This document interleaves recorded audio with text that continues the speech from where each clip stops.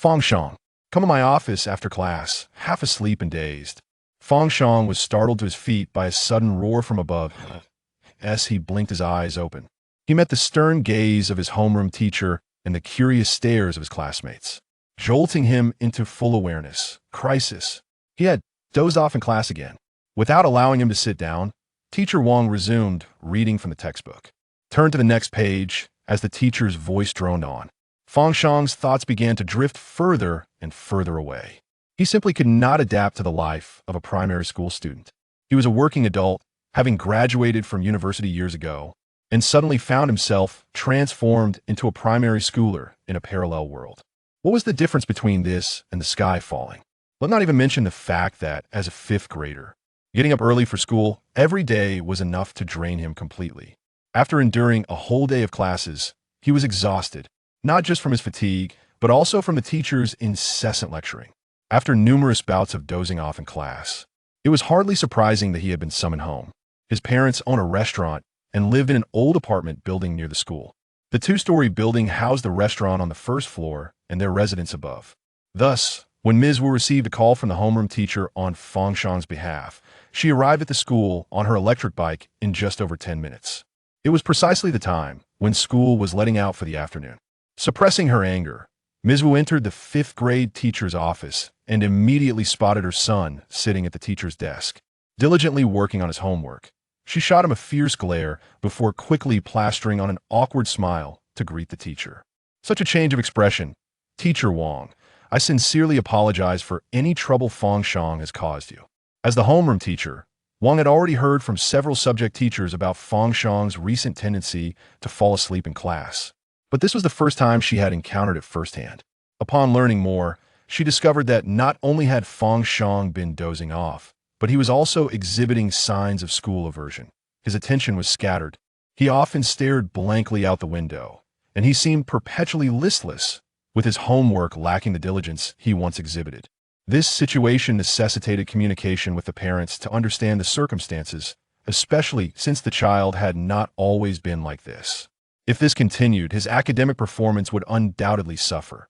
Fang Shang sat in the corner like a frightened quail, too afraid to move. Who enjoys school? After all, he couldn't help but ponder what awaited him at home under these circumstances. A mixed bag of parental reprimands? Just the thought of it made him feel uneasy. His expression grew increasingly somber. In Teacher Wang's eyes, it was evident that he was frightened. After a brief discussion, realizing it was getting late and that most students had already left, she decided to let him go. Ms. Wu, please refrain from punishing him when you get home. The more you scold a child, the stronger their aversion to learning becomes.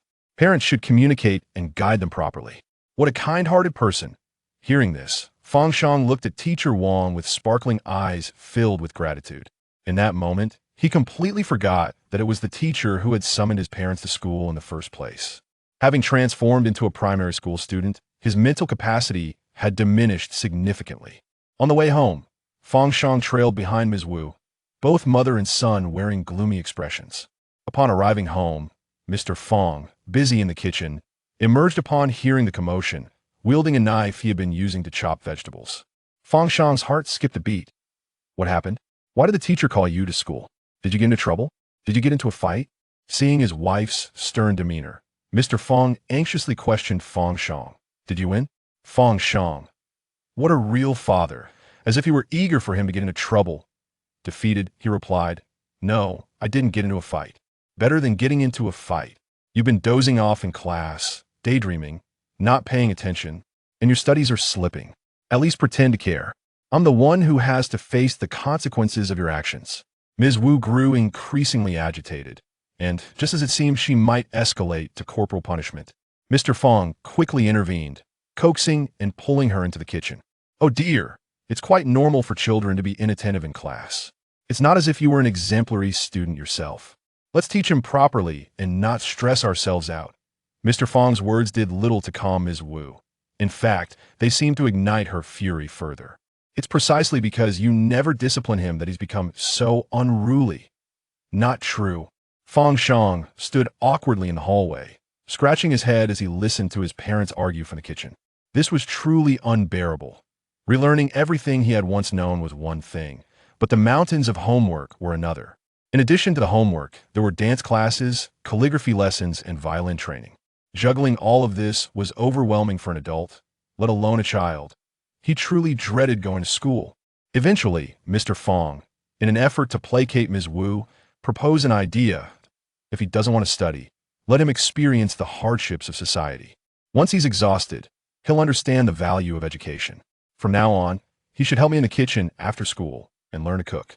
Let him work hard and appreciate the difficulties we face as parents to earn a living, and he'll surely return to his studies with renewed vigor. Ms. Wu found merit in Mr. Fang's reasoning. Allowing the child to experience the challenges of studying versus cooking would provide a valuable comparison. The couple emerged from the kitchen with calm expressions. Their gazes landed on Fang Shang, sending a shiver down his spine. Were they about to unleash their wrath upon him? Should he make a run for it? Feeling somewhat guilty and apprehensive, Fang Shang looked at his parents. Then, Mr. Fang spoke first. His smile resembled that of a cunning wolf. Ahem, son, do you dislike studying? Since you don't want to endure the hardships of learning, you must face the difficulties of life. Your mother and I have unanimously decided that if you refuse to study diligently, you must adapt to the realities of working life. From today onward, you will come home after school and learn to cook with me. Do you understand? Fang Shang opened his mouth to offer an explanation or protest, but found himself at a loss for words until his father finished speaking. He grasped the implication, and seeing his parents' serious expressions, which conveyed a resolute intent to make him endure hardship for his own good. He sighed inwardly. If he were truly a small child, this tactic might have worked, but now, if he could avoid those extracurricular classes and tutoring sessions by helping out in the kitchen, that would be acceptable. All right, but does this mean I can skip the extracurricular classes? Ms. Wu immediately prepared to retort, but Mr. Fang held her back. He gestured for her to discuss it later. Fine, but let me make it clear. Working in the kitchen is no easy task. Your parents work tirelessly to provide you with the best education. You've been sleeping in class, and it's no wonder your mother's upset, right? Having stated the crux of the matter, Mr. Fang began to reason with Fang Shang. Such incidents of parents being called to school should be minimized wherever possible. Chapter 2. The culinary genius. This manner of communication with children left Fang Shang feeling somewhat out of his depth. However, the temporary reprieve from extracurricular classes was a welcome relief, allowing him to catch his breath on the weekends. Once the agreement was reached, Fang Shang was bestowed the role of kitchen assistant. He promptly set aside his school bag and began washing vegetables. The greens were thoroughly cleaned, drained, and neatly organized in the refrigerator, while the potatoes were peeled and soaked in fresh water. Additionally, Fang Jun remarked, closely scrutinizing Fang Shang's expression for any signs of reluctance. If he detected any discontent, he could seamlessly suggest that if he was unwilling, he should return to his studies. Unexpectedly, his son, who had never lifted a finger before, rolled up his sleeves and began washing the vegetables upon hearing his father's words. Fang Jun thought, something is amiss, very amiss. This boy. He decided to intensify the workload while continuing to observe. At that moment, as Fang Shang submerged his hands in the sink to wash the vegetables, he froze. Ding! Life career system activated, scanning host. Congratulations, host, you have obtained the life career, culinary genius. Beginner's gift pack distributed. As the series of chimes echoed in his mind, a brand new system interface materialized within his consciousness. Fang Shang immediately set down the small greens in his hands. Dad, my stomach hurts. I need to use the restroom. I'll be right back. Without waiting for Fang Jun's response, he swiftly darted up to the bathroom. After locking the door, Fang Shang anxiously yet excitedly gazed at the system interface in his mind. Previously, he had only witnessed protagonists in novels binding to systems. But now it was his turn, and he found it utterly astonishing. The system interface seemed to be a figment of his imagination, if he did not think about it. It did not exist, yet as soon as he focused on it, it materialized. A silly grin spread across Fang Shang's face. He had always known that traversing to another world would surely come with a golden finger. Host, Fang Shang. Life career, culinary genius. Upon carefully examining the career path outlined by the system, Fang Shang comprehended that the operation of this life career system was straightforward. As long as he engaged in culinary-related activities, he would accrue experience points, which could be exchanged within the system for recipes, courses, and other resources to aid him in becoming a culinary genius. In his past life, he had lived a mundane existence, passing away unexpectedly at a young age. In this lifetime, Fang Shang glanced at the beginner's gift pack, unable to resist thoroughly washing his hands before opening it. Congratulations, host. You have acquired the culinary genius talent, the most profound flavor in memory. The most profound flavor in memory? What could that possibly mean? Fang Shang felt somewhat perplexed by this talent. However, being designated as a culinary genius surely implied its significance, did it not? With a sense of delight, he gazed at the system interface, lingering in the restroom for quite some time before finally emerging. Now, as he stepped toward the kitchen, an air of newfound confidence enveloped him. He radiated an aura of authority, completely shedding the previous semblance of a disheartened elementary student who was lost and aimless. For someone who had always been rather unremarkable and of average ability, having lived a life of mediocrity, even with a second chance in a wholly unfamiliar world, he could not confidently assert that he would rise above the rest without some form of assistance. However, with a golden touch, everything changes. He does not aspire for immense wealth or harbor grand ambitions. Rather, a system that cultivates his potential step by step aligns perfectly with his temperament. This system, akin to a tool, brings him profound comfort. Fang Jun observed his son returning from the restroom, transformed in demeanor, and a question mark slowly emerged above his head. Has the child succumbed to his adolescent fantasies? Dad, I believe you work too hard in the kitchen. Allow me to assist you. Fang Shang, eager to acquire experience points, expressed a keen interest in all matters culinary, gazing at his father with the thirst for knowledge. Observing his son's enthusiasm, Fang Jun became increasingly convinced of his aversion to academic pursuits. Look at him, only agreeing to forego extracurricular classes, yet showing such interest in cooking. Doesn't that indicate a reluctance to study? Fine, if you're not afraid of hard work, then go ahead. Fang Jun rationalized that it was quite normal for a child his age to be disinterested in formal education. This was a crucial moment for him to impart the significance of learning. Having endured the hardships of insufficient qualifications himself, he naturally wished for his child to excel academically. At the very least to attend university, ensuring that he would not lack opportunities in the job market. The child was still young and did not comprehend what academic credentials represented for the average person. As parents, having navigated the complexities of society, how could they be unaware? First, wash the vegetables.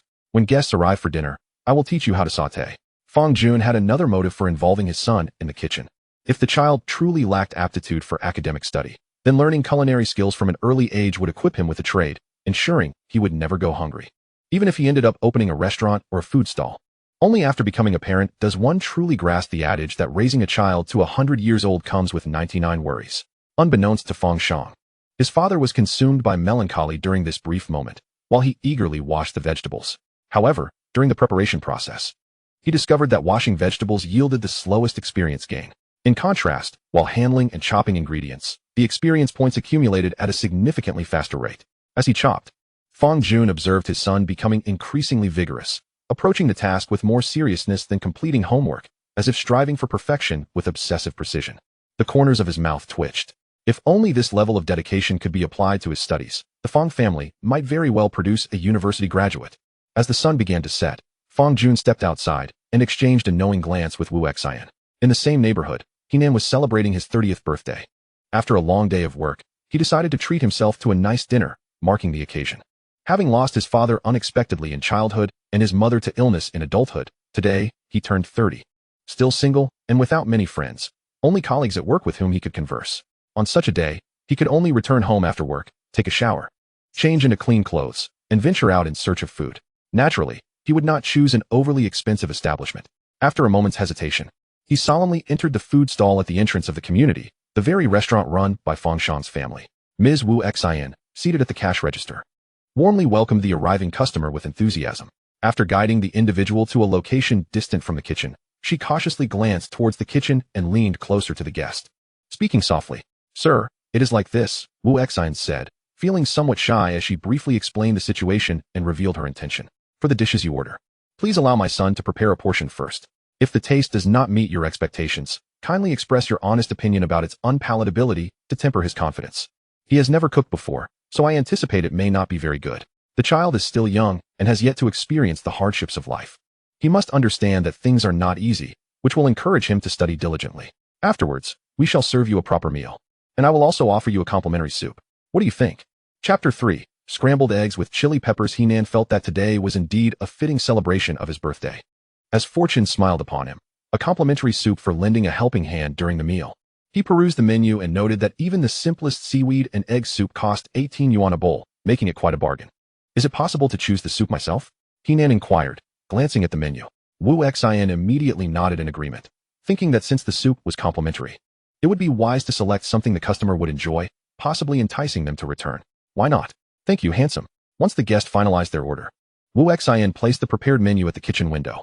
The dining area was separated from the kitchen by a wall, with only a door for entry and a large glass window allowing a view into the kitchen's activity. When there was a commotion in the kitchen, a shout would be audible to those outside.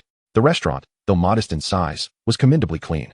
In the ordering area, aside from the dishes listed on the menu, patrons could also view the fresh ingredients displayed in 2 glass cabinets, making it convenient to select their meals. Scrambled eggs with chili peppers and a meatball soup with bok choy.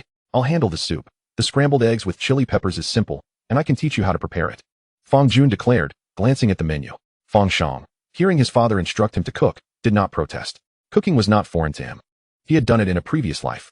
While he might not excel at various dishes, he was familiar with the simplicity of scrambled eggs with chili peppers. Though they may not be exceptionally delicious, it was the perfect opportunity to test his culinary skills. All right, Fang Shang replied, promptly heading to the basket to retrieve the chili peppers and eggs. Dad, how many green peppers and eggs should I take? If it were just for ourselves, I could grab as many as I liked, but for business, one must be mindful of costs. Take about 10 of those long peppers and 3 eggs, Fang Jun advised. Fang Shang nodded, gathered a handful of long peppers, washed and chopped them, then cracked and whisked 3 eggs. While whisking the eggs, he added a pinch of salt for flavor. The peppers should be dry fried in the pan for 2 minutes without oil, just a sprinkle of salt, then softened and set aside to be combined with the eggs later. As Fang Shang busied himself, Fang Jun stood nearby, providing guidance.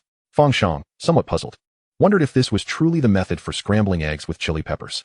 However, the preparation of a dish can vary not only from one region to another, but also among different households. Thus, he began to follow his father's instructions in crafting the meal. Having beaten the eggs, he approached the stove and ignited the fire beneath the pan. Soon, he observed wisps of white smoke rising from the iron skillet, and without needing any reminder from Fang Jun, Fang Shang confidently poured in a plate of finely chopped chili peppers. A sprinkle of salt followed, and he stirred it all together. As the pungent aroma of the chilies filled the air, they softened under the heat. Fang Jun raised an eyebrow in surprise as he watched his son execute the task with such poise. This was his first attempt at cooking. How could it seem so effortless? Could it be that he had inherited his culinary talent? Fang Jun stroked his chin, feeling a swell of pride. Indeed, this lad exhibited the flair of his younger self. Once the chilies were removed, there was no need to wash the pan. He simply added oil. If it had been dirty, he would have rinsed it first, dried it, and then heated it before adding the oil. Fang Shang nodded, deeming the pan sufficiently clean, and proceeded to pour in the oil. For frying eggs, the oil should be heated until it begins to smoke. After the egg mixture was added, he immediately incorporated the chilies, stirring until everything was cooked, finishing with a sprinkle of MSG and chicken essence before serving. As the dish emerged, it presented a rather unappealing amalgamation of scrambled eggs and chilies. Frankly, it lacked aesthetic charm. Some chilies clung to the eggs in clumps, unevenly cooked, with certain parts slightly burnt while others remained undercooked. Some chilies had not been fully coated in the egg mixture, though they still bore traces of it. In short, it was a rather unremarkable plate of scrambled eggs with chilies. Fang Shang hesitated, casting a glance at his father. Had it not been for the system activation, which left him devoid of experience points, he could have directly exchanged for recipes to learn from the system space. Judging by his father's instructions, this was far from satisfactory. However, Fang Jun was quite pleased with the dish. He had initially worried that his son might possess an innate talent for cooking, but this first attempt had been handled without fear of the flames, and he had managed to keep the oil from splattering everywhere. Instead, he had successfully prepared the dish. If his first foray into cooking had been too polished, it would have disrupted his plans for later. This was perfectly acceptable. Take the dish to the window, he instructed. Fang Shang was taken aback, his expression one of disbelief. Was this dish truly fit to serve? Would they not risk deterring customers from returning? He had assumed that his father would use the customers' orders as a teaching moment, preparing one dish himself for comparison. That seemed quite reasonable, didn't it? But now, his confidence wavered. Presenting his own cooking to guests felt inappropriate. It would be acceptable for personal consumption, but not for others. Dad, isn't that a bit much? Never mind. It's a waste to throw it away, Fang Jun replied, pleased with the outcome, and he exchanged a knowing glance with his wife. Wu Xian, catching the signal, entered the kitchen. Is the dish ready? The customers are waiting. Without delay, she approached and took the freshly cooked scrambled eggs with chilies away, leaving Fang Shang in a state of shock. Wait, Mom, Dad, he exclaimed, bewildered and anxious, unsure of how to react as he watched his mother carry his creation to the dining table. Fang Jun had just finished rolling the meatballs, and he was not in a hurry to prepare the soup. Instead, he gazed eagerly at the guests seated in the hall.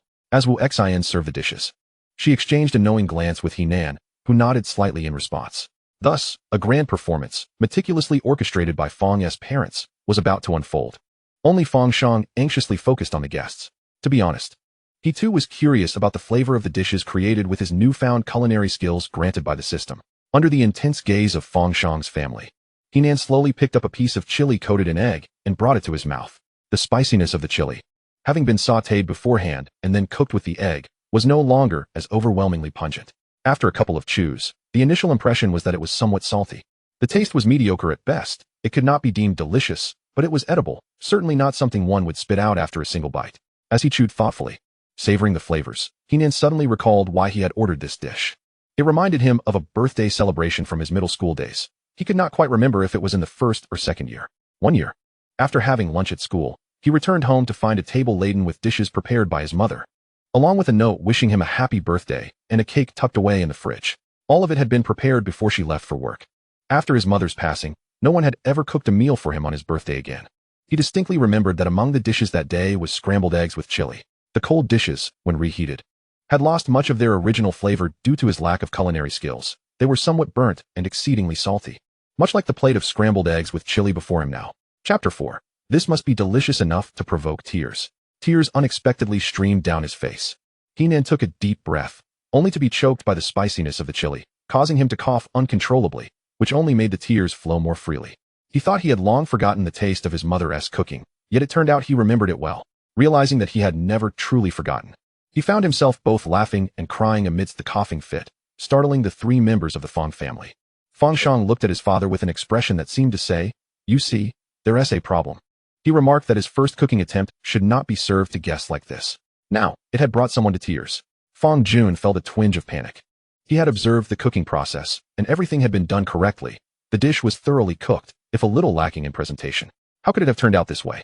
He too looked at his wife, perplexed. Wu Exine, standing by in a flurry, anxiously poured water, wanting to inquire about the guest's distress. But she felt that his expression was too pained. In her fluster, she was at a loss for what to do. Fang Jun, Wu Exine was genuinely worried. This dish was prepared by their son, and if it caused any distress to the guest, it would be a disaster. Even though they had informed the guests in advance, she still felt a pang of anxiety. As she witnessed her husband exit the kitchen, Fang Shang nervously followed. "Is everything all right? Is it too spicy? Please, drink some water to ease it." Fang Jun pushed a glass of water in front of the guest, anxiously observing his condition. Henan waved his hand, signaling that he was fine, merely unable to control his emotions. Had it not been for his birthday today, he would not have cried upon tasting this dish. It was merely a coincidence that it was his birthday, and he was reminded of his mother's flavors, which overwhelmed him with emotion. He wept increasingly louder, unable to suppress the call of mom. Fang Jun exclaimed, "Why are you calling out to him like that?"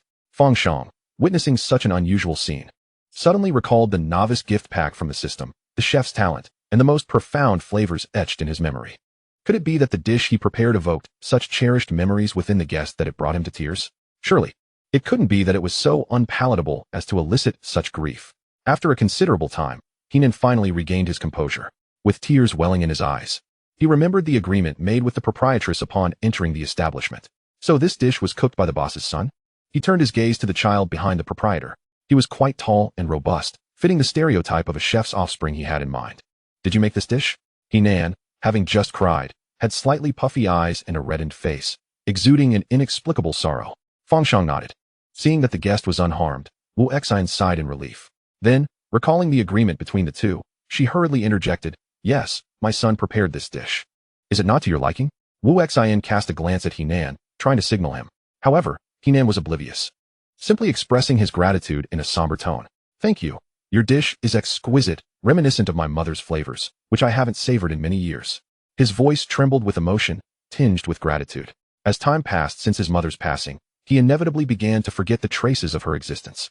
Yet, this plate of spicy scrambled eggs instantly transported him back to the past. He felt genuinely grateful to savor this flavor once more. Hearing his words, Fang Ba and Fang Ma were left dumbfounded. This was not the routine they had anticipated. Wu Exine, in her urgency, was almost ready to make it explicit, tugging at Henan's clothing insistently. Henan understood her implication. Yet, faced with the rediscovery of a lost flavor, he could not bear to utter the words "not delicious." This plate of spicy scrambled eggs might not have impressed others, but for him, no delicacy could compare to the taste of his mother's cooking. To him, it was the most delectable dish imaginable, worth more than any gourmet delicacy. Fang Ba and Fang Ma were perplexed, completely taken aback. "You find this delicious? And it reminds you of your mother?" The more they listened, the more confused their expressions became. No, with his son's skill level, it would be quite challenging for a guest to find a taste reminiscent of their mother in a restaurant. Fang Shang soon realized that this chef's talent indeed allowed diners to recollect the flavors most deeply ingrained in their memories. A chuckle escaped him uncontrollably, which, to Fang Ba and Fang Ma, signified that their child had found joy in the culinary arts. Receiving compliments for his first dish was a tremendous boost to his emotional value, instantly providing him with motivation. However, Fang Ma's expression turned pale. "Dear guest, your words are too kind. This dish does not meet the standards and is poorly executed. I shall have the kitchen prepare another." With that, Wu Exine hastily moved to take the dish away. Yet, Henan firmly restrained him. "No need. I truly relish this. I shall forego the soup and kindly request a bowl of rice." Henan embraced the spicy scrambled eggs as if they were a priceless treasure, his eyes brimming with the appreciation of something once lost and now recovered, refusing to let anyone else touch it. Wu Exine glanced at Fang Jun, signaling her frustration. Fang Jun, too, was taken aback by how events had unfolded beyond his expectations. Concerned about potential mishaps, Henan promptly sat down, savoring mouthful after mouthful of the spicy scrambled eggs. It felt as though he had been transported back to that memorable birthday. Fang Jun instructed Fang Shang to return to the kitchen and, observing the earnest enjoyment of the guest, decided to serve a bowl of rice before pulling his wife aside for a discussion in the restroom. "This must have been a fluke. The dishes prepared by our son coincidentally matched the guest's taste. For the next customer, it would be prudent to find a regular before we proceed." Fang Jun's intentions were clear to Wu Exine. Until a better solution presented itself, they would have to proceed with this approach. "Understood. You may head back to the kitchen." Seizing the opportunity, Fang Shang checked his experience points. Indeed, the experience gained from cooking was substantially greater. Preparing a simple dish yielded tenfold the experience compared to washing and cutting vegetables. It seemed that whenever possible, he should cook more. Upon returning to the kitchen, Fang Jun found his son humming a tune while scrubbing pots, a sight so delightful it caused an involuntary ache in his head. He harbored an unsettling premonition. Although Fang Shang's eatery was not well known in the city, it had garnered a following in the nearby neighborhoods. The prices were reasonable, the ingredients fresh, and the flavor satisfactory, complemented by the presence of a delivery platform that ensured steady business during meal times. Before Fang Jun could utter a word, an order for delivery arrived. The sound of a notification chimed, and Fang Shang initially thought it was a system alert until he saw his father stride over to tear off the delivery slip. "So, we have a delivery." Fang Shang eagerly approached. "Dad, is there anything I can cook?" Fang Jun gazed into his son's bright, eager eyes, which brimmed with anticipation, and felt a genuine headache coming on. It was evident that his son had developed a keen interest in cooking. He wouldn't have come up with a foolish idea, would he? Fang Jun could almost hear the sound of his wife's reprimand echoing in his mind.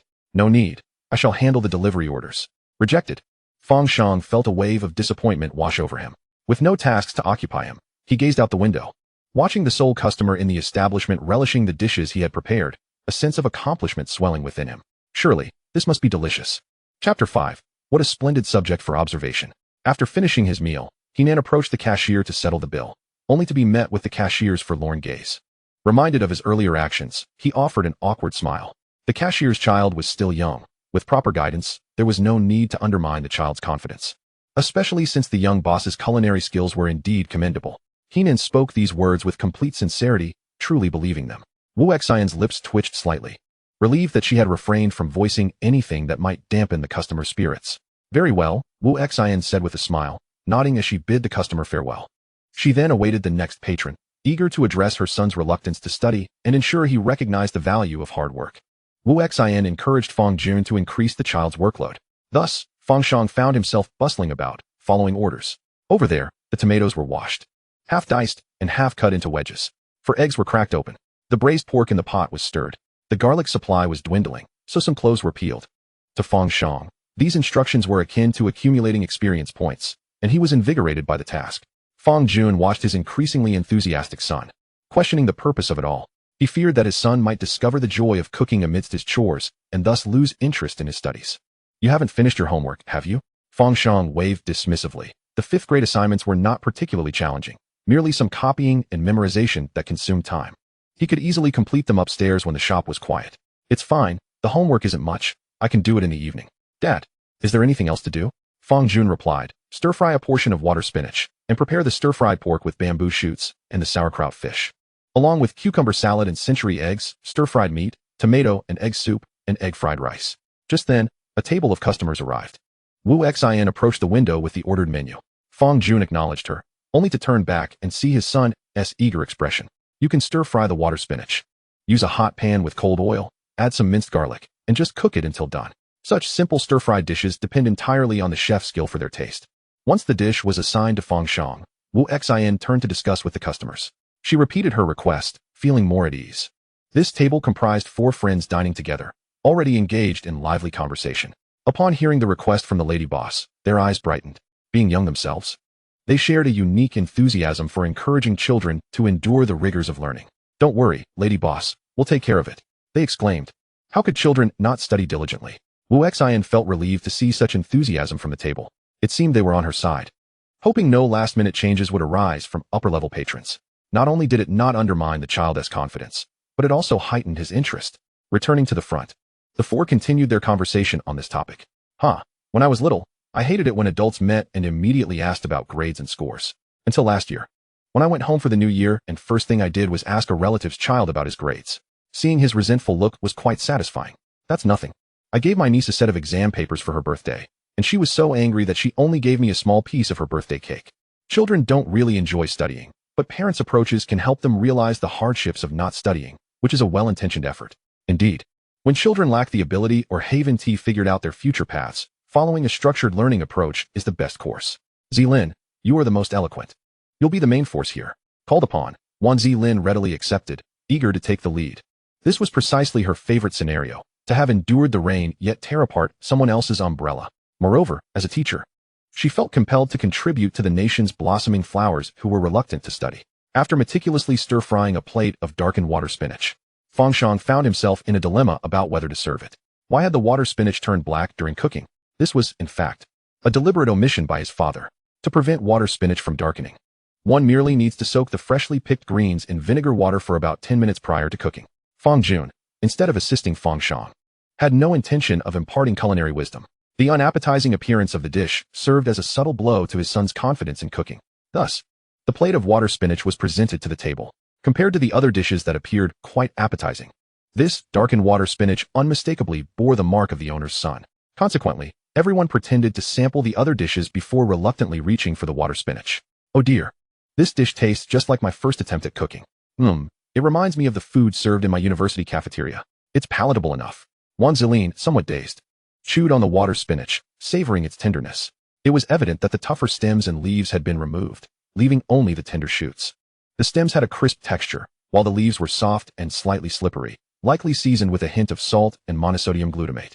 Taking another bite revealed an uneven distribution of salt, reminiscent of the flavors from her grandmother's kitchen. During summer vacations spent at home, the water spinach from her grandmother's garden grew remarkably fast, gracing their table almost daily. The dishes prepared by her grandmother lacked the visual appeal of those from restaurants, especially the greens stir-fried on a rural stove, which often appeared dark, much like the dish before her. She was pleasantly surprised to find a taste of home, reminiscent of her grandmother's cooking, in this external setting. It had been a long time since she had enjoyed such flavors, evoking a sense of nostalgia. With each bite, it was clear that she genuinely relished the dish. Wu Xin, who had been attentively observing their meal, awaited their comments on the food's taste to progress the next step, only to find them engrossed in eating. Just then, the sauerkraut fish was ready, and Wu Xin seized the opportunity to cough discreetly as a reminder to the guests. Cough. Cough. The 4 patrons, startled, exchanged awkward smiles. They had nearly finished the water spinach, and the plan to undermine the child's enthusiasm with comments about the poor dish had almost backfired. Excuse me, proprietress, what's the deal with this water spinach? It looks utterly unappetizing, and the salt hasn't even dissolved. Are you trying to fool your customers? One of the diners, who had never been picky about food, spoke up. To him, food was merely sustenance. Whether it was delicious or not, as long as it was edible, it mattered little. Fang Shang had been monitoring the patrons' reactions since the dishes were served. After all, only one customer had tasted his cooking thus far. His culinary prowess remained to be tested through further trials. With a table full of guests, they provided an excellent opportunity for observation. However, hearing this comment left him perplexed. How could the reactions be so starkly different from the previous diner? One was overly enthusiastic, while the other remained completely unfazed. Chapter 6. How could this be a betrayal? Before Fang Shang could ponder over the situation, Wu Xin was already calling for both father and son to step outside.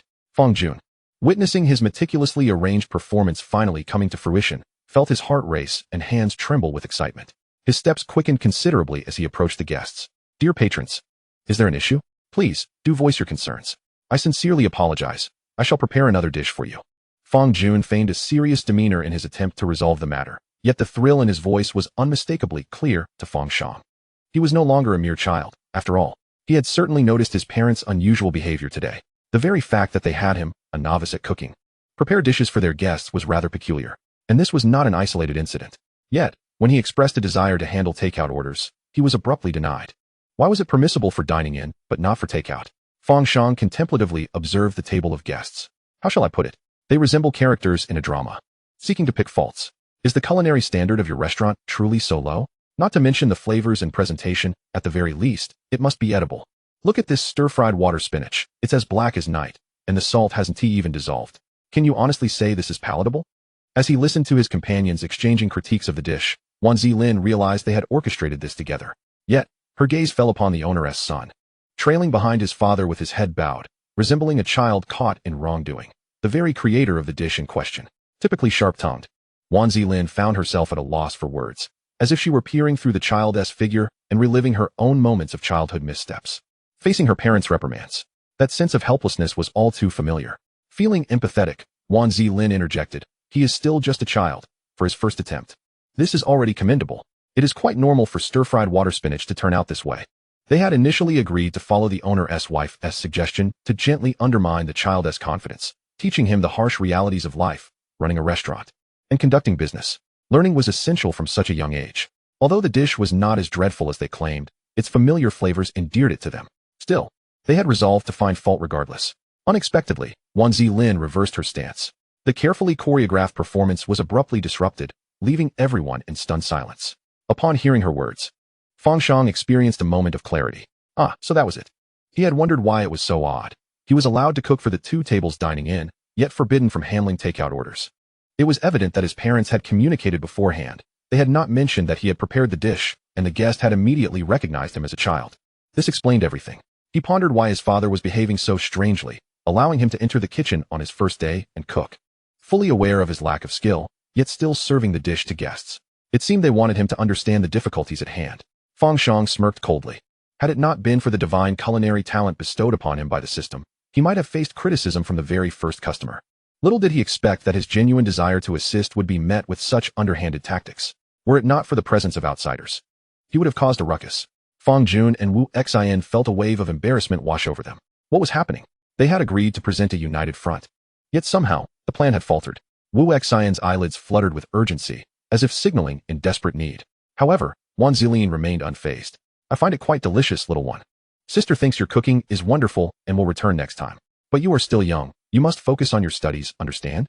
Upon hearing this, Fang Shang realized his parents' concerns. He nodded and decided to have a conversation with them, leading them into the kitchen.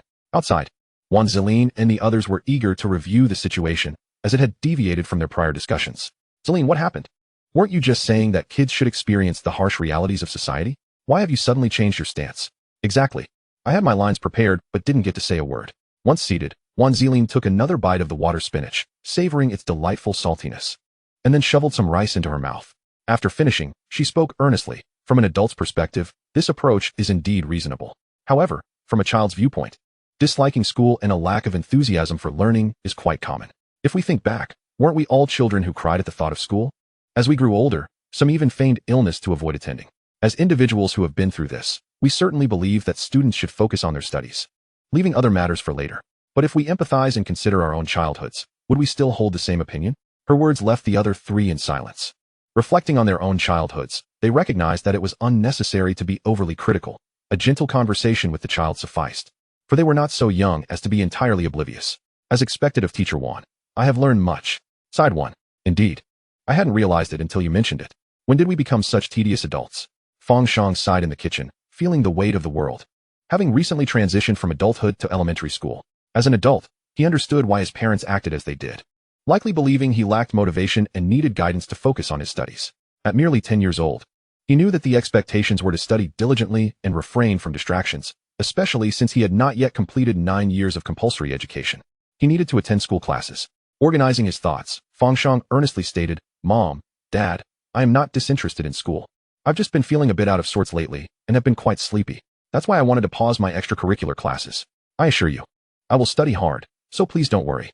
Fang Jun and Wu Xin felt an awkward tension. Upon hearing their son's words, they realized he had discerned their thoughts, which only heightened the awkwardness. This was your father's misguided idea, suggesting you experience the hardships of work. A saying rings true: couples are like birds of a feather, but when disaster strikes, they fly apart. Wu Xin, sensing something was amiss with her son, quickly deflected responsibility. Fang Jun felt a sense of betrayal and incredulity as he looked at his wife. Goodness, this idea was meant to appease her. Now that it's been revealed, all blame falls on me. He silently swallowed his unspoken complaints while looking at his wife's warning gaze. Good son, since you do want to attend school, let us proceed as you suggested. Take a break from the extracurriculars, rest well, and make sure to stay awake in class and study diligently. The kitchen no longer requires your assistance. Upon returning from school, focus on your homework and ensure you rest well, so that you may engage actively in class during the day. Fang Shang. What a surprise. He is reassuring them and encouraging diligent study. How could this be considered a betrayal? They have directly stripped him of his duties in the kitchen.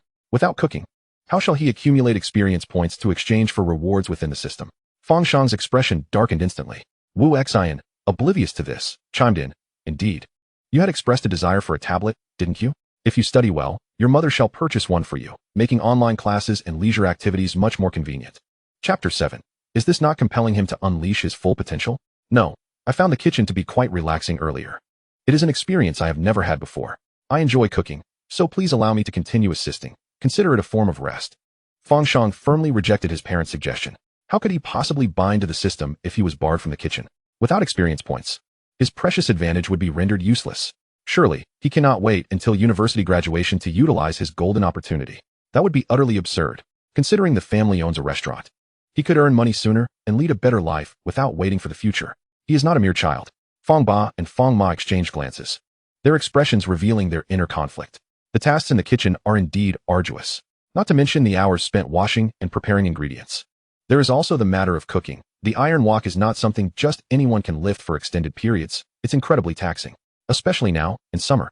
Merely staying in the kitchen for a moment exposes one to the stifling heat of the stove, which can be unbearable. Fang Jun sometimes wishes he could cook with his shirt off, observing his son's flushed face and the effort he puts into lifting the pot. How could he possibly remain unaware of it? To his astonishment, his son truly finds joy in it. The couple exchanged another glance, both reluctant to concede. If he exhausts himself, fails to rest properly, or lacks focus, he will undoubtedly struggle in class, becoming drowsy and inattentive. Mom and Dad, please allow me to help. You needn't worry. There will certainly be no further incidents requiring parental intervention. If I cannot balance my studies with cooking, then by all means, do not let me assist. Fang Shang was utterly serious about cooking. To achieve his objective, he found himself resorting to childish pleas, a rather nauseating sight. Watching his parents still deliberating, Fang Shang gritted his teeth. Was this not compelling him to reveal his ultimate strategy? Mom and Dad, please agree to my request. If you do not, I shall resort to throwing a tantrum. After all, he is not a mere 10-year-old child. He cannot overcome this mental barrier. Very well, since you enjoy cooking, you may learn from me for now. Even if you are not particularly suited for academics, possessing a skill will ensure you do not go hungry in the future. Seeing Fang Jun acquiesce, Wu Xin remained silent, only advising him not to neglect his studies. In truth, for loving parents, as long as an endeavor is not illegal, and the child is persistent, they will often relent if it is not a matter of great significance. Upon achieving his goal, Fang Shang's face immediately blossomed with a smile. Dad, please prepare another dish of water spinach to serve to that table of guests. Sure. Let me share with you the reason why the water spinach turns dark when stir-fried. Wu Xin observed the harmonious interaction between the father and son, one teaching and the other listening, and shook her head with a smile as she exited the kitchen. Outside, she noticed the guests engaged in lively conversation and chose not to interrupt them, returning to sit behind the cash register. Shortly thereafter, 2 more tables of guests arrived. Fang Shang assisted his father, helping with the dishes he was unfamiliar with, merely soaking up experience. To be honest, cooking is not as simple as it seems. The control of heat, timing for taking the dish off the stove, and the addition of seasonings all influence the flavor of the food. Fang Shang approached his learning with utmost seriousness. Although he possessed a system, he recognized that even with assistance, he could not achieve miraculous results. In reality, he knew nothing, and to suddenly become proficient without guidance would only lead to trouble. Meanwhile, Henan returned home in high spirits, tidying up and cleaning the house. In the past, he regarded his birthday as an ordinary day, treating himself to an egg or a chicken leg to mark the occasion. However, this time was different. A plate of spicy scrambled eggs, reminiscent of his mother's cooking, evoked the joy he felt during his childhood birthdays when his mother was still present. This joy was sufficient to soothe his current solitude. How wonderful it was. As dusk descended, Heenan stood by the window, gazing into the night and experiencing a long-lost sense of inner peace. He had often dismissed the notion that food could heal the soul, believing instead that only money could provide solace. He discovered that it was not food that lacked the power to heal, but rather his own lack of experience with it. Upon finally tasting it, he realized that it was not the food itself that offered healing, but the flavors and the memories they conjured. As night fell, the Ajun stall, having served its patrons throughout the day, prepared to close. Business had been ordinary, welcoming about 10 tables over the course of the evening, which was not particularly hectic. Such stalls typically close at 10 o'clock. If the food ran out, they would close early, or if customers were still dining, they would remain open until the last guest departed. Fang Shang was ushered out of the kitchen around 9 o'clock to complete his homework, take a shower, and retire for the night. Normally, after finishing his assignments, he would practice calligraphy, play the piano, and rehearse dance routines, in addition to completing extracurricular work. However, tonight he set all of that aside, finishing his homework and heading straight to bed. Once his eyes were closed, he began to peruse the system marketplace to see what he could exchange for. After several hours of activity, he amassed only over 300 experience points, and the prospect of acquiring skill recipes seemed far-fetched. He would eventually be able to redeem a basic knife skills course. Learning to cook required more than simply mastering stir-frying. Knife skills, timing, and seasoning were all essential. Upon redeeming the course and initiating the learning process, Fang Shang felt as if he had entered a kitchen, where a teacher clad in a chef's uniform, his face obscured but demeanor serious, appeared before him. From knife techniques to vegetable preparation methods, the instructor meticulously imparted knowledge. Fang Shang approached his studies with immense dedication. Within the learning space, his cognitive abilities, memory, and focus were enhanced, allowing him to grasp the material effortlessly. Each lesson lasted 40 minutes, after which Fang Shang could choose to use his experience points to extend practice time in the learning space or return to reality. As a pauper, he expended all his experience points in a single class. The meager amount of experience points beneath him was insufficient for any meaningful exchange of time. Thus, he retreated to reality for a night's sleep. When dawn broke and the alarm rang, Fang Shang energetically rose from his bed, his complexion markedly improved. Gone was the anxiety and discomfort from his initial transition. With the newfound assurance of his golden finger, he no longer indulged in futile thoughts, and a positive state of mind was inevitable. Good morning, Dad. Fang Shang awoke at 6:30, finding his father already returned from purchasing groceries, also bringing along breakfast. Good morning. Breakfast is on the table. With no time to spare, Fang Shang hurriedly washed up, packed his bag, and finished his meal, barely noticing as the clock approached 7. Their school held a morning reading session prior to classes, requiring students to arrive by 10 past 7. After breakfast, Fang Shang dashed off to school. This early schedule was understandably difficult for him, having just adapted to it. In his previous job, he could at least sleep until 8 for a 9 to 6 workday, with overtime being an exception. Yet, school demanded an early rise of over 6 o'clock. If morning recitations were on the agenda, he would have to awaken by 5 to prepare. The rigors of education were indeed arduous. Upon arriving in class, he sighed as he dropped his bag. His desk mate cast a sympathetic glance, assuming he had been scolded by his parents for an incident the previous day. Are you all right? Fang Shang shook his head, indicating that he was fine. Chapter 8. While one's own misfortunes are certainly lamentable, the happiness of peers brings a pang of discomfort. His deskmate, somewhat skeptical, scrutinized his demeanor and noted that he appeared considerably better. Not only was he visibly more relaxed, but his complexion had also improved. The dark circles under his eyes had faded, and his face was no longer swollen, suggesting that good fortune had befallen him. Yet, this should not be the case. Under normal circumstances, falling asleep in class and being caught by the teacher would lead to parental reprimands, if not outright punishment. Tell me, when the teacher called your parents, you didn't face any scolding or punishment? Dai Tianyu inquired incredulously, his eyes filled with confusion and disbelief. While one's own misfortunes are indeed sad, the happiness of others can evoke discomfort. Fang Shang understood the source of Dai Tianyu's reaction and couldn't help but smile. Truth be told, his parents were quite understanding. Even when he misbehaved, they would not resort to punishment unless absolutely necessary or in cases of serious mistakes. On his way home, he had indeed worried about facing a scolding. However, the turn of events had far exceeded his expectations. Why would I be punished? I was simply too tired and dozed off accidentally. I will be more attentive in the future, Fang Shang remarked nonchalantly, as if being called in by the teacher and sleeping in class were trivial matters. The struggles behind it were left unspoken. Dai Tianyu's jealousy turned his eyes red as he watched Fang Shang boast, leaving him at a loss for words. Why? Fang Shang, observing his deskmate's anguished expression, could not help but smile broadly, reveling in his joy. Soon, the early class commenced, and Fang Shang's spirits began to wane. Initially quite lively, he soon found himself lethargically clutching his book, the energy fading away. Not just him, but the entire class remained quietly engrossed in their books, with no one distracted by idle chatter until the bell rang. As if a switch had been flipped, a throng of students filled the hallways with exuberance, their voices rising in a cacophony of conversation, playful banter, and reminders about assignments. Hey, Fang Shang, do you want to come over to my place after class to play some games? I'll borrow my sister's phone for 10 yuan an hour. It's on me. She has plenty of skins we can enjoy together. After a morning of self-study, Dai Tianyu had successfully coaxed his friend into a jovial mood. As desk partners for 5 years, their families had become acquainted through parent-teacher meetings. They had a mutual understanding about going out to play, as long as they wore their children's smartwatches to report back home punctually, which had never posed a problem before. However, upon hearing such childish enthusiasm, Fang Shang's lips twitched slightly as he decisively declined without a moment's hesitation. No, I have things to do after school. Dai Tianyu, taken aback, inquired, what things? A little playtime wouldn't hurt. I need to go back and help my dad, Fang Shang replied, and at that moment, a flicker of understanding crossed Dai Tianyu's face.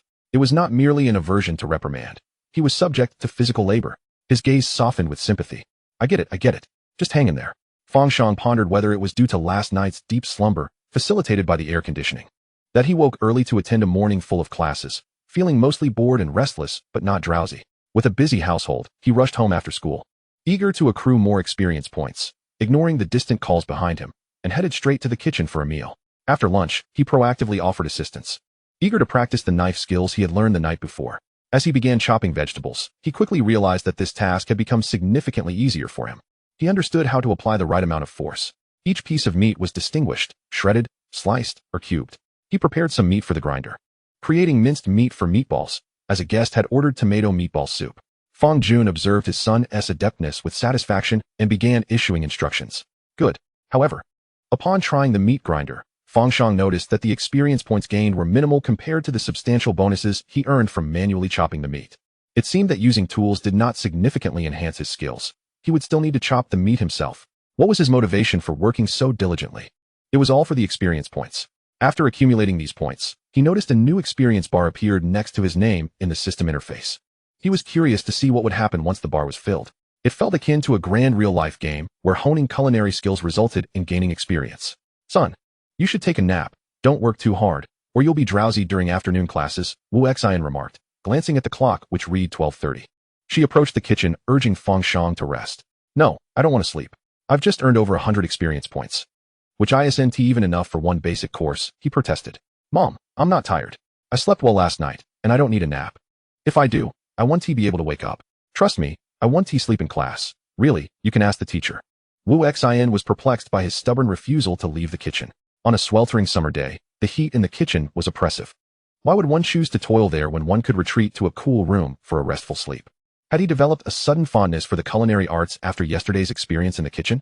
Wu Xian decided to observe further. Children often had fleeting interests, rarely persisting in any endeavor. Previously, he had clamored to learn the piano, only to abandon it after a few days, then shamelessly shifted to the violin. And now he was once again expressing reluctance. The same applied to street dance. He had been enamored by the sight of children dancing, yet without coercion. He likely would not have pursued it. Calligraphy could not be neglected either, as his handwriting resembled that of a dog's paw. If he did not improve, he would lose marks on his exams for poor presentation. Just thinking about it gave her a headache. If he wished to labor, so be it. If the teacher sought him out again, he would surely face her wrath. Fang Shang continued his tasks, nodding vigorously to indicate he had heard her. By the afternoon, it was nearly time for class, and the shop was settling into its midday lull. Classes commenced at 2:30 p.m., and he needed to arrive at school by 2 o'clock p.m. Around 1:40 p.m., Fang Shang would have to dash to school. At this hour, the shop was relatively quiet. Mom, Dad, I'm off to school. He hurriedly departed, racing into the blazing sun. Meanwhile, at the factory, Henan's cheerful demeanor did not go unnoticed by his colleagues. A man who typically wore a perpetual frown was today animated and chatty, even managing a smile in response to greetings, an occurrence as surprising as the sun rising in the west. Naturally, the gossip mongers seized the moment to inquire. What is going on with Henan? He seems in high spirits today. Has he found a girlfriend? His background was well known among the factory workers. Orphaned and without relatives, lacking both home and vehicle, making it difficult to find a partner at the age of 30. Still single, some of the aunties at the factory had attempted to introduce him to potential matches, but none had piqued their interest. Some found him too reserved. Others were put off by his humble origins, and some simply disapproved of his appearance. It was a rather challenging situation. Henan was aware of this and merely kept his head down, working diligently. Chapter 9. Something seems amiss. This was the first time in many years at the factory that Heenan openly expressed his emotions. He recognized that today was different. He felt genuinely happy and saw no reason to feign a frown. There was no need for such pretense. No. It's just that I dined at a delightful restaurant yesterday that suited my palate exceptionally well, which has brightened my mood. Eager ears perked up at this revelation. Upon hearing his words, a collective gasp ensued. Heenan actually dines out alone? Which restaurant? You usually seem indifferent to food. If you say it's good, it must be truly exceptional. Coincidentally, the boss had announced a group meal, and they decided to go to the restaurant he had mentioned. Sure, sounds great. Heenan quickly waved his hands in response. Well, I thought it was delicious, but you may not share my taste. Everyone's palate is quite personal, and what I find delightful reminds me of my mother's cooking. To say it was extraordinary might be a stretch. No worries, nowadays. There aren't many outstanding eateries outside, and dining out often feels rather mundane. Indeed, the last time my daughter received her salary, she treated us to Western cuisine. Yet I must say, it paled in comparison to my own culinary creations. Ha. You see, the allure of foreign cuisine lies in the ambience and fashion. Do you not understand? Let us agree on this. I shall speak to the boss shortly. Heenan works at a plastic factory, where the daily production involves various plastic products. The labor is not overly strenuous, as it is common for the workers to engage in conversation while they toil. However, Heenan is typically reticent. Today, he found himself conversing more than usual. His speech may falter, as he struggles to articulate his thoughts. Watching his colleagues effortlessly finalize matters with mere exchanges of words, he opened his mouth only to close it again. As evening fell and the group arrived at Ajun's food stall, the mood of his colleagues plummeted. How careless. It was a mistake to trust Heenan's taste. They had anticipated that a restaurant praised by the taciturn Heenan would be a grand establishment, a place of exquisite flavors. To their dismay, it was merely a food stall beneath his apartment complex. The proprietor, standing at the entrance, wore a smile. He patted Heenan's back appreciatively, a good soul indeed, saving him some money. Consequently, the group settled at a large round table in the back. It seemed the seating was insufficient. I shall fetch 2 more stools. The round table could accommodate 10 individuals, but upon counting, Wu Xian realized the chairs were lacking and promptly retrieved 2 from the storeroom, followed by the menu and a kettle of water. Just a simple pot of barley tea. She then recognized Heenan among the crowd. The one who had wept over her son's dish yesterday. A returning customer. The factory owner presented the menu to Heenan, saying, since it is your recommendation, you may choose the dishes. The menu was passed around, and everyone selected their preferred items. In a more upscale restaurant, the owner would never allow his employees such freedom in ordering, otherwise, it would lead to substantial expenses. Yet at this food stall, the total would scarcely exceed 1,000 or 2, perhaps even less. Thus, the owner was exceedingly generous today. Fang Shang, having finished school, was aiding in the kitchen. Ever since he prepared 2 dishes yesterday, he had not approached the stove again. He claimed that his cooking was unpalatable and unfit for guests, suggesting he should only cook for family. Fang Shang found himself at an impasse. After all, his father's words were indeed wise. However, without cooking, his experience would grow slowly. It seemed he must devise a plan to first obtain a recipe. Once learned, he would earn the right to cook, and his father would not impede him, allowing his experience to flourish. A table of guests arrived at the round table, presenting their order. Wu Xian handed the written menu to the kitchen window, stating, here is the order. Fang Jun took it and immediately sprang into action. Son, slice some pork belly, prepare some yam slices, wash a head of broccoli, blanch some edamame, and retrieve a portion of chicken from the refrigerator. Without time to ponder further, Fang Shang was soon bustling about. Wu Xian wished to assist, but seeing her son so engrossed in his work, she refrained. In truth, she had never relished cooking. It seemed laborious and bothersome. Not only did one have to purchase ingredients, but also wash and prepare them, culminating in the act of cooking itself. What seems a simple task of frying a dish consumes quite a bit of time in total.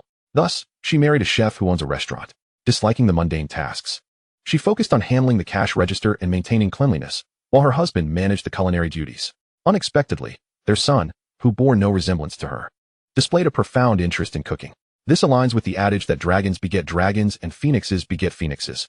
A mouse's offspring will certainly know how to burrow. Wu Xian pondered these thoughts momentarily before returning to her post at the cash register. From this vantage point, she could observe the entrance, ready to attend to any arriving guests. Is the delicious dish you mentioned, Heenan, merely scrambled eggs with chili? She mused. This eatery was exceedingly ordinary. The menu boasted common fare: braised pork, braised chicken, chicken with mung beans, stir-fried meat, twice-cooked pork, and the ubiquitous tomato scrambled eggs.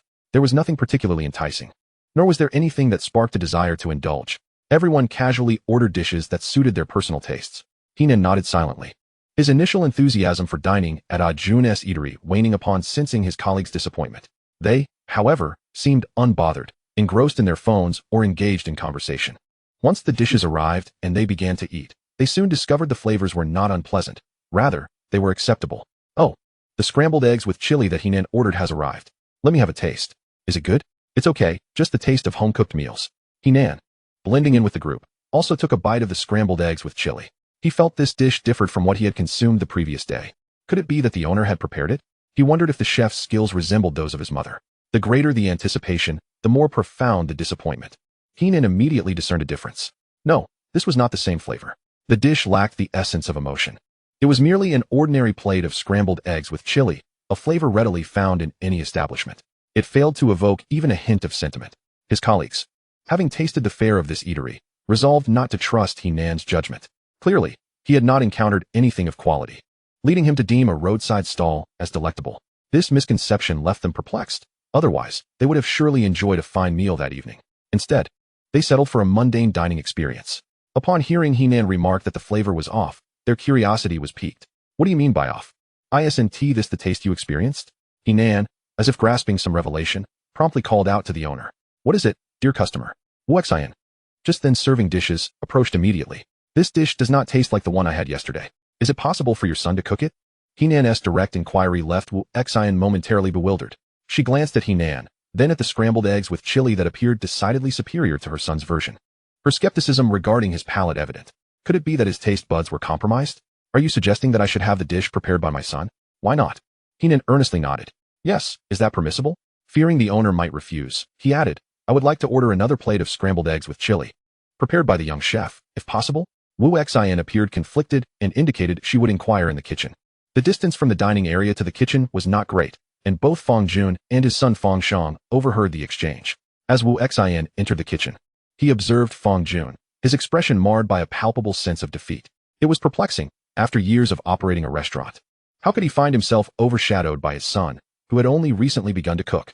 The guest had actually dared to express dissatisfaction with his culinary efforts, insisting instead on the dishes prepared by his son. Fang Jun was genuinely disheartened. How could this be? The dish he had prepared was undercooked and burnt. He himself wouldn't dare to taste it.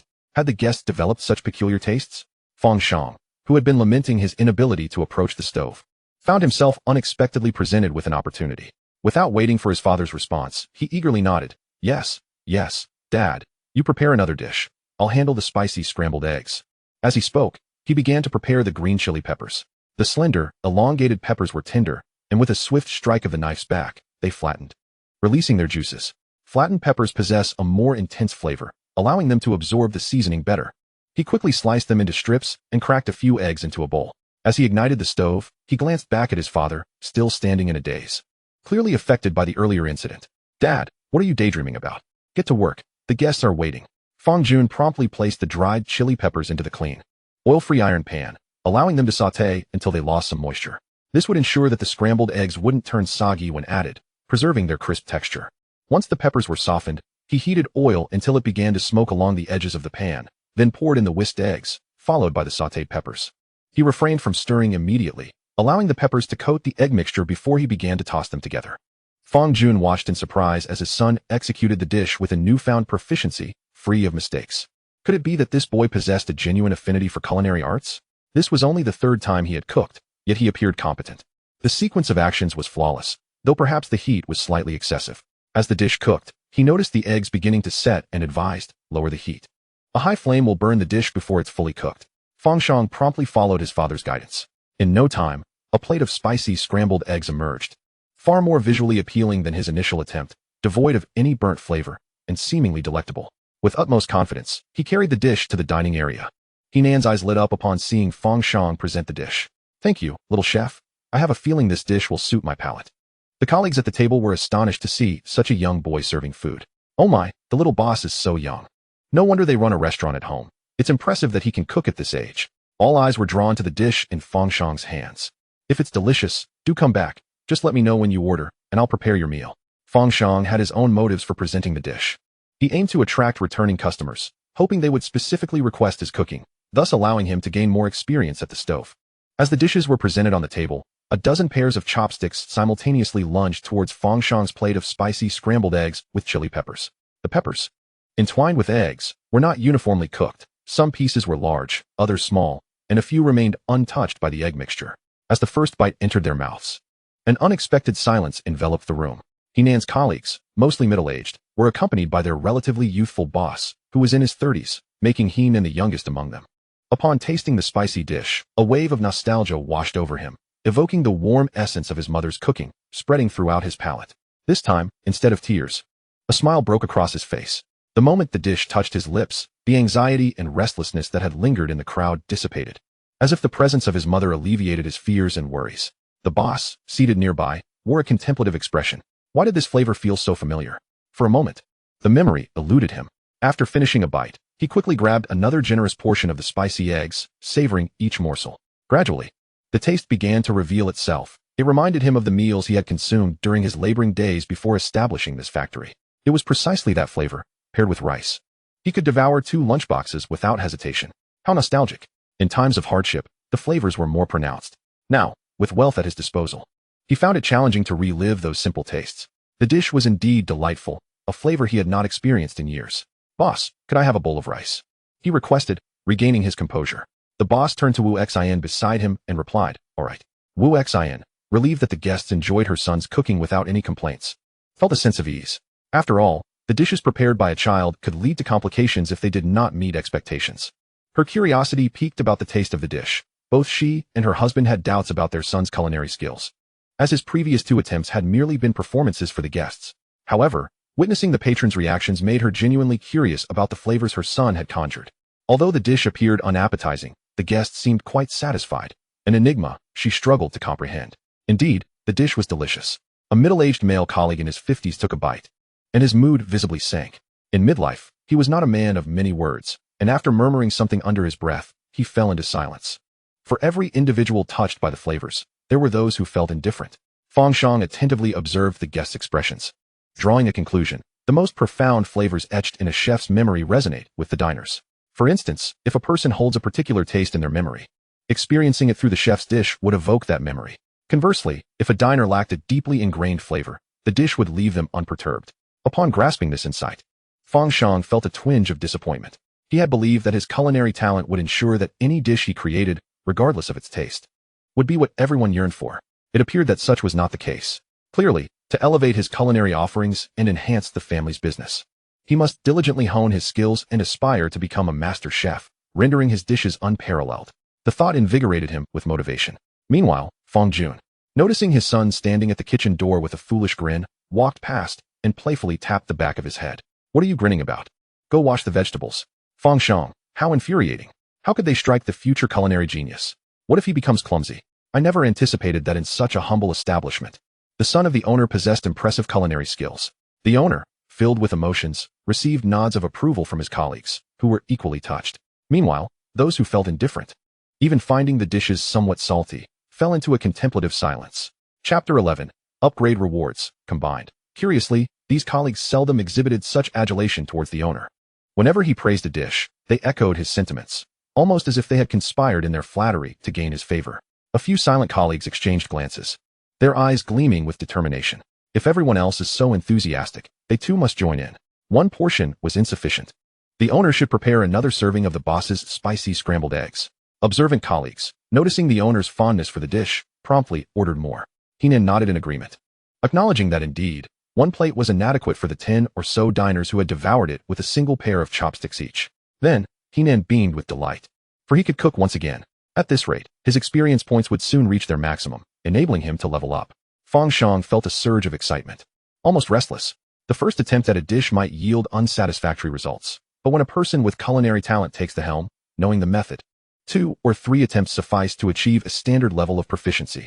Fang Jun observed as his son prepared the spicy scrambled eggs for the 3rd time, and the presentation was nearly indistinguishable from his own. At this moment, he truly recognized his son's inherent talent for cooking. The patrons outside were evidently pleased as well. Upon tasting, they began to praise the dishes. "This is incredibly delicious. Boss, serve us a large portion of rice." They remarked it was even more delectable than the previous serving. Indeed, this dish was delightful. As soon as a dish was placed on the table, it vanished with just 2 pairs of chopsticks before the rice had even arrived. Unsurprisingly, Fang Shang prepared another serving. Fang Jun felt as if he was witnessing the same scene repeatedly. After over a decade in the industry, He had never encountered customers who so ardently appreciated his culinary skills. It was his son's first time cooking, and yet he was already being adored. In that moment, Fang Jun felt a twinge of bittersweet pride. Then he realized this was his son, and his expression transformed into one of pride. What is this? It is called heredity. When others praise his son, it is akin to praising him. Ding! Congratulations, the host's culinary level has risen to level 1. Upgrade reward. Basic cold dish preparation method. Upon receiving the system's notification, Fang Shang's eyes sparkled with excitement. To Fang Jun, it was evident that his son truly loved cooking. After preparing a few dishes, his eyes had taken on a gleaming brightness. Take a break. There aren't too many customers right now, and your hands are getting red from all the stirring. The large iron wok used in the kitchen was hefty and cumbersome. Considering Fang Shang was merely a 10-year-old child, his ability to manage the cooking was commendable. His hands were likely red from lifting the wok. It's nothing. A man should endure a little redness in his hands. Upon glancing at the clock, it was already past 8. Fang Shang, feeling a sense of urgency, ascended the stairs to check on the rewards and subsequently decided to rest. After his departure, Fang's parents fell into a moment of silence, reflecting on their son's apparent culinary talent. Dear, Fang's father remarked, it seems our son truly possesses a gift for cooking, with no one to teach him. He only needed to hear me explain a dish once, and each attempt he makes surpasses the last. That final dish of spicy scrambled eggs I tasted was reminiscent of your father's culinary prowess. Fang Jun recounted his father's esteemed skills, a well-known rural chef in their village.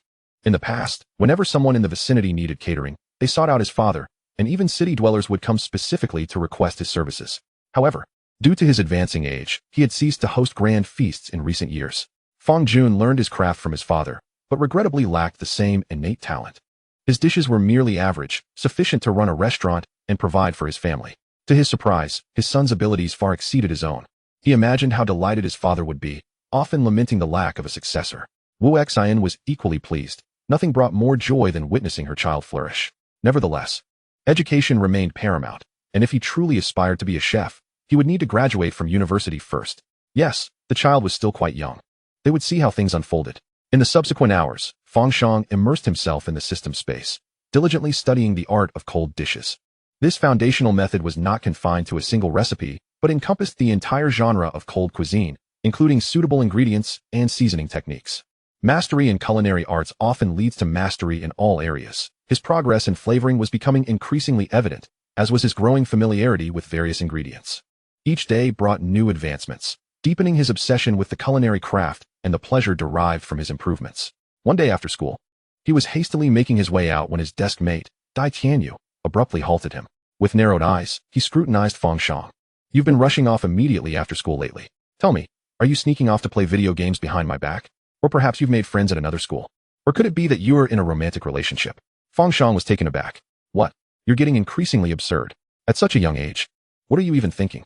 He thought to himself, astonished by the precociousness of modern elementary school children. Why have you been ignoring me lately? You haven't played games with me or invited me to play basketball, and you haven't even been to the convenience store.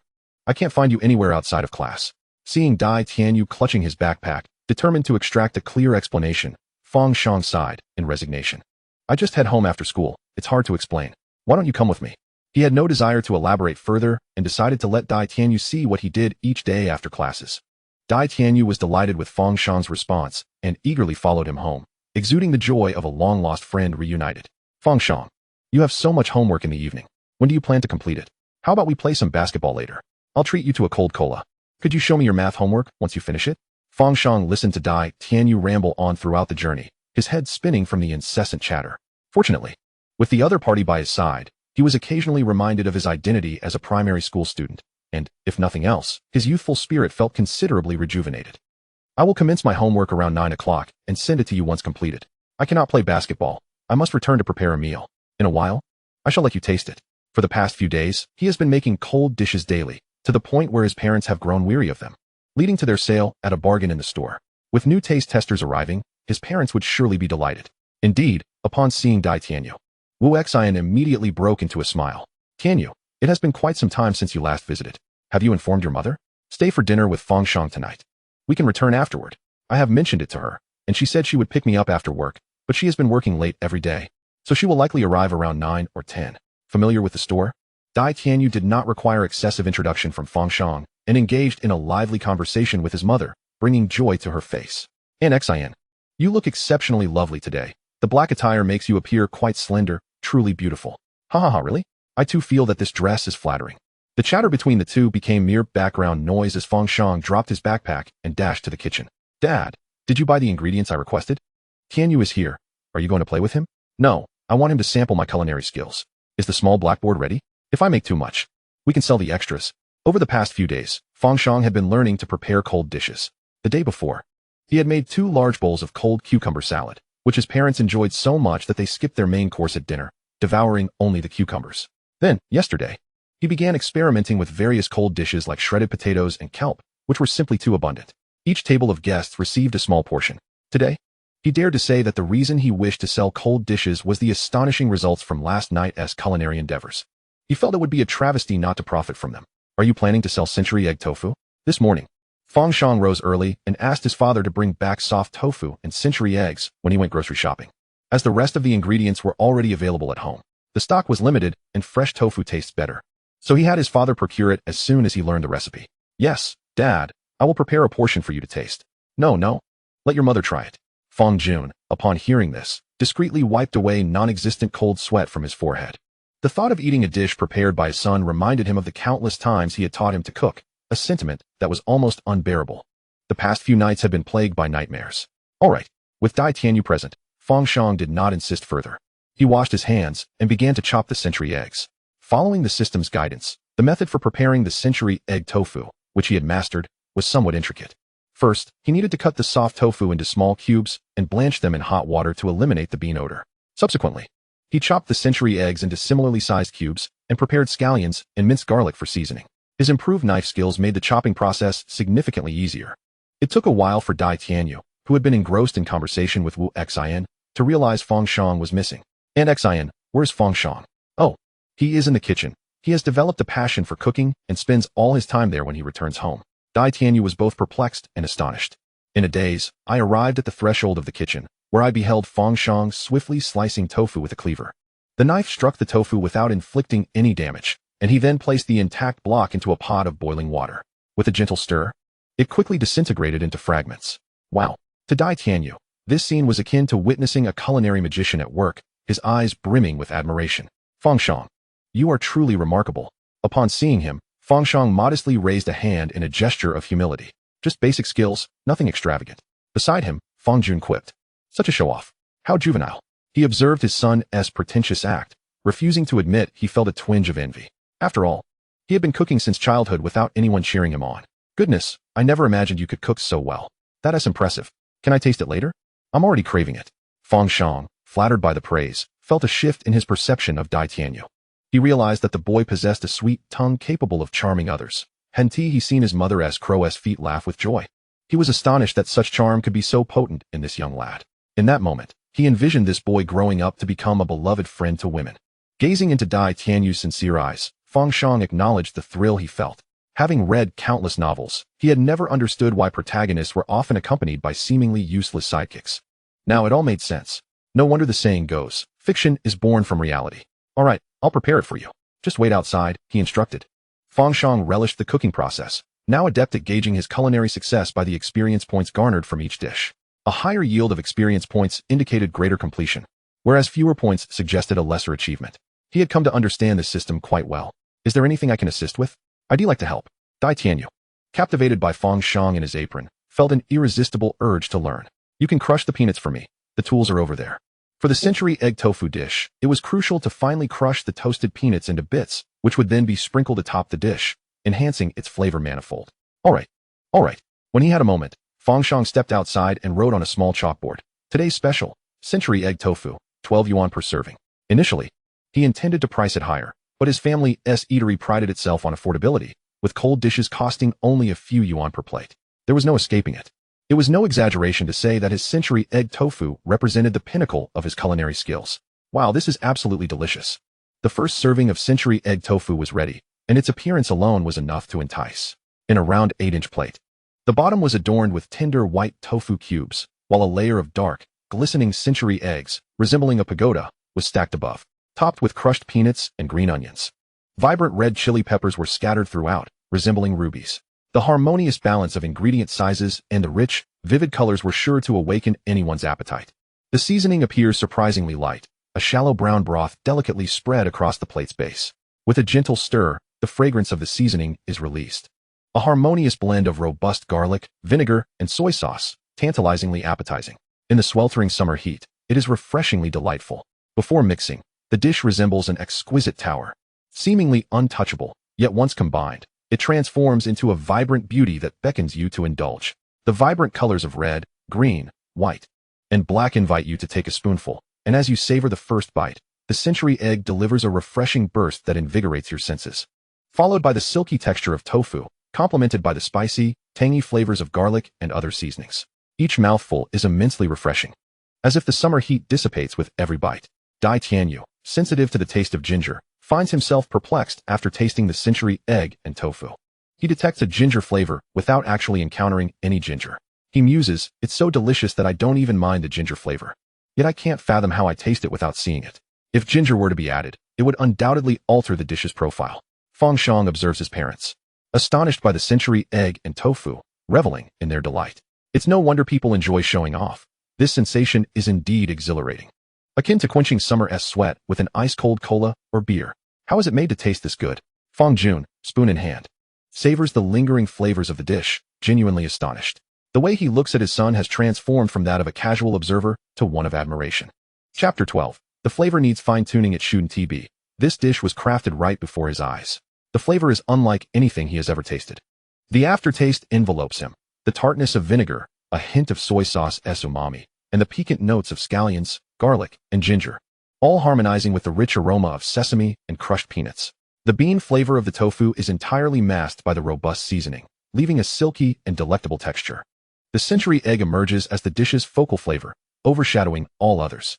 Its refreshing essence penetrates deeply, its presence overwhelmingly potent. As the taste spreads in his mouth, the previously lighter flavors of the seasonings seem almost insipid.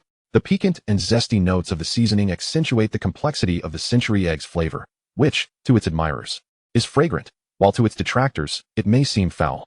Fortunately, the intricately crafted sauce enhances the enjoyment of the century egg. The aroma of sesame oil melds with the crushed peanut and sesame flavors, enriching the overall taste of the century egg and tofu. It could use a touch more cooling. Chilling it in the refrigerator for a while would enhance its texture. Fang Shang takes a bite, arms crossed, standing calmly to the side, as if creating such a delectable dish is of little consequence to him. Dai Tianyu finds it incredibly cool. The praise that once flowed from Fang Shang has transformed into a respectful Brother Shang. "Brother Shang, this is incredible. I've never tasted anything this delicious in my life," Dai Tianyu declares with unwavering certainty. Fang Shang pondered his age, descending into silence. If such words were uttered by an elder, they would undoubtedly evoke greater joy. In the blink of an eye, a dish of century egg and tofu was completely devoured by several individuals. During summer, one often lacks appetite. However, a serving of chilled century egg and tofu would be quite appetizing. Wu Xian, savoring the dish, licked her lips, feeling an urge to accompany it with a bowl of rice. "Son, I believe your century egg and tofu could become a bestseller.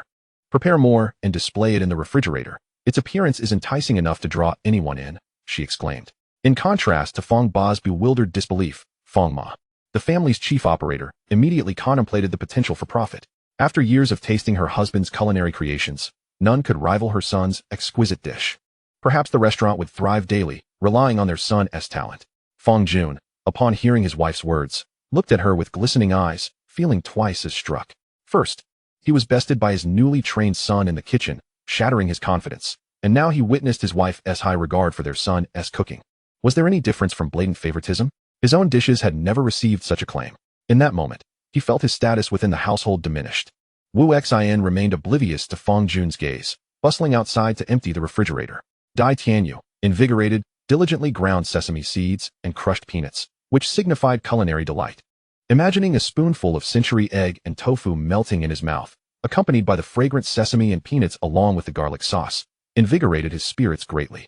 Fang Shang continued preparing the century egg and tofu, while Fang Jun, overwhelmed, ceased all activity, intently observing Fang Shang's every move. The ingredients were then placed in the refrigerator to chill. Once the ingredients were prepared, the next step involved assembly. The dishes were produced with remarkable speed, each ingredient layered and drizzled with the prepared sauce. Fang Jun felt an itch to participate, convinced he could replicate the process. After all, it was merely a matter of cutting the century egg and tofu into small cubes and adding various condiments. All the materials were readily available. He attempted a portion himself. As for the presentation, it was best left unmentioned. However, when everyone sampled his creation, they found it rather unpalatable. The flavors were overly pronounced, resulting in an overwhelming taste. Dad, you use too many condiments. When overdone, the flavor becomes skewed. The ratio of each seasoning is crucial, and yours is all wrong, Fang Shang remarked after tasting. This was yet another blow to Fang Jun. Soon, it was nearly dinner time, and before 6 o'clock, a table of customers entered the establishment. 3 middle-aged workers brushed off the dust from their clothes as they pushed open the glass door and stepped inside. The refreshing cool air from the air conditioner provided a comforting relief. Boss, we'd like to order, one of them called out. Wu Xian, hearing the voice, immediately smiled and responded, emerging from the kitchen. The 3 patrons had gathered in front of the refrigerator, discussing their choices. What would they like to order? After a long day of labor at the construction site, they simply sought delectable snacks to accompany their drinks and unwind. Cold dishes were their first choice, and coincidentally, they selected Fang Shang's offerings. The century-old delicacy of century egg tofu appeared delightful. One order, please, along with a serving of cold cucumber, a plate of peanuts, and a dish of cold kelp strips, accompanied by a crate of chilled beer. Wu Xian acknowledged and handed the meticulously prepared menu to the window. Observing the 4 cold dishes, Fang Jun discreetly withdrew his hand and stepped aside, realizing this was no longer his domain. Once upon a time, this kitchen had been his realm, his kingdom. Now, it was best left unspoken. Fang Shang noted the discerning taste of the guests. He approached the preparation of cold dishes with utmost seriousness. Although the other cold dishes may not rival the excellence of the century egg tofu, they were certainly not lacking in flavor, courtesy of the system's exquisite recipes. The art of seasoning was remarkable, with proportions and combinations of spices that sparked unexpected culinary alchemy, enhancing the overall taste. In short, these patrons had a refined palate. Fang Shang felt somewhat burdened by the mantle of a culinary artist. Before cooking, he embraced a sense of ritual. Lacking a chef's uniform, he donned his mother's apron, which fit him just right, resembling a chef's attire. He began by washing his hands with care. Next, he tackled the cucumbers with precision. There was a technique to crushing cucumbers that required just the right amount of force, resulting in uniformly flattened pieces. With minimal juicing, the finished cucumber segments were aesthetically pleasing, their size consistent and visually appealing. The vibrant green color of the processed cucumbers awakened the senses, instilling a refreshing aura. Outside the kitchen, 3 workers, having yet to receive their dishes, indulged in the chilled beer. This frosty beer is truly refreshing. Honestly, buying some pig's head meat and peanuts to enjoy back at the dorm would be much more economical and flavorful. The dorm is sweltering without air conditioning. Eating while fanned by a breeze is far from enjoyable. They clinked their glasses and took hearty swigs, the icy, effervescent bubbles spreading delightfully in their mouths. The aroma of wheat and the taste of alcohol intoxicatingly invigorating. Wu Xian touched the plate of century egg tofu in the refrigerated cabinet, feeling its slight chill before serving it to the table. Chapter 13, Century Egg Tofu. Mixing the century egg tofu enhances the flavor, Wu Xian remarked, prompting one of the men to take a spoon and begin stirring. After a few swirls, the ingredients mingled, releasing an intensified aroma that had been preserved in the cold. Such is the essence of a perfect drinking snack. Eagerly, the 3 men scooped up the mixture and savored it. The exquisite taste momentarily left them speechless. It was an unprecedented flavor that astonished them. So fragrant. The silky smoothness of the tofu combined with the refreshing century egg, enhanced by the spicy garlic and scallions, created a rich textural experience. Each bite released the crunch of crushed peanuts and the nutty aroma of sesame seeds. The layered sensations erupted within their mouths, igniting their taste buds in an explosive celebration of flavor. The exquisite flavors of the dishes are already astonishing, yet the emotions they evoke are even more touching. The delightful taste of preserved egg and tofu is unexpectedly delightful, prompting a man to uncontrollably reminisce about his children back home, who likely have never savored such delicious fare. Having lived for half a lifetime, he never encountered such exquisite cuisine in his humble upbringing. The other 2 individuals also appeared lost in thought, clearly reflecting on something profound. This unassuming eatery beneath the residential complex, seemingly ordinary with modest prices, surprises with its exceptional flavors. Indeed, what a remarkable era we live in. Who could have imagined that during my childhood, it was commonplace to go to bed hungry, while now such delectable dishes abound? The mere thought of being able to eat fresh tofu as a child was a luxury beyond reach. An elderly worker, savoring the preserved egg and tofu, is instantly transported back to his childhood, recalling the hard-to-come-by fresh tofu. The tofu of yesteryears was far superior to what exists today. It was primarily handcrafted, made from pure, natural ingredients combined with mountain spring water, served warm. Children hardly waited for lunch to prepare the meal, sneaking bites before the dishes were even ready, delighting in each morsel. Throughout the year, one eagerly anticipates that one perfect bite. As adults, tofu has lost its value, yet the taste from our youth remains unmatched. I still remember that during visits from guests, my grandmother would give me money to fetch a block of tofu. It was simply delectable back then. The two engaged in lively conversation, while another quietly consumed the preserved egg and tofu, finishing a bottle of beer in a blink. The sound of a bottle opener interrupted their musings, and upon glancing over, they noticed that their companion had already emptied a bottle and was opening a new one. Looking down, only half of the plate of preserved egg and tofu remained. The two exclaimed, "Isn't there any emotion to express upon tasting such delicious food?" Perhaps it was the effect of the special offer written on the blackboard outside the shop. Just as mealtime approached, for tables were already occupied, and the supply of preserved egg and tofu quickly vanished, with each table having ordered a portion. Moments later, the restaurant was filled with praises for the dish, igniting a fervent atmosphere among diners, rekindling the most primal passion for food. To passers-by, it was evident that this eatery was thriving. A young couple, searching for a place to dine, glanced at the bustling establishment filled with smiling patrons, feeling an irresistible urge to partake in the meal. As they stepped inside, the aroma of preserved egg and tofu wafted through the air.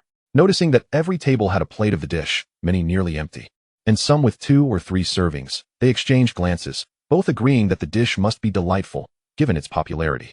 The wall featured a menu, and a paper version lay on the table, but 2 large refrigerated displays showcased fresh ingredients and pre-prepared dishes, making it clear that every new patron would be captivated by the offerings. This is far more appetizing than the words on the menu. Wow, is that century egg tofu? The girl immediately spotted the century egg tofu displayed in the cabinet. There was nothing else, but its presentation was truly exquisite. The stark white, the glossy black, the vibrant red, and the dazzling green. All these colors, filled with appetite-inducing contrasts, made it impossible not to feel hungry. Yes, dear customer. Today the century egg tofu is available at a special discount of 12 yuan per serving. Would you like to try some? Wu Xian routinely recommended her son's century egg tofu, confident in the dish's appeal. With such deliciousness, wouldn't the patrons return frequently after tasting it? Let us have a serving, and also stir-fry some water spinach. It looks quite fresh. Oh, and let us add a portion of boiled fish and a stir-fried chicken as well. For soup, let us go with the tomato and egg soup. In such a romantic scenario of a young couple dining, the male typically lacks the authority to order. The girl quickly selects several dishes she desires. Then, looking lovely, she takes her boyfriend's hand and leads him to find a seat. While waiting for the food, they engage in soft conversation.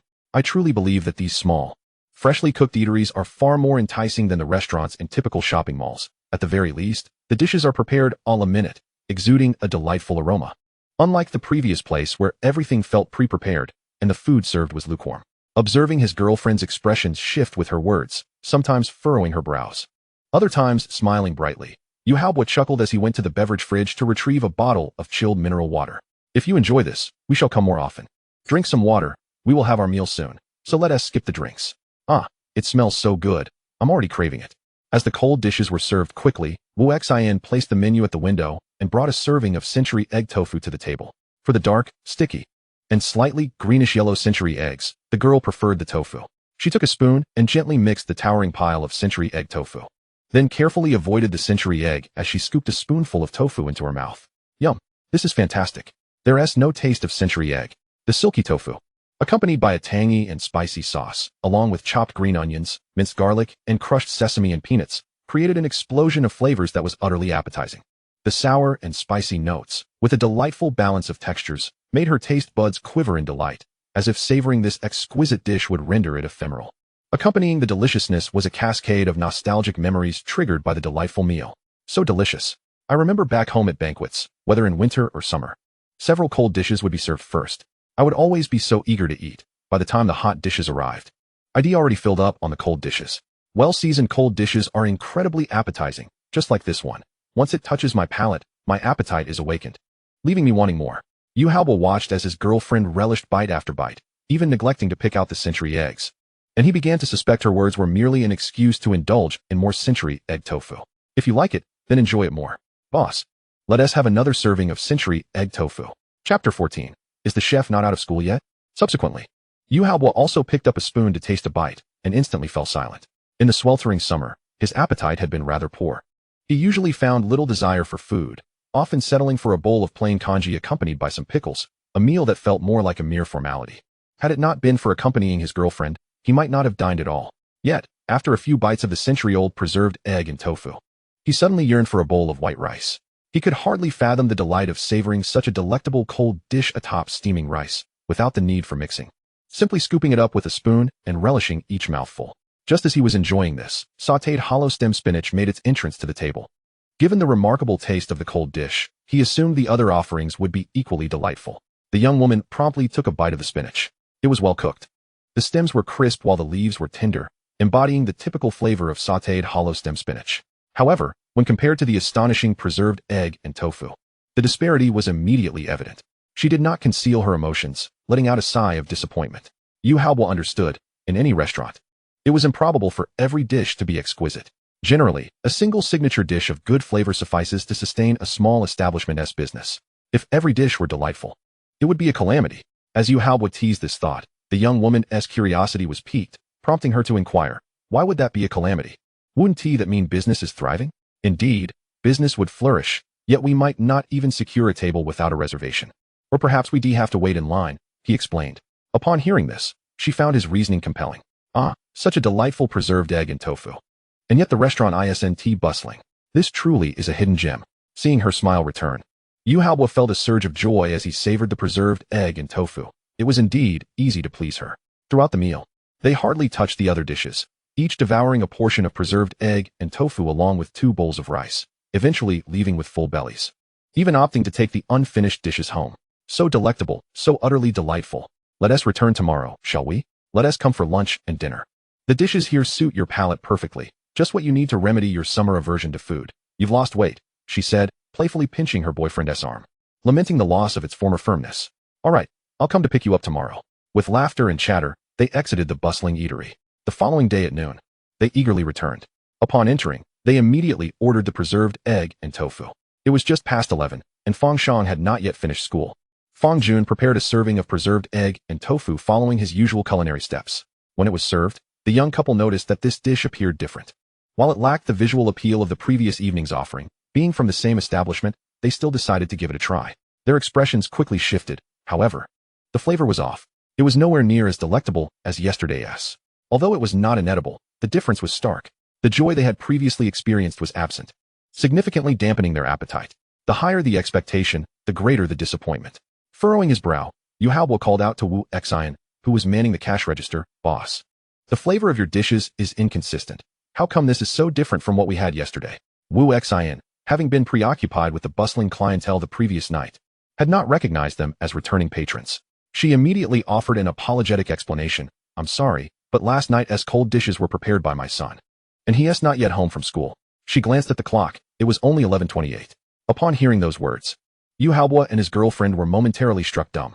"The cold dishes served were prepared by my husband. I apologize for that." In the kitchen, Fang Jun overheard the conversation, and his heart sank as he felt a wave of despair wash over him. Was his cooking truly that unpalatable? How could it be that even his son, who had only just begun his culinary journey, surpassed him? Was his diligent effort rendered insignificant in the face of innate talent? Fang Jun was profoundly disheartened. When will we be able to taste your son's culinary creations?" The girl, recalling the century-old delicacy of century egg tofu from the previous night, inquired eagerly. Wu Xian hesitated, explaining that from Monday to Friday, he attended school until 12:10 p.m. and would likely return home just in time for dinner, which might not allow him the opportunity to cook. In the evenings, it depended on the amount of homework he had. If it were manageable, they could indeed savor his dishes during the weekends. Understanding this, the two ordered additional dishes and resumed their meal.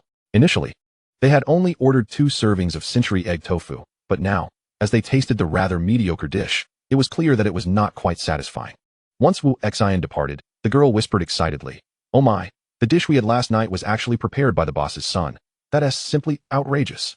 I can't believe I made a special trip for dinner, only to find the chef was still in school." Yu Haobo was equally astonished, never expecting that a young child could possess such remarkable culinary skills, perhaps even surpassing his father's.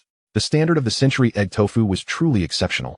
During their dates, they had frequented Michelin 3-star establishments and indulged in various trendy eateries and elusive private kitchens, yet none had left such a striking impression as this cold dish. It seemed that true talent often lies hidden among the masses. Meanwhile, at school, Fang Shang had been blushing all morning. Dai Tianyu, with his loud mouth, had boasted to his classmates about the meal he had enjoyed last night. By morning, even the homeroom teacher had heard whispers of the culinary genius. It was already known that Dai Tianyu was not only chatty but quite the gossip as well, and it appeared he had indulged in some lighthearted ribbing. As the school bell rang, classmates who had not yet satisfied their curiosity surrounded Fang Shang. Fang Shang, where's your family's restaurant? When will you be cooking? We want to come and support you. One exclaimed.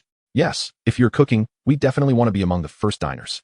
Just then, Meng Duanya's birthday was approaching, and someone suggested, how about we celebrate at Fang Shang's restaurant? Tomorrow is Saturday. What do you think, Duanya? That sounds great. It saves me from searching for a restaurant. The birthday girl agreed, and a circle of eager gazes turned towards Fang Shang, awaiting his response. For these elementary school children, even the simple acts of serving tea or washing vegetables were commendable, and the prospect of dining at a restaurant renowned for its delectable dishes intrigued them immensely. There was also a sense of wanting to support a friend. Fang Shang felt utterly helpless. He could hardly comprehend where these children had learned such exuberance. It wasn't even his restaurant, yet they insisted on rallying together to cheer him on. He found himself bemused by their earnest expressions of camaraderie, feeling a mixture of gratitude and youthful exuberance. All right, I will return and inform my parents to set a time to send me. Meng Duanya, no problem. As the discussion about the birthday banquet concluded, it was already 12:30, and Fang Shang felt a pang of hunger, hastening his pace homeward. Running under the blazing sun, beads of sweat adorned his forehead. Observing this, Wu Xian quickly handed him a wet tissue to wipe his face. Chapter 15. When did our family business flourish so remarkably? The time after school was the busiest period at the restaurant. With one person in the kitchen and another attending to customers outside, the most basic configuration for any eatery. Consequently, no one had the time to pick Fang Shang up from school, forcing him to commute alone.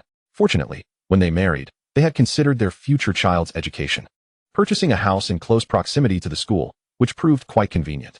Fang Shang wiped his sweat and was taken aback to see the restaurant filled to capacity. Raising his eyebrows in surprise, noticing the curious glances from patrons, he turned to his mother with a puzzled expression. Those looks clearly conveyed the sentiment. When did our family business become so prosperous? Wu Xian, you must be tired. Go to the kitchen and have something to eat. Just tell your father what you want. During busy meal hours, they rarely had the opportunity to eat. Their typical dining time was around 1 or 2 o'clock when the restaurant was empty. Thus, Fang Shang's return from school coincided perfectly with their lunch break. Nodding in agreement, Fang Shang entered the kitchen and immediately caught sight of his father's woeful gaze. Good business, yet this look? What was the matter? Dad, I would like some cola chicken wings and also some fish-flavored shredded pork. Fang Shang had a penchant for sweet dishes. His orders were often either sweet and sour or spicy and sour, all bursting with flavor. Even when his appetite waned and he couldn't manage a full meal, he could still savor his vegetables, filling himself to a satisfying degree. All right, go chop the vegetables. Fang Jun felt somewhat embarrassed to admit that the numerous returning customers were drawn by his son's culinary skills. He mentioned that his son was at school and had a brief lunch break, yet the patrons were adamant about waiting for Fang Shang to finish school. It was disheartening for him. A few kind words from his son lightened his heart considerably. As he prepared the cola chicken wings, Fang Shang was busy slicing the ingredients for the fish-flavored shredded pork. This dish required a myriad of ingredients: shredded meat, carrot strips, bamboo shoots, and wood ear mushrooms, all needing to be finely cut. The cola chicken wings took little time to prepare, and once done, Fang Shang had also finished the necessary accompaniments for the shredded pork. Each evening, he adjusted the ratio of time between reality and the system space. 1 minute in reality equated to an hour within the learning space. Every night before bed, he would study and practice his culinary skills in the system space before sleeping. His proficiency with knives and mastering flavors progressed rapidly. To his father, it was evident that his son was a culinary prodigy, and witnessing his son's daily improvements was a fresh blow to him. He had become considerably more modest, shedding the typical middle-aged man's greasy demeanor. Dad, why are there so many customers today at lunchtime? Fang Shang inquired while nibbling on his cola chicken wings. Typically, upon returning from school, he had never encountered such a full restaurant. Fang Jun, seeing his son's keen observation, shot him another resentful glance. The patrons flocked to you for your culinary skills. I mentioned that you would be late coming home from school, and thus would have no time to cook. You probably haven't even finished your meal yet, have you? I have returning customers now. A subtle smile played at the corners of Fang Shang's mouth, initially subdued. But it soon blossomed uncontrollably, his desire to appear composed overshadowed by an undeniable joy. Indeed, my century-old delicacy of century egg and tofu is bound to attract some repeat customers. Unfortunately, I won't have time to prepare anything now. If customers request my dishes later, please inform your mother that I will only be available to cook in the evening, and that the portions will be limited. First come, first served. Fang Shang is well aware of his parents' boundaries. He knows that neglecting his studies for cooking would lead to the loss of his kitchen privileges. He wonders if he could perhaps excel in his next examination and persuade his father to grant him a day of culinary exploration in the kitchen. Fang Jun nodded. All right. Just make sure you haven't been daydreaming or dozing off in class. You've been paying attention, haven't you? I'll let you in on a little secret. Your mother plans to message your homeroom teacher tonight to inquire about your progress. Tomorrow is Saturday, so she believes it won't disturb the teacher's rest. With that, Fang Jun cast a look at Fang Shang, filled with a sense of foreboding. Fang Shang was taken aback. He thought the incident of dozing off in class had been long forgotten. It had been half a month, yet his mother still remembered. His mind raced as he contemplated whether he had been inattentive or sleepy in class recently. Then it struck him, whenever he felt drowsy, he would sneak into the system space to chop vegetables for 10 minutes, and upon his return, he felt rejuvenated. Surely, he hadn't dozed off in class. He sighed in relief. I assure you, I haven't fallen asleep during class. You needn't worry. Seeing that he appeared untroubled, Fang Jun too felt reassured. Otherwise, it would lead to a mother-son standoff, and he wouldn't know which side to take. The diners in the hall, upon seeing Fang Shang return, initially anticipated whether he would prepare a dish for them, whether they would get to savor the century egg and tofu. However, once he entered the kitchen and silence ensued. A collective sigh of disappointment echoed among the crowd. The century egg and tofu we had last night was simply exquisite. Who would have thought it was prepared by the boss's son? They accepted this, but the boss's son was merely an elementary school student, far too busy with his studies to cook. As they settled their bills and prepared to leave, the customers reluctantly approached the boss's wife to inquire further. Will she return in the evening? Can we enjoy the dishes your son prepares? Indeed, I've been longing for that flavor all morning. I even dreamed about it last night. Wu Xian, the owner, found herself somewhat overwhelmed by the enthusiastic patrons. Once she finally bid them farewell, she neglected to tidy up the tables and hurriedly gulped down some water. Talking too much makes one parched. Son, you truly bring pride to your mother. You're now capable of helping the family attract business. You are indeed a wonderful son. Are you tired? What would you like to eat? I'll have your father prepare it for you, Wu Xian said joyfully, giving Fang Shang's shoulder a gentle pat. Oh, it's nothing, really, Fang Shang replied. His cheeks flushed with embarrassment. By this time, it was already 1 o'clock, and with no customers in the restaurant. The three of them felt too lazy to fuss about, opting instead to stand in the kitchen for lunch.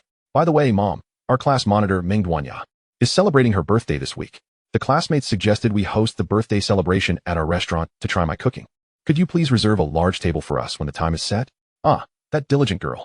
Her mother always shares her methods of educating children during parent-teacher meetings. In discussions of such topics, Fang Shang opts for selective silence. His academic performance throughout his life has never been particularly remarkable. He has always hovered around the average. However, there is a glimmer of hope for the upcoming examination. After all, he has attended university in a previous life, so he should not struggle with 5th-grade questions. Fang Shang is filled with self-assurance. All right, I'll reserve the 2 large round tables at the store for you all. Will that suffice? If not, I want to open the shop. You can enjoy yourselves with your classmates.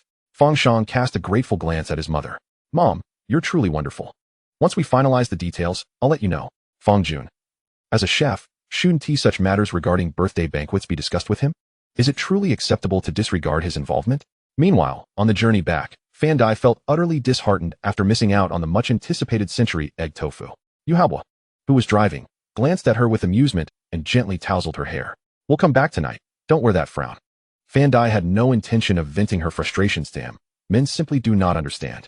With her heart brimming with unexpressed grievances, she resorted to venting on social media. Chapter 16. Where's morality? Where's humanity? Where's the address? Family. Who understands?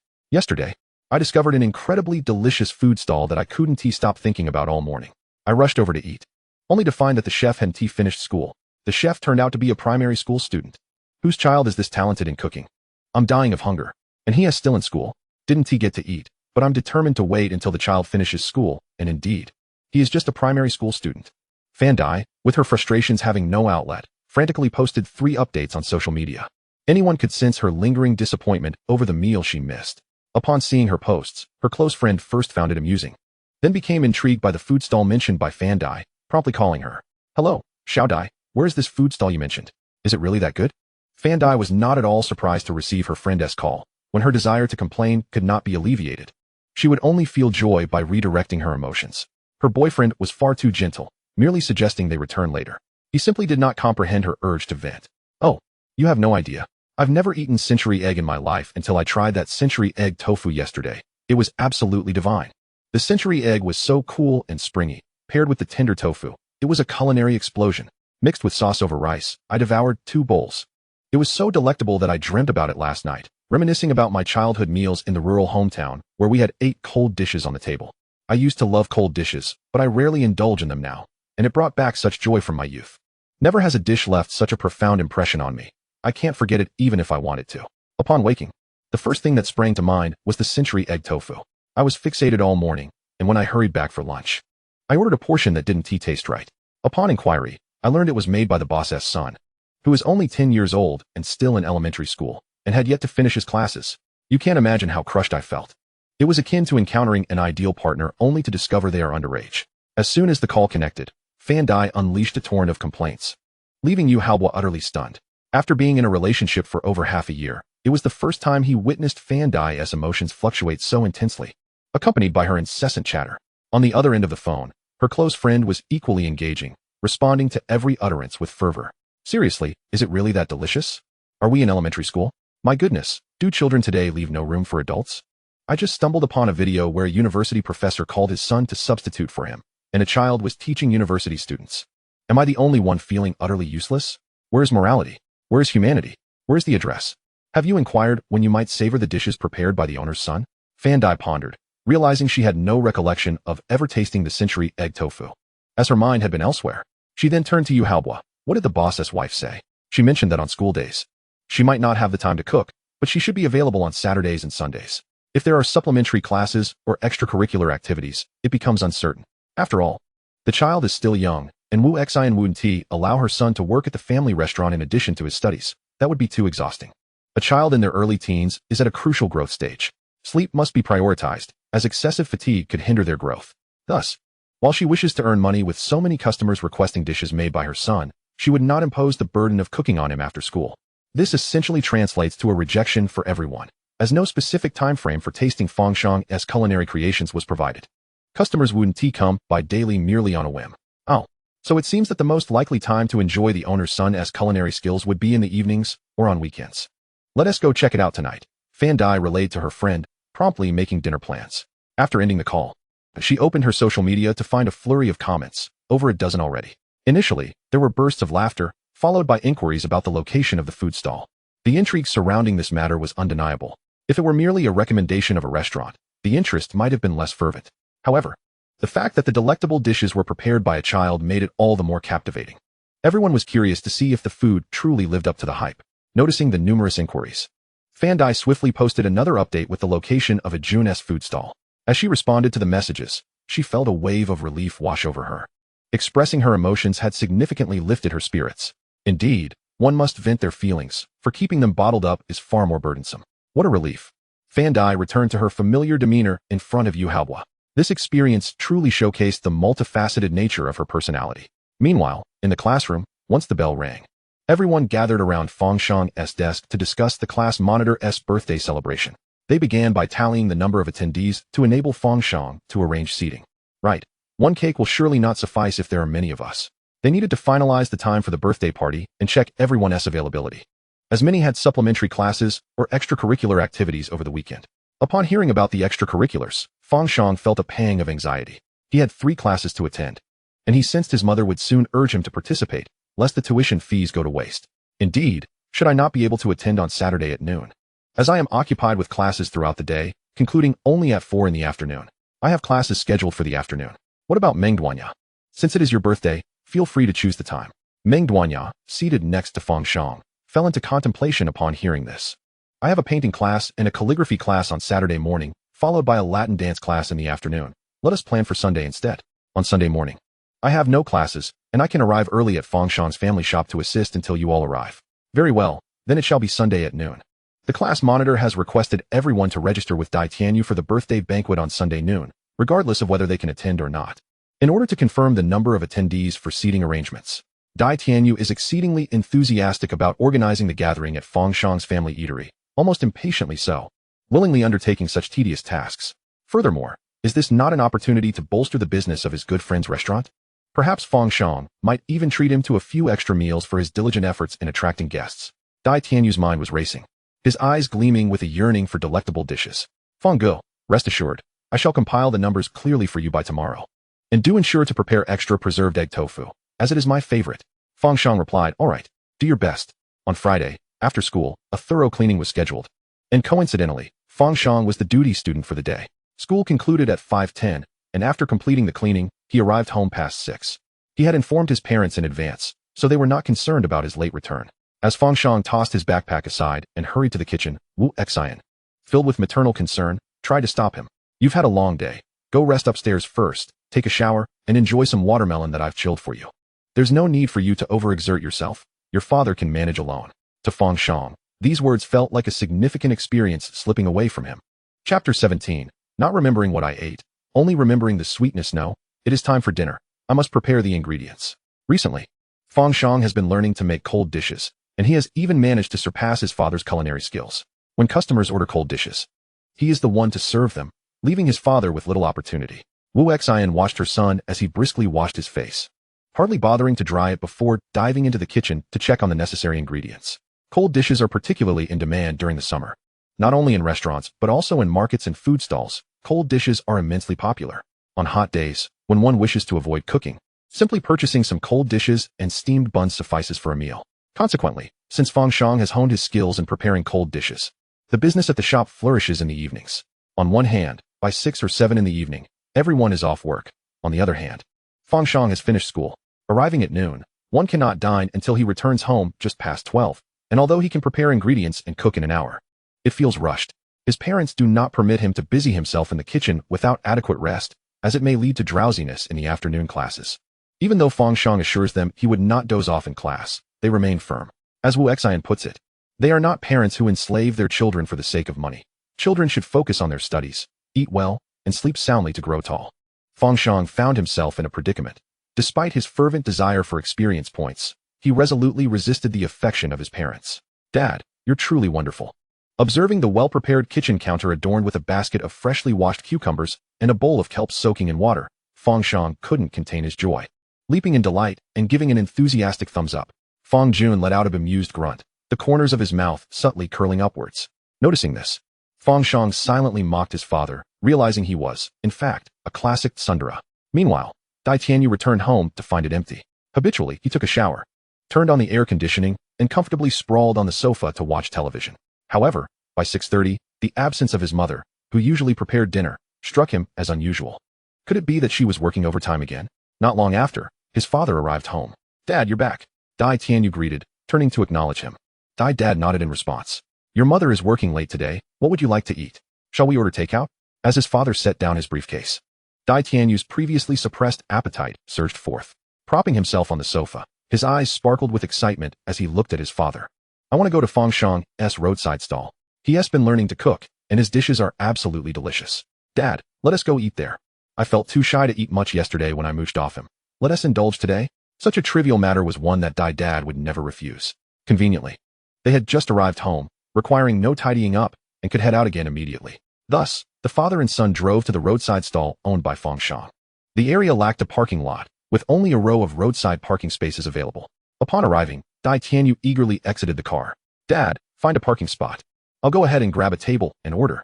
His eyes widened as he noticed the multitude of electric scooters parked outside the restaurant. The thought of a crowded venue with no available seating made him anxious. He hurriedly dashed inside. Upon his entrance, Wu Xian warmly welcomed him. Tianyu, you've come. Are you here alone to see Fang Shang? No. I'm here with my dad for dinner. Auntie Xian, do you have a table available? Yes. There's a 2-person table near the kitchen. It's not the best spot, but I can tidy it up for you. Wu Xian glanced around, noting that the restaurant was already bustling with customers, leaving only the 2-person table under the kitchen window unoccupied, typically reserved for family meals and rest. Currently cluttered with miscellaneous items. That's fine, as long as there's somewhere to sit. What has Shang Gu prepared today? Let us have one of everything. Wu Xian couldn't help but chuckle at the child's enthusiasm, bemused by his grand appetite. He has made quite a few dishes today, and even crafted a menu on a small blackboard. Take a look and see what you'd like to eat. Dai Tianyu rushed over to inspect the offerings. The small blackboard displayed an array of dishes: century egg tofu, cold cucumber salad, cold bean sprout, and kelp salad, garlic pork slices, cold noodles, liang pi, cold spinach with enoki mushrooms, cold stir-fried asparagus. Indeed, there was quite an assortment. Thus, Dai Tianyu began to select. Auntie Xian, I'd like 1 serving of liang pi, 1 serving of garlic pork slices, 1 serving of century egg tofu, 1 serving of cold asparagus, and 1 serving of bean sprout and kelp salad. All cold dishes, huh? Although Wu Xian was aware of her son's culinary skills, she couldn't help but feel a twinge of sympathy for the father of her child as she surveyed the array of cold dishes laid out before them. Throughout the evening, aside from the cold dishes and soup, It seemed there were hardly any hot dishes to be seen. The child's father had become little more than a kitchen helper, bustling about to serve. Each time she delivered the menu, she felt the weight of his resentful gaze, sharp as a dagger. Rest assured, Aunt Xin. If we can't finish it, we'll take it home, he chuckled. The garlic pork was a new dish, while the other cold dishes had already been sampled by him the previous day. Following this, Dai Tianyu ordered a new dish alongside one of his favorites. Before long, Dai Ba arrived, noting that his son had ordered well without a word of inquiry, and greeted Fang Ba and Fang Ma before settling down. The cold dishes, prepared in advance, were soon served, 3 in quick succession. Dai Ba looked astonished at Dai Tianyu. You ordered several dishes. Why are there only 3 cold dishes? 5. And there are still 2 cold dishes yet to come, replied Dai Tianyu. Dai Ba, bewildered, exclaimed, why on earth did you order so many cold dishes? Although he enjoyed cold dishes during the summer, 5 at once seemed excessive. Dad, just give it a taste, and you'll understand. Observing the look of disbelief on his father's face, Dai Tianyu deftly picked up a piece of garlic pork and offered it to his father. This was a testament to his confidence in his brother's culinary prowess. As Dai Ba's mouth instinctively chewed, he was momentarily taken aback. The pork, with its perfect balance of fat and lean, was sliced thinly, glistening slightly, and enveloped in cucumber shreds and a vibrant red dipping sauce, which burst with a rich garlic flavor upon contact. The intense garlic and spicy sauce created a delightful contrast that spread across his palate, instantly showcasing the allure of Sichuan cuisine. As he continued to chew, the silky texture of the pork astounded him. Neither greasy nor tough, it was perfectly tender, complemented by the crisp and refreshing cucumber, making it utterly delectable to the point of leaving him speechless. He could only savor it in silence. The exquisite taste evoked memories of his first date with his wife, where they had also dined on Sichuan cuisine. They sat in a restaurant. Though he couldn't recall the specific dishes consumed, his mind was consumed with thoughts of her, making him forget to serve himself. It was she who had filled his plate, reminding him of the joys of dining. He had forgotten the food, only retaining the sweetness of the moment. Chapter 18. It all came rushing back, every detail. Reflecting on that sweet memory softened Dai Ba's gaze as he looked at their child, filling him with a profound tenderness. He dismissed any concerns about Dai Tianyu ordering 5 cold dishes. What is the big deal? If the child enjoys it, let him indulge, he thought. The flavor is truly delightful. You must try it. The pork was devoid of the usual off-putting odor, exuding an exceptional aroma. Its texture was perfectly tender, melting in the mouth without being chewy, just right. Paired with the crisp cucumber shreds, it was a culinary delight. The cucumber not only alleviated the richness of the pork, but also enhanced the overall experience. Tender meat and crisp cucumbers, accompanied by a richly spiced sauce infused with garlic, possessed neither an overpowering acidity nor a lack of freshness and heat. Rather, they tantalized the palate with a delightful spiciness. After savoring a bite, Dai's father couldn't help but smacking his lips, yet he soon felt a twinge of uncertainty. He had dined at Ajun's eatery before, after parent-teacher meetings. Their families often shared tables, indulging in meals at Fang's bustling establishment. He was well aware of Fang Jun's culinary skills, but this was beyond what he had previously experienced. Pondering this, he voiced his curiosity. Has Fang invited a master chef? The flavors are astonishing. As he spoke, he picked up another piece of garlic pork and devoured it in one swift motion. The substantial slices of pork enveloping strands of cucumber, dipped in the accompanying sauce, created a remarkable sensation of indulgence. Dai's father closed his eyes in delight, while Dai Tianyu, with his mouth full, began to mumble incomprehensibly. Don't speak while chewing. It's impolite and quite unappetizing, Dai's father expressed with a hint of exasperation, the fleeting warmth of paternal affection dissipating almost instantly.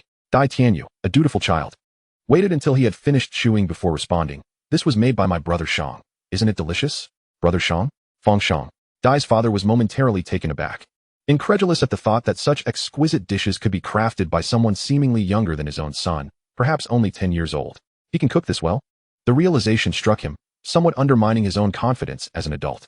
Indeed, I returned from school yesterday with Brother Shang and even assisted him. I witnessed the entire process. Just then, Wu Xian arrived with the remaining 2 cold dishes, prompting Dai's father to inquire, Wu Xian, is it true that these cold dishes were prepared by your son Fang Shang? They are extraordinary, surpassing any cold dish I've ever tasted. His praise was sincere. For Fang Shang's culinary creations were truly a feast for the senses. Visually, the pristine slices of pork looked neither greasy nor unappetizing, artfully arranged on a 12-inch circular platter, crowned with a small mound of cucumber shreds. The vibrant green of the cucumbers was striking against the white of the pork, igniting one's appetite. Half a bowl of red, garlic-infused sesame sauce was then poured over the dish, enveloping the meat and cucumbers in a luscious coating that heightened its allure. In all honesty, while cold dishes typically lack intense aromas, Their vivid colors were undeniably appetizing, beckoning one to indulge. The moment the food touched the tongue, a refreshing chill reminiscent of summer swept through, dispelling the remnants of heat from within. It certainly whetted the appetite considerably. Oh, it's nothing. Children often enjoy cooking. Recently, he has been learning from his father, and it seems he possesses a bit of talent, Wu Xian modestly remarked, usually quite boastful in private, yet instinctively humbled in the presence of Fang Shang's peers. A bit of talent? This is approaching the level of a master. Wherever could one find such praise? The child is still young and cannot withstand such flattery. The parents exchanged humble words as the restaurant buzzed with patrons, prompting Wu Xian to promptly return to serving dishes. When Fan Dai arrived at the establishment with her best friend and boyfriend, they were greeted by a throng of customers, leaving no available tables in sight. Her friend finished work at 6:30, and Yu Haiba, after picking up his girlfriend, hurried to fetch her friend before racing to the bustling Ajun stall. Caught in the peak hour traffic, by the time they reached home, it was already past 7, and the lack of seating was inevitable. Wow, the business is thriving.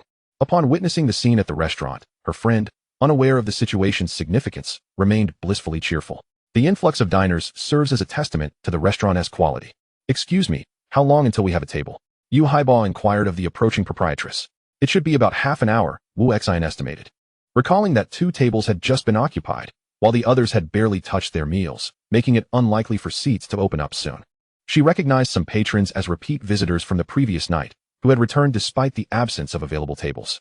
Noticing their disappointed expressions, Wu Xian recalled that some residents of the community enjoyed the cold dishes prepared by her son, often opting to take them home when the restaurant was crowded. Cold dishes are convenient for takeout, remaining palatable even if consumed later, especially when stored in the refrigerator.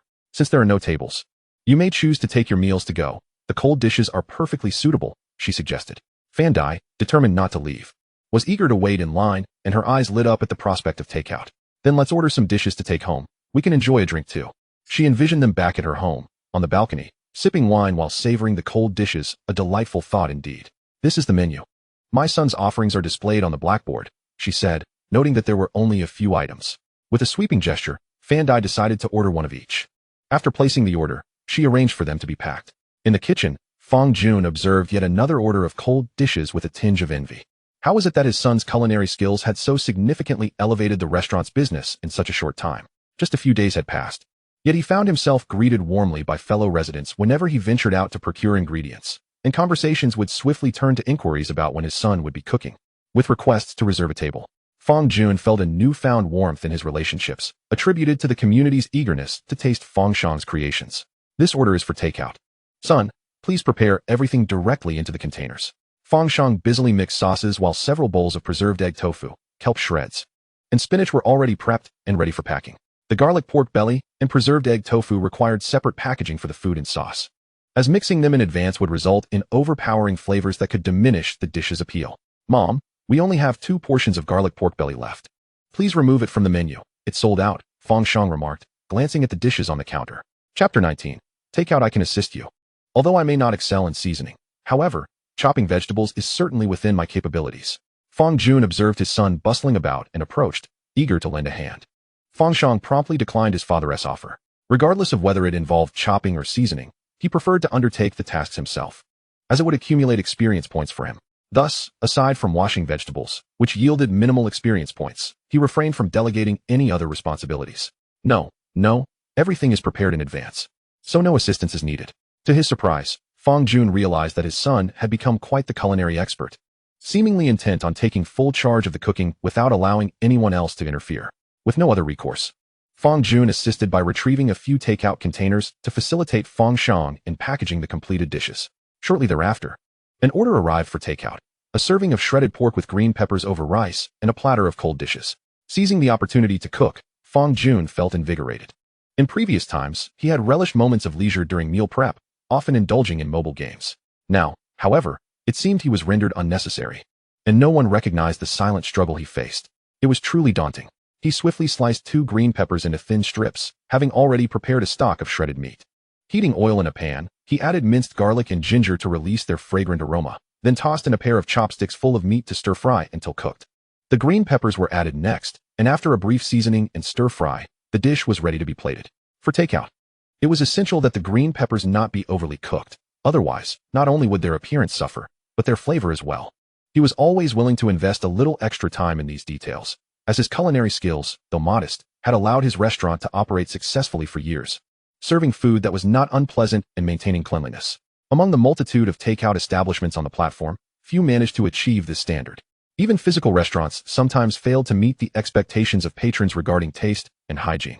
For those workers who relied on takeout during meal times or wished to avoid cooking, discovering a delicious takeout venue was truly a rare fortune. Fang Shang was one such individual. Whenever he encountered a takeout place with decent flavors, he would immediately save it for future reference. His work was already exhausting enough. He felt that eating poorly would render his situation even more dismal than that of a beast of burden. Amidst the tedious tasks, his most anticipated moments were those spent enjoying a meal, which provided him with a breath of fresh air and a balm for his spirit. This evening, he anticipated another late shift and felt a pang of hunger. He took out his phone to order takeout, only to find that his usual fried noodle place was closed, leaving him at a loss for what to eat. He randomly selected a takeout option from an establishment that also offered dine-in services and resumed his work. Although he was already opting for takeout, he still yearned for something of quality. Many establishments that specialized solely in takeout were rumored to have questionable hygiene and primarily relied on pre-prepared dishes. In contrast, restaurants with dining options at least provided a semblance of safety. Thus, he always checked the status of the merchandise establishment before placing his order. In less than half an hour, his takeout arrived. 1 container of rice and 1 platter of cold dishes. As he opened the warm packaging, a wave of steam met him, and upon inspecting the vibrant color of the green peppers, he felt reassured that they were not pre-prepared items. Then, he opened the cold dish. As soon as he unveiled the cold platter, Fang Shang felt a surge of vitality. There is nothing extraordinary about it. It is simply something he has never tasted before. A few strips of cold cucumber, a hint of seaweed, and some bean sprouts tossed together, accompanied by spinach and enoki mushrooms, along with a bit of cold stir-fried celery and cold noodles. Although the portions are modest, the variety is abundant. Truth be told, he had anticipated a cold dish platter resembling the typical offerings at a marinated food shop, items like dried tofu, cucumber, shredded tofu, peanuts, and celery haphazardly assembled. He did not expect these dishes to far exceed his expectations. No wonder it costs 20 for a serving. Fang Shang was pleasantly surprised. These cold dishes appeared truly delightful. Their vibrant colors and pronounced tangy and spicy flavors caused his mouth to water just from the aroma. Eagerly, he picked up a pair of chopsticks and sampled the seaweed mixed with mung bean sprouts. Instantly, the sharpness of vinegar spread across his palate, and his mouth watered even more. As he chewed, the silken tenderness of the seaweed combined with the crispness of the mung bean sprouts created a novel sensation he had never experienced before. How delicious this is! The surprise was overwhelming. The piquant kick of the small chili peppers mingled with the umami of the soy sauce, flooding him with a long-lost sense of happiness. He savored the taste of home. These were merely ordinary ingredients, all vegetarian, yet they provided an unparalleled sense of comfort, even more satisfying than meat. A bite of the sour and spicy seaweed and bean sprouts invigorated Fang Shang considerably, igniting his appetite. He lifted the bowl of sautéed green pepper and pork, devouring a generous mouthful. As he chewed, he couldn't help but wonder, how could the flavor of the dishes from the same restaurant differ so greatly? The taste of the sautéed green pepper and pork simply could not compare to that of the cold dishes. One could be described as average, while the other was bursting with flavor. The disparity in quality was astonishing, akin to a cheat code in a game. He continued to eat the cold dishes before moving on to the rice, further amplifying the flavor contrast. Fang Shang quickly took another bite of the shredded celery, his eyes narrowing in delight. This was truly delectable. He had never encountered such a crisp texture in celery. How could it be so crunchy? It was reminiscent of the texture of a prized vegetable. The flavor was mild and devoid of the bitterness typically associated with celery.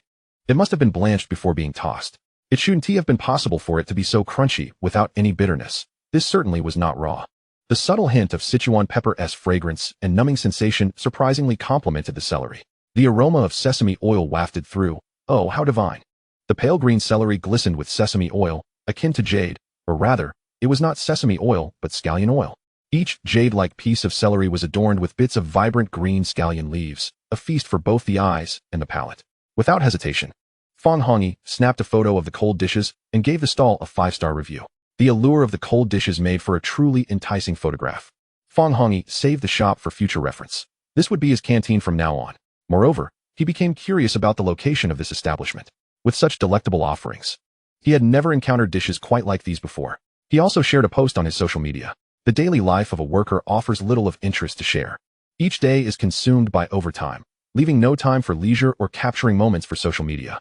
The last time he posted on social media was when a new tea shop opened, and he received 30 likes, earning a complimentary cup of lemonade. His routine lacked any noteworthy anecdotes. This was a rare occasion. He indulged in a meal accompanied by cold dishes, feeling pleasantly full. The long-absent joy of dining at home enveloped him, lifting his spirits. Even the once-dreaded task of redoing spreadsheets lost its irritability. How delightful the food was. His fingers danced upon the keyboard, and Fang Hongi unconsciously smacked his lips, a sense of reflection washing over him. Just a second before completing his work, he resolved that if he didn't have to work overtime on Saturday, he would visit the shop to savor those cold dishes. Chapter 20. What a conversation. How exhausting. At last, the dishes were sold out, and after closing the doors, Fang Shang collapsed wearily into a chair. He had been overly ambitious. His mind was solely focused on gaining experience points, scarcely considering the capabilities of his novice hands. When there were fewer customers, it was manageable.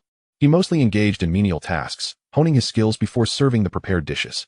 Today, he heard that many returning customers specifically sought out his cold dishes, prompting him to include the few dishes he had mastered on the menu. With a greater variety of dishes came longer preparation times, complicating the process. Fortunately, cold dishes were relatively simple. Once the ingredients were ready, it was merely a matter of mixing. Yet, this still left him considerably fatigued. Reality was not akin to a systematic learning environment, where one could remain in an optimal state, free from fatigue or hunger. After a high-intensity dinner service, his hands ached to the point of immobility. The allure of incrementally increasing experience points was irresistible. He knew all too well the exhaustion that accompanied constant busyness. However, witnessing the notifications of experience points accruing was akin to seeing wealth accumulate. He understood precisely what experience points could bring him. The reward of a cooking tutorial upon leveling up had already transformed his culinary skills dramatically, and business at home had been flourishing. He could hardly fathom how exquisite his dishes would be once he truly became a culinary master. Perhaps, akin to those showcased on television, his creations would fetch astronomical prices. Merely contemplating such a brilliant future fueled his ambition. How could he possibly pause? The desire for success was palpable, and with opportunity within reach, who could resist exerting effort? Feeling the fatigue in his arms and sensing the disapproving gazes of his parents, Fang Shang recognized his impatience. Fearing his parents might perceive his culinary passion as a distraction from his studies and detrimental to his health, he quickly complained, I didn't realize cooking could be so exhausting. Tomorrow, I want to prepare so many dishes, it nearly exhausts me. It had been said that being a chef was no simple task, far more tiring than school. Upon hearing his father's words, Fang Shang relaxed and retorted, Not at all. School is still more exhausting. Cooking is enjoyable. Fang Jun and Wu Xin exchanged glances, the latter's expression silently questioning. Didn't you say allowing him to experience the hardships of being a chef would encourage him to focus on his studies? Were it not for the belief in letting their child endure some hardships, she would not have permitted him to labor so vigorously in the kitchen, chopping and preparing ingredients for cooking. The outcome has left him utterly exhausted. Indeed, he feels completely drained, and the desired effect remains unattained. Fang Jun is drenched in cold sweat from being scrutinized. He casts a reassuring glance at Wu Xin, urging her to remain composed. If she does not perceive the hardship, they shall continue tomorrow. Fang Shang, momentarily regained his senses, realizes he had misspoken. Goodness. His parents have not abandoned their mission to make him experience the toil of cooking versus the rigors of education. Faced with their unyielding gaze, Fang Shang silently suppresses his inclination to mention that he only wishes to prepare 2 dishes tomorrow. Very well, what about the extracurricular classes? And the Sunday Math Olympiad class? It seems he will scarcely have time for those either. The thought of attending such classes fills him with despair. Why do parents enroll their 5th-grade children in Math Olympiad classes? It is utterly taxing. He is not cut out for academics in any lifetime. His admission to university can solely be attributed to his diligent efforts. Wu Xin contemplates, but ultimately chooses silence. The aspiration for one's child to thrive does not hinge on a mere moment. Parents strive to cultivate an optimal learning environment for their children, wishing for them to ascend to heights greater than their own, yet they seldom inquire whether the child desires this. In their eyes, the child is still young and unaware. If other children are learning, they fear their own will be left behind. From the parent's perspective, providing superior education and living conditions reflects their unspoken love. By the way, tomorrow morning your mother will take you to purchase a tablet, which will facilitate both learning and online courses. Haven't you always wanted one? Very well, it's settled then. Now, go rest. Fang Shang nodded obediently and ascended to his room. The restaurant may be closed to the public, but there remains much work to be done, cleaning, tidying the kitchen, and a plethora of pots and pans await. The couple toiled until 11 o'clock before retiring for the night. At 5 in the morning, Fang Jun quietly rises to procure fresh ingredients. Sourcing affordable and fresh produce is his top priority each day, for the quality of the ingredients is crucial to the flavors of the dishes. As his father often says, when culinary skills fall short, quality must compensate. Fresh ingredients ensure that even the simplest stir-fry will not be unpleasant. Poor quality vegetables only exacerbate the already lackluster flavors. Fang Jun shakes his head, pondering why he has been reminded of his father so frequently of late. Perhaps the old man misses him. He resolves to call later. By Saturday, with more patrons taking a break, customers arrive before 11 o'clock. Today, Fang Shang's menu is once again impressive. Last night, he learned 2 new dishes while asleep: qianlong cabbage and cold-dressed eggplant, together with yesterday's spinach with enoki mushrooms and garlic sauce pork. He has a total of 4 dishes. Though Wu Xin feigns toughness, encouraging her child to endure hardships, she cannot help but feel a pang of sympathy seeing her son so exhausted. Upon glancing at the small blackboard listing the 4 dishes, she refrains from comment. "Oh, you can even make qianlong cabbage?" Fang Jun teases, glancing at the menu Fang Shang has written. Sometimes, his playful banter with children is simply his passion.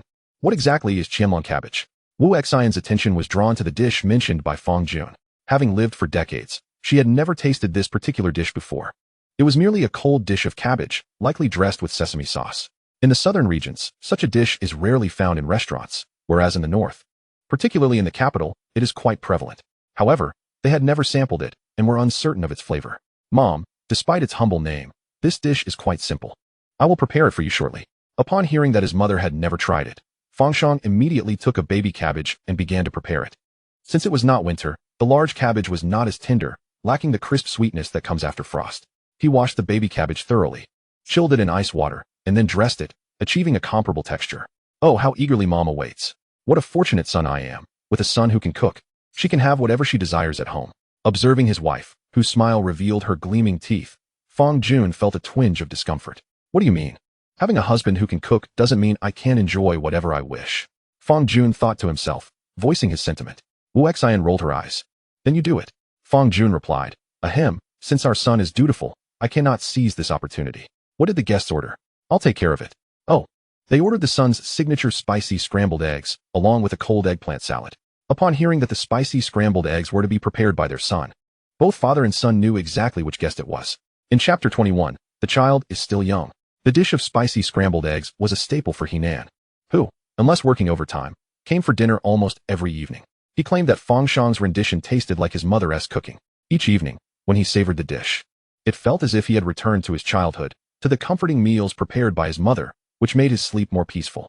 Fang Shang nearly lost his composure upon hearing this. The culinary talent he possessed almost made him feel as if he were being called mom by an older man. Through days of experimentation, he discovered that the influence of culinary talent on diners was closely related to their emotional experiences. Take Henan, for example.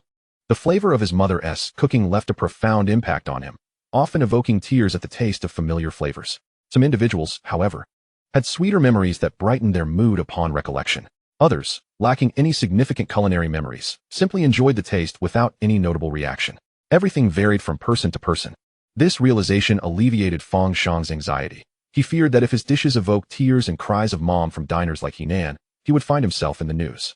It wasn't tea evening, but midday. Perhaps they were taking a break, and was it not permissible for them to have a day off? Fang Shang casually remarked. But Fang Jun seized every opportunity to respond. Observing the shift in his status as head chef and the encroachment of his son's role as the favored cook in his wife's eyes, he felt a deep sense of resentment. Fang Shang suspected his father might be experiencing a midlife crisis, but he chose to remain magnanimous. Picking up the washed chilies to begin his preparation.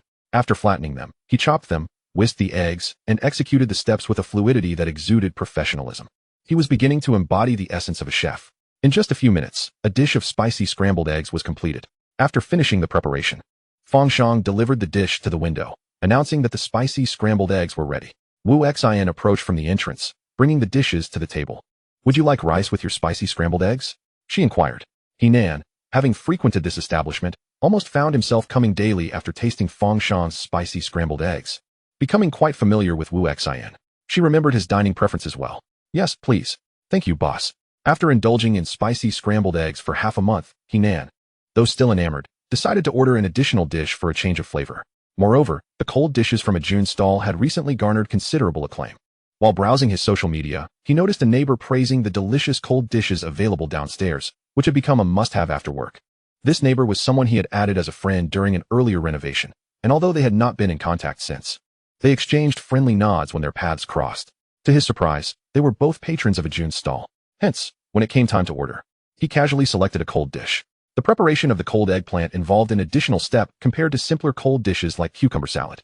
The washed and cut eggplant needed to be steamed until tender before it could be dressed. The plump purple eggplants were sliced into 3 cylindrical pieces, filling 3 layers of the steamer, and were then placed in the pot to steam. Once softened, the eggplant's vibrant purple skin dulled, indicating it was nearly ready. Following this, the eggplant was cooled by a fan, which Wu Xian had purchased earlier in the day from an electronics market, concerned about the sweltering kitchen heat and her son's well-being. Fang Jun couldn't help but feel a twinge of envy after laboring in the kitchen for so long through many summers. His wife had never thought to buy him a fan. Once cooled, the eggplant was carefully shredded into strips and arranged on a plate, topped with a pre-prepared sauce. It was essential to inquire about the customer's preferences for ingredients such as scallions, spiciness, and cilantro. Any dislikes had to be accommodated. Heenan enjoyed everything.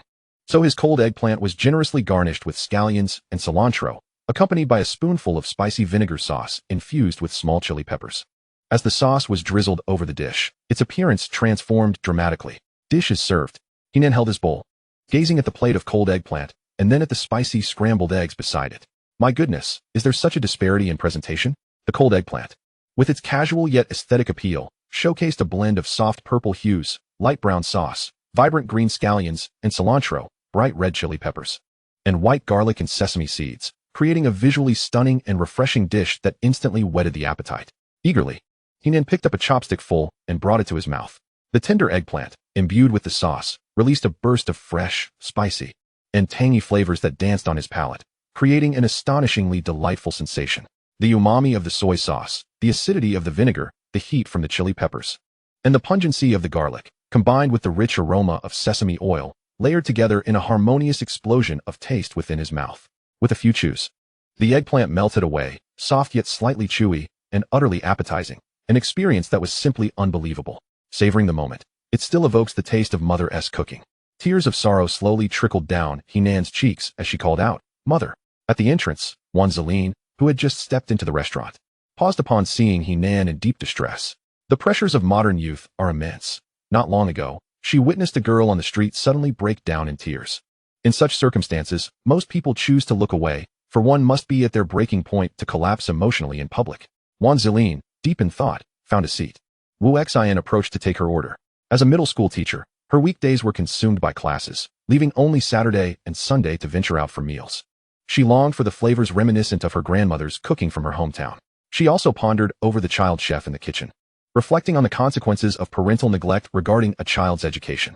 As a teacher, her sense of responsibility weighed heavily on her, and whenever she found a moment, she would come here.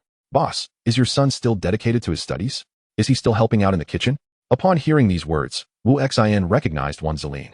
She was the one who had previously attempted to intervene with her son's studies, only to later retract her support. Glancing at the son busy preparing eggplant in the kitchen, she softly replied, "No, instead he has discovered his passion. He loves cooking immensely. Did you see the menu on the blackboard? That is his personalized menu. He refuses to let his father assist him, insisting on doing everything himself." This topic troubled her. When it came to cooking, she envisioned marrying a skilled chef. Yet, she also hoped her son would grow up to pursue more prestigious careers, like a police officer, a soldier, a doctor, or a teacher, professions that seemed to promise greater success than that of a chef. Why did he gravitate towards cooking? Was it a case of following in his father's footsteps? Sighing at the thought, Wu Xian felt a wave of exasperation. Wan Zeline recalled the mother's concerns about her son's culinary skills and sought to offer reassurance. He is still quite young. He appears to be only in 5th or 6th grade. What he enjoys now may change as he grows. Many people finish university without a clear direction for their future, so there is no need to worry excessively. Chapter 22. The surging takeout orders. True to her role as a teacher, Wan Zeline had a knack for comforting parents. Wielding her words with precision, Wu Xian had harbored similar thoughts, but perhaps not as clearly articulated as Wan Zeline's. After venting her frustrations, she found solace in Wan Zeline's perspective, which lifted her spirits considerably. Indeed, he was merely in the 5th grade. "Are you dining alone today? What would you like to eat?" "Yes, my friends are all busy. I'll have the garlic pork and qianlong cabbage, please," Wan Zeline ordered from Fang Shang's menu. And soon Fang Jun approached eagerly to take the order. Upon opening it, he found yet another order from his son. How infuriating. It seemed there was no room for him in the kitchen. It appeared that only takeout could save him now. The majority of takeout orders consisted of stir-fried dishes and rice bowls, which were all prepared by him. The variety of dishes he can make is still too limited. He cannot monopolize all of his orders. Fang Jun cast a sly glance at his son. What's that up to now? Fang Shang wondered. As mealtime approached, Fang Jun noticed an unusually high number of orders for cold dishes today. Fang Jun, deeply affected, found himself in a daze. But why? Today, the number of cold dish orders seemed to be unusually high. Saturday attracted both those who sought leisure and those who had to work. As mealtime approached, people adeptly opened their food delivery apps, meticulously selecting from a myriad of restaurants. They passed by the pig trotter rice and scrolled past the yellow braised chicken rice. Craving stir-fry, he clicked into a Jun's stall, glanced at the menu, and then perused the reviews. Merely viewing product images was insufficient. Those were mere seller showcases. One must delve into the comments for authentic buyer feedback to avoid disappointment. After all, a subpar takeaway not only incurs financial loss, but also diminishes one's spirits. Upon entering a Jun's comment section, diners discovered a 5-star review from Fang Hongyi, complete with enticing photos. His description of a cold dish, accompanied by a 200-word narrative of its flavors, captivated many. Each cold dish in the photograph radiated vibrant colors, appearing both refreshing and tempting. Thanks to the high resolution of his phone, these images ignited a desire to indulge, and the accompanying text subtly influenced diners' choices. Orders for cold dish platters, paired with rice or steamed buns, began to pour in, leaving Fang Jun feeling betrayed by the delivery service. He watched his son, whose knife skills were swiftly becoming proficient, and surreptitiously recorded a video of him in action, posting it on his social media account with the caption, "My 10-year-old son finds studying tiresome. So I let him experience the effort of cooking in a kitchen exceeding 30 degrees. Let him see which is more exhausting, cooking or studying. He did so well that I found myself with no work left to do. Can anyone offer me advice?" After sharing the video, Fang Jun paid little attention and returned to washing vegetables. His role in the kitchen had been relegated to that of a mere assistant as long as his son was present. He could occasionally take the helm to stir-fry a few dishes, but with summer upon them, everyone craved cold dishes. Once dawn broke, the restaurant would still rely on his culinary skills. He quickly reassured himself. Meanwhile, diners who received their orders, upon savoring the flavors of the cold dishes, inundated a Jun's comment section with a surge of positive feedback and images. A glance at the recent comments revealed a plethora of photographs praising the deliciousness of the cold dishes. Each picture elicited mouth-watering reactions. Wow, how can this cabbage be so delectable? Today, with a limited supply of cold dishes, Fang Jun resorted to using plastic bags for packing, ensuring that each item retained its distinct flavor despite the rudimentary packaging. Moreover, using plastic bags for cold dishes was a common practice for those who had visited offline delicatessens. It evoked no special feelings. At most, one would think of a meal packed in plastic bags, which looked rather simple. However, once the food reached their mouths, all other thoughts dissipated. In the spacious office area, a man's exclamation drew the attention of colleagues who had been lazily enjoying their lunch. Some approached, bowls in hand, while others turned their gazes toward the source of the commotion, all eager for further elaboration. What made the cabbage so delicious? Everyone was eating, and naturally, they were curious about what was so appealing. Who would not prefer a delightful meal over a mediocre one? It's this qianlong cabbage. The man, being a native of the north, was quite familiar with this cold dish, and to his surprise, he found a taste of his hometown in a southern city like Jiaqing. In that instant, a wave of nostalgia washed over him, and his expression reflected profound sentiment. The flavor was authentically exquisite. The cabbage was remarkably fresh and crisp, bursting with juice upon the first bite. The sesame sauce was skillfully blended, even surpassing the offerings of the restaurants back home. A single leaf of cabbage vanished into his stomach within moments, the crisp crunch echoing in the office, drawing increasing curiosity from onlookers. What is it? I have never tasted qianlong cabbage. Let me have a bite. No way. I have finally savored the taste of home. This dish is off limits. There are other cold dishes nearby. The man firmly cradled the qianlong cabbage. Everyone understood his sentiment. The toil of being away from home naturally stirred thoughts of one's roots. Being able to enjoy the flavors of home alleviated his homesickness, which was already a blessing. What restaurant is it? Just listening to you eat is making me crave it. It feels like hearing a rabbit munching on cabbage. It's called a Jun's stall. Order the cold dish platter, he replied, recalling that the cold dishes he ordered seemed different from those displayed in yesterday's comment section. It appeared that the restaurant's cold dishes were randomly selected, as the platter in the comments did not resemble what he had. Wow, so many varieties, exclaimed a colleague who had yet to order, opening a food delivery app to search for a Jun's stall.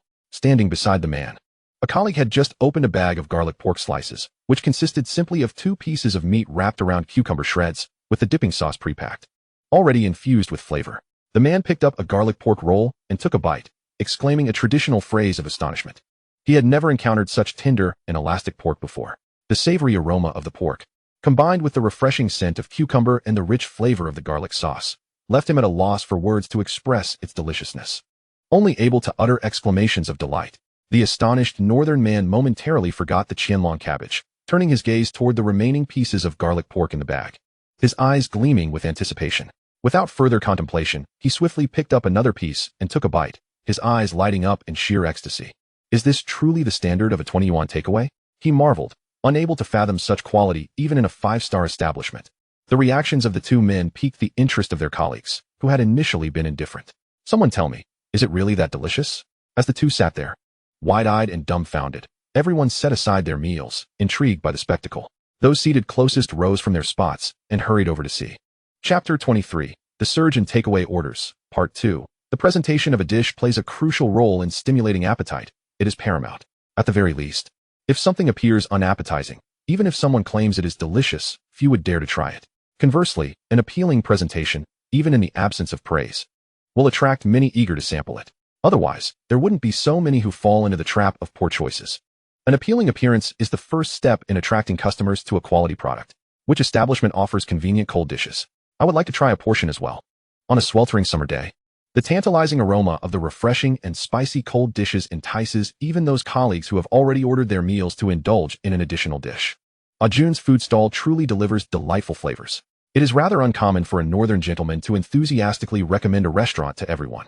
The desire to share his discovery is gratifying, as he observes his peers savoring his recommendation, which brings him immense joy. This sentiment mirrors the experience of sharing something you cherish with others, only to find that they too appreciate it, leading to admiration for your exquisite taste, which yields the utmost emotional satisfaction. Orders have been placed, and I eagerly anticipate tasting the fare. I am utterly tempted. I too have placed an order, and it seems the portions are manageable enough to finish. Should there be any leftovers, they won't spoil, as the office is air-conditioned, allowing for a convenient snack whenever hunger strikes. The flavors are robust, and in our office area, with 20 to 30 individuals seated in close proximity, conversations flow as colleagues take breaks and enjoy their meals together. In Jun's kitchen, Fang Jun gazes at the seemingly endless stream of outgoing orders, questioning whether the machine might be malfunctioning. How could there possibly be so many orders at once? Previously, there had been instances of the machine jamming and generating empty orders. Perhaps it is jammed again. Wiping the grease from his hands, Fang Jun approaches and picks up the order slips that have fallen to the floor, only to discover they are not blank pages, but filled with orders. Is there an unusually high volume of traffic for the delivery shop today? Fang Jun, astonished, begins to examine each order, confirming they are indeed from different accounts, yet all directed to the same address. Son, come here and take a look. All these delivery orders are for cold dish platters, all to the same address. Should we make a call to inquire? Fang Shang glances at his father in surprise upon hearing this.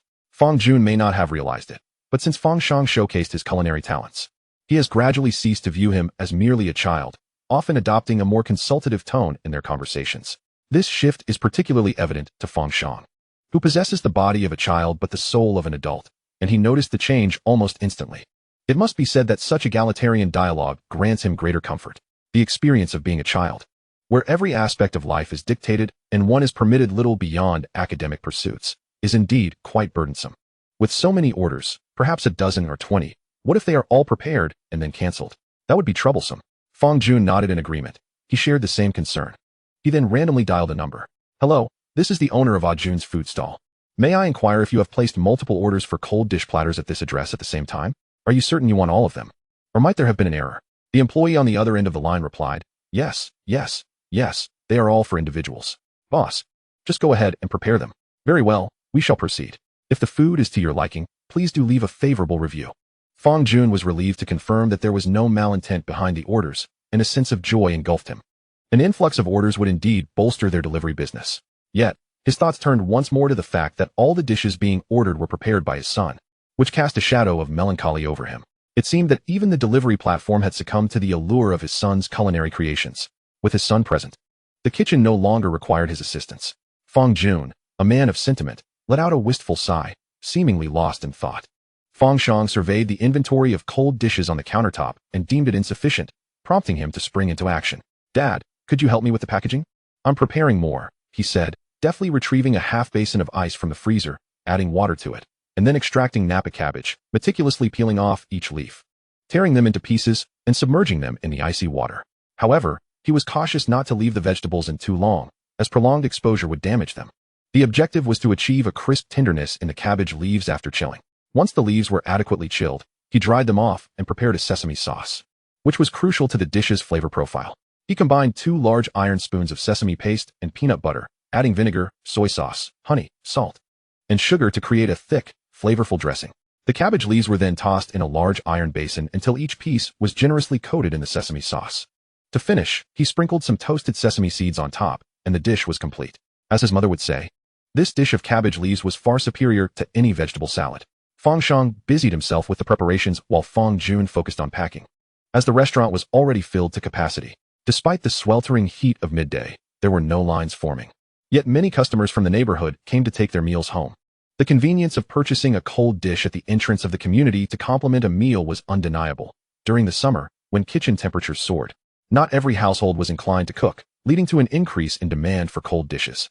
The surge in takeout orders brought several delivery personnel to the restaurant, as one individual could not carry all the orders alone. Noticing the same address on multiple orders, the delivery workers exchanged surprised glances at the unassuming little restaurant. Such a high volume of orders was typically seen at bubble tea establishments, or occasionally from companies placing large meal orders. It was unexpected to see a small eatery generating such a significant number of cold dish orders. Could it be that the dishes were exceptionally delicious? One of the delivery workers took a moment to glance into the kitchen, where he observed a young boy, gloved hands vigorously mixing the cold dishes in a stainless steel basin, while an adult clad in a chef's uniform busily packaged the orders. The delivery worker couldn't help but glance back repeatedly, intrigued by the peculiar sight of a child preparing the food while the chef managed the packaging. Time was of the essence, and once the orders were packaged, the delivery worker, noticing the order number, quickly braved the scorching sun to make his deliveries. This type of order was advantageous. One trip equated to delivering multiple orders.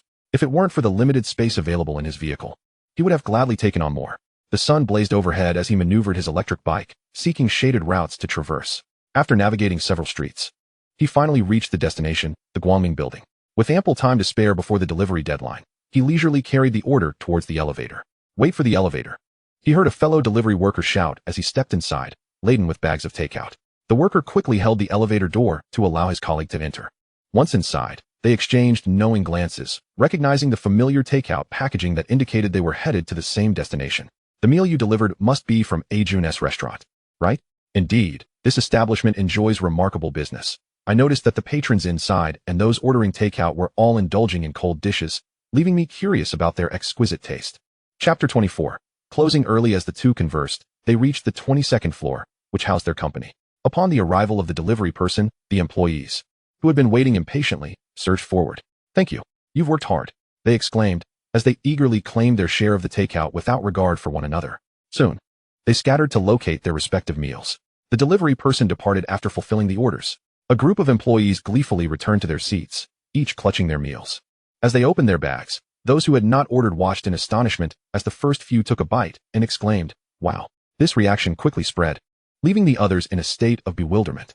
Is it really that exaggerated? It's just a cold dish. A man, uninterested in cold dishes, rolled his eyes in annoyance, baffled by their over-the-top reactions. It's truly delicious. You must try it.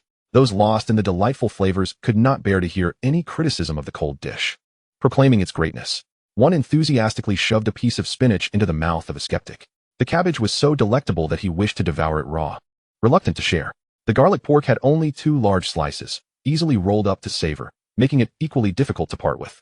The eggplant was delightful as well, tender and an excellent accompaniment to rice. Only the spinach, which he was indifferent to, could be shared. Just as the skeptic was about to respond, a piece of spinach was thrust into his mouth. He detested spinach the most. It always tasted bitter. Yet, as his mouth instinctively chewed, he was surprised to find that the spinach was not bitter at all, but rather had a hint of sweetness. Spinach contains oxalic acid, which typically causes aversion due to its unremoved bitterness. However, when properly prepared, it loses that undesirable taste. Overcooking it renders it unpalatable, necessitating careful attention to blanching time. Moreover, spinach varies by variety. Round leaf spinach tends to be more bitter, while pointed leaf spinach is notably tender and flavorful. The spinach used here was of the latter variety, and combined with the choice of vinegar, it delivered a delightful balance of sour, spicy, and sweet notes. Some vinegars are purely acidic, while others are mild with a touch of sweetness. Each unique seasoning, when blended, creates new chemical reactions, and Fang Shang, in his culinary explorations, continually experimented until discovering the most harmonious flavors for the ingredients. For instance, the vinegar used for spinach with enoki mushrooms differs from that used for cold cucumber salad. Since Fang Shang began his culinary journey, the condiments at home have multiplied significantly. He meticulously records the delectable flavors he encounters in the system space on a menu, prompting his father to procure them. How's the flavor? When you combine the spinach with the enoki mushrooms, the texture is remarkable. The slippery feel of the mushrooms melds beautifully with the spinach's sweet and tender essence, creating a refreshingly delightful experience. The overall taste is both smooth and tender, with a perfect balance of sourness and sweetness, truly exceptional. What was the name of the restaurant again? The colleagues who had dined there no longer questioned the flavor of the cold dishes, instead awkwardly inquiring about the establishment's name. Just search for Ajun's Diner and order the cold dish platter. The man picked up his phone to search, locating the restaurant, yet upon perusing the menu, he found no cold dishes available. Is this the right place? There are no cold dishes. A colleague leaned in to take a look, flipping through the menu as well. Puzzled, is this the place? Where have the cold dishes gone? The colleague in front sighed in disappointment, turning away. I just checked. They've been taken off the menu. They're probably sold out. Now, there was nothing to be done. The man regretfully saved the restaurant to his favorites. No worries, I'll check again later. Surely more people will order cold dishes in the evening. Ajun's Diner. Before 1 p.m., all the ingredients for the cold dishes had been completely depleted. After running the restaurant for so long, Fang Jun had never ended service early due to running out of dishes. This was unprecedented. Moreover, this was meant to be the quantity for both lunch and dinner. He had purchased plenty, anticipating the needs for both meals. Yet, in just one lunch period, the inventory had been consumed twice over. Such booming business was nothing short of astonishing. Son, are you tired? As the closing hour approached, Fang Jun glanced at Fang Shang, who was slumped over the table, and the existential inquiry arose once more. Fang Shang responded, Dad, I helped with the cooking. Shouldn't you and Mom be happy that the business is thriving? Fang Dad and Fang Mom were taken aback, not expecting their son to express such sentiments. In Fang Shang's memories, during the times when the family restaurant struggled, although his parents never voiced their concerns in front of him, the unsold dishes would invariably end up in their own stomachs. They would never sell anything that wasn't fresh. As a child, Fang Shang always felt joy at this time because he could indulge in several dishes at once. If he were around, the family business would surely flourish. He couldn't comprehend why his parents were so intent on ensuring he focused on his studies. Fang Shang found this illogical. At that moment, Wu Xian suddenly realized that their child had grown up. They, as parents, had always perceived him as the little boy who needed their protection, the child who relied on their decisions. They had always thought he was too young to handle anything, even fearing he might scald himself while pouring hot water. Little did they know, the child had matured without their awareness. Wu Xian noticed Fang Shang's genuine confusion. He was not being dismissive. She sat across from him, looking into his eyes, and replied, because earning a living is the responsibility of your parents. You are still a child, a student, too young to worry about the family's livelihood. Thinking about making money at your age will only make us feel guilty for not providing you with better living conditions and for burdening you with our business woes. It would sadden us to see you, at such a young age, preoccupied with adult concerns. After speaking, Wu Xian gently ruffled Fang Shang's hair. In that moment, Fang Shang felt a twinge in his nose. He forced himself not to look up, fearing that his slightly reddened eyes would betray him. Why should a child worry about so much? You are taking over your father's responsibilities. What will I do? Remember, this is my restaurant, and I am the chef. If you enjoy cooking, when you grow up, you can open your own restaurant and cook to your heart's content without anyone overseeing you. Just don't let a customer report us for employing child labor. If that happens, our restaurant could be shut down, and we would all be left to fend for ourselves. The playful banter from Fang Jun instantly enlivened the atmosphere, subtly strengthening the familial bonds. Such is love, a reciprocal tenderness, where one feels for the other. Love often carries an inherent sense of indebtedness. Let's prepare just 2 dishes tonight. Too many will be exhausting. You are quite stubborn. Do you really believe 2 dishes won't wear you out? Perhaps you should focus on your studies instead. Weren't you once quite fond of street dancing, claiming it was impressive? Yet, after only a brief time, you've lost interest. Discussing this, Fang Jun regarded Fang Shang as someone whose hobbies were mere fleeting fancies, engaging in them fervently for a short while before abandoning them. Isn't practicing dance more tiring than cooking? Fang Shang recalled the week he first arrived. After his street dance class, every muscle in his legs ached, and his head throbbed from the effort of performing headstands and spinning. Chapter 25. There are still many good people in this world. Observing his son's reaction, Fang Jun suddenly remembered a previous post he had made on a certain platform, wondering if it held any useful suggestions. He discreetly retreated to the restroom and opened the comments section. Dear, trust me, don't share your attempts next time. Your cuts are better than mine. When will these days of mediocrity end? The son remained silent, merely chopping vegetables. Isn't it said that learning is the only way out? But isn't studying part of that? This kid has the makings of a chef. Tell him he can only fry after finishing his homework. Fang Jun scrolled through the comments, disregarding those lacking in constructive advice until finally discovering a valuable suggestion. What a treasure! There truly are many good people online. Fang Jun silently liked the comment. Emerging from the restroom, he glanced at his son, who was slumped over the table, and inquired, "Have you completed your homework?" Fang Shang slowly lifted his head. Huh? Fang Jun, puzzled, awaited a response. Seeing the bewildered expression on his son's face brought a sense of satisfaction. "Oh, caught you off guard, didn't I? It seems I have yet to find an effective method for my son, but indeed, there are good people in this world." He noted how the calm and composed demeanor his son had acquired in the kitchen had now crumbled, revealing the child within. "I haven't finished." As expected, Fang Shang had not completed his weekend assignments. Fang Jun stated, "Remember this. As a student, your primary focus is learning. You must finish your homework before you can enter the kitchen." Wu Xian turned sharply to her husband upon hearing this. "Wow. Is this really the solution devised by my husband? Such quick thinking, such intelligence? It's hard to believe." Fang Shang's face mirrored his mother's astonishment. What was this? Had someone offered sage advice? He wanted to argue but found no ground, for the statement was undeniably valid. Students should prioritize their studies, and completing homework is essential. Observing his mother's approving demeanor and his father's unyielding gaze, he trudged upstairs, resigned. Until he could no longer see his son, Wu Xian excitedly approached Fang Jun. "Well done, dear, to come up with such a clever solution." Fang Jun smiled at the praise. The child is still quite young, school can be tough. This approach ensures he won't constantly be preoccupied with cooking. Once he completes his homework on the weekends, a bit of cooking can be a pleasant activity. Fang Jun basked in the adoring gaze of his wife, narcissistically stroking his hair. "Let's proceed with this plan. The vegetables are depleted, so you must go restock while I handle the cleaning." Running a restaurant requires more than merely purchasing ingredients. It necessitates preparation. It is not sufficient to merely open the doors at the designated hour. For instance, the time-consuming meat must be blanched in advance. And dishes like stewed pig's trotters require prior marination for later use when customers order them in the clay pot. Additionally, all vegetables must be thoroughly washed, categorized, and neatly packaged. In short, the hours of non-operation are far from idle. "Thank you for your hard work. Would you like a watermelon? I can bring one back." "I don't want that. Just pick up some peaches." "All right." The afternoon unfolded with Fang Jun and Wu Xian diligently attending to the affairs of the restaurant, while Fang Shang toiled over his homework. Fang Shang, glancing at the experience bar that was tantalizingly close to leveling up, gritted his teeth and completed all his assignments in 3 hours. By the end, his hand ached from the relentless copying. Among all the tasks, he despised the extensive copying assignments the most, finding them not only futile but also a drain on time and effort. His resentment towards the task was palpable. As he immersed himself in his studies, he noticed it was already past 5 o'clock. He collapsed onto his bed, his consciousness slipping into the system's learning space to practice his culinary skills. Adjusting the time dilation, 10 minutes in the outside world equated to 10 hours in the space. This could be considered a form of rest. His culinary prowess was honed entirely through the system's enhancements. Upon entering the learning space, his body essentially experienced deep sleep, greatly aiding in the restoration of his energy.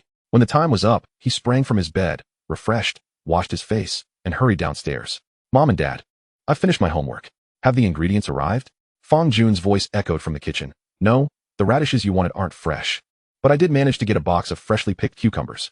I tasted a few raw, and they were quite delightful." Fang Shang was not surprised. After all, he possessed a wealth of recipes, and as long as he could prepare a cold dish, the system's guidance ensured the flavors would be pleasing. His culinary skills varied, with some dishes turned out deliciously while others were merely acceptable. Thus, he decided to prepare the cucumber and sedge dish, which would also serve as an opportunity to practice his knife skills.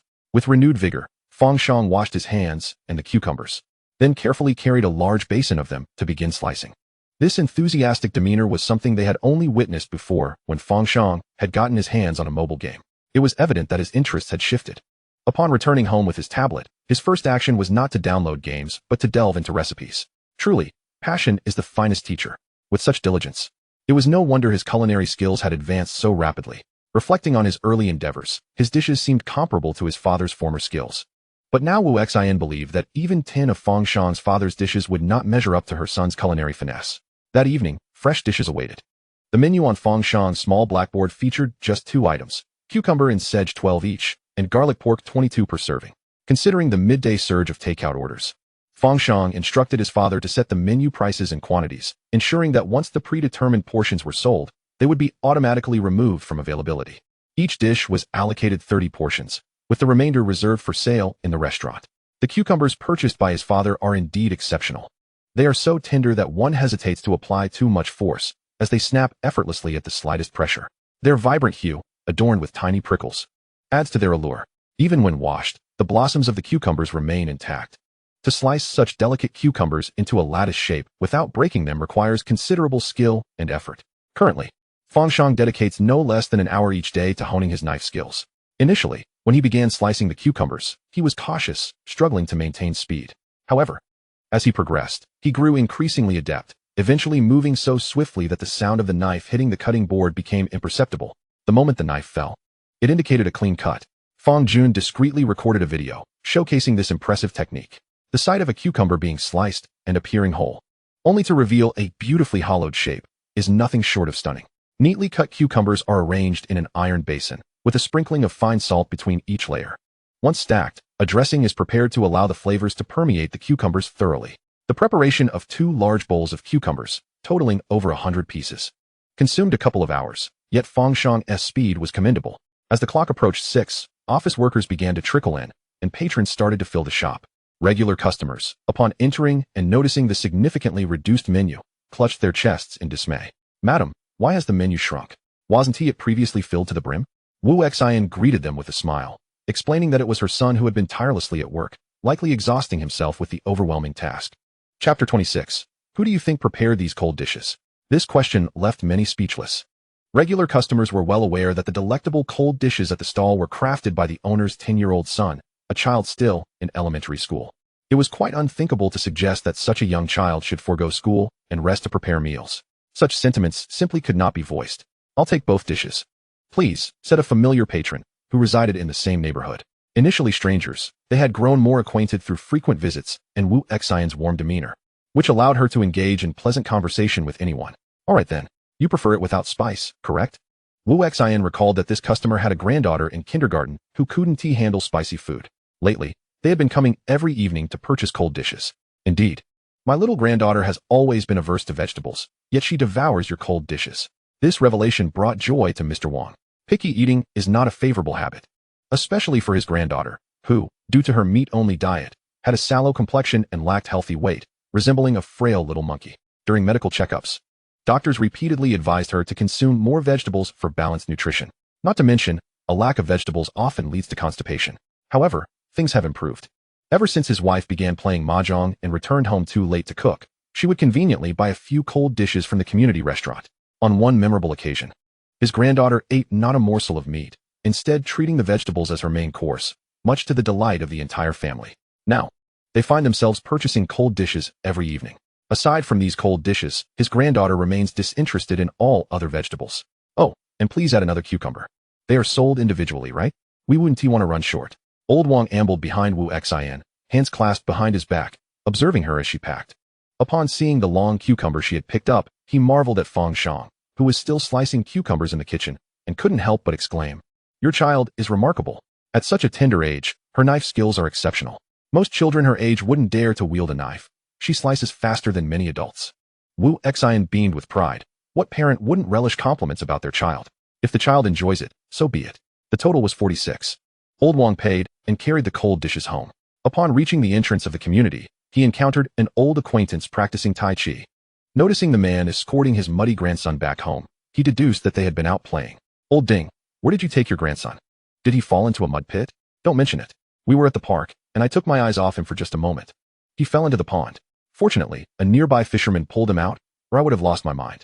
Old Wang's expression turned serious upon hearing about the pond incident. "You mustn't let children run near the water. It won't be easy to explain when you get home." He felt that the child would inevitably face a reprimand, and he himself might not escape a scolding either. Old Ding sighed. "Who can argue with that? Where did you get these?" Old Wang inquired. "At a June stall. I bought 2 cold dishes. Speaking of which, my granddaughter won't eat any other vegetables, but she devours these cold dishes with gusto. She hasn't been constipated lately." "Is that so? My child is also averse to vegetables and quite picky. If that is the case, I'll buy some too. Why not give it a try? It doesn't cost much. I buy them every evening." After saying this, Old Wang hurried home. Mealtime awaited as his family was eager for dinner.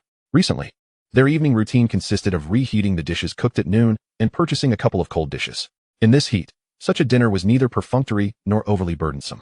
Including his youngest son and daughter-in-law, who returned early from work just for the sake of enjoying these cold dishes. As he returned with the food, he was met with 3 pairs of expectant eyes, his son, daughter-in-law, and granddaughter, all eagerly gazing at the takeout bag as if he had accomplished a momentous feat. Their warm expressions filled his heart with joy. "Dad, you're back. What cold dishes did you bring today?" His son suggested. "I think we could eat out. We have time on our days off." Old Wang waved his hand dismissively, handing the cold dishes to his son. "It's crowded and noisy at the restaurant. It's much more comfortable to eat at home." "True enough. Little one, Grandpa bought you some delicious cold dishes. Let us indulge tonight." His son, noting his father's age, shuddered at the awkwardness of his words. "These cold dishes are truly delectable. Is your elder brother's family coming back tomorrow? We should buy more cold dishes for them to try." Cold dishes, I love cold dishes," his granddaughter exclaimed, circling the cold dishes with delight, eliciting smiles from everyone present. "How wonderful. Tomorrow, with just the two of you at lunch, skip cooking and just buy 2 cold dishes to enjoy with steamed buns. It'll save us a lot of trouble," his daughter-in-law kindly suggested. "I will transfer some living expenses to you, so there is no need to worry about money." The couple is busy with their work every day, leaving the child in the care of the grandparents. The meager retirement pension of the grandfather goes towards the child's expenses, and the couple has always been responsible for their own living costs. Otherwise, what is the purpose of their hard work? If not to provide a better life for their family? $3,000 a month is more than sufficient. They barely spend it all on groceries. Mr. Wang waved his hand dismissively, uninterested in such discussions. "It's not that we don't buy ingredients. It's just that we can't find them at noon." Upon hearing this, the young couple looked over curiously, eager to hear more. "Who do you think prepared this cold dish?" "The restaurant owner, of course. Such skill. I had never noticed it before," the son casually replied as he began to arrange the dishes. "Haha, you wouldn't believe it.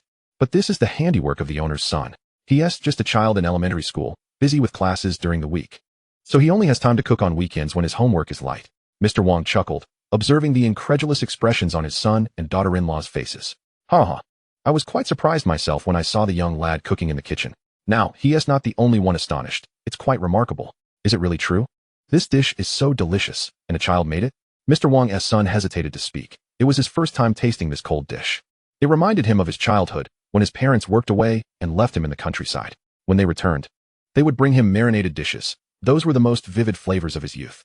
He never imagined he would taste them again after so many years. Memories of his childhood surged forth, nearly bringing him to tears at the dining table, as he savored the happiness of those marinated dishes from his youth.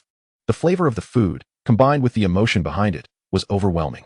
Recently, he had become quite enamored with the cold dishes from Ajun's stall. After work, he hurried home, eagerly anticipating that taste. He had never expected such an emotionally rich dish would come from a child. It was hard to believe. He had read in the news that experienced chefs imbue their dishes with emotion, but he had previously dismissed that as mere exaggeration. Now, having tasted it, he found it astonishing. Chapter 27. Money has been spent. It cannot be wasted. Moreover, this dish is quite addictive. Is it possible that something has been added to it? Wang Gaojun suddenly felt a twinge of concern. If it were an adult cooking, he would not worry, as Ajun's stall had been in the neighborhood for over 10 years without incident. However, with a child, one never knows what might happen. "You all say this dish is so delicious. It's like an addiction. I can't help but think about it if I don't eat it for a day. It makes me lose my appetite for other meals. Surely, nothing has been added to it, right?" Upon hearing his words, the table fell silent. Mr. Wang opened his mouth to refute, recalling that Ajun's stall had been operating for so many years without anyone encountering issues. But looking at his granddaughter, who usually shunned vegetables, now devouring a long cucumber, he hesitated to make any guarantees. They had indeed consumed these cold dishes for many days. Upon reflection, it had been a week of daily indulgence. Surely, nothing has really been added, has it? Wang Gaojun's wife, sensing the unease among the group, spoke up. "I have a college friend who works in food safety. Tomorrow, I will take a day off to purchase some cold dishes for him to assess.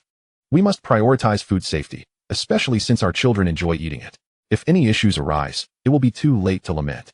Having it assessed is a prudent measure."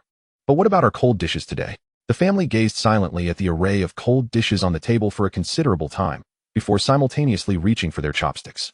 They had already consumed these dishes for several days, so a single day wouldn't make a significant difference if there were any problems. Money had been spent. It should not go to waste. As mealtime approached, the alarm on Fang Hongyi's phone rang. He picked up his phone and began to order takeout. This was the alarm he had set after missing the opportunity to order from Ajun's stall when the cold dishes had sold out. He had never encountered such a situation before, where takeout could run out. However, upon reflection, it seemed quite reasonable, with so many people ordering takeout daily. He was certainly not the only one who found the cold dishes delectable. After enjoying such delicious cold dishes, it was only natural to crave them again. Thus, in anticipation of relishing the delightful cold dishes, he would set his alarm ahead of time during work, placing his order as soon as the shop opened. He ordered the cucumber in a raincoat, garlic pork, and added a serving of rice, placing his order promptly. It was absolutely perfect. Meanwhile, a short-haired woman, also a weary office worker, contemplated ordering a serving of cold dishes on her way home to unwind with a drink after a long day. However, upon accessing a June's stall, she discovered that the cold dishes had already sold out, and her spirits plummeted. It was no surprise that the cold dishes had vanished so quickly. All the employees on the 22nd floor of the Guangming building had become fans of a June's stall. And with dozens of grassroots employees in the office area alone, there simply weren't enough cold dishes to satisfy them all. With so many ordering at once, many were left without any. In the kitchen of a June's stall, Fang Jun was unsurprised to see over 40 takeout orders from the same address. The short-haired woman, realizing she was still several stops away from home on the subway, decided to exit early and quickly hailed a taxi. "Driver, please take me to a June's stall at 27 Huayuan Community on Jingning Road." She was still 4 kilometers away, with the cold dishes unavailable for delivery. She wondered if they still had any in the shop. The short-haired woman, however, couldn't afford to dwell on that. She had rehearsed her plans in her mind countless times throughout the day. After work, she intended to order a June's cold dishes to arrive at home just as she did. As she arrived home, the takeout would also reach her doorstep. She would turn on the air conditioning, retrieve the beer she had chilled since morning from the fridge, pick a movie, and enjoy a delightful evening. Every step of this process was essential. The short-haired woman was unwaveringly devoted to her meticulously arranged plans and had a touch of obsessive-compulsive tendencies. Any unexpected occurrence would send her into a state of agitation. The best course of action now was to procure the cold dishes and restore her evening routine. The taxi driver, noticing the serious expression on the short-haired woman's face as she entered the vehicle, refrained from his usual chattiness and drove earnestly. Thus, they traveled in silence until they arrived at the entrance of a June's stall. The short-haired woman glanced at the sign, identical to that on the delivery platform, and her mood lifted slightly. After settling the bill, she strode into the restaurant. "Welcome. Unfortunately, we currently have no available seats. Would you like to take your order to go or wait for a table?" Indeed, the dining crowd at a June's stall had reached a point where queuing for a number was necessary. Wu Xian was bustling about, her smile as warm as ever.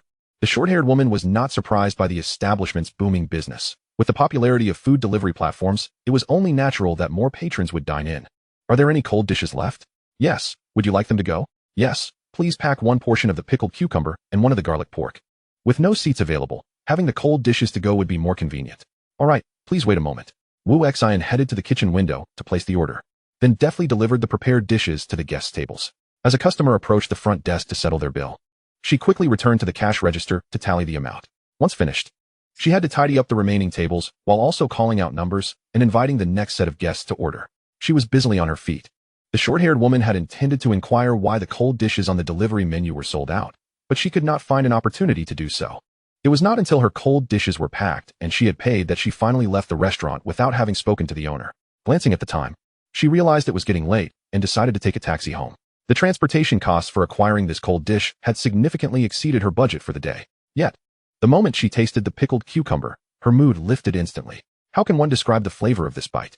It was a harmonious blend of sour, spicy, salty, and sweet, a delightful surprise that captivated her palate. The texture was slightly chilled. Biting into it felt akin to sinking one's teeth into a tender cucumber that had been softened by its marinade, transforming from crisp to pleasantly chewy. The experience was exquisite, reminiscent of crunching on dried radish. However, the pickled cucumber was exceptionally fresh, each bite bursting with the fragrance of cucumber, accompanied by the piquant, savory notes of its sauce, finishing with a hint of sweetness and tartness. It was wonderfully refreshing and appetizing. The fatigue of the day gradually dissipated with each bite of pickled cucumber and sip of beer. As she continued to eat, she settled onto the carpet in front of the coffee table, leaning against the sofa, savoring the cucumber bite by bite. So delicious. Not only was it delightful, but it was also intriguing. The cucumber was sliced thinly yet remained connected, reminiscent of intricate paper cutting, flavorful and visually appealing, offering a dual pleasure in each mouthful. The delectable cucumber bore no hint of bitterness, only the pure essence of freshness and juiciness. After being salted, some moisture was drawn out, contributing to its crisp and chewy texture. Before long, she had finished an entire cucumber and polished off a bottle of beer. She had underestimated her appetite. The short-haired woman guessed that she could easily consume 2 or 3 cucumbers to feel satisfied. Next time, she would definitely buy more. Fortunately, she still had a portion of garlic pork to enjoy. Chapter 28. This family depends on him. That evening at Dai Tianyu's home, his parents were earnestly reminding him, "Remember to bring back some of the dishes prepared by your brother after dinner tomorrow, all right? You absolutely must not forget. Here's 200 yuan, if that isn't enough. Just use your smartwatch for a quick payment, understand? By the way, have you bought a birthday gift for your classmate?" Dai Tianyu's eyes were devoid of spirit as he was incessantly nagged, initially brimming with excitement over the gaming console he intended to take to play with Brother Shang, along with a gift for the class monitor. However, his parents arrived, chattering away with a myriad of complaints. He found it perplexing. If he yearned for the dishes prepared by Brother Shang, was it not a simple matter to seek him out? Why complicate things? His parents insisted that it was inappropriate to always mooch off others, deeming it impolite. Thus, even though he decided to visit Brother Shang, he was assigned tasks for the birthday banquet. I understand, I won't forget. Just wait for your meal. Finally, he managed to send his parents on their way. Dai Tianyu first messaged Brother Shang but received no reply, so he called a classmate with whom he enjoyed playing. Their conversation naturally revolved around the upcoming birthday banquet. For these elementary school children, it was a momentous occasion. What gift did you buy for the class monitor? I got him practice workbooks. He loves studying. Wow. How cruel of you. I bought a thick classic novel, a special edition no less. By 7 o'clock, the ingredients for the cold dishes in the kitchen had all been sold out. Fang Shang observed on the system interface that his level had ascended to level 2. A rare moment when he had not lingered to assist further, but had instead opted for an early bath and rest. Fang Jun and Wu Xian thought nothing of it, assuming the child was simply fatigued. Given that they had finished the dishes early, they anticipated closing up soon after the guests had finished dining. Fang Shang opened the level 2 upgrade rewards and received the complete skill set for basic soup making. Remarkably, he had yet to finish his course on cold dishes. And now he was presented with an entire curriculum on soup making, doubling his daily workload. Fortunately, the system's learning space allowed for flexible time adjustments. However, prolonged study and practice in the system space, where he was alone, could feel isolating, despite not experiencing fatigue or drowsiness. Thus, after a few hours of study, he would return to reality for a brief respite, lest the solitude become unbearable. In reality, 10 minutes would pass while he completed 10 hours of study in the system space. Fang Shang diligently noted down the ingredients required for the next day, filling an entire A4 sheet. For the class monitor's birthday banquet at noon, his classmates would come to support his family's business.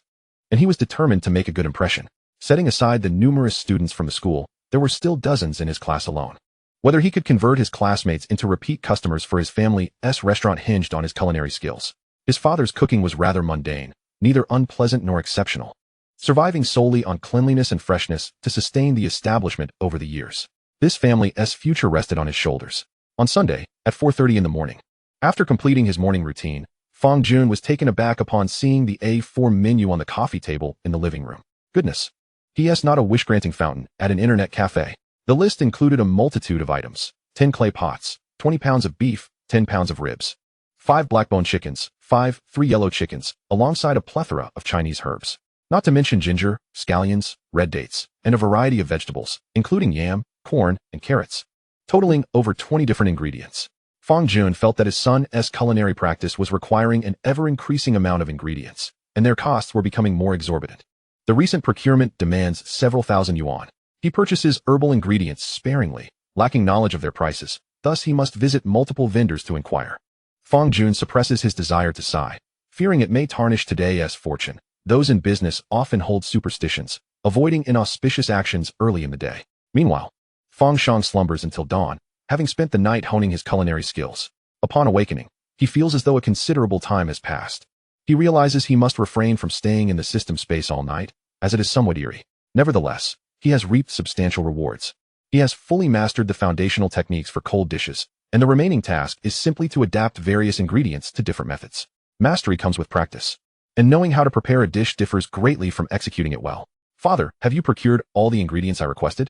Fang Shang eagerly inquires, rushing to find his father. Do you have any idea how much those ingredients cost me today? 5 black chickens alone cost over 500. Not to mention the herbal items. What dish do you intend to create with such expensive ingredients? He understands that Fang Shang's classmates are celebrating a birthday today, necessitating a larger purchase of food to ensure there is enough for the guests. However, high ingredient costs imply elevated selling prices. If the meal expenses exceed what the parents anticipate, it may result in unintentionally creating a problematic situation. Meng Duanya's family runs a company and is quite affluent. If the food is subpar, it could reflect poorly on them. Fang Shang had confirmed the menu with Meng Duanya via messages. She had directly suggested that the more expensive items are the most delectable, and when his father's assistant comes to settle the bill, they should procure additional dishes to ensure the students have an enjoyable experience. Otherwise, Fang Shang would not have spent the night learning to cook. He had focused on dishes that are somewhat complex for him, all in preparation for this birthday feast. Upon hearing his son's account, Fang Jun felt as if his heart had been pierced. There are so many wealthy individuals in the world. What does it matter if there's one more? Once Fang Shang confirmed that all the dishes he had written were accounted for, he began preparing the ingredients. First, the cold dishes and soup, which are currently his specialties. Included dishes such as braised beef, white-cut chicken, garlic pork, and 12 other cold preparations. He also planned to make a soup with ribs, yam, corn, and carrots, as well as black chicken soup, tomato egg soup, and mushroom soup, all of which he had learned just the previous night. The remaining dishes would rely on his father to prepare a few of his signature recipes. A lengthy menu was affixed to the kitchen wall. Both father and son neglected breakfast as they began their bustling preparations. The aroma of the stewing meat wafted through the kitchen window, enticing passers-by to inhale deeply. Fang Jun observed his son's rough technique in preparing the braised beef, his cheeks twitching in surprise. 20 pounds of beef cannot simply be squandered. Although his son excels at cold dishes, he has only studied cooking for a few days. Would he truly know how to make braised beef? Son, how about I take over the braised beef? Fang Shang, sensing his father's skepticism, reassured him, trust me, this recipe is flawless. First we braise, then cool and toss it. The flavor will be exquisite. Fang Jun, bewildered by his son's confident assertions, pondered when he had ever witnessed him preparing braised beef. Just remember, if your dishes end up embarrassing us, don't blame me. Fang Jun observed that Fang Shang was engaged in conversation while simultaneously attending to his culinary preparations. So he decided not to intervene. In any case, he had prepared a selection of his finest dishes, determined to ensure that his son's classmates would enjoy their meal. Chapter 29, Birthday Banquet at Meng Duanya's residence. She was currently inspecting the party favors for her classmates. Imported sticky notes, black pens, and notebooks were all neatly packed, with a few extra prepared just in case, placed securely in the trunk. The cake had been ordered, and the venue was reserved for lunch, with one cake set at each table. Only after confirming that all arrangements for the birthday banquet were in place did she feel at ease enough to respond to the well wishes from her friends. The birthday celebration for her relatives and close friends had taken place the previous night, and today's gathering was intended for her classmates. Although no formal announcement had been made about celebrating her birthday, everyone remembered the occasion and felt compelled to commemorate it, given that Meng Duanya's family was well off. It was only natural for them to host a meal for the classmates who brought gifts. Additionally, she needed to prepare return gifts as well. If her classmates were to see how everything was meticulously arranged by her, they would undoubtedly remark that the class president was truly deserving of her title. The birthday banquet was set to commence at noon, with classmates beginning to arrive as early as 11 o'clock. Regular patrons of a Jun's food stall soon realized that the establishment had been reserved for a private event and would not be open for business. At that moment, it felt as if the sky had fallen upon them. What? They're renting out the whole place? Can't I just buy a portion of the cold dishes? Wuxian, with an apologetic expression, explained to the regulars, today, the venue is booked for my son's classmates who are hosting a birthday banquet. We will resume normal operations in the evening, and I sincerely apologize for the inconvenience. The notice regarding the private booking had been displayed on a small chalkboard at the entrance that morning, typically used to list the menu. Today it showcased a celebratory announcement for Meng Duanya's birthday. Such signage at the entrance was rarely noticed by passers-by. It was only those who came to place orders who would take note that the board was not listing the menu, but rather informing them of the private birthday banquet. Very well, please inform the young boss that I shall return in the evening. I hope to indulge in those delightful cucumbers I adore. I've never tasted such exquisite cucumbers before. Guests departed with a mix of disappointment and anticipation. Outside, Wu Xian continued to greet one patron after another. Inside, Fang Jun was busy answering calls from the delivery platform. Hello, is this a Jun's food stall? Yes, it is. How may I assist you? It's 11 o'clock already. Why hasn't your delivery service started? I'm unable to place an order. I sincerely apologize. Our establishment is closed for lunch today due to a private event. We will resume regular hours in the evening. Oh, all right then. Could you possibly increase the portion size? The servings are rather scant and not enough. Of course. I will relay that to the owner. As Fang Jun continued to take calls, he was also busy arranging dishes and prepping ingredients. Once the call ended, Fang Shang curiously inquired, Dad, aren't you the owner? Why do you say to check with the owner? It's a clever way to deflect. Typically, workers don't make things difficult for one another. By saying that, I avoid any further complications, you see? It saves a lot of trouble. Fang Shang was taken aback by the shrewdness of his seemingly simple-minded father. Having begun his preparations at 7 in the morning, Fang Shang found himself only finishing the cold dishes just as his classmates were arriving. The soup has just finished simmering in the steamer, and later batches have yet to be prepared. What should we do? There's no time left, Dad. Please handle the remaining dishes. I must concentrate on the soup. The timing for simmering the soup is crucial. The carefully selected ingredients must be placed in clay pots or earthenware vessels for the best results. With so many people present, he has utilized all the available cookware suitable for making soup. Yet, Witnessing each dish come to fruition under his skilled hands provides him with an exhilarating boost of experience. Each classmate arriving requires him to step out and greet them before returning to the kitchen to continue cooking. The students marvel at Fang Shang's culinary prowess, engaging in lively discussions. Wow, how impressive. Auntie says all the cold dishes on the table were prepared by Fang Shang. So beautiful. Who's still missing? When will we get to eat? I don't know. Meng Duanya looks stunning today, dressed like a princess. Meng Duanya has a bodyguard, always following her. I just asked. It's not a bodyguard, but an assistant. My dad mentioned that Meng Duanya's father is quite formidable. He runs a company. At this moment, Meng Duanya sits at a grand round table in the restaurant, surrounded by numerous party favors. Each classmate attending her birthday celebration presents her with a gift, and she reciprocates with a token of appreciation. Though it is merely a children's birthday gathering, it feels surprisingly formal. Wu Xian can hardly contain her admiration for Meng Duanya. Such a thoughtful and graceful daughter is truly enviable. Her exceptional manners and poise suggest she has received extraordinary upbringing, likely nurtured from a young age. Shanggu, everyone has arrived. Is the food ready? Hurry out for dinner. As the head chef of the day, Fang Shang cannot emerge until everyone is present. How can they joyfully raise their glasses otherwise? Hearing Dai Tianyu call for him, he quickly instructs his father, Dad, keep an eye on the soup. It should simmer for about 10 more minutes. Then we can serve the dishes. Once your stir-frying is finished, we will serve, all right? I'm heading out now. Fang Jun inwardly struggles with the realization of who truly holds authority in their household. Is it him or his son? Even the head chef is being directed now? Fang Jun feels his position under threat. Reflecting on the video shared yesterday, he contemplates finding additional strategies to manage his son's burgeoning independence. As Fang Shang steps out, the room erupts in cheers. All the classmates raise their drinks in unison, wishing Meng Duanya a happy birthday. Such heartfelt and harmonious blessings are genuinely moving. Fang Jun feels a wave of nostalgia wash over him. In their youth, they lacked such opportunities. Exchanging gifts among friends during birthday celebrations was rare, and inviting one another over for dinner was the extent of it. There was certainly no grand gathering like this for collective birthday festivities. Observing the beaming faces of the children brings him immense joy. Moreover, it is evident that his son has cultivated good relationships within his class, able to greet and converse with everyone, which alleviates the worries of parents like him. Since enrolling in school, they have heard too many tales of bullying, constantly fearing for their child's well-being. Now, they can rest easy. You must try the cold dishes made by Shanggu. I promise you have never tasted anything as delicious. As Dai Tianyu observed that the birthday wishes and songs had concluded, he eagerly anticipated the feast. Upon uttering these words, his classmates erupted in playful banter. Oh, have you become Fang Shang's little brother? What a boast. Allow me to investigate this further. They chuckled. Wow, delicious. Before the playful teasing could continue, a quick-handed classmate interrupted. Such dining occasions were familiar to many. As soon as the feast commenced, chopsticks were set in motion. Yet, after just one bite of the cold dish, everyone was left stunned. The meal invariably began with appetizers, and the first taste was indeed the cold dish. This unprepared bite left them bewildered. What on earth is this? Chapter 30. Is it truly impossible to add another person to this banquet? Why is it so delectable? Chen Xiong had been eyeing the white-cut chicken since the dishes were served. It should be called white-cut chicken, though it differed slightly from what he had previously tasted. Half a chicken was sliced into pieces, the skin resembling jelly, exhibiting a golden hue, with its natural fats lending a delicate sheen. As he picked up a piece, he noticed a layer reminiscent of jelly nestled between the skin and the meat. Without a moment's hesitation, he savored the morsel, completely oblivious to the chatter of his classmates nearby. The tender, slightly crispy chicken skin, combined with the translucent jelly and succulent, juicy meat, revealed an unparalleled flavor.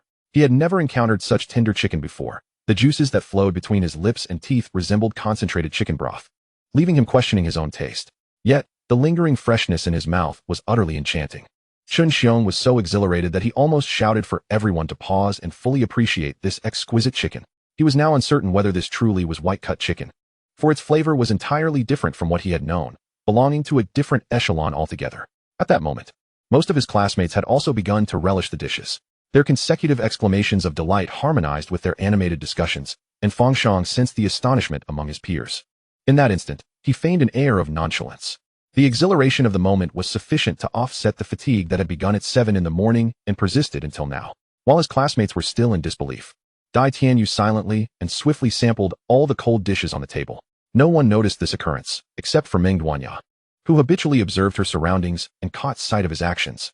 Meng Duanya's lips twitched slightly as she beheld Dai Tianyu, whose mouth was so full that he struggled to chew, and the rapidly diminishing braised beef. Curiously, she picked up a slice of the braised beef and sampled it. The The slice, arranged on the plate with a drizzle of chili oil sauce, was not overly sauced, yet the flavor was rich. As she lifted a piece, only the half closest to the center of the plate bore the sauce, while the other half remained untouched. Meng Duanya first tasted the beef without the sauce. It was remarkably tender, a stark contrast to the seemingly tough exterior of the meat. Before she took a bite, she had envisioned a texture that was delightfully chewy. To her surprise, it was far softer than she had anticipated. As she savored each mouthful, a subtle aroma of savory marinade intertwined with the flavor of beef, spreading pleasantly across her palate. It was quite fragrant, albeit the taste was somewhat mild. She couldn't help but think her grandmother would surely relish this dish, as her grandmother, with her fragile teeth mostly replaced by dentures, preferred soft foods. With her next bite, she encountered slices of beef infused with spicy oil, and Meng Duanya instantly refuted her earlier notion. Such a delectable creation was evidently suitable for her as well. Gazing at the vibrant red chili oil, she was taken aback to find it unexpectedly mild upon tasting. Once again, she had been deceived by the appearance of the beef. How was this braised beef prepared? Why did it look so chewy yet possess a tender texture? And how could the chili oil appear so fiery, yet be surprisingly gentle on the palate? Meng Duanya, a person of inquisitive nature, felt a surge of curiosity and promptly turned to Fang Shang for answers. Upon hearing the class leader's words, the other boisterous classmates finally realized that this exquisite dish had been crafted by Fang Shang. Was it truly prepared by someone as young as they? My goodness. They were all just elementary school students. How could there be such a disparity in culinary prowess? With little time to ponder, as the surrounding students eagerly vied for the dish, they hardly paid heed to the method of preparation. Only Meng Duanya gazed at Fang Shang with fervent anticipation, awaiting his explanation. He explained that the beef was braised with an additional step, after being thoroughly cooked. It was tightly wrapped in cheesecloth and placed in a pressure cooker for further marination. Although it might not absorb flavors as deeply, the result was an exceptionally tender texture, which was then cooled in the refrigerator without unwrapping the cloth.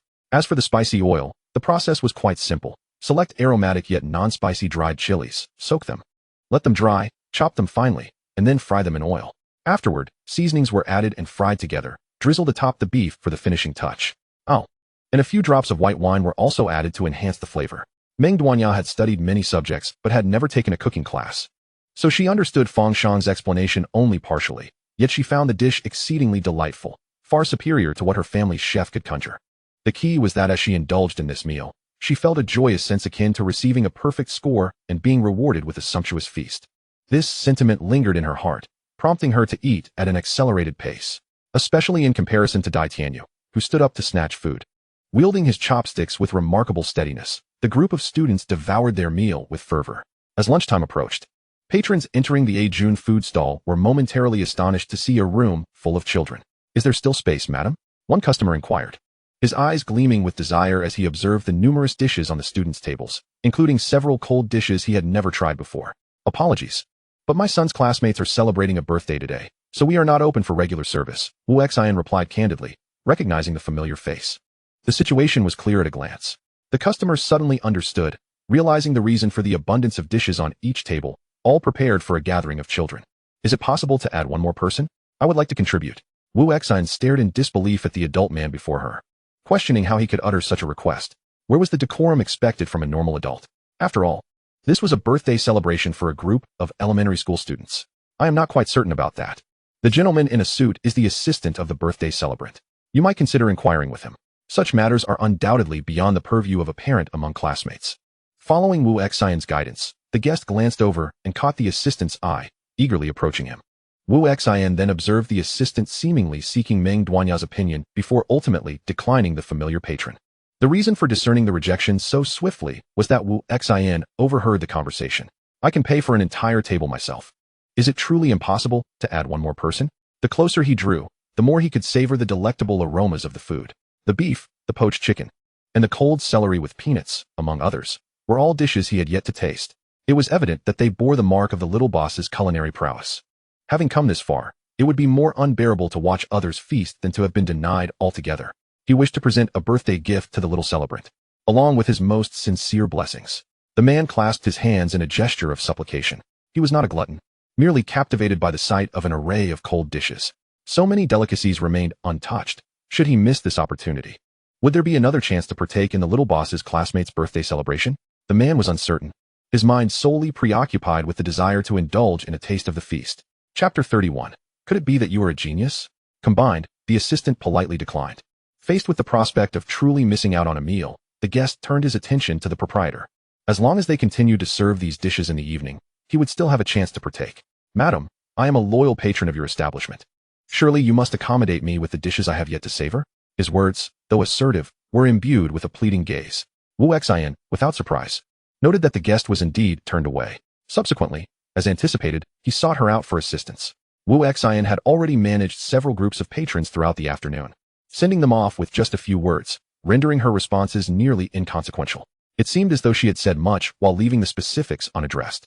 During this time, her conversational skills had certainly sharpened. After bidding farewell to the familiar customer, Wu Xian observed a group of elementary school students in the hall, mimicking adults as they exchanged drinks, which was quite amusing. Today's children are truly entertaining. Adults engaged in drinking games, while the little ones imitated them with great enthusiasm. Rock. Paper, scissors, rock. Ha ha ha, I won. You all drink up. Fang Shang had lost.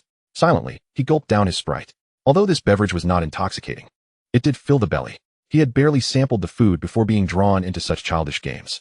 The key issue was his inability to win. The children's moves were utterly unpredictable. Even when he recalled their previous choices, his predictions for the next round were invariably incorrect. Eventually, he abandoned calculation and chose randomly. Yet he still lost. Cheating, they must be cheating. Fang Shang experienced the humiliation of being outdone by elementary schoolers, his face turning a shade of green. It was absurd.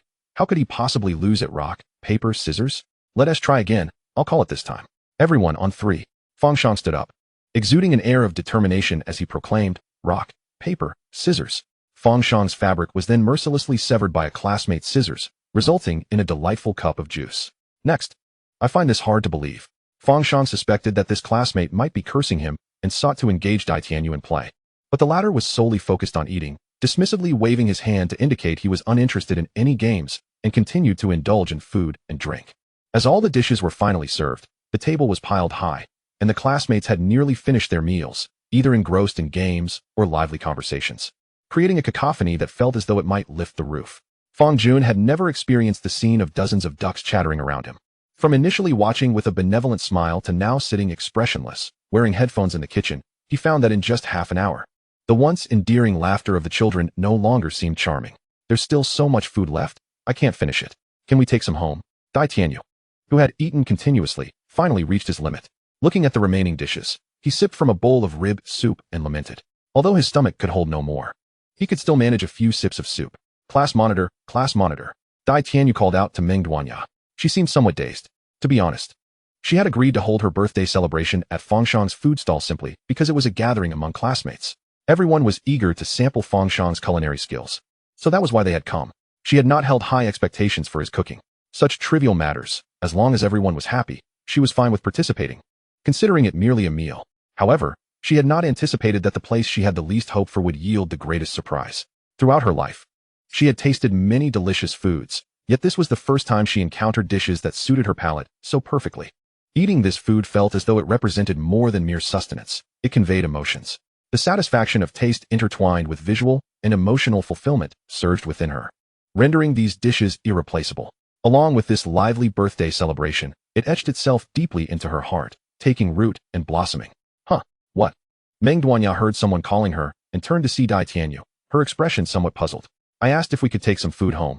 We haven't finished everything, and it seems wasteful." "Oh right, take out. Auntie, could you please pack some cold dishes and soup for me? I want to bring them home for my family to try.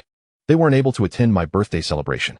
Meng Duanya's words were truthful, yet they sounded like those of a considerate child who cared for her parents. However, considering her family's circumstances, she had already celebrated her birthday with them the day before. It was just that her parents were absent for today's gathering. This might be considered an art of conversation. Upon hearing this, Wu Xian promptly brought over the takeout containers. "Have you all eaten well? I'll pack up what's left, and you can take it with you when you leave." They were still children, with varying appetites. There was an abundance of food prepared, and each table had plenty left over. Mainly, before the meal, everyone had indulged in cake, which was quite filling, leading to a surplus of dishes. "All right, thank you, Auntie. I want soup. This soup is incredibly delicious." Indeed, the soup simmered in a clay pot within a steamer exudes an exceptionally rich flavor, surpassing that of the broth prepared in a sand pot. The fresh essence of the pork ribs absorbs the sweet flavors of carrots, corn, and yam during the water bathing process, rendering the broth less oily while imbuing it with a hint of vegetable sweetness. The delightful blend of savory and sweet flavors, combining meat and vegetables, is simply irresistible to the elementary school children, who, even when their bellies are full, cannot resist finishing a bowl, reluctantly setting it down afterward.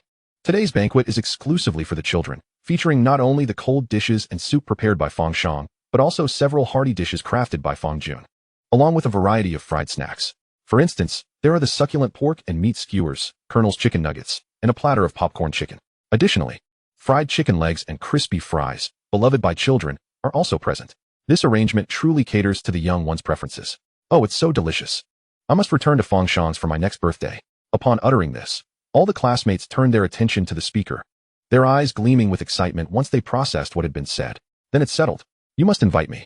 Yes, yes, don't forget to include me. How about this? Whenever someone in our class celebrates a birthday, we should gather at Fang Shang's for a feast, taking turns to enjoy. Wow. How did you think of that? Are you a genius? It's settled then. I think it's a splendid idea. I can join too.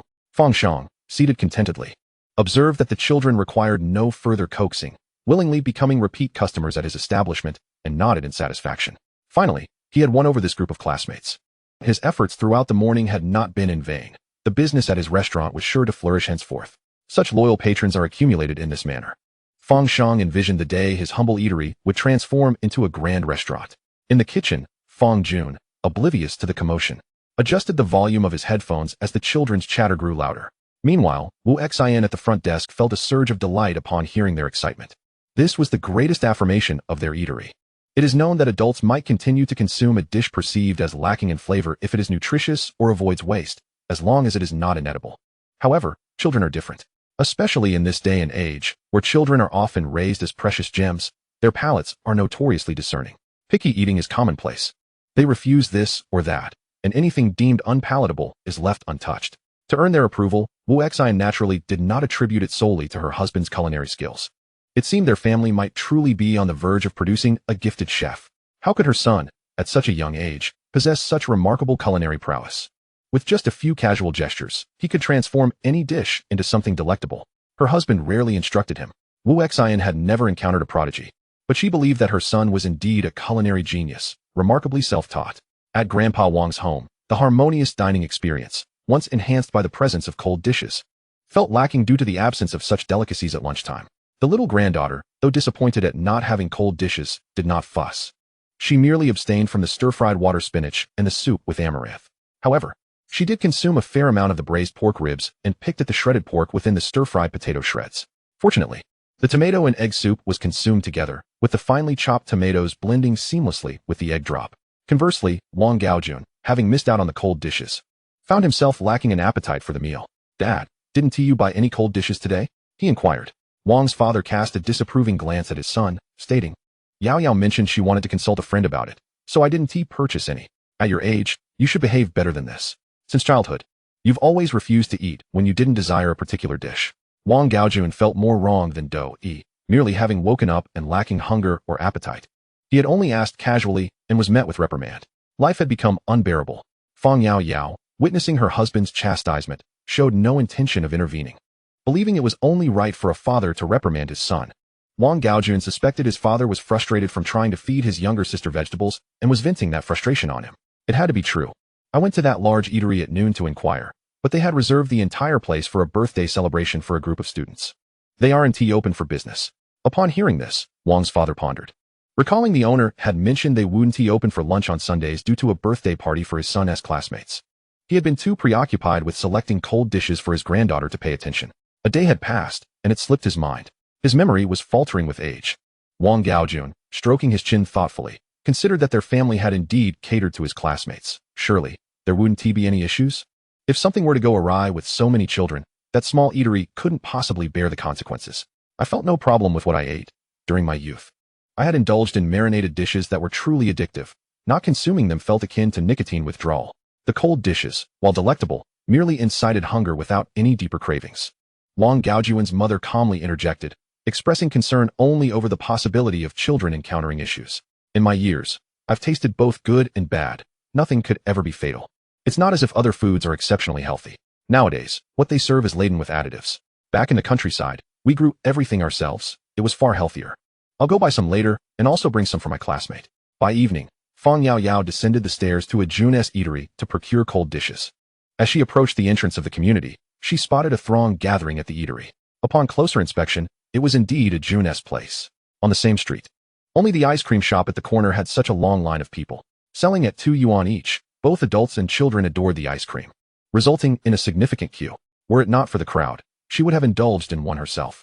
Upon reaching the entrance of the eatery, Fang Yao glanced at the time. It was just past 6, yet the establishment was already full. During summer, it was common for dinner to be served late, around 7 or 8 o'clock, but she hadn't anticipated such a thriving business. Oh my, I knew weekends would bring good fortune. Not only do they have cold dishes today, but also clay pot soup, she exclaimed. Boss, this soup isn't cheap, 26 for a serving. The visible fresh ingredients, such as the ribs simmered in water, indicated a labor-intensive process, further enriched with medicinal herbs, making it a comforting choice for both the elderly and children. Wu Xian was acutely aware that the price was somewhat steep for a small establishment like theirs. However, she believed her son's culinary skills were exceptional, and a slight premium was justifiable. Moreover, offering small portions at an excessively low price would not suffice for sales, with limited quantities available. It was a matter of first come, first served. No sooner had Wu Xian expressed her thoughts than the patrons who had initially balked at the price began to place their orders. 1 bowl of black-bone chicken soup, and a serving of poached chicken, please. It was no wonder the poached chicken was so enticing. The golden half-bird, adorned with finely chopped garlic and scallions, all blended into a savory sauce, promised an exquisite taste when dipped into that alluring sauce. And a portion of cold spinach, too. Curiously, the spinach, which they ordinarily would not touch, took on a naturally sweet flavor when prepared this way, refreshing and delightful, especially when paired with enoki mushrooms, an ideal companion for any meal. Everything looked so appetizing that it was hard to resist, yet their stomachs had their limits. The thrill of ordering was fleeting. Upon payment, 2 dishes, 1 soup, and a bowl of rice had consumed nearly 100 yuan, equivalent to half a day's wages. Such indulgence daily was unsustainable, but a weekend treat was in order. When it was Fang Yao's turn, she promptly ordered one of everything from the cold dishes section on the menu: poached chicken, enoki mushroom with spinach, cold shredded tofu, and 2 servings of cold noodles. Wu Xian responded affirmatively, quickly packaging the orders, perhaps due to many customers missing out on the cold dishes during lunch.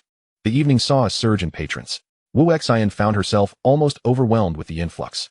At this rate, they would undoubtedly need to hire additional staff, one for cleaning and washing dishes, and another for serving and packaging.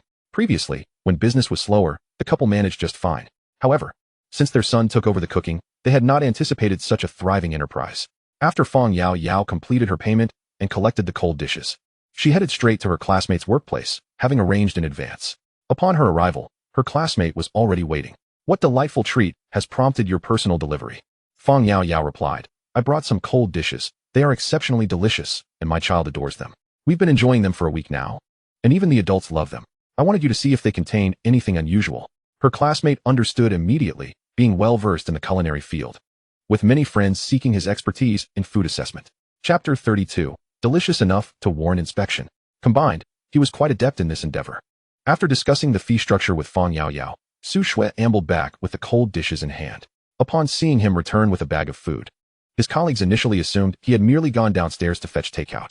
However, when he entered the lab to analyze the samples, the fragrant aroma wafting from the open bag of cold dishes captivated the attention of his dining colleagues, enticing them to investigate. What a delightful scent. What did you purchase? I've been on a diet lately, and my palate craves some flavor. As his colleagues gathered around and caught sight of the 3 bags of cold dishes, their eyes widened with anticipation. Before Su Shui could respond, a colleague had already seized a piece of poached chicken with chopsticks and popped it into his mouth, leaving Su Shui momentarily speechless as the dish was devoured before he could utter a word. This was sent for inspection by a classmate from university. The colleague who tasted the poached chicken reacted as though he had never eaten meat in his entire life. With each morsel swallowed, he emitted an array of exaggerated sounds, akin to being struck dumb, continuously uttering in various tones. Meanwhile, he gestured dramatically towards Su Shui. Su Shui exclaimed, "Speak in plain language." After a prolonged display of gestures, the colleague finally regained his composure. Forgive him for having been deprived of meat for so long. Even a simple plate of fried rice could send him into a frenzy of delight. One can only imagine the ecstasy induced by such delectable poached chicken. The fact that he didn't burst into tears was a testament to his formidable willpower. My goodness, it tastes so divine. No wonder it requires inspection. Hurry, expedite the testing. Prioritize this specimen. If it passes, I shall indulge immediately. The colleague, watching Su Shui remain still with the sample, impatiently urged him on. Su Shui, having not tasted the cold dish himself, was oblivious to his colleague's fervent emotions and reluctantly proceeded with the examination. Truth be told, he didn't take his colleague's words to heart. For someone on a diet, what food could possibly taste good? It is akin to disregarding recommendations from celebrities and influencers who must constantly monitor their diets. What they deem delicious may not align with the common palate. For those who habitually restrict their diet, a rare indulgence in high-fat, high-salt, or high-sugar food could be perceived as culinary ecstasy. This is not an indication of flawed taste, but rather a manifestation of the body's craving for energy. The sudden intake transmits a pleasurable sensation to the brain, which for them constitutes deliciousness. Su Shui proceeded with the analysis, leaving his colleague salivating at the sight of the cold dishes on the table, fearful that a moment's distraction might lead to drool escaping from the corners of his mouth. Meanwhile, upon returning home from work, Meng's parents found their daughter had not eaten and waited for their arrival. With gentle eyes, they affectionately ruffled her hair. Why didn't you eat first?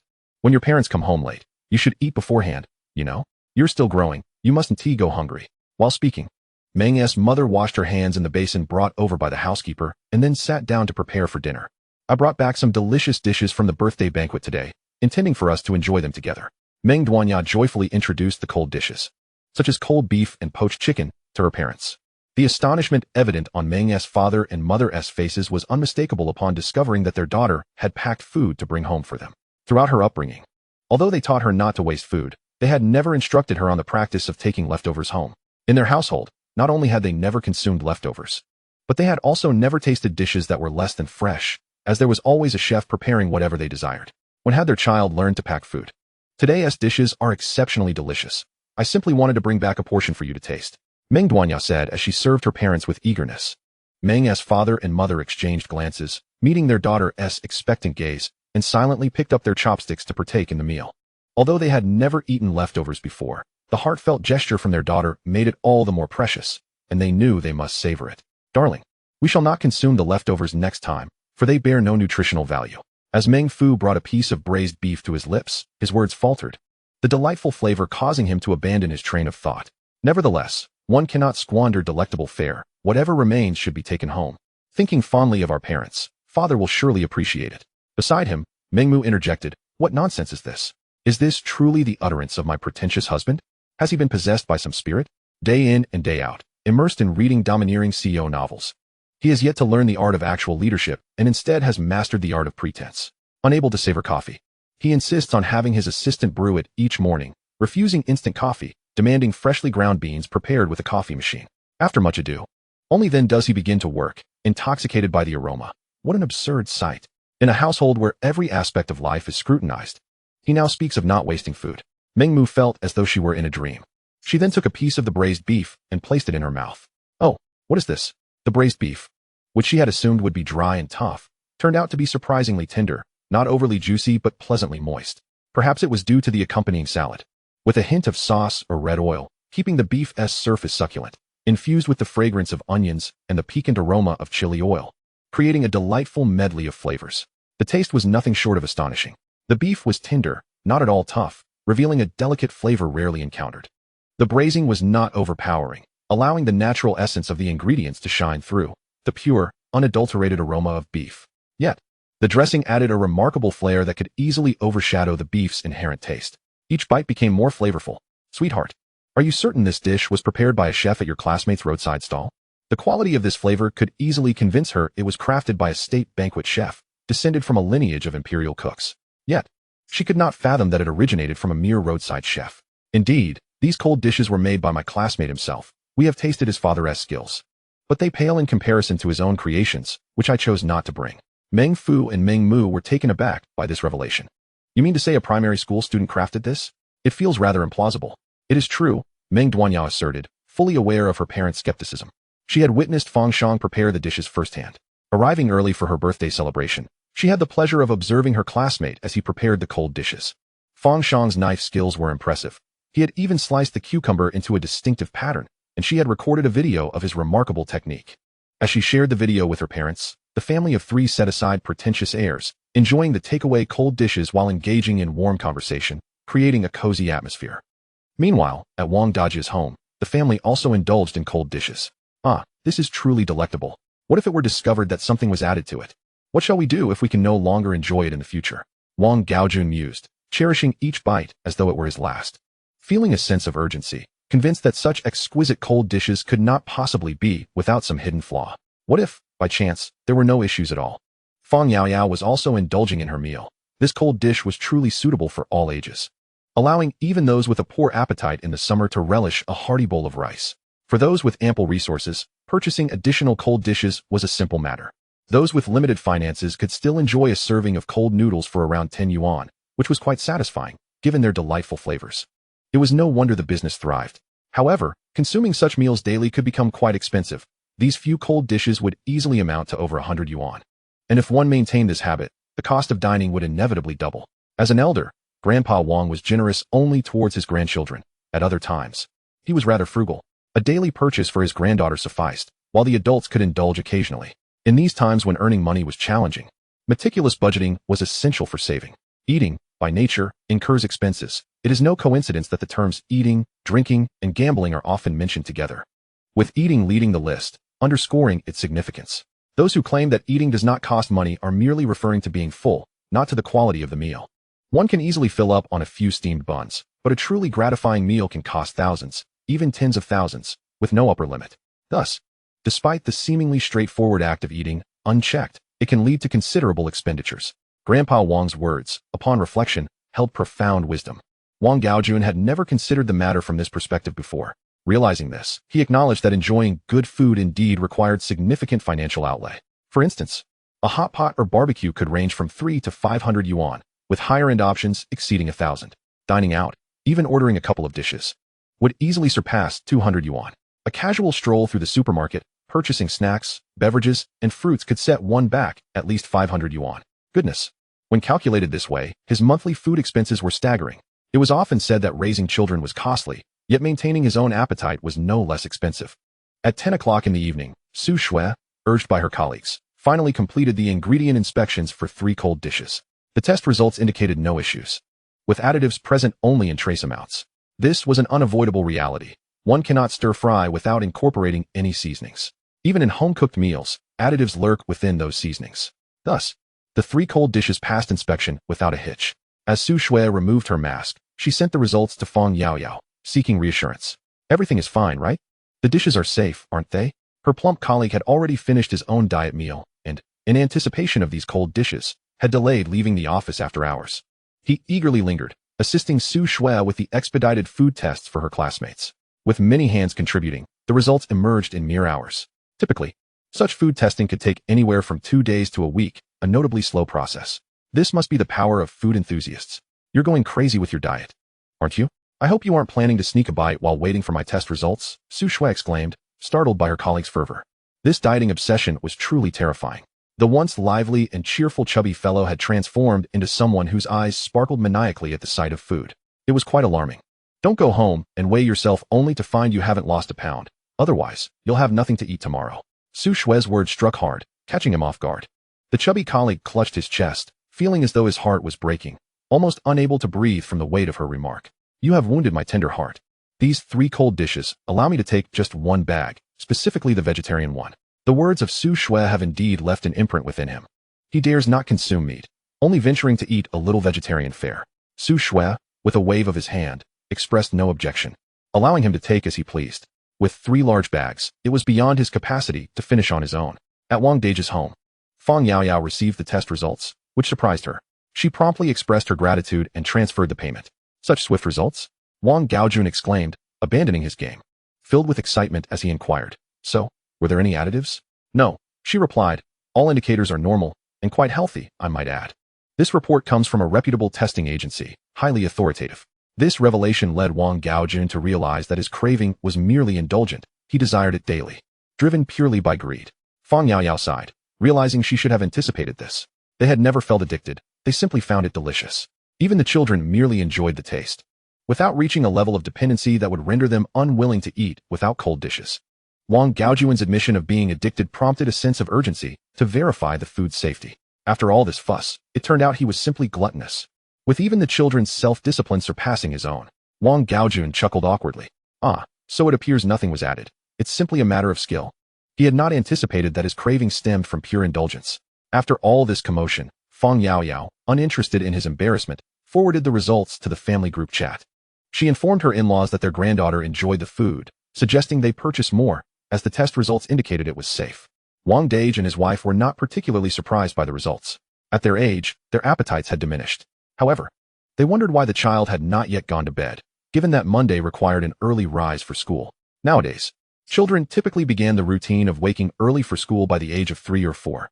This lifestyle often stretched for at least a decade, if not 2, marking a long period dedicated to education. Nyonyo, it's time to sleep. You must rise early for school tomorrow.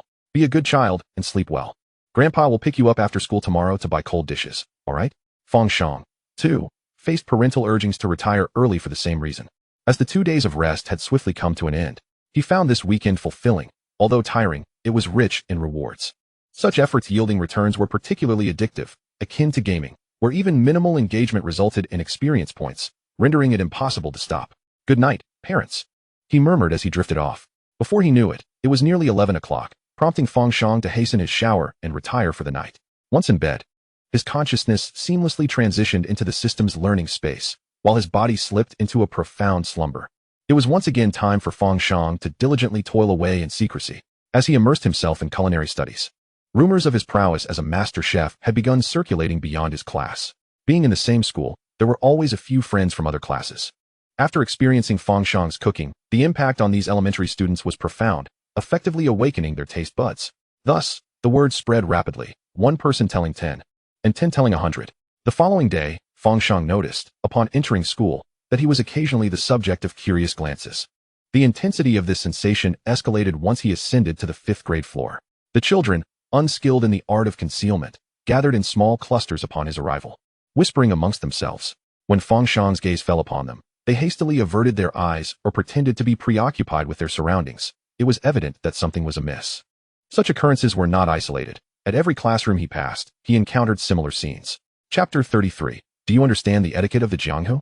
Combined, Fang Shang was not the type to be socially adept enough to approach directly. Thus, he silently made his way into the classroom. Upon entering, the situation became even more exaggerated.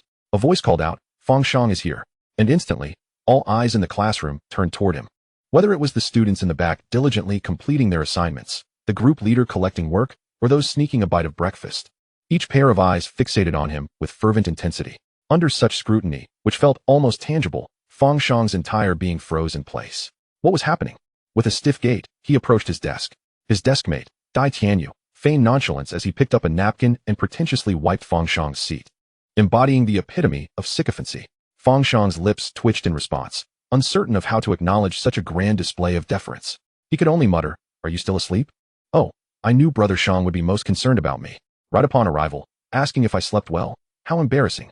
Fang Shang nearly choked on those words, while his classmates cast envious glances at Dai Tianyu. What was there to flaunt? Was it merely because he shared a desk with Brother Shang that he felt so privileged? Just wait. Brother Shang belonged to everyone. He would not be easily ensnared by this little sycophant. "Good morning, Brother Shang. Have you arrived at school? Is your backpack heavy? Would you like me to take it for you? Have you finished your homework? Do you need my assistance in completing it?"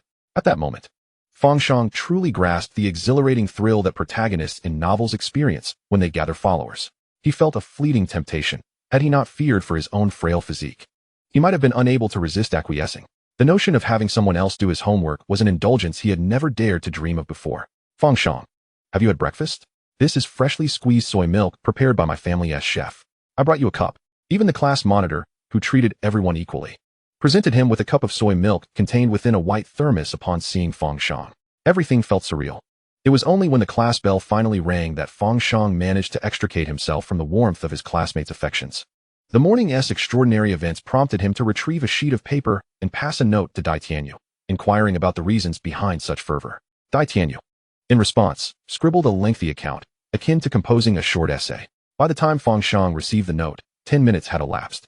When one is left speechless, they either laugh or roll their eyes. At that moment, with the teacher lecturing at the podium, he could not afford to laugh, so he opted to roll his eyes. Dai Tianyu meticulously chronicled the exchanges and events that transpired among the classmates from the previous day, presenting it in a comprehensive narrative. After finishing reading, Fang Shang was left with a singular thought. Dai Tianyu's writing was truly subpar. What was he even trying to convey? A matter that could be succinctly summarized in one sentence was drawn out into a lengthy discourse filled with irrelevant details. It was merely about a classmate who attended the birthday banquet of the class monitor and subsequently spread the word about his culinary prowess. The embellishments had escalated to such a degree that he was nearly becoming a celebrity among the fifth graders. Students from this level were beginning to recognize him. Remarkable. In just one night's time, Fang Shang found himself curious about how these individuals were praising him. Why didn't they do it in front of him, allowing him to bask in the glory of their admiration? Such flattery behind the subject's back was quite perplexing. Don't they understand the etiquette of social interactions? However, he couldn't brazenly express his disdain for such pretentiousness, so he turned his gaze towards Dai Tianyu. How did they spread the word? Fang Shang subtly inquired, eager to learn how his classmates were extolling him behind closed doors. Yet, Dai Tianyu failed to grasp his intent. 10 minutes passed. Fang Shang anticipated a plethora of compliments regarding his culinary skills, but upon receiving the nearly filled page, he nearly ground his teeth in frustration. What was written was perplexing. The entire narrative revolved around the fear of his good friend's reputation being overshadowed, emphasizing their unparalleled bond no less than 3 times. After perusing the content for some time, he found no useful information and promptly gave up. Ultimately, it was a positive development. His rising fame implied that his family's restaurant would also gain recognition, leading to better business and, consequently, an improved quality of life for him. He was still a child, growing and developing. With several years remaining until adulthood, there was still hope for early prosperity. Perhaps he might even aspire to become a wealthy second-generation heir. On Monday, as Fang Shang prepared for school, Fang Jun noticed that he had procured fewer ingredients while restocking. Although he lacked many virtues, he possessed a certain self-awareness. Recognizing that the recent success of the restaurant was largely due to his son's culinary talents, attracting a multitude of returning customers. With his son now attending school, it was only natural that he would order less. To mitigate any potential issues, he opted to temporarily remove the cold dishes from the delivery platform during meal times. Otherwise, if a customer ordered and found the taste unsatisfactory, it could lead to negative reviews, which would adversely affect the business. A gentle reminder to customers when ordering would suffice. As mealtime approached, patrons who had dined at a June stall came to check the delivery platform, only to be met with dismay. Why have the cold dishes been taken down again? They wondered. Each of them promptly called the restaurant. Hello? Boss, why have your cold dishes been removed again? Fang Jun received several calls in quick succession, repeating the same explanation multiple times. The chef responsible for the cold dishes had gone to school, resulting in their unavailability. The other chefs could not replicate the same flavors, and patrons were advised to try their luck on the weekends. Those who received the news felt as though the sky had fallen. They had initially believed it was just a temporary absence of cold dishes for the day, only to realize that they would be unavailable from Monday to Friday. The blow was too great to bear, leaving them in a state of despair as they hung up the phone, feeling utterly hopeless. And all of this transpired on a Monday. The heartbroken customers hardly took the time to ponder the implications of Fang Jun's words. After casually ordering takeout, I exited the delivery platform and began to indulge in idleness. I am uncertain whether it is their deep-seated obsession with the cold dishes from Ajun's stall or something else entirely. As I scrolled through the app, I stumbled upon posts from nearby individuals or those from the same city who were equally inquiring about cold dishes. One user lamented, "Does anyone know why the delicious cold dishes from that place on Jingning Road seem so elusive?" With a heightened sensitivity to the allure of cold dishes, many regular patrons of Ajun's instinctively ventured into the comments section. To their surprise, they discovered that the dishes in question indeed referenced Ajun's cold offerings, echoed by a multitude of like-minded individuals. The blogger seemed to be referring to Ajun's stall on Jingning Road, where the cold dishes had been exceptionally popular of late, with queues forming on multiple occasions. Some began to wonder why cold dishes were available for order at times, yet absent at others. Many had commented on enjoying cold dish platters, but when they attempted to order, these selections were mysteriously unavailable. As a resident of the garden community, I can confidently assert that the unavailability is due to the chef being occupied with school, rendering him unable to prepare the dishes. To avoid disappointment, it is advisable to visit on weekends. What? Are the delicious cold dishes prepared by a student? The commenter seemed to be onto something. Just the other day, I had tried to order cold dishes but was informed by the vendor that the chef responsible for them was attending school, and the alternative chef's creations differed in flavor, leading to the items being removed from the menu. I was taken aback. Are they university students? Do they help out at the shop on weekends? No. It turns out the talented chef is the owner's elementary school-aged son. This revelation sparked astonishment among readers, as evidenced by the numerous replies that followed. The sheer volume of inquiries was overwhelming, with more than a single page of questions flooding in. Then, someone tagged Fang Jun's account on a popular video platform. It's remarkable how this generation of netizens can uncover everything except a partner.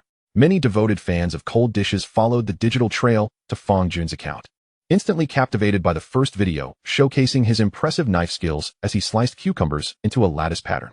Initially, I was skeptical that a child could master the art of making cold dishes. My younger brother, also in elementary school, struggles even to boil rice. However, This young chef displayed remarkable finesse. The first video on Fang Jun's account featured a segment of him demonstrating his knife work. Diners who had sampled the lattice cucumbers left comments expressing their desire to taste them again. In no time, Fang Jun's follower count soared.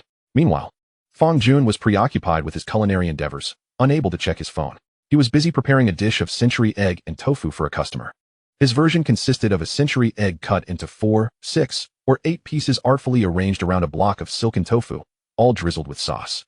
While the presentation may not have matched that of the young prodigy, diners were reminded by the owner that the cold dishes were prepared by different chefs, which could lead to variations in flavor. Despite the significant difference in preparation style, patrons reasoned that the flavor difference should not be excessively pronounced among chefs within the same establishment, so they proceeded to order. To their surprise, the disparity in method was indeed substantial. The guest, skeptical yet curious, grasped a spoon and took a mouthful of tofu, only to have his expression falter instantly. The disparity was striking. This dish was utterly dissimilar to the exquisite century egg tofu he had savored earlier. It was like comparing the heavens to the earth. The moment a dish touches the palate, the taste buds provide an immediate and visceral response. After experiencing the unforgettable delight of the previous century egg tofu, he found himself unable to consume this rather mediocre, somewhat salty version placed before him. Intrigued, he turned to the proprietress and inquired, "Madam, where is the chef who prepared the previous century egg tofu? Why is he not here?" His mind, uncontrollably, began to speculate whether the talented chef had been ostracized and subsequently driven away. Such was his tendency to perceive matters through the lens of the worst possible intentions. It was a habitual inclination, one he found impossible to alter. Wu Xin, with a hint of resignation, explained, "The dish was prepared by my son, who has gone to school on Monday and hasn't returned yet." The guest, in a moment of fanciful imagination, envisioned a scenario where, if that chef was indeed marginalized, he would fund the establishment of a restaurant for him, ensuring that such delectable cuisine would not be shrouded in obscurity. He mentally concocted an elaborate narrative, only to be struck by the harsh reality of the situation. What? He questioned his own hearing, still grappling with the notion of conflict between chefs. To learn that the chef was merely a student was utterly bewildering. Wu Xin, in response to the guest's skeptical gaze, nodded affirmatively, conveying the truth of her words. Indeed, if her claims were false, the regular patrons would have surely chastised her. It was precisely because Fang Shang was still a child, engrossed in his studies, that even if the cold dishes were not available, patrons would merely sigh in disappointment rather than persist in their requests. Parents with children in school are well aware that, despite their youth, the academic pressures of elementary school can be quite burdensome. The weight of their backpacks can even bend their little frames. Daily classes are arduous, compounded by the necessity of completing homework. When school is in session, it is understood that cooking cannot be a priority. The aware guest recognized this as well.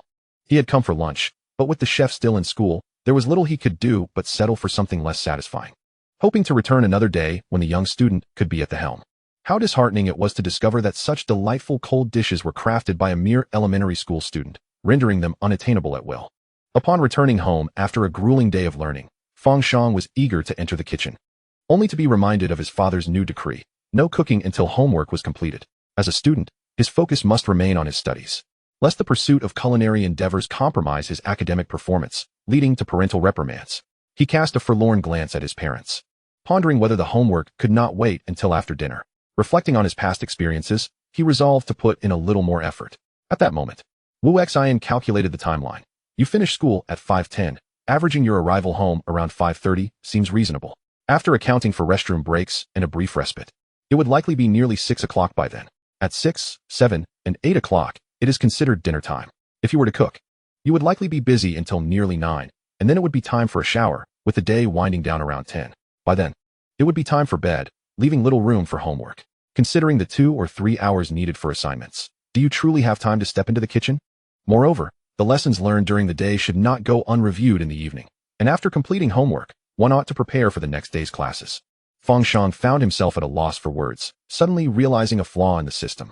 Why must the learning space be dedicated solely to culinary skills, leaving no room for other pursuits? If not, he would not be feeling so pressed for time. With a deep sigh, Fang Shang reflected on the past few days. He dared not overlook the elementary curriculum. He had assumed that returning to elementary school would allow him to coast on previously acquired knowledge and effortlessly secure the top position. Yet, there came a moment in class when he inadvertently drifted off, only to be jolted back to reality by a math problem on the board that left him bewildered. It struck him then how naive he had been. Having been seduced by rebirth novels, he had believed that traversing back to childhood would render him a genius, that skipping grades was a mere dream away. However, When faced with reality, he discovered that much of what he had learned had slipped from his memory. Different regions and eras impart varied knowledge, rendering his past experiences of little use. He had a nagging sense that if he continued to neglect his studies, the outcome of the final exams might not be promising. "Dad, I want sweet braised pork for dinner, along with stir-fried tomatoes and eggs, and spicy shredded meat.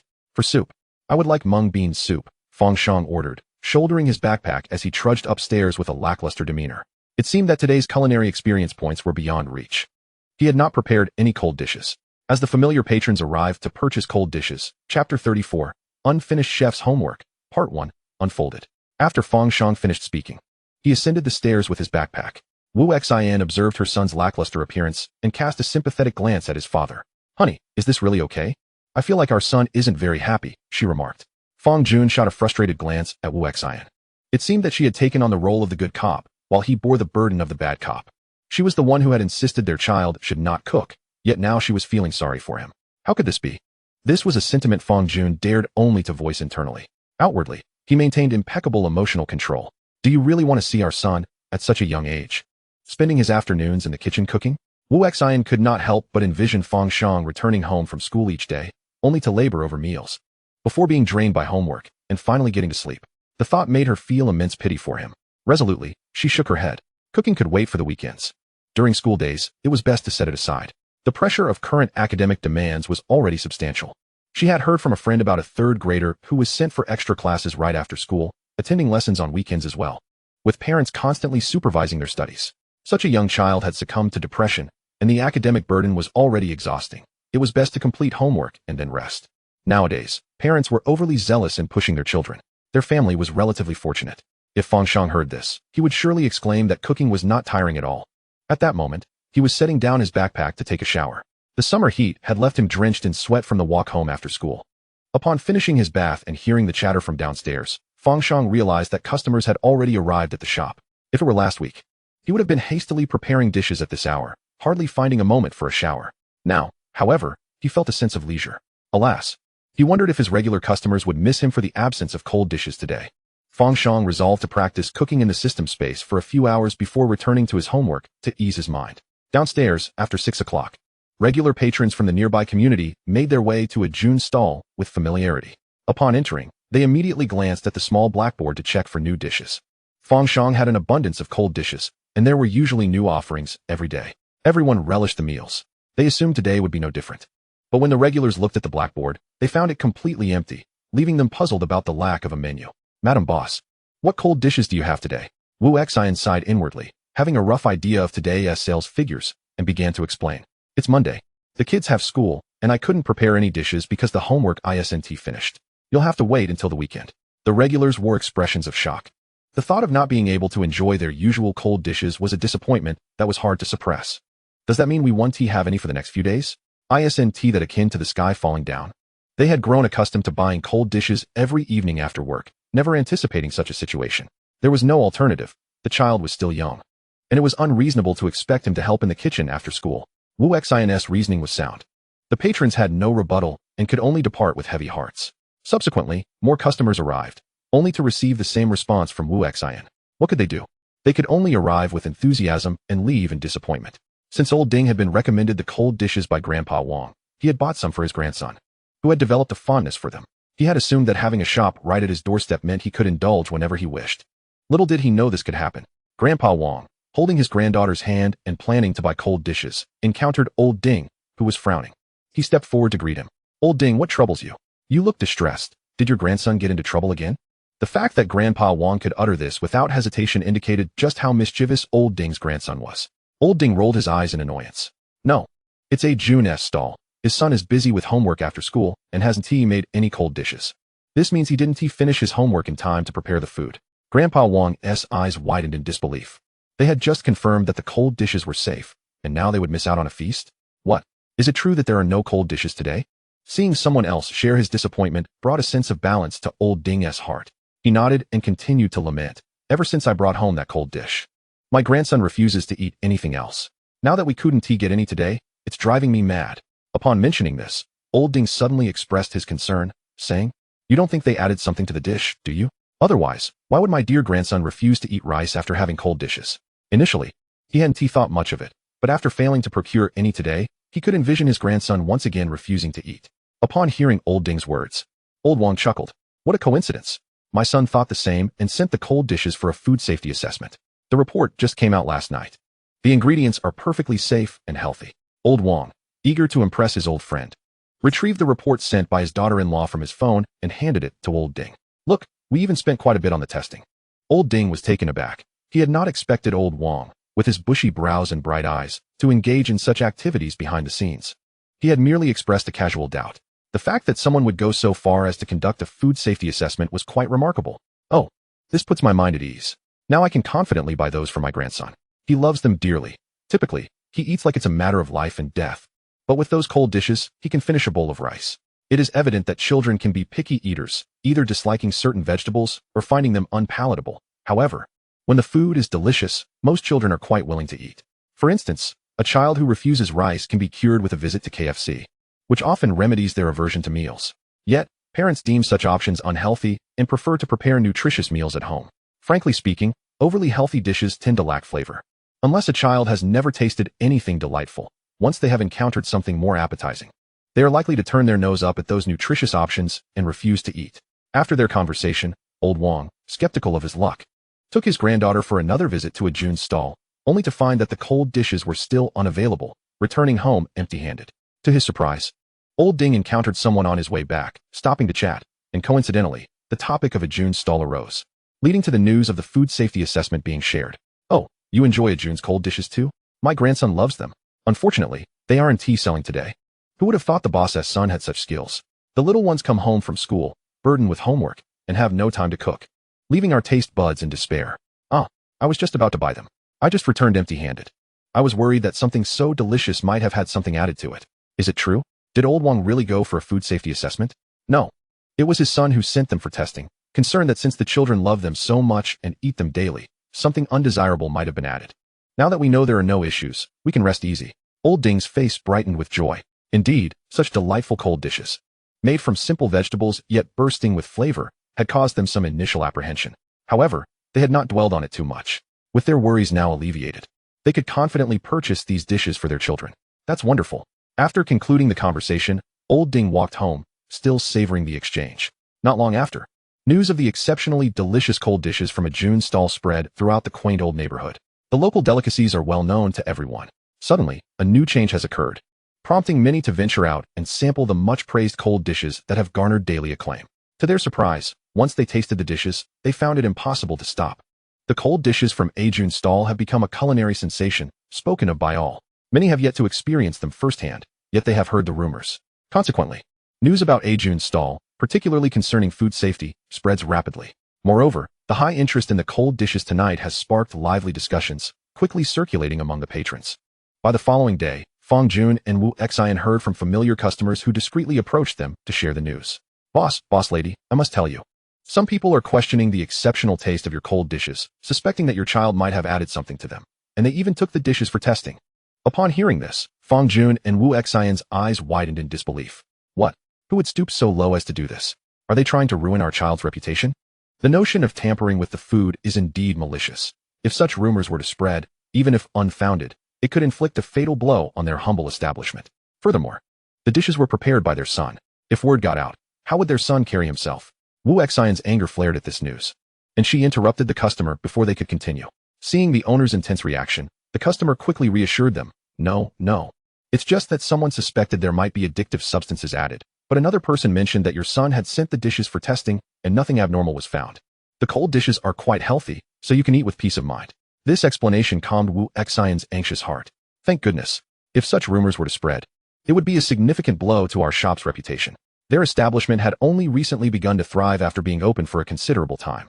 They couldn't afford to face a devastating blow just as business was picking up. I apologize for my overreaction. I hope I didn't frighten you. Wu Xian said with an awkward smile. It's all right. I was quite upset when I first heard, thinking that someone was trying to tarnish your success out of jealousy. Honestly, I see this as a positive development. Regardless of the intentions behind sending the cold dishes for inspection, the outcome is favorable, and your business will surely flourish from here on. Observing the smile on the customer's face, Wu Xian managed a strained smile and pulled Fang Jun into the kitchen. I knew that with increased customers come more troubles. Recently, Due to the delicious dishes our son has been preparing, we have had an influx of patrons. However, the overwhelming attention has made me uneasy, making me reluctant to let him cook. I never anticipated that trouble would arise. They had narrowly avoided disaster as their dishes contained nothing dubious. What if there were ill-intentioned individuals who could not bear to see their business thrive and attempted to sabotage them by adding something harmful, leading to further testing and slandering their establishment? At that point, no amount of explanation would suffice. While it is true that few would scrutinize a small establishment like theirs, considering their son's youth, one can never be too careful. As Wu Xin observed her son's culinary skills blossoming, she found herself entranced by the exquisite dishes he prepared. At times, a single taste would leave her in a state of bewilderment. The sheer deliciousness of his creations, beyond her comprehension, instilled an unsettling feeling within her. Consequently, she instinctively began to withdraw, wishing to diminish Fang Shang's frequency in the kitchen. Rest assured, everything is fine.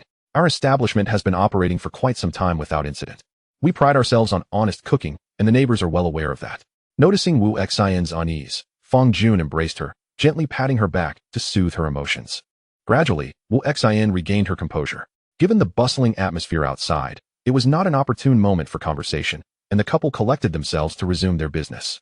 Even on school days, the absence of Fang Shang's cold dishes did not hinder the rise of their establishment's popularity. In fact, business had improved significantly. The volume of takeaway orders and dine-in customers had more than doubled. Thus, mealtimes remained quite hectic. When Fang Shang returned in the evening, Wu Xin and Fang Jun had already composed themselves, ensuring no hint of their earlier distress was evident to him. Today, Fang Shang attempted to complete his homework during school hours, but was thwarted by the teacher assigning tasks only at the end of the day. Why do some teachers wait until the last minute to assign homework, even after finishing their lessons in the morning? Fang Shang pondered, oblivious to the fact that his plan to write his assignments after school had already unraveled before it began. You're back. Did you have a lot of homework today? Fang Jun cheerily greeted him from the kitchen window. Not too bad. I can finish it, Fang Shang replied. However, he mentioned that his math homework had raised suspicions with the teacher, who doubted it was his own work. Although he had solved the problem, he had done so using knowledge beyond elementary level, skipping the process and presenting only the answer. When called upon in class, he managed to respond correctly, thus avoiding detention like some of his classmates who were struggling with their assignments. Sometimes, he felt that elementary courses were not particularly challenging. The real difficulty lay in crafting solutions from a child's perspective. The complexity of the lessons taught proved to be quite burdensome, as using his existing thought processes often left him in a quandary. Navigating these days required not only the pretense of being an elementary student, but also a regression in knowledge. This intermediate state was most troubling. Possessing some understanding, yet lacking mastery, created an awkward predicament. It was akin to learning to drive. Those who had no prior knowledge found it easier to learn, obediently following their instructor's guidance. Conversely, those with an innate understanding of driving faced challenges, as they had to abandon their previous knowledge and adapt to the prescribed methods, complicating the learning process. Fang Shang found himself in a similar situation. The fatigue of academic endeavors left him disinterested in cooking after school. With the end of June approaching, he was acutely aware of the impending final exams. He feared that poor performance would result in his summer being consumed by remedial classes. Chapter 35. A plan declared a failure before it even began. Hey, what prompted you to go upstairs to do your homework voluntarily today? Fang Jun remarked, surprised by his son's newfound diligence. Wu Xin suggested, perhaps he has a lot of homework. Fang Jun nodded, offering no further comment as he continued to fiddle with his phone. Wu Xin cast a puzzled glance at him. Something was amiss, very much so. Since when had this man become inseparable from his phone? For the past couple of days, he had been glued to it, often chuckling to himself. And she had even noticed Fang Jun typing away. Who was he conversing with? Her feminine intuition alerted her that this was not normal. Thus, she approached him with a dangerous demeanor, making not a sound. Fang Jun continued to tap away on his phone. His followers on a certain social media platform had surged rapidly, boasting over 2,000 fans now. Every time he opened his account, he was greeted with numerous new comments. Whenever he encountered a replyable comment, he made it a point to respond. These were patrons of the restaurant or his fans. Many inquired why there had been no cold dishes lately, prompting Fang Jun to post a video explaining the situation.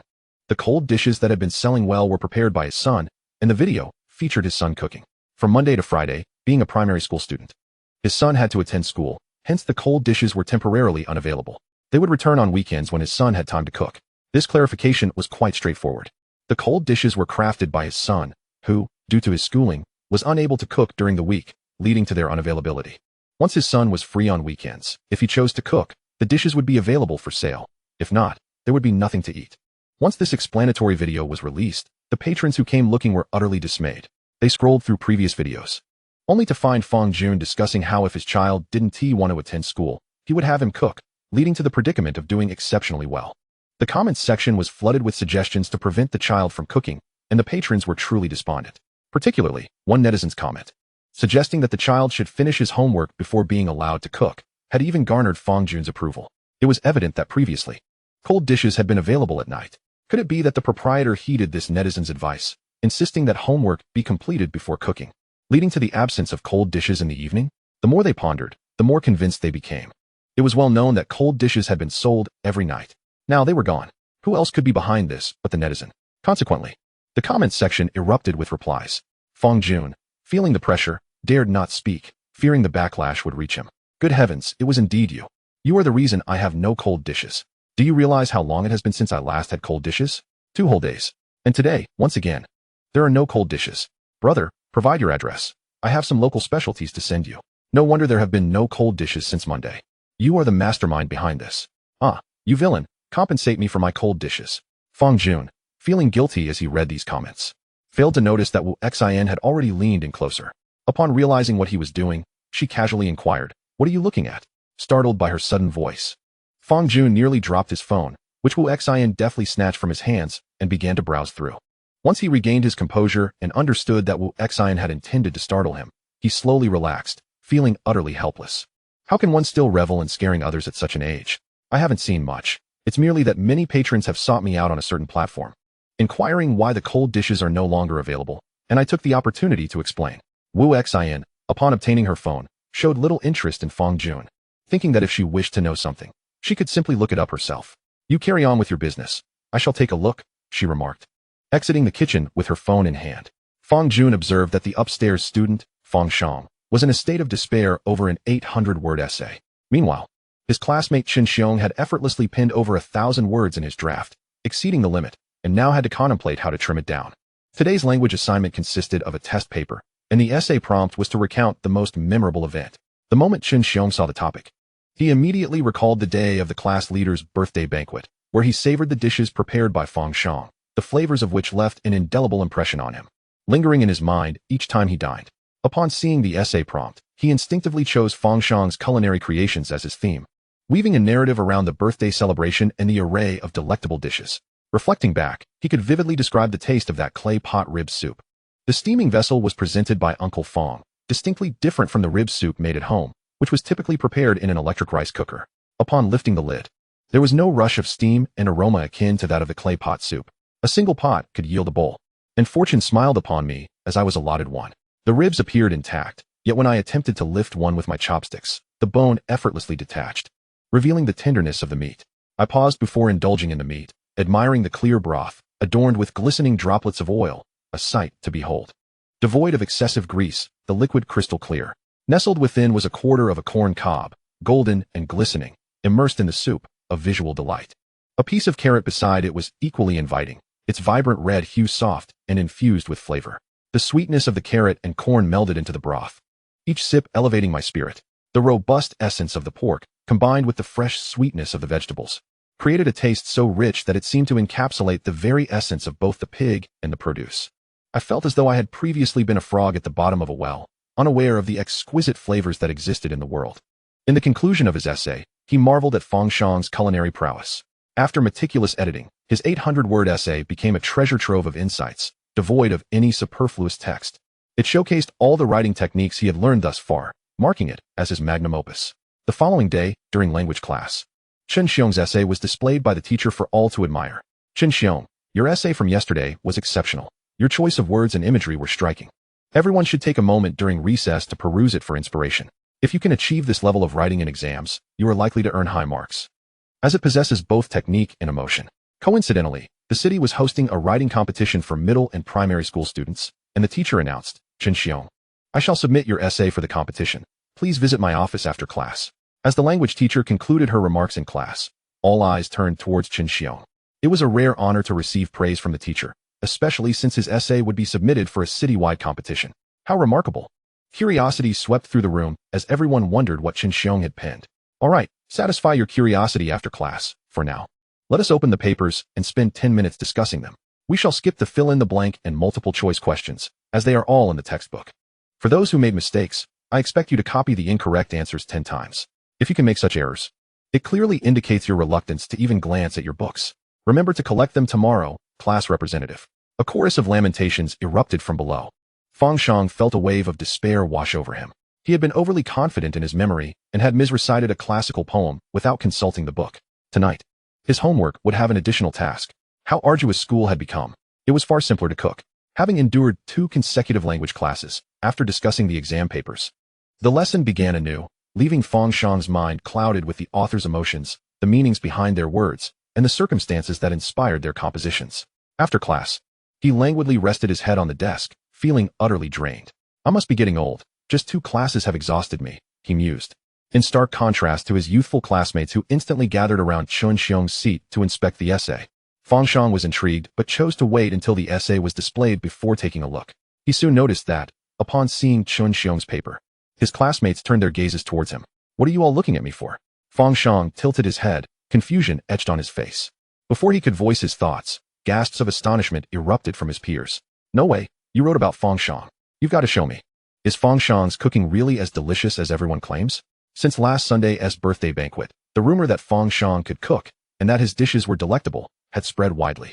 However, as he had been too busy to cook lately, the chatter had subsided. This essay provided a more vivid illustration of the culinary delights Fang Shang was capable of.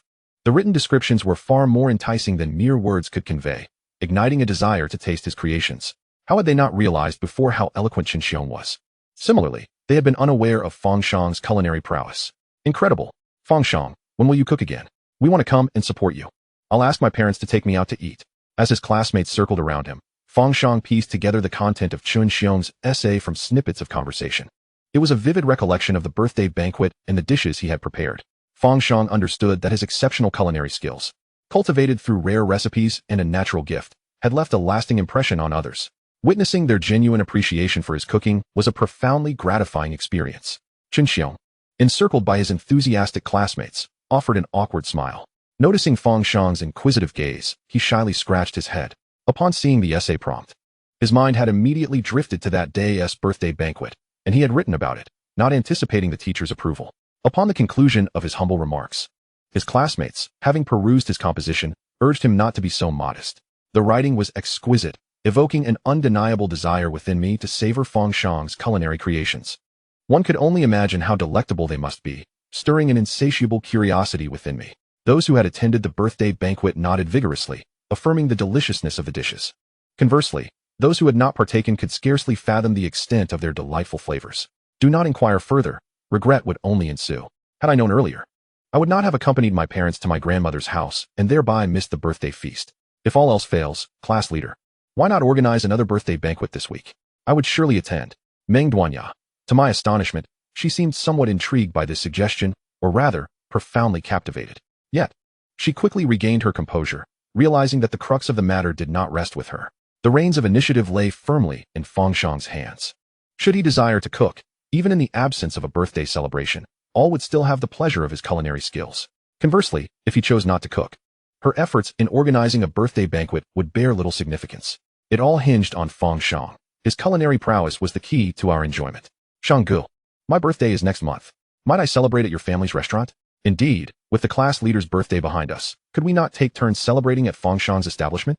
Fang Shang, besieged by the enthusiasm of his classmates, found respite only as the bell rang, signaling the end of class. Although the scene was one he had wished to witness, being overwhelmed without a moment's reprieve was rather unbearable. During the lesson, Fang Shang contemplated his classmates' words with a thoughtful demeanor.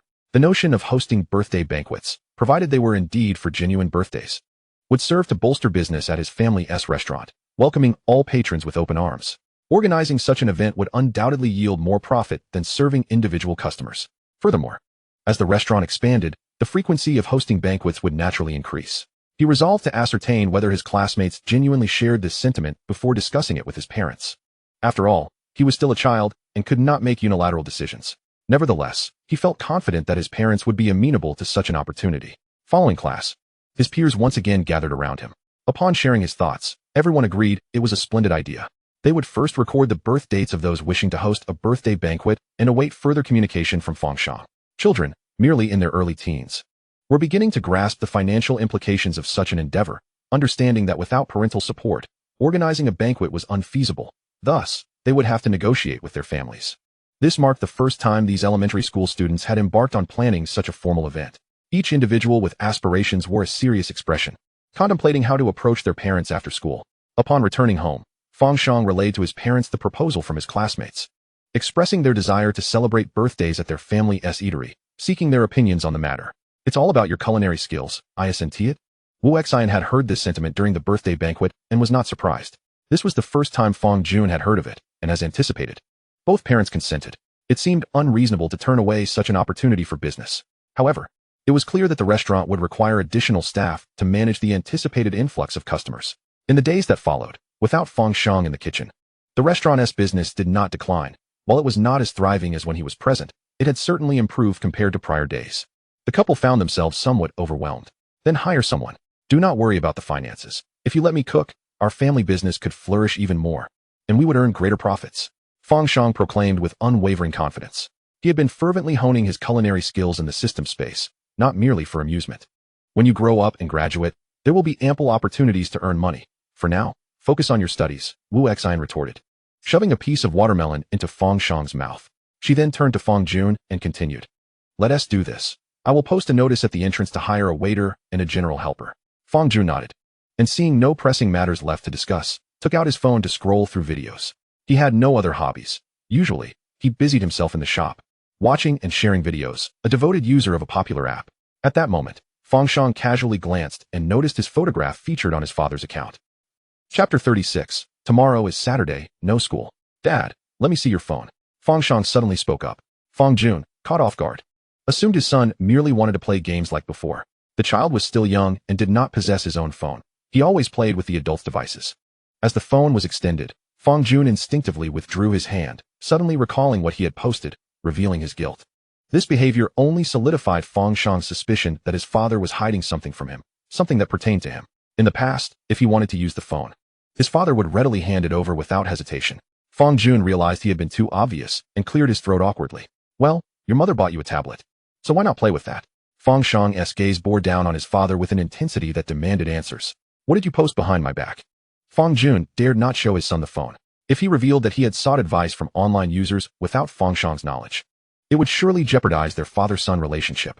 Oh, it's nothing. Just a picture of you chopping vegetables. I posted it to boast a little. It's getting late. We have customers coming soon, so I must prepare, he said, feigning busyness as he tucked away his phone and headed towards the kitchen. Fang Shang glanced at his mother, who averted her eyes in guilt. I'm just enjoying watermelon, she said, having just retrieved it from the refrigerator. She then hurried to the cashier, pretending to be occupied.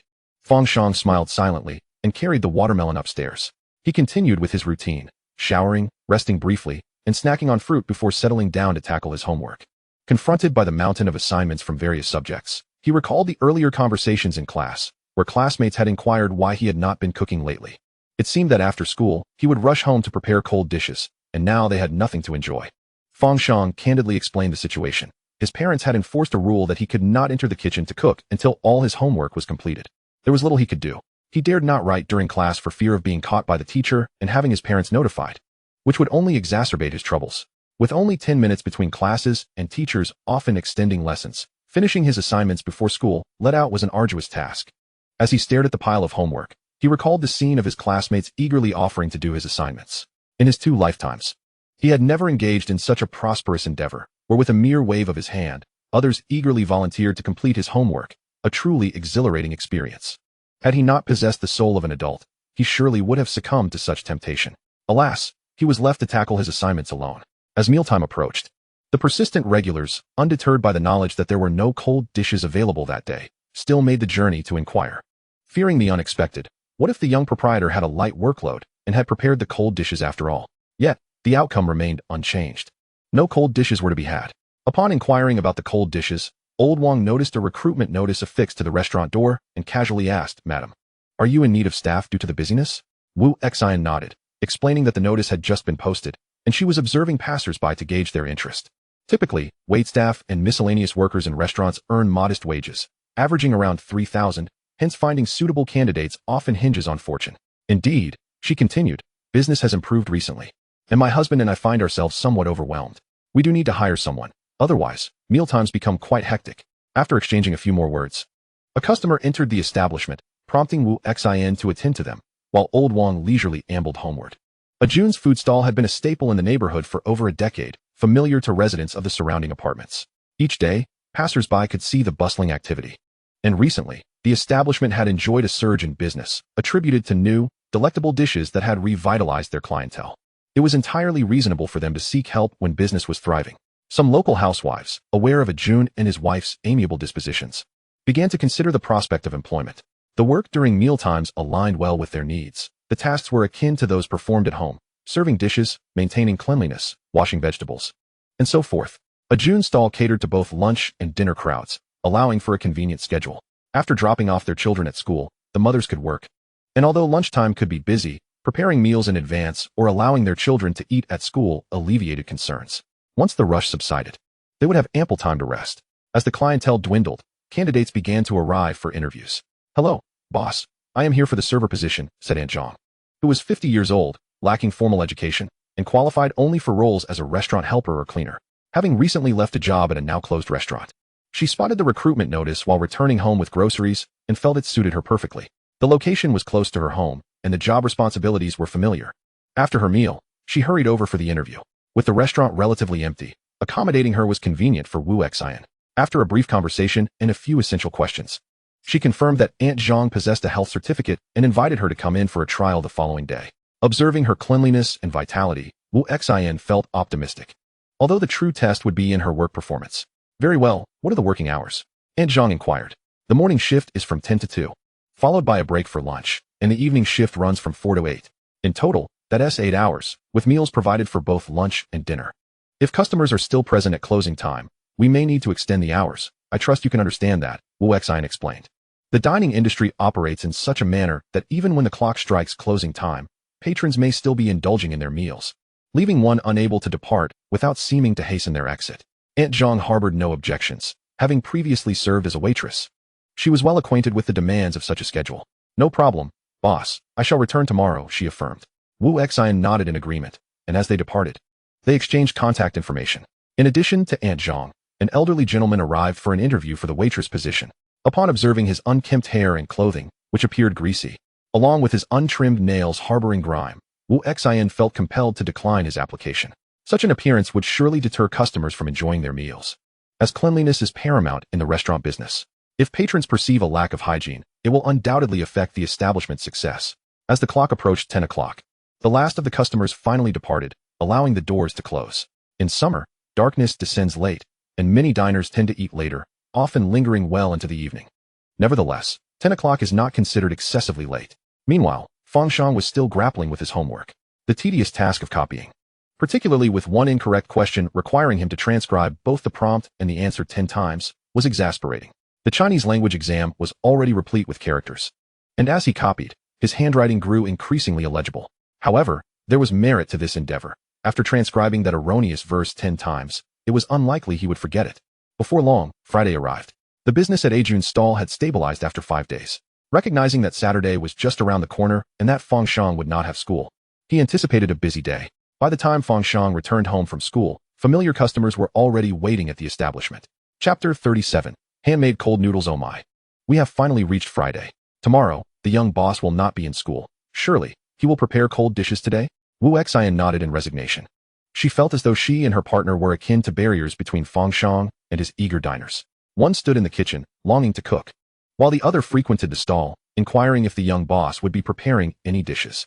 One tirelessly drafted menus for his father to procure ingredients, while the other arrived at the stall even before school had dismissed, eagerly awaiting his return. This was indeed a mutual pursuit.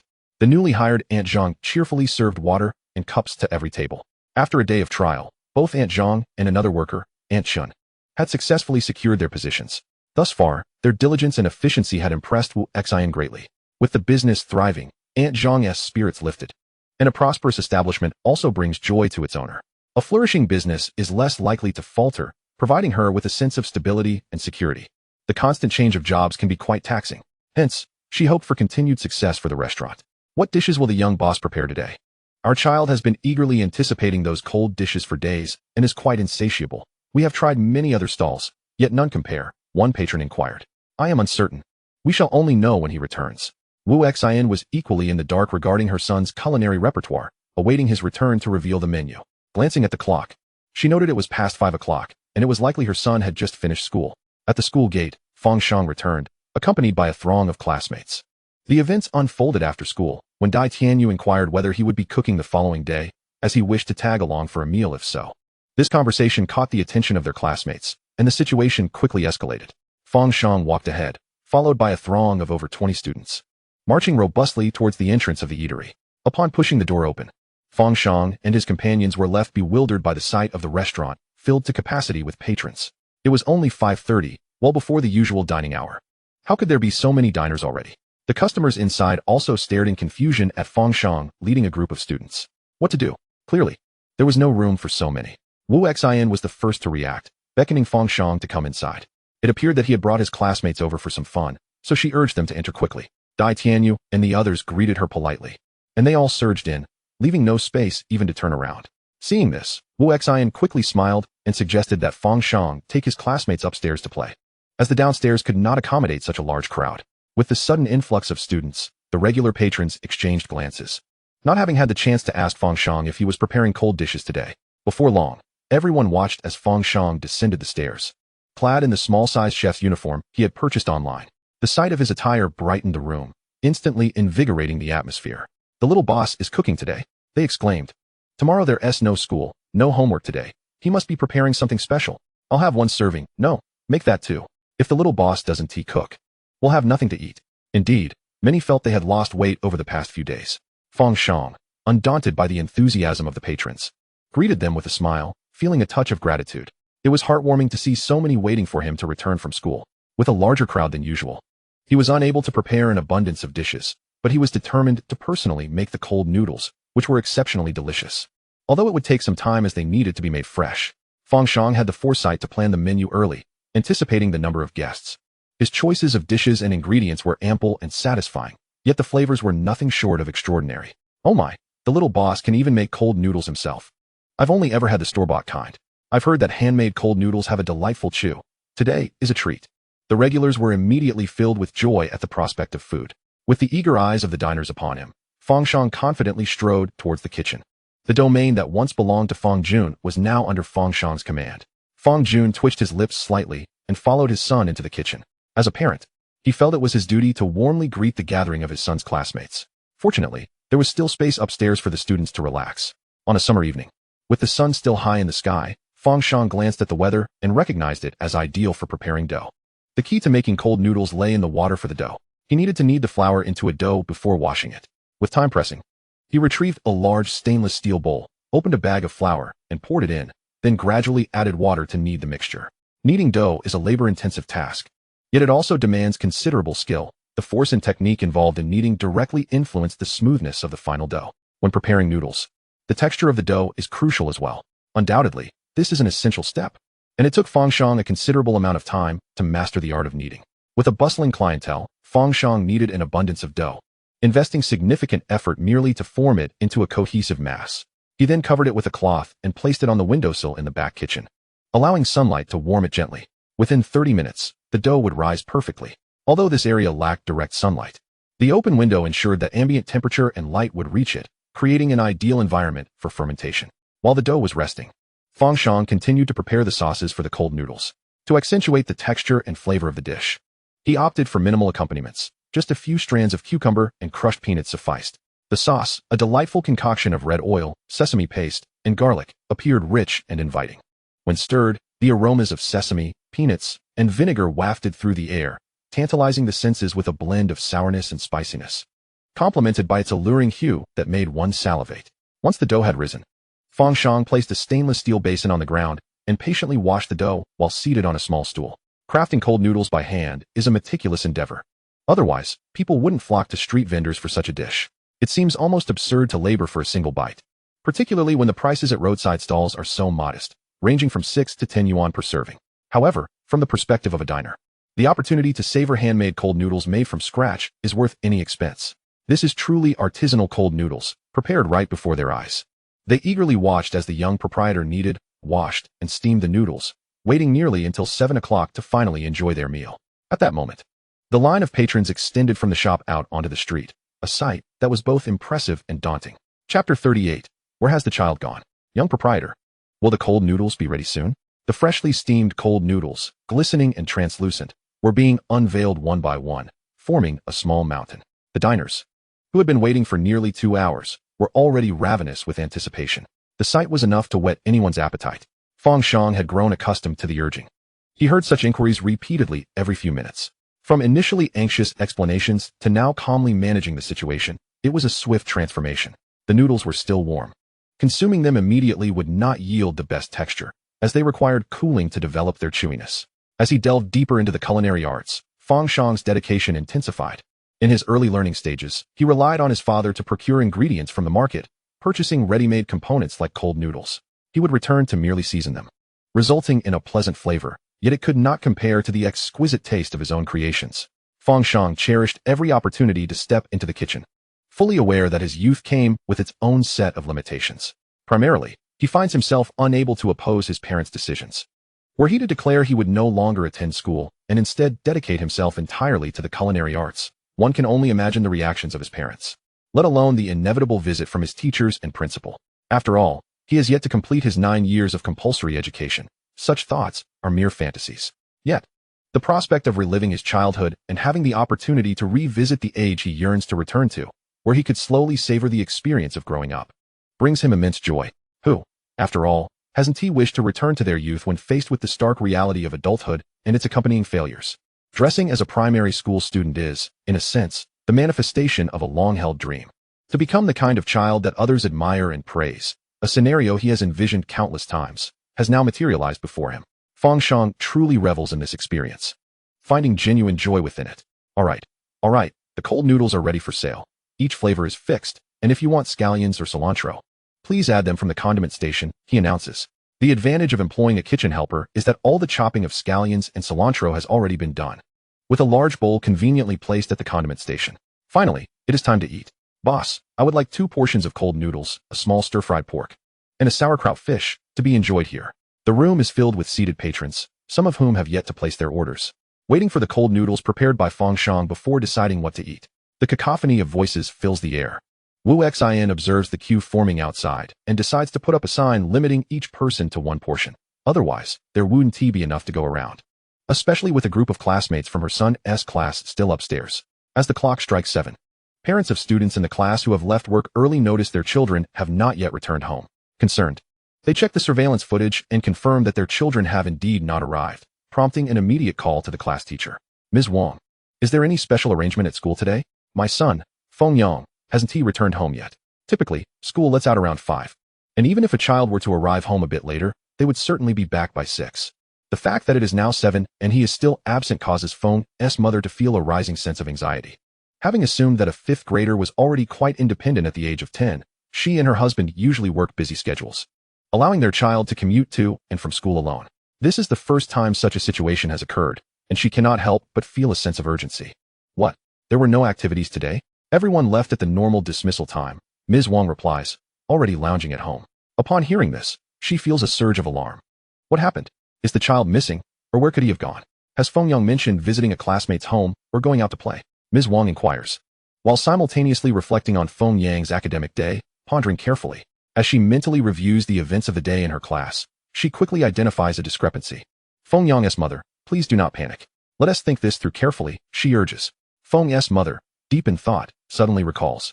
He recently asked me for 200 yuan, saying he wanted to eat at a classmate's restaurant. Does that count?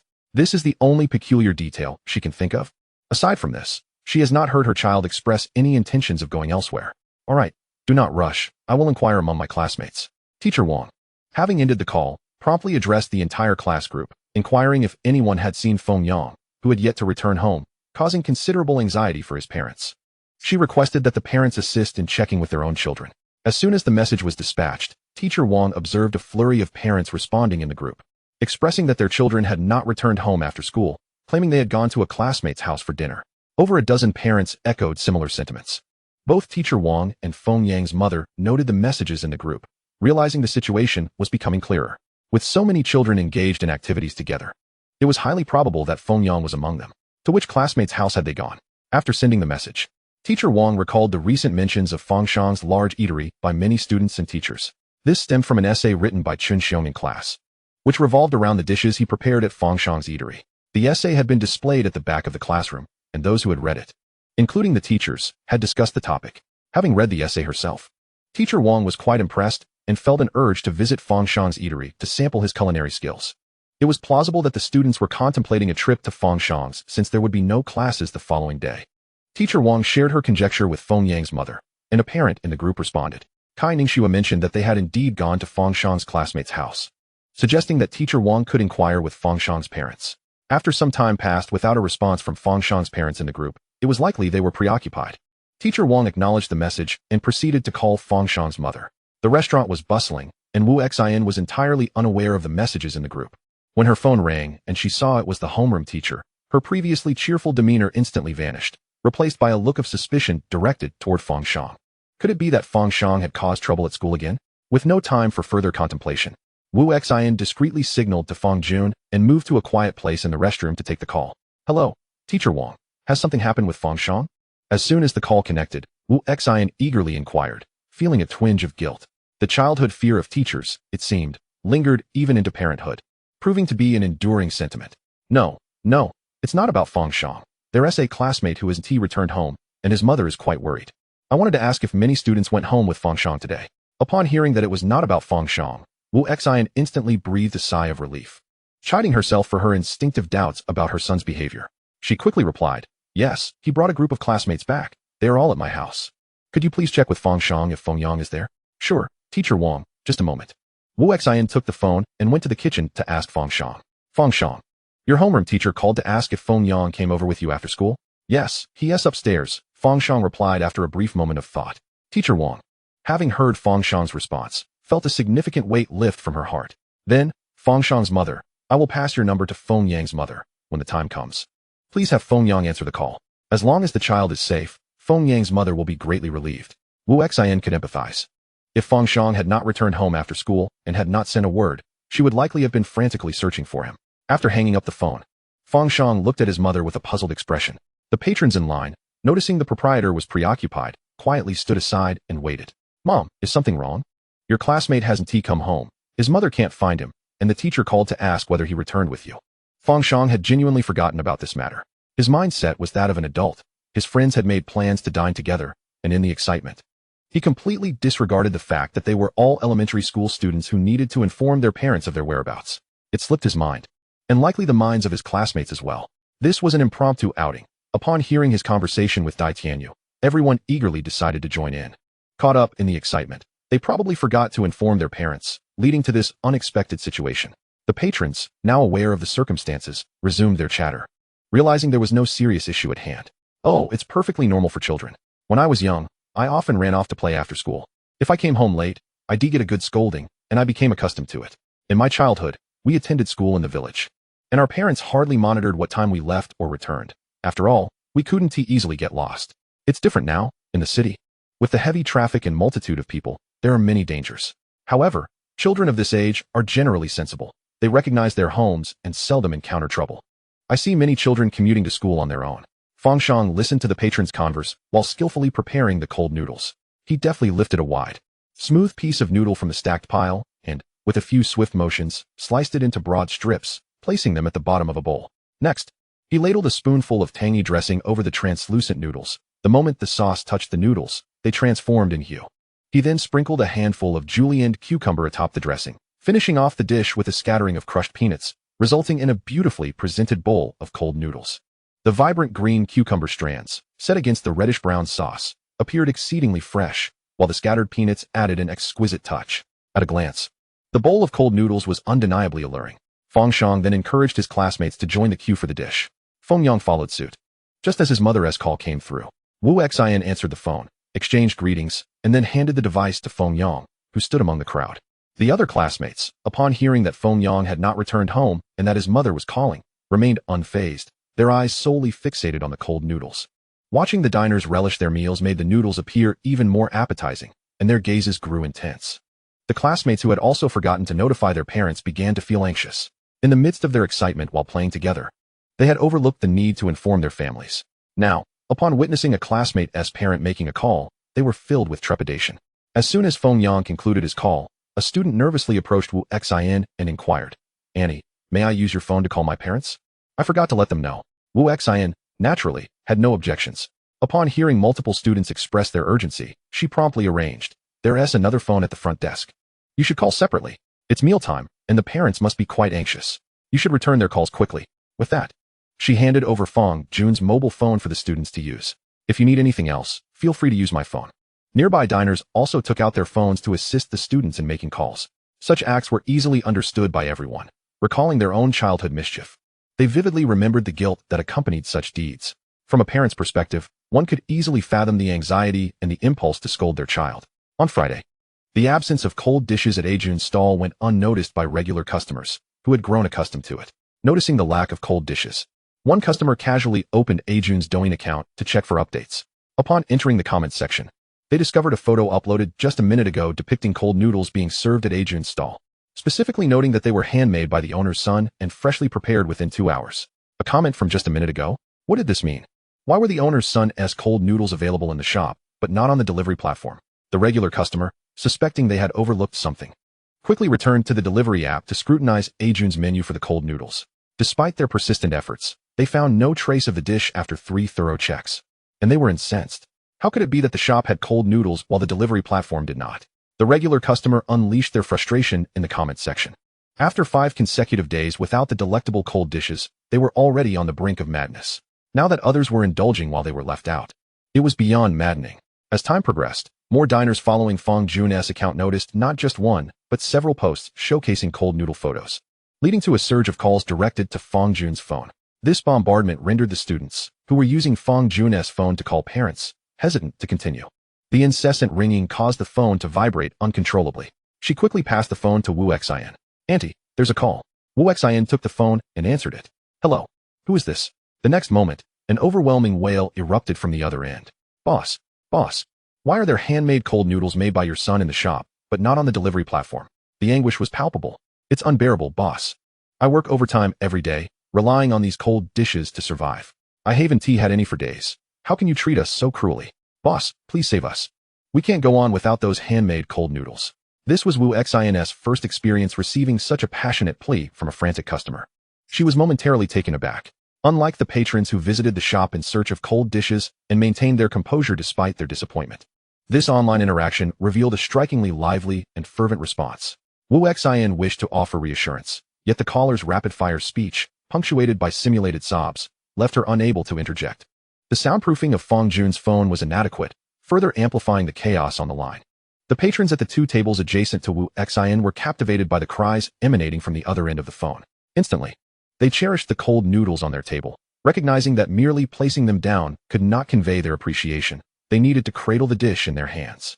Chapter 40. I devoured a bowl in just 3 bites. With great reverence, I began to mix the noodles. The translucent, milky white cold noodles were uniformly cut into wide strips, boasting a delightful elasticity that made me cautious not to break them while mixing with chopsticks. However, as I combined the sauce and shredded cucumber with the noodles, they surprisingly retained their integrity, showcasing an unexpected resilience. The cold noodles, now enveloped in a rich, vibrant red oil mingled with sesame sauce, transformed from their initial pale hue into an enticing medley of colors that stimulated the appetite. Mixing required both patience and time. A classmate, lacking the self-control typical of adults, inadvertently opened their mouth during the process, causing saliva to drip down in a shimmering strand. Startled, they quickly swallowed the remnants of their drool. Onlookers waiting in line couldn't help but chuckle at the sight. Children truly are adorable. Their cravings can lead to such endearing moments. Having previously only seen videos online of children gazing longingly at adults indulging in food, it was amusing to witness a child of considerable age experiencing the same phenomenon. As the mixed cold noodles filled the air with a delightful aroma, anyone entering the shop was immediately greeted by the scent of delicious food. Wu Xin continued her phone conversation while making her way to the kitchen, unaware that Fang Jun had not listed the cold noodles on the delivery platforms. With the shop bustling with customers, she had been occupied attending to them, leaving no time to manage online orders. Not only were there numerous patrons in the shop, but loyal customers aware of the cold noodles availability that evening had also messaged her on WeChat, requesting that she reserve a portion for them. She struggled to keep up with notifications on her own phone. "Please hold on, I'll check with the owner." Wu Xin said as she handed her phone to Fang Jun. Fang Jun responded with a formal tone. I sincerely apologize. The shop is currently overwhelmed. And we have not listed any items on the delivery platforms. At this moment, we can only accommodate dine-in customers. As the distressed customer heard the gentle female voice on the phone transform into a serious male tone, their rhythmic sobbing paused, and rationality returned, prompting a flurry of thoughts. Is there still cold noodles available at the shop? It was already past 7 o'clock, and from the comments, she could see that many people were queuing for the cold noodles. Given the distance from her home to a June stall, she might not arrive until 8, risking the chance of missing out entirely.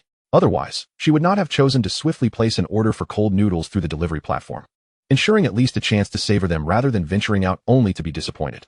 With the prospect of takeout fading, she placed her hopes on the restaurant itself. Additionally, there were new offerings just being introduced. Fang Jun glanced at his son, then kneaded a dough ball, uttering, "All right, hold on, I will speak to the owner.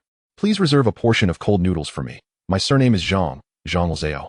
With that, Ms. Zhang abruptly hung up the phone, grasping her mobile device and the keys to her electric scooter before setting off. No sooner had that call ended than another one came through. Fang Jun answered, wedging his phone between his ear and shoulder while tilting his head to converse, thus keeping his hands free for cooking. There were patrons enjoying cold noodles to go, while others dined in, ordering cold noodles alongside various dishes, creating a bustling atmosphere in the restaurant. After realizing that washing the dough required no particular skill, Fang Shang delegated this task to Aunt Chun, who possessed culinary knowledge from her previous experience cooking for workers at construction sites. While her culinary prowess was debatable, her strength was undeniable. Initially, the water used to wash the dough was quite murky, but with continued rinsing, it became increasingly clear, leaving only the gluten behind. The gluten itself was delectable, soaking up juices beautifully, and when diced into small cubes and mixed with the cold noodles, it added an exquisite chewiness. Ensuring nothing went to waste, Fang Shang ladled a scoop of dough water onto a round tray, giving it a casual shake until the mixture spread evenly. He then placed it in a steamer for a couple of minutes, allowing it to set before removing it to cool. With additional help in the kitchen, they finally managed to keep up with the demands. Otherwise, the three of them would have struggled against the lengthy queue. Wow, Shanggu, your culinary skills have flourished during our brief separation. This is absolutely delicious. Dai Tianyu exclaimed, excitement radiating from him as he took a bite of the icy cold noodles. My goodness, this surpasses all the cold dishes I've ever tasted. The cold noodles possessed a soft, glutinous texture with a delightful chewiness that was hard to articulate. A bite revealed a softness reminiscent of glutinous rice cakes, seemingly melting in the mouth. Yet, as one chewed, the noodles revealed their elasticity and texture, overshadowing even the most exquisite of sauces. With each bite, the delightful chewiness lingered on the lips, enticing one to indulge further. The sauce, with a hint of spicy red oil, evoked rich and aromatic sesame flavors, complemented by the tang of vinegar, the umami of soy sauce, and the pungent aroma of garlic. Each flavor was absorbed by the gluten nestled within the cold noodles, and with a bite, the juices erupted in the mouth, mingling with the refreshing essence of cucumber strips, an indescribable delight. In that moment, one simply yearned to savor this exquisite dish fully. Any bite less than generous felt unsatisfying, compelling one to devour the sauce-laden cold noodles in hearty mouthfuls, creating an unparalleled joy that resonated through both mind and body. The pleasure derived from this culinary delight was a euphoric stimulation of the senses. The joyous emotions spread like wildfire, causing smiles to grace the corners of mouths and the sparkle of eyes. One couldn't resist indulging in bite after bite. In the blink of an eye, a bowl of cold noodles was devoured completely, with sauce adorning the face, leaving one still immersed in this delightful experience. Though the stomach felt somewhat full, there lingered a sense of wanting more. The gaze involuntarily drifted towards the queue, still waiting for cold noodles. It was unclear who voiced the sentiment shared by all, but it was evident that everyone craved more. Boss, could you possibly lift the purchase limit? It simply isn't enough. One serving barely fills the gaps between my teeth. Indeed. After waiting a week, finally tasting the cold noodles, it wasn't just about satisfaction. At the very least, allow us to feel satiated. It was insufficient. I finished a bowl in just 3 bites. Boss, let's have another bowl. In chapter 41, is this fair? Initially, everyone was quietly enjoying their cold noodles, and the shop was relatively calm, with only those in line or classmates of Fang Shang engaged in conversation or calling their parents. However, as the first batch of patrons clamored for a second bowl, it became evident even to the most oblivious that the cold noodles were delectable. Otherwise, there would be no desire for seconds. But how could that be? The rule was 1 serving per person, and the petite boss could only make so much with so many still waiting in line. Those who had already eaten were now seeking a second helping while others had yet to have their fill. In many matters of the world, when they do not concern oneself, it is often easy to remain a bystander. It is only when personal interests are at stake that one would argue vehemently. So, do you want to add a serving? Will you queue again, or what? Can you just not eat and go to the back of the line? Do you intend to cut in line? This is unacceptable. The rule is one serving per person, and many of us have yet to eat. Each time the satisfied diners exclaimed that they were still hungry, they were met with retorts from those in line. It was as if the diners who had finished their noodles were grinding their teeth in frustration. If not for the disruption caused by these individuals, perhaps the boss might have considered selling another serving, given that everyone was still hungry. But now, with all those in line opposing it, progress was utterly stalled. The diners who had already savored their cold noodles thought the line waiters foolish. If they could buy another serving, then surely those waiting could do the same. Such disruption to their desire for another bowl served no benefit to them. Those in line felt that the diners, having already eaten, were speaking from a position of comfort, having satisfied their hunger and still wanting more. With only a limited amount of cold noodles available, and a group of elementary school students nearby also vying for them, who could guarantee everyone would be served? After waiting so long, it was unacceptable to leave empty-handed, regardless of the quantity. The priority was to ensure everyone had the chance to eat. Thus, Fang Jun and Wu Xin remained silent, observing the heated exchange between the patrons on either side, each unwilling to yield, while the production of cold noodles continued under the one-serving rule. Feng Yang's mother arrived at the entrance of the stall to pick up her child, only to find the queue was so long that she could not even squeeze her way in. Thus, he could only message Fang Shang's mother, allowing Feng Yang to come out on his own. Upon seeing the message, Wu Xin immediately shouted towards the group of her son's classmates, Feng Yang, "Your mother is here to pick you up at the entrance, hurry out." In an effort to avoid punishment at home, Feng Yang, having purchased some cold noodles, dared not eat them, intending instead to share them with his parents, hoping to evade a beating. Upon noticing the limit of one serving per person for the cold noodles, Dai Tianyu sent a message to his parents via his smartwatch, urging them to come quickly after work to buy some, as the supply was limited. As night fell, in addition to Feng Yang's mother, several other parents also arrived to collect their children. Upon seeing the crowd gathered at a June stall, they were astonished by the bustling business of their children's classmate's restaurant. In Huagua, it is common for people to feel compelled to try a food establishment that is thriving. The general reaction is, what delicious food could warrant such a line? I must try it too. When the restaurant is linked to someone they know, the desire to sample the fare intensifies. For instance, if the establishment is owned by someone from their hometown or a friend, the same applied to this restaurant. Familiar parents encountered one another at a June stall while waiting for their children and struck up casual conversations. If it weren't for the kids coming, I would have never known that the restaurant owned by a classmate was doing so well. Indeed, there are so many people that I couldn't even squeeze in. I noticed many were taking food to go. I wonder what they are buying that is so delicious. Oh, my son is coming out. That little rascal ran off with his classmates after school without a word. I wouldn't have known if it weren't for the messages in the group. Feng Yang, clutching the cold noodles and bouncing along with his backpack, ran towards his mother. He was met with a sharp slap on his shoulder, causing him to wince in pain. "Mom, I'm sorry. I wanted to call you, but I forgot my smartwatch at home. I'm truly sorry." Feng Yang slid to his knees with remarkable speed. His past experiences of punishment taught him that when in trouble, it was best not to be stubborn. The quicker he admitted his fault, the fewer slaps he would receive. His mother was particularly fond of delivering slaps. "Mom, look at the cold noodles I bought for you. I must tell you, Fang Shang's dishes are incredibly delicious." Chen Xiong ate there and wrote an essay that passed the preliminary round of the city's primary and secondary school essay competition. How impressive. Upon hearing about the dish's acclaim, Feng Yang's mother became instantly intrigued. "Really? What essay? Tell me more." The fragile bond between mother and son was successfully mended through Feng Yang's captivating tales of gossip. Once they arrived home, he recounted every detail of the day. Feng Mama listened with unquenchable curiosity. The lives of today's elementary school students are indeed quite remarkable. Are these cold noodles truly that delicious? Upon arriving home, Feng Mama gazed expectantly at the cold noodles Feng Yang had brought back. The two simple plastic bags looked rather unassuming. "I didn't taste any. I just brought it back.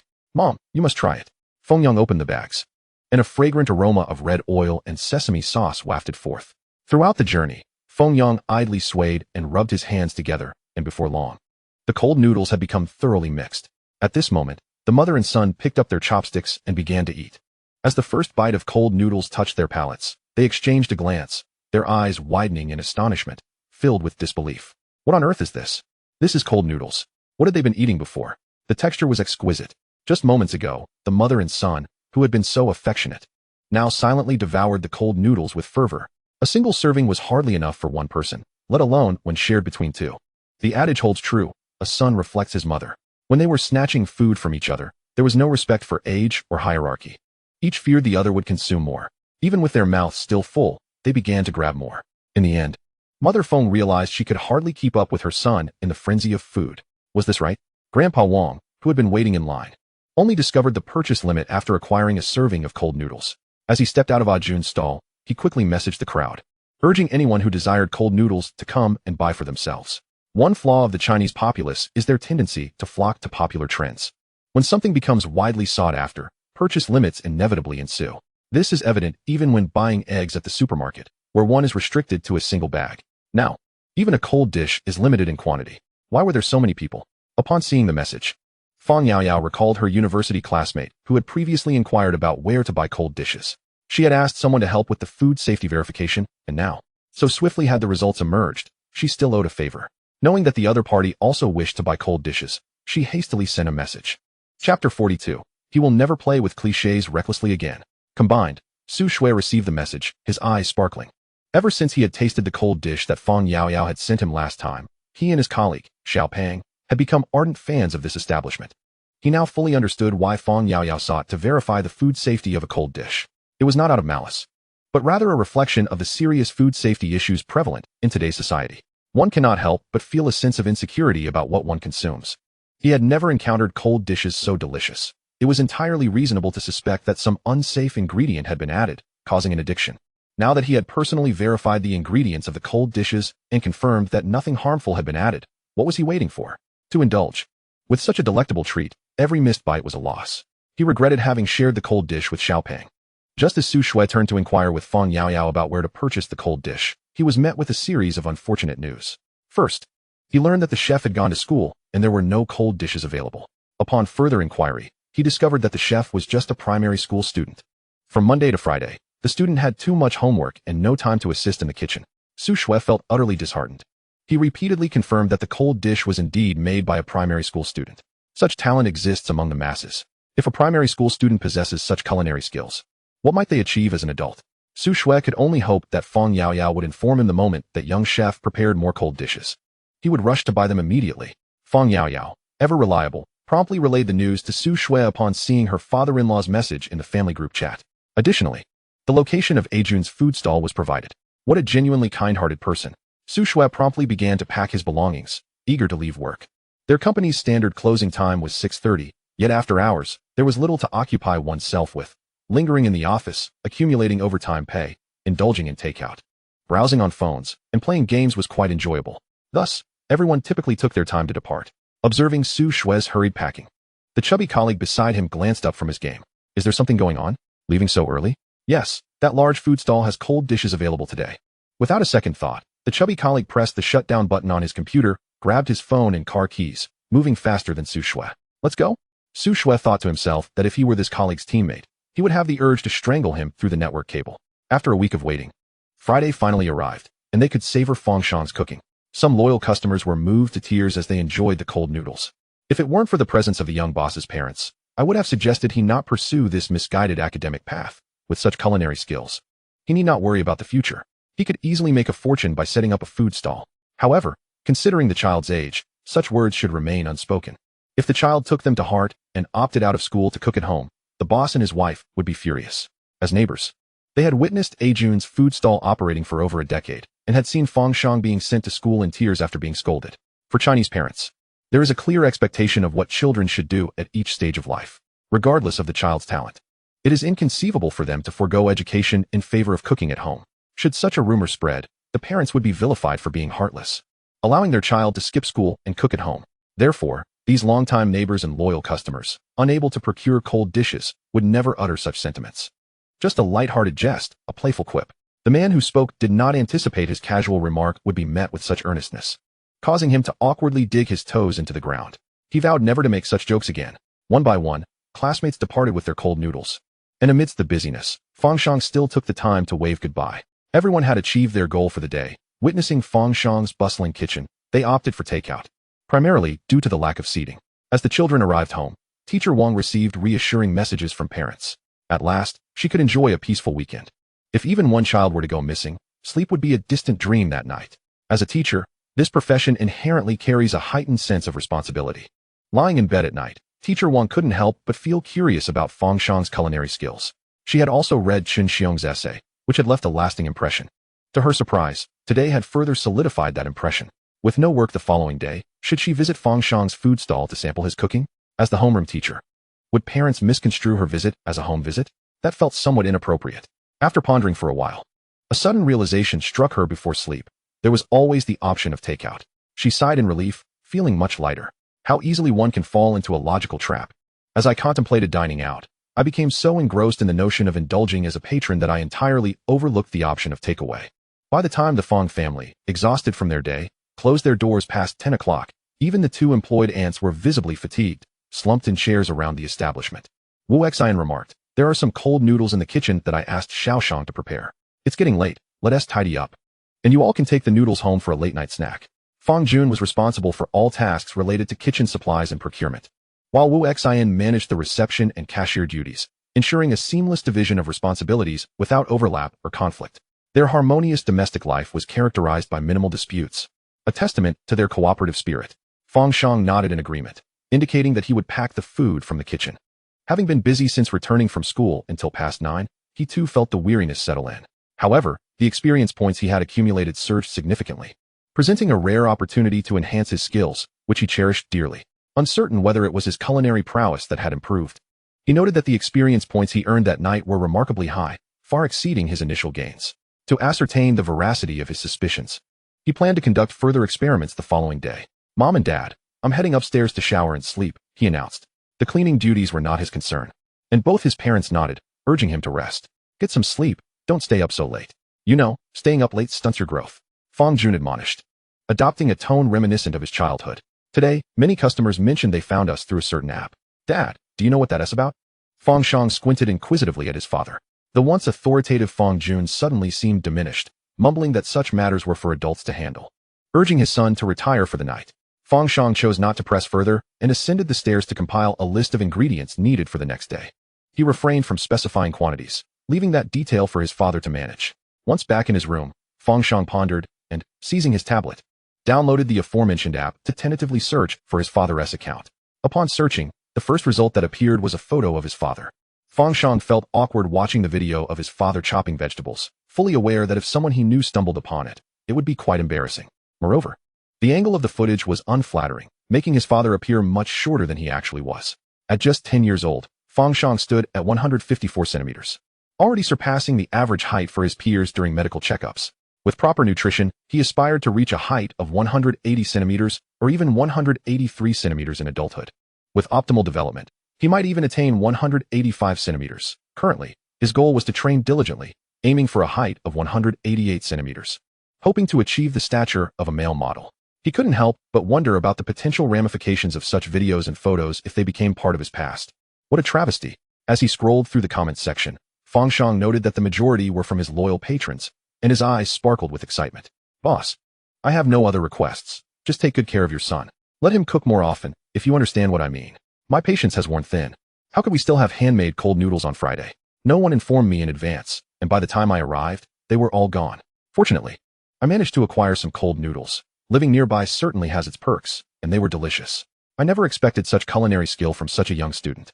Having tasted the boss's cooking, which was merely average, I was pleasantly surprised by my son's extraordinary talent. I wonder if the boss has hired someone to teach him, or if he possesses a natural gift." Fang Shang, seeing this comment, curiously clicked on the replies below. "My home is near a Jun's stall.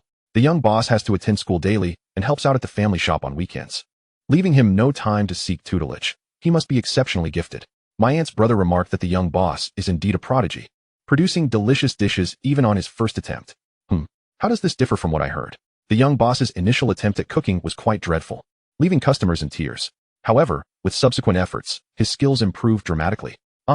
I heard that the young boss's first dish was so delightful it brought tears to a customer's eyes, who then brought colleagues to dine, supporting the boss's business. Thereafter, he visited daily whenever the young boss cooked." Fang Shang silently observed the replies below. In this day and age, is there any gossip unknown to netizens? Even the tale of his first cooking endeavor has spread? Although the details differ somewhat from reality, there is certainly a kernel of truth. This indicates that the rumors are not entirely baseless. As Fang Shang scrolled, he saw the first video posted by his father.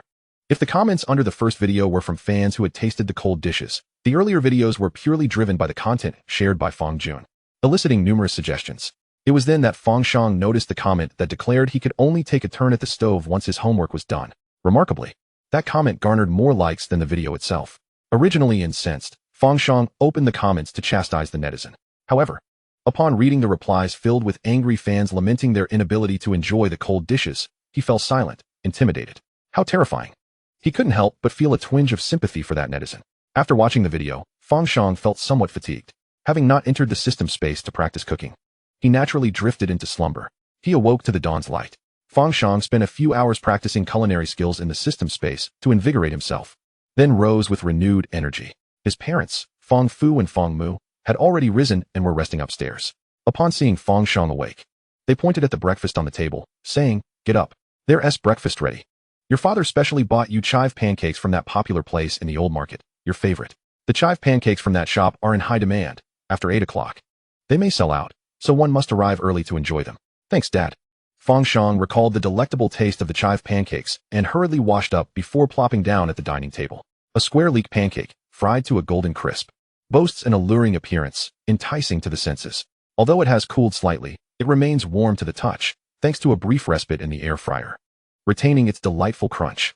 With a single bite, the exterior crackles while the interior reveals a tender texture, the aromatic essence of leeks wafting through the air. The filling, enriched with succulent leeks, mingles seamlessly with bits of scrambled egg and vermicelli, creating an exquisite flavor profile. Leeks are known for their potent fragrance, their fresh and subtly spicy notes harmonizing perfectly with the crispy crust, making it impossible to stop at just one bite. Since venturing into the culinary realm, Fang Shang has developed an instinctive habit of analyzing the ingredients and preparation methods of every dish he encounters, a reflex that has become second nature. This instance is no exception. The preparation of the leek pancake is not overly complex. It simply requires a deft hand with seasoning. The leeks are exceptionally fresh, retaining their juices even after frying, ensuring each bite is moist and flavorful, complemented by the rich aroma of pork lard-infused scrambled eggs. The vermicelli, imbued with the colors of soy sauce and chili powder, adds to the dish's delightful taste, creating a symphony of textures and flavors that is truly delectable. As Fang Shang savors the pancake while providing commentary, Fang Jun and Wu Xian look on with beaming smiles. This child undoubtedly possesses a gift for culinary arts, and they are reluctant to squander such talent. They contemplate the possibility of finding a mentor for him. Weekends could be dedicated to honing his skills. A talent like his deserves proper guidance. Fang Jun expresses his thoughts aloud. Wu Xian, puzzled, turns to him. "Isn't our father an exceptional cook, renowned in the surrounding area? After decades as a village chef, people still request his services for events.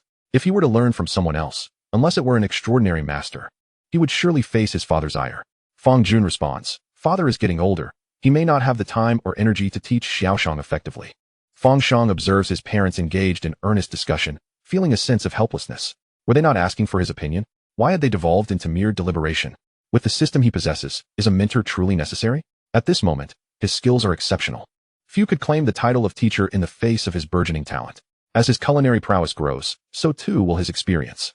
The prospect of a mentor raises concerns. What if certain details were to become exposed? Interrupting his parents' conversation, he asserts, "There's no need for that. My primary focus remains on my studies. Our family has yet to produce a university graduate. I must aim for higher education.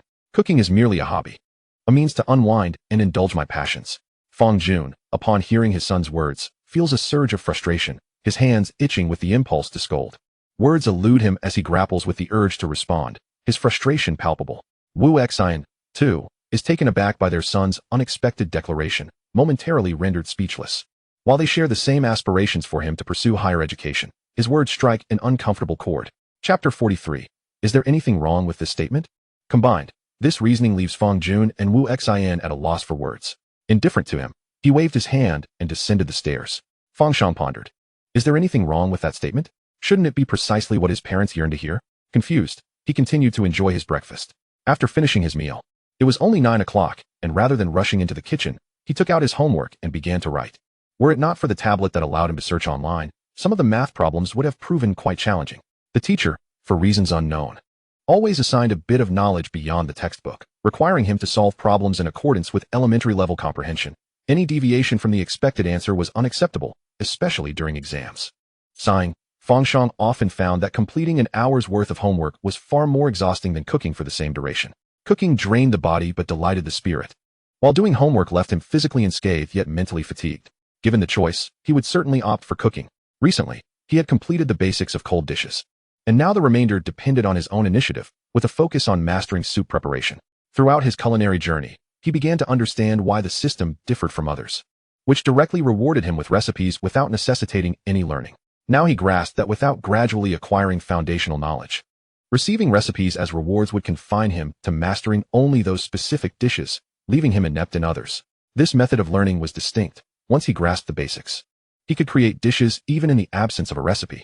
For instance, having learned the methods of cold dish preparation, he could experiment and recreate dishes at will, possessing a wealth of knowledge to draw upon. Every morsel of knowledge he diligently acquired became his most treasured asset.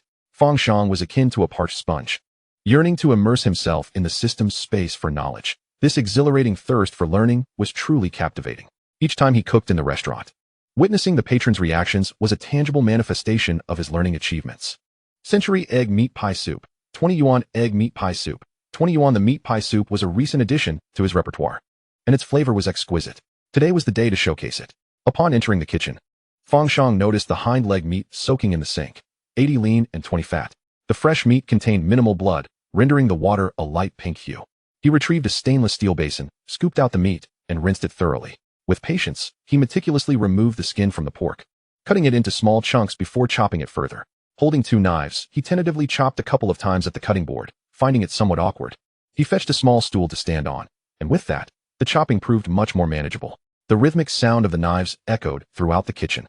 Fang Jun, observing Fang Shang's determination to chop the meat by hand, glanced at the nearby meat grinder, slightly exasperated. Isn't there a meat grinder over there? You could simply cut the meat into smaller pieces and toss it into grind, he thought. This method seemed labor-intensive and time-consuming. Nevertheless, Fang Shang continued, feeling that his father's lack of culinary ambition was quite disappointing. The meat chopped by hand is distinctly different from that produced by a meat grinder. The latter utterly destroys the fibers and cohesiveness of the meat, resulting in a granular texture that diverges significantly from the smooth paste achieved through manual chopping. The meat, meticulously diced with a knife, possesses an inherent stickiness without the need for additional binding agents, and its texture is remarkably airy, rendering it exceptionally tender when stewed. The disparity between the two methods is palpable to anyone with a functioning palate. Delicious fare often belies simplicity and convenience. It typically requires dedication and time to create. This truth is well understood by Fang Shang's father, a seasoned chef. Just as everyone recognizes that handmade dumpling skins yield superior flavor, the convenience of purchasing pre-made skins often prevails due to time constraints and labor intensity. The rationale behind grinding versus chopping meat follows the same logic. Expediency and minimal flavor compromise lead many to opt for the former. Fang Shang maintains high standards for his culinary creations. After diligently studying the art of cooking, he refrains from showcasing any dish that does not meet his exacting taste. Dad, could you please help me peel some century eggs? A bowl will suffice. Fang Jun, slightly exasperated, retorted, Are you tired of me then? Is that it? He felt an urge to vent his frustrations online, but reconsidered, knowing that his followers were primarily drawn to Fang Shang's talents. He anticipated that viewers might not react favorably to his complaints about being bossed around by his son. Fang Jun sensed that, in reality, his fans would likely encourage him to take on even more work. He understood all too well how fervently fans could pursue culinary delights. Before 10 o'clock, Aunt Chen and Aunt Zhang arrived at the shop early, observing everyone engaged in their tasks. They quickly donned aprons and expressed gratitude for the late-night snack from the previous evening. Thank you, young boss, for the cold noodles last night. My daughter returned home from her night shift famished and devoured every last bit, claiming it was exquisite. What Aunt Chen did not mention was that her daughter had cried while eating, revealing feelings and experiences she had never previously shared. She spoke of her boss's exploitation of employees, the absence of overtime pay, the constant beratement at work, and the overwhelming pressure of job insecurity that rendered her unable to resign. Each day was a struggle, with the fear of losing her full attendance bonus looming large, leaving her utterly exhausted. Yet, the alternative was unthinkable. Without work, there would be no income, compelling her to persevere. However, the exhaustion melted away upon returning home to her mother's cooking, reigniting her motivation to continue striving. The cold noodles evoked a sense of warmth, akin to the late-night meals her mother had always prepared, available to her at any hour of need. Last night marked a significant moment for Aunt Chun, as she connected with her daughter's inner thoughts for the first time, uncovering the immense pressure that lay beneath her daughter's cheerful facade. They both wept together, ultimately finding solace in one another's embrace, an intimacy they had not shared since her daughter had grown up. Aunt Chin felt profoundly grateful for the cold noodles, as they had served as a bridge to her daughter's heart. Even if she cannot assist her daughter in her work, she can certainly provide her with care in life. ensuring her daughter feels cherished. My family retires early, and I indulged in that delightful cold noodle dish.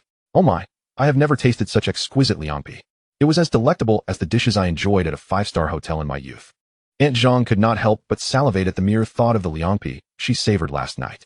Oh my, it was truly delicious. The last time she had tasted anything so delightful was years ago when she accompanied a businessman to a five-star hotel in a big city. A meal that had lingered in her memory for decades. Now, that flavor has been eclipsed by last night's liangpi. Fang Shang, showered with compliments, revealed a modest smile. Ah, being praised daily is indeed a sweet burden. Fortunately, he is not a child.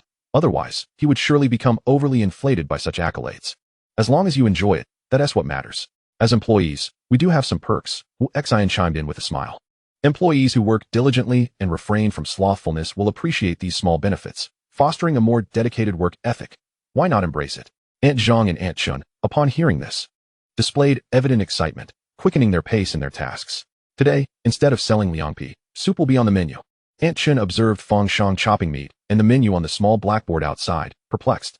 In her understanding, a dish that sells well should be produced in greater quantities to maximize profit.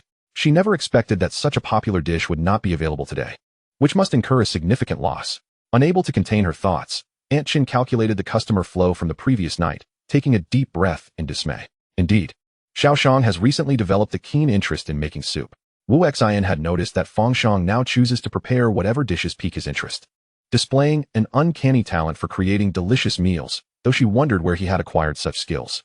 She felt that she had perhaps gained a bit of weight during this period. Wu Xian pinched her little belly, acutely aware of the extra flesh beneath her fingers. What a delightful torment it is. Aunt Chin also comprehended from Wu Xian's reaction that neither the boss nor the boss lady expected their child to earn money. They did not anticipate their child to cook for profit. As long as their child wishes to cook, they shall cook. Earning money is a secondary concern. If they can earn money, splendid. If not, it is of no consequence. The little boss possesses remarkable culinary skills, making everything sell well. I shall head to the kitchen to wash the vegetables, Aunt Chin praised with a smile, not wanting to dawdle, as preparations in the kitchen were quite busy. With Aunt Zhang's arrival, the cleanliness outside was entrusted to her, allowing Wu Xian to comfortably sit at the computer and add a couple of soup options to the takeout platform, inputting the inventory, and setting it to be taken down once sold out. Before 11 o'clock, customers began to arrive. Oh, Mr. Wong is here quite early today. Typically, the lunch rush occurs between 11 and 1, with customers arriving only after the clock strikes 11. This could be considered the official opening. Arriving early might mean many dishes are still unprepared, and it is rare for anyone to have an early lunch. Wu Xian greeted Mr. Wong with a smile as he headed straight for the small blackboard at the front to peruse today's menu.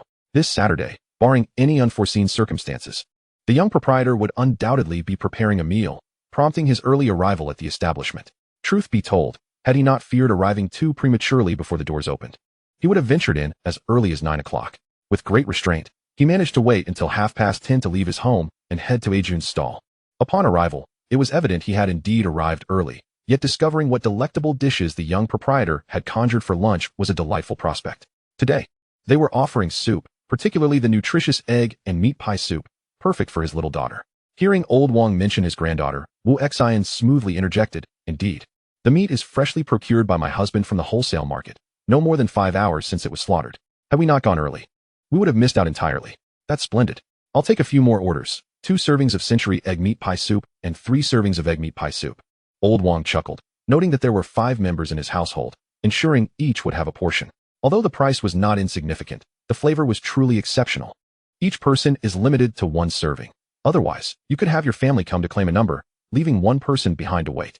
Given the small scale of the establishment, such limitations were necessary to ensure that as many patrons as possible could savor the offerings. Otherwise, those unable to partake would linger in the shop, creating complications. Old Wong was not accustomed to such purchasing restrictions, and after Wu Xian's gentle reminder, he promptly messaged his family group, instructing them not to prepare any meals, but instead to come down to queue for their numbers, each limited to 1 serving. In the meantime, Wu Xian seized the opportunity to inquire further from Old Wong. "Old Wong, you are quite well informed. Do you know who suspected our young merchant of adding undesirable ingredients to his dishes and sent them for testing?" It was baffling to think that anyone would question the integrity of their cuisine. Fortunately, the results came back positive. Otherwise, how would their young merchant continue his culinary endeavors? This news had weighed heavily on Wu Xian's mind since she first heard it. The opinions of outsiders were of little consequence, but their young merchant was still a child, and any such incidents could not be taken lightly, as they might impact his future. Old Wang, upon hearing this, found himself awkwardly standing in place, momentarily unable to meet Wu Xian's gaze. He had only confided in Old Ding about this matter. How had it become common knowledge? Surely, it was Old Ding's loose tongue that had spread the word, now that even the proprietor and his wife were aware. If it were revealed that it was his household that had sent the cold dishes for testing, the rapport he had painstakingly built with the owners would be in jeopardy. Old Wang was at a loss for words, beads of cold sweat forming on his brow. Such matters were indeed easy to investigate. With a few inquiries, one could trace the source of the rumor and identify the individual responsible. It all depended on whether the proprietors had the will to pursue it. Reflecting on it now, it seemed they did possess that determination. Perhaps the individual in question had never tasted anything so exquisite, leading to their unfounded suspicions. Now that everyone recognized the culinary prowess of the young proprietor, it was clear that his skills were commendable, and business was likely thriving more than ever. Old Wang dared not speak the truth and instead resorted to veiled compliments, attempting to diminish the unpleasantness surrounding the situation. Wu Xian was acutely aware of this nuance. She could not simply confront patrons regarding the identity of the individual who had cast doubt on their dishes. If the patrons were unfamiliar with the incident, her inquiry would be ill-advised. Ultimately, the situation was quite vexing. As parents, they naturally disapproved of outsiders speaking ill of their children. In truth, Fang Shang is of little consequence, and I can comprehend such behavior. With the current outcome established, subsequent diners are unlikely to harbor doubts in this regard. There will always be individuals who cannot bear to see others thrive. Upon hearing of a delectable dish, they promptly interject with remarks about additives or addictive substances. This behavior resembles that of those who, upon witnessing a young and attractive woman driving a luxury car and residing in an opulent home, are quick to utter disparaging comments. It is the mediocre who evoke no envy. Such external skepticism is sometimes unavoidable. While it is easy to say so, one must consider the possibility that someone might later embellish this matter, potentially affecting the children involved. I wonder who would dare to speak ill. Your establishment has been operating for over a decade, and the surrounding neighbors are well aware. Should anyone attempt to disrupt your thriving business, it would depend on whether we, the loyal patrons, are willing to stand by you. Elder Wang, with his years of wisdom, instantly discerned Wu Xian's concerns. In business, one fears prosperity may incite jealousy among competitors, leading to subversive actions that could jeopardize your success, thereby benefiting their own. This society has its share of good people, but it is not devoid of malefactors. Chapter 44, Appropriating Others' Joy. What difference is there from patricide? With such exquisite culinary skills, should someone conspire to close your establishment, where would they find such delightful dishes? Appropriating others' joy. What difference is there from patricide? Your business is flourishing now, and it is entirely possible that someone might feel envious. Madam Boss, you might consider establishing several patron groups. Everyone in our community can join. Should any issues arise, simply call upon us, and we shall come to your aid. Wu Xian was taken aback by Elder Wang's words, which transcended her own worries. Momentarily touched, she found herself at a loss for words. Rest assured, you need only focus on running the restaurant. We, your loyal patrons, will always be here for you. Wu Xian readily agreed, recognizing that establishing customer groups could indeed be beneficial. With an increasing number of return visitors, many are eager to learn when her son will next prepare meals, making group communication more effective and alleviating the burden of incessant phone calls. All right, I shall set up the group promptly and post the QR code in the restaurant for anyone wishing to join. Wu Xian was pleasantly surprised by Elder Wang's wisdom and practical suggestions despite his age. With a large fan base, should anyone harbor jealousy and contemplate trouble, they would have to weigh whether others would believe them. Establishing a presence on social media is also essential. A substantial follower count grants one a voice and better safeguards her son. With her son's exceptional talent, he is destined for greatness. This is a mother's instinct. Fang Jun and Fang Shang, busy in the kitchen, overheard the exchange between the two. Wu Xian had indeed considered every aspect and demonstrated initiative and foresight. The father and son, however, were merely technicians at heart. They exchanged a knowing glance and resumed their tasks, chopping meat and slicing vegetables. In the kitchen, Fang Jun had purchased an additional 5-tier steamer and dozens of earthenware pots. After some contemplation, he offered a word of caution. Having acquired these tools and ingredients, we must utilize them effectively, otherwise it would be a waste. The earthenware soup could be incorporated into the fixed menu moving forward. Fang nodded, acknowledging that the clay pot soup was not particularly challenging. With the ingredients prepared in advance, its preparation was quite straightforward. The longer it simmered, the more exquisite the flavor, making it an ideal candidate for the menu. All right then, Dad, why not customize a menu for me to hang on the wall, exclusively featuring my regular selections? With no objections, Fang Jun agreed. In the brief moments that Wu Xian conversed with Grandpa Wang, his wife, son, daughter-in-law, and granddaughter arrived. Upon entering, They overheard Grandpa Wang discussing a customer group with the restaurant owner. They were promptly ushered into a Jun's dining group. Fang Yaoyao contemplated and added Su Shui to the group. Su Shui then sent a 60-second voice message of gratitude and subsequently added Xiaopeng. In a blink, the group swelled to around 20 members. Grandpa Wang, having the most friends, added over a dozen in one go. Old Ding, Old Peng, Old Zhang, and others. All recognizable by their age from their profile pictures. Before long, the group had expanded to over 100 people. Fueled by Grandpa Wang's request for assistance in promoting the restaurant through social media. Seeing it was a Jun's dining group, no persuasion was necessary for people to join. The atmosphere in the group quickly became lively, with inquiries about whether the young boss would prepare cold dishes for lunch. Wu Xian posted a photo of a small blackboard in the group, indicating that there would be no cold dishes at noon, only clay pot soup, limited to 1 portion per person, available on a first-come, first-served basis. Within half an hour, a line of eager patrons formed outside a Jun's establishment. The day was pleasantly overcast, with temperatures around 30 degrees, but without the harsh sun, making it feel less oppressive, thus attracting even more people to queue than before. In the summer, despite the clouds, the ultraviolet rays remained strong. Among the queue, young women braved the sun to purchase meat pie soup. By now, it was already past 11 o'clock. Photographs of the finished meat pie clay pot soup had been shared in the group, inciting cravings among the members. The tender, round meat pie, perfectly stewed and topped with a creamy egg, garnished with a sprinkle of scallions and goji berries, created a clear, glistening broth that was visually tantalizing. Those who had tasted it reported that it was overwhelmingly flavorful, with the meat pie being succulent and devoid of any fishy taste, harmoniously blending with the richness of the egg, making it utterly irresistible. Though fewer opted for the century egg meat pie soup. Those who enjoyed century eggs claimed it was equally delightful, seemingly devoid of any descriptive words beyond delicious. Wu Fa, a recent business traveler residing at a hotel on Jingning Road, had been relying on takeout from the hotel for his meals over the past couple of days. The most highly rated nearby option was a Jun's, with numerous appetizing photos in the comments, which stirred his appetite. Thus, he ordered takeout from a Jun for both lunch and dinner. Today was no exception. Having skipped breakfast due to sleeping in, he awoke just in time for lunch and, noticing the limited offering of meat pie clay pot soup, decided to order the century egg meat pie soup. He was pleasantly surprised to find that this regional delicacy could be enjoyed even away from home. He vaguely recalled that this clay pot soup was a specialty from a certain region, one he had previously tasted while on a business trip, and found quite delightful. A serving of soup accompanied by a rice bowl was just perfect, allowing for a casual meal. With the restaurant nearby, the delivery was remarkably swift. After Wu Fagang finished his bath, the takeout arrived. Having just risen, he yearned for a warm soup to soothe his throat before lunch.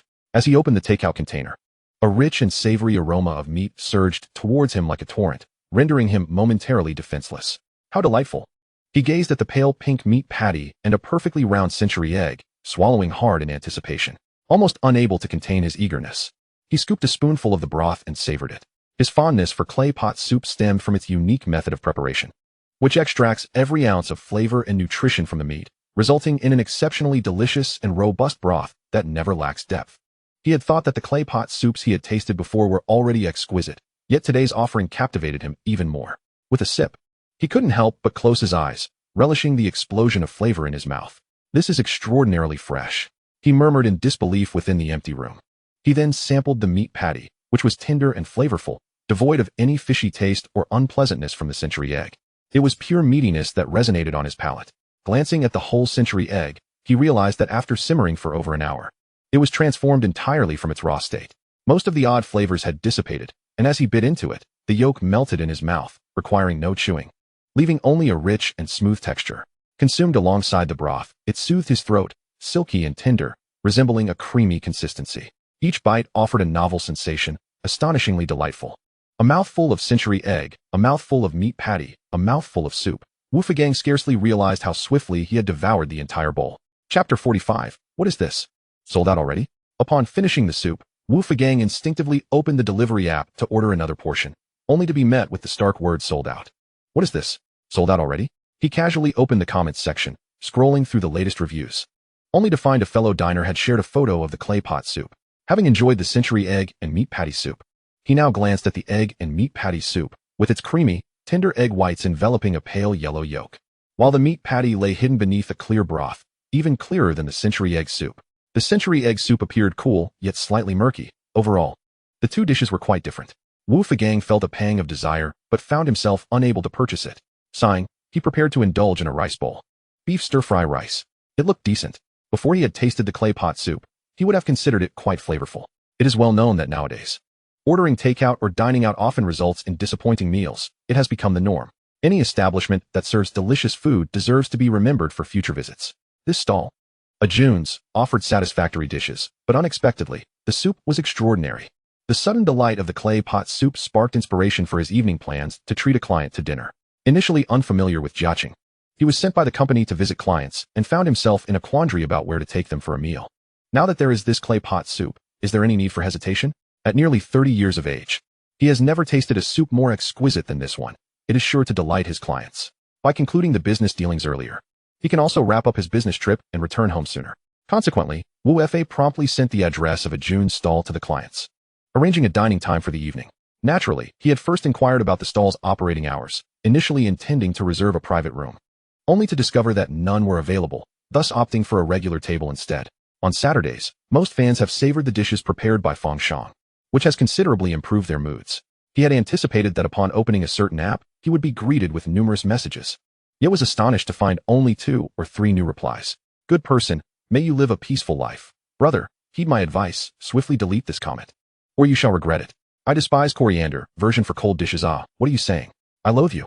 He Shang stroked his chin, perplexed. Ever since he had last browsed Douyin and encountered a parent lamenting that their child preferred cooking over studying, he, being a helpful soul, casually replied that the child should complete their homework first, then be rewarded with a cooking session.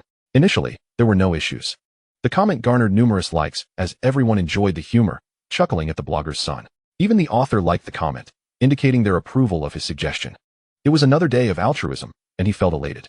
However, a few days later, upon returning to Douyin, he was astonished to find an influx of comments on his reply, all condemning him, questioning how he could propose such a malicious idea, and some even privately messaging him in tears. From his initial confusion, he eventually perused the blogger's subsequent videos and began to understand that the blogger's son was quite the culinary talent, crafting delectable dishes. The blogger, taking his advice to heart, had prevented the child from entering the kitchen until their homework was completed.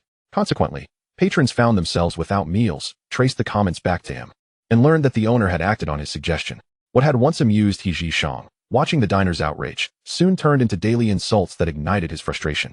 He developed a rebellious mindset, questioning the sanity of those who, unable to dine, resorted to such incessant haranguing. Infuriated, he contemplated flying over to investigate the situation at the restaurant. Who could endure such relentless inquiries? The more they disturbed him, the more resolute he became in not deleting his comments. Today, the insults seemed fewer. What could be the reason? He Shang clicked into the comment section and quickly discerned the cause. It was Saturday, and the blogger's son was cooking in the restaurant, likely keeping the fans occupied and unable to inquire about him. This was quite the turn of events. He felt an itch of curiosity, a desire to visit this establishment and sample its offerings. However, the distance posed a challenge. He would need to fly, arriving only by evening. After a moment's hesitation, He Shang decided to check for evening flights. If one was available, he would go. If not, he would let the matter rest. After preparing himself mentally, he opened the ticket purchasing platform, carefully selected the departure and destination points, and discovered that there was indeed a flight to Jiaqing later that afternoon. It was the height of summer, not yet the school holidays, and the travel season was quite subdued, resulting in remarkably low ticket prices, just over 300. Consequently, He Shang promptly purchased the ticket, packed a change of clothes, and hurried to the airport, racing against time to reach the departure lounge. The regular patrons at a June stall were utterly unaware of the verbal tirade they had directed at He Shang. Saturday was indeed a splendid day, as they found themselves savoring the delicious clay pot soup prepared by the young boss. It was a delightful treat. Having gone an entire week without indulging in such exquisite fare, the nostalgia was overwhelming. So much so that with each sip, their spirits lifted, with their mood elevated. Grievances dissipated, and no one bothered to inquire about He Shang any longer. As the midday service concluded, around 2 o'clock, a June stall closed, and Fang Shang along with 2 employees finally settled down for their lunch. Fang Jun prepared several dishes, complemented by the clay pot soup reserved for them. Each received a portion. Aunt Chin felt somewhat embarrassed to partake, as this soup was priced at 21 per serving, eagerly sought after by customers, leaving barely enough for the staff to enjoy. It was the first time in her lengthy career that she encountered such generosity, where delectable dishes were set aside for the employees. After a busy noon, everyone deserved a good meal to gather strength for the evening's work. Fang Shang wholeheartedly agreed with his mother's sentiment. His appetite had significantly increased. He could devour 2 bowls of rice, a bowl of soup, along with meat and vegetables each day, demonstrating remarkable eating capacity. His vitality was undeniable, evidenced by his robust physique, allowing him to lift heavy pots with ease. Noticing that the boss's family was indifferent to the soup, Zhang Dajin and Aunt Chen began to indulge as well. Since the boss had provided it as their staff meal, they felt it was inappropriate to pack it for later. So they relished the soup right there. With each sip of the delectable broth, a wave of fatigue seemed to wash away, invigorating their spirits. Initially, Zhang Dajin intended to praise Aunt Zhang, but upon seeing the quiet family of three, she silently swallowed her admiration and focused on savoring the soup and meal. Before experiencing the young boss's culinary skills, she believed the primary advantage of her job was its proximity to home. Other benefits, including salary, were not particularly impressive, and the boss's expectations were quite high.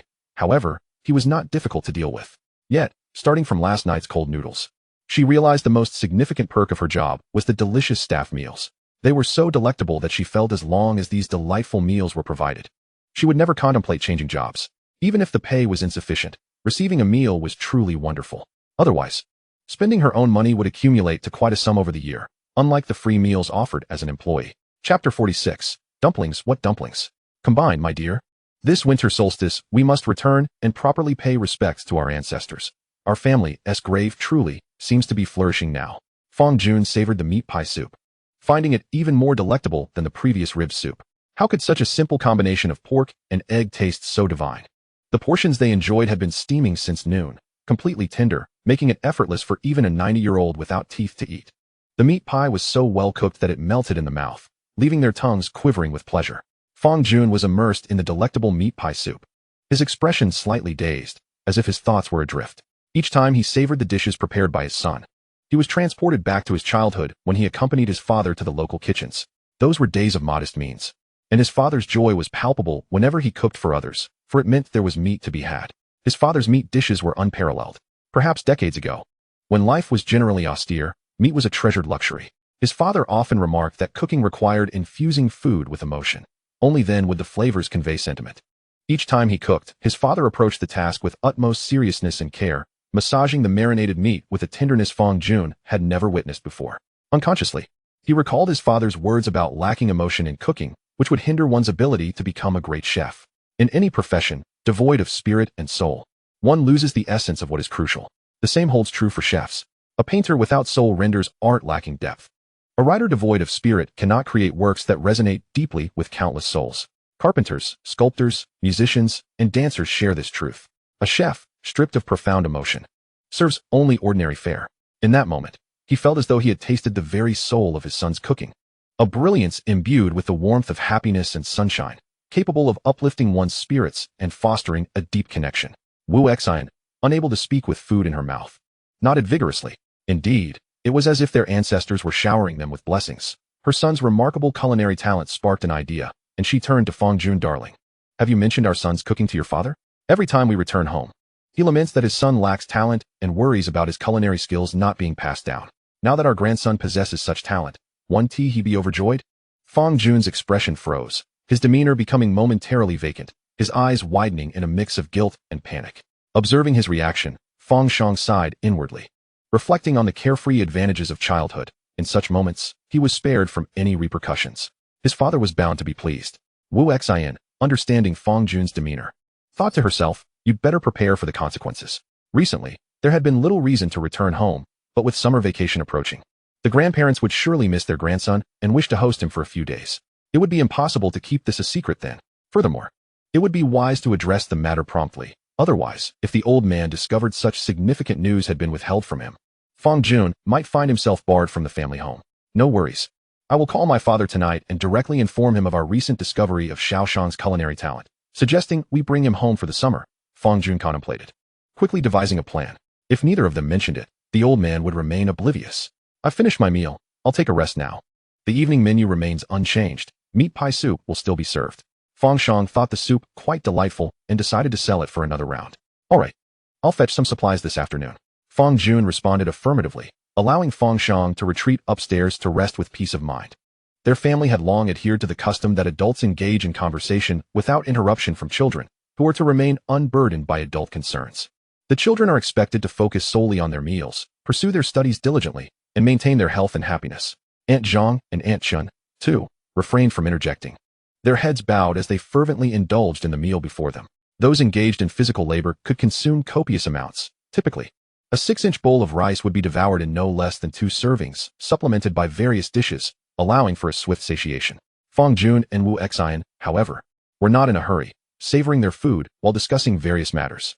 As a couple working together, they had an abundance of topics to converse about. Just moments ago, they had deliberated over how to manage the interest classes that Fang Shang had yet to attend, which had cost them money. In the next breath, they shifted to the increasing customer flow at their establishment, contemplating whether to convert the upstairs into a private dining area for patrons. They had also considered acquiring another apartment within the community.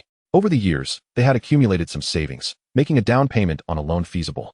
The restaurant, once modest in business, had become bustling. At mealtimes, patrons jostled for space, reminiscent of a crowded subway. This posed a genuine concern, and they resolved to reassess their finances, especially given the significant drop in property prices that warranted further exploration. Fang Jun believed that while the venue was indeed a tad cramped, adjustments were necessary to enhance profitability. He mused about seeking out a real estate agent for insights. As the midday break concluded at 5 in the afternoon, the sounds of Fang Shang chopping meat resonated once more in the kitchen of the stall. The rhythmic chopping of 2 knives alternated with precision, the technique ensuring that the meat remained intact on the cutting board, coalescing into a cohesive mass. The preparation did not end there. The minced meat was placed in a stainless steel basin, where it was infused with a mixture of soaked scallions, ginger, and garlic, allowing the meat to absorb the aromatic essence, effectively eliminating any unpleasant odor. Fang Jun mused that this minced meat would make for delightful dumpling filling, a treat he hadn't enjoyed in many years. Watching Fang Shang chop the meat stirred his appetite. Usually, when he craved dumplings, he resorted to a meat grinder out of convenience. Surely, this hand-chopped filling would be more fragrant. Fang Shang, however, perceived the underlying meaning in his father's words. This subtle suggestion was an invitation for him to be proactive and prepare dumplings for his father. Though he understood, he chose to feign ignorance, calmly continuing his chopping, seemingly oblivious to his father's entreaty. Noticing his son's lack of response, Fang Jun circled back, attempting once more. Son, would you like to eat dumplings? Daddy could knead the dough and wrap them for you. What dumplings? Fang Shang queried, as Wu Xian, passing by with a cloth, chimed in at the mention of dumplings. Fang Shang wondered if his parents had recently unlocked some hidden culinary enthusiasm. They had not been so keen in the past. If you want to eat, you can make them yourselves. The filling is already prepared. And there's a whole basin in the fridge. Alas, he thought, being their son left him with no choice. The parents yearned for dumplings, a trivial matter indeed. Of course, dear husband, it has been quite a while since we last indulged in dumplings. Let us prepare a few. Very well, just wait in anticipation. Fang Jun eagerly seized the opportunity to prepare the meat filling and began kneading the dough with enthusiasm. Wu Fa, needing to entertain a client, arrived early at Ajun's diner in the afternoon to scout the location and make necessary preparations. For instance, he brought along a fine bottle of wine and needed to confirm whether the establishment permitted outside beverages. Additionally, he had to pre-order the dishes. When hosting a meal, there are certain conventions to observe regarding the number of dishes, including cold and hot appetizers, main courses, and soups. Failure to adhere to these could convey a lack of sincerity, potentially tarnishing the client's impression of their company. At the Jingning Road Garden Community, shop number 27, Wu Fa hailed a taxi, paid the fare, and upon stepping out, immediately noticed the facade of Ajun's diner. It was an unremarkable storefront not far from the community's entrance. Yet with the vehicle parked directly outside, it was clearly visible. His first impression was that the establishment appeared rather small. He had expected that a place capable of serving such delectable clay pot soup would surely thrive, and a thriving business would not likely occupy such a modest space. However, it seemed that the entrance led to a standard-sized room, featuring double glass doors that allowed a clear view of the interior. Wu Fa observed 2 tables occupied within. Checking the time, he noted it was 5:26 p.m. Were patrons dining this early? This fleeting thought vanished as he approached the entrance, pushing open the glass door to be greeted by a refreshing breeze. The summer heat could only be alleviated by air conditioning. Hello, welcome. The menu is on the wall, and our chef special is listed on the small blackboard at the entrance. Aunt Zhang warmly greeted him upon his arrival. Following her indication, Wu Fa instinctively glanced toward the blackboard on his left. There it was, the clay pot soup he had savored at noon. It was indeed part of the limited menu, which explained why he had not encountered it in the previous 2 days. Hello, I have a reservation for a dinner for 6. May I place my order now? Certainly. We do not have private rooms, but this round table should suffice. Upon hearing this, Wu Fa surveyed the diner once more.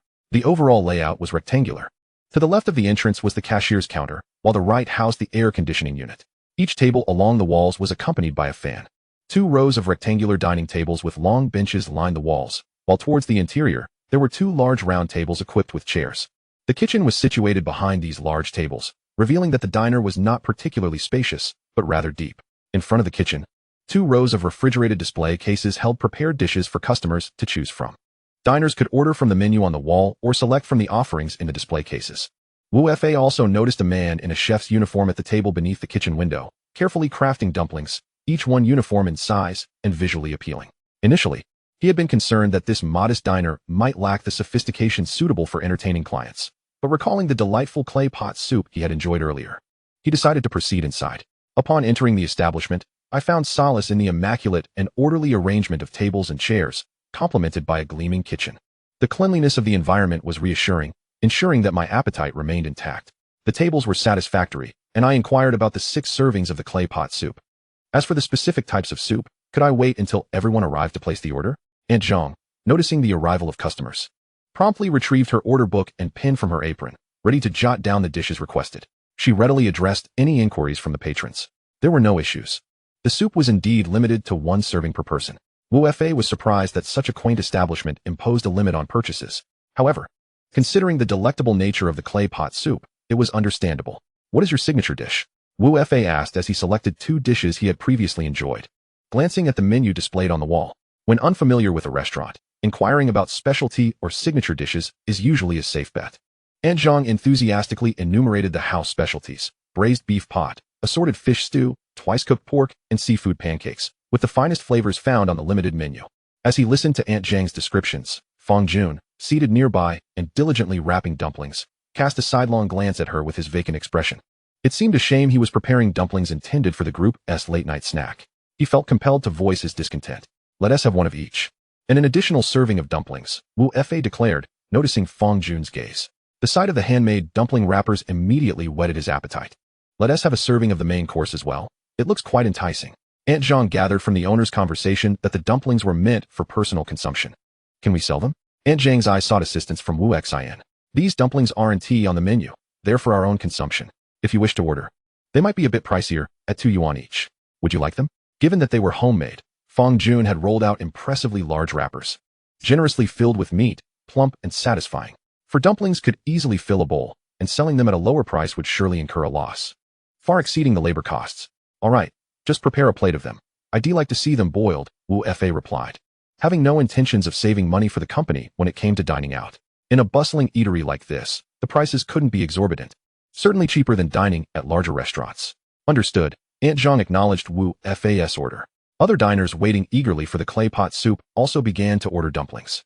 Such handmade dumplings were a rare find. Boss, I'd like 16 dumplings as well, a young woman called out, reassessing her order as she observed the size of the dumplings.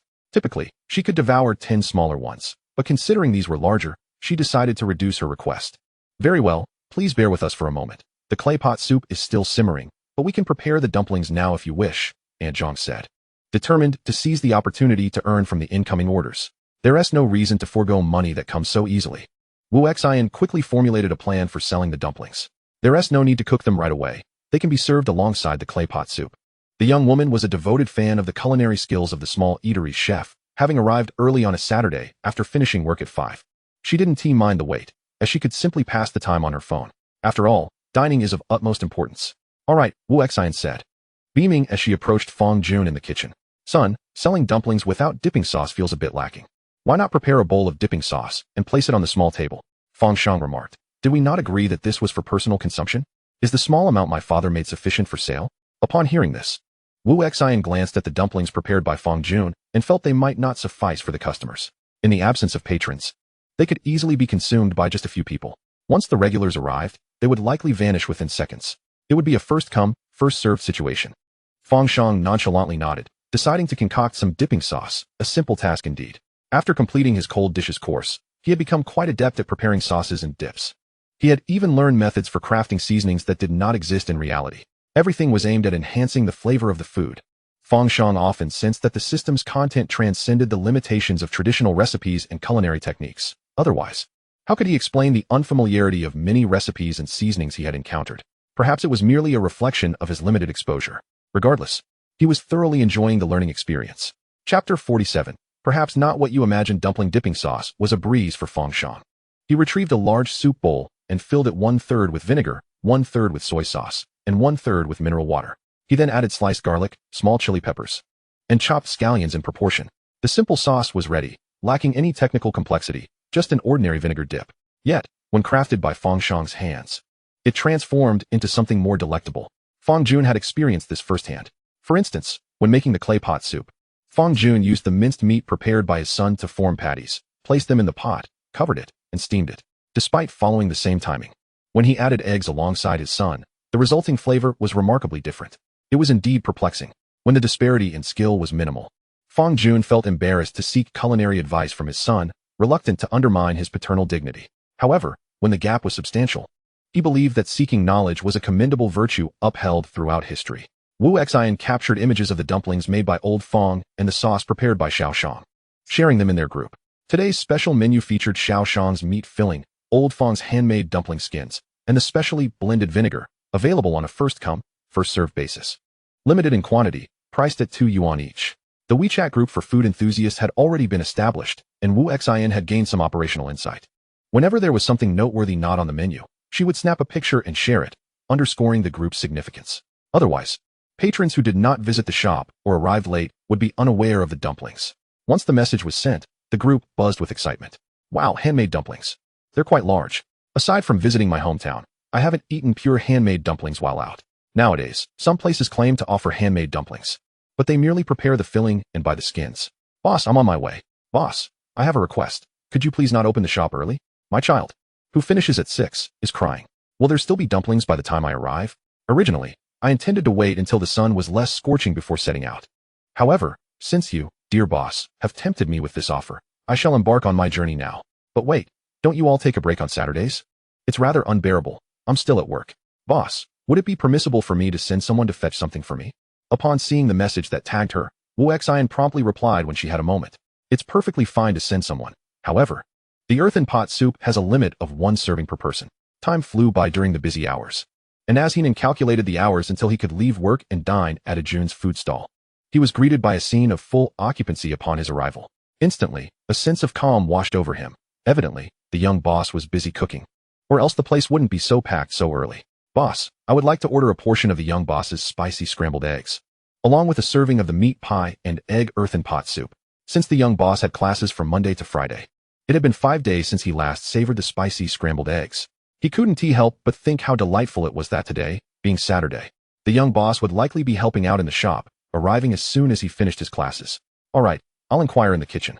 As Wu Xian noticed Heenan approaching, she moved to the counter and inquired, Xiao Shang, can you prepare the spicy scrambled eggs? Hearing this, Fang Shang, who was busy cracking eggs into the earthen pot, immediately recognized the familiar customer and replied, yes, I can make it. Just have him wait a moment. Very well. Wu Xian nodded and returned to attend to the customers. The other diners, upon realizing they could still order dishes prepared by the young boss, all widened their eyes in astonishment. What? We can still place orders? Boss, can we really request the young boss as cooking? Can I order the cold dishes he made before? Indeed. I missed out on the white-cut chicken. I heard the skin is exceptionally crispy and delicious. I'd love to try it. Heenan never anticipated that his simple order would ignite a fervor among the diners. Wu Xian, seeing everyone eager to order her son's dishes, hastily clarified, the principle is that anything not listed on the menu cannot be ordered. It ultimately depends on my son's willingness. He hasn't yet mastered the art of cooking stir-fried dishes, and the flavor does not meet the standards of the menu. Wu Xian spoke the truth, but the diners were skeptical. Surely, with such impressive skills in preparing cold dishes, marinated items, and soups, how could his stir-fried dishes possibly be unpalatable? Yet, the chef was but a child, and if he chose not to cook, what could anyone do? Consequently, they cast glances filled with longing towards Heenan. Their eyes roamed over him, as if assessing what remarkable quality he possessed that warranted the young boss cooking exclusively for him. Having never been the center of attention, Heenan felt awkward standing there, rendered motionless. Some more extroverted individuals, seeing that Heenan appeared quite ordinary, couldn't help but curiously inquire of Wu Xian, Madam Boss, what is the reason the young boss is cooking spicy scrambled eggs for him? This matter is rather lengthy to explain. Wu Xian pondered briefly and distilled it into a single sentence. It is because this dish was the first that this guest enjoyed as my son began his culinary journey. The first experience is always unique. Upon hearing this, the diners understood. Their gazes towards Heenan were now filled with envy. How fortunate is this person to have been the first to experience the culinary debut of a culinary prodigy. Standing before Heenan, a a fellow with a rather envious tone remarked. The little boss's spicy scrambled eggs must be delightful. Only you get to savor them. Could you spare me a taste? We could share a table, and I shall treat. Honestly, the mere thought of tasting the little boss's spicy scrambled eggs filled him with joy. Perhaps he could indulge in a second bowl. Henan, under the gaze of envious onlookers, found himself at a loss for words, his mouth opening and closing as he struggled to articulate his thoughts, his face reddening from the effort. Well, perhaps the situation is not as you perceive it. After much contemplation, Henan could only offer a subtle caution. He certainly couldn't imply that the little boss's culinary skills were on par with the other popular dishes. It would be akin to belittling his mother's cooking. To declare the dish unpalatable would be an affront to her culinary prowess, while to praise it would suggest he possessed an unusual palate. In truth, what he relished was the emotion encapsulated within the dish. It was as if each bite transported him back in time. Yet, to claim it was delicious would be an exaggeration. I merely wished to sample the spicy scrambled eggs. As it turns out, a spot at the table has just opened up for you. I arrived early and even managed to order the limited dumplings. I can share one with you. Henan's eyes began to sparkle with intrigue. He was deeply moved by this offer. He wished to accept, but felt some clarifications were necessary. I can agree. But the taste may not align with your expectations. You cannot retract your promise. The diner, consumed by thoughts of the little boss's spicy scrambled eggs, had never tasted them, and thus could not entertain any other notions. Upon hearing Henan's agreement, he promptly guided him closer. Stand here with me. Once the current guests finish, we can enjoy our meal. Chapter 48. This must be the work of the boss? Approaching the fellow, Henan suddenly recalled the dumplings. What dumplings?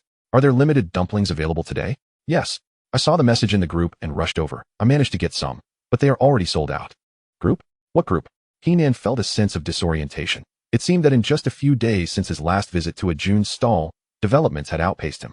It's posted on the wall. Just scan the code to join. The boss created a diner group, and any updates about dishes prepared by the little boss will be shared there. Upon hearing of this delightful opportunity, Henan quickly retrieved his phone to scan the code and join. At that moment, the group had already grown to 300 members, a fact many diners were still unaware of. Wu Xian was busy and hadn't yet taken the time to announce the establishment of the WeChat group on social media. Otherwise, even more patrons would have arrived. It was known that the takeout diners, unable to eat at the stall due to time constraints, had already commandeered Fang Jun's social media account. Had they known about the group, it would undoubtedly have shifted the dynamics. Henan reflected on his colleagues at the factory, who had also become regulars at a June stall.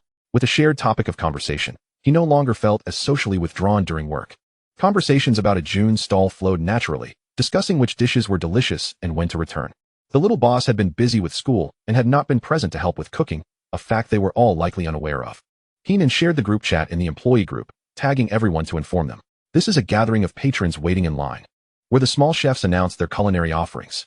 In the evening, one of the small chefs prepares clay pot soup. Henan, residing nearby in the same community, was entrusted with the task of relaying any news about the chef's dishes to the group.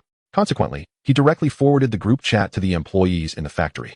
Before long, the number of patrons in the group swelled by about 20. Word of mouth spread rapidly, and the 500-member group could easily be filled in a single night.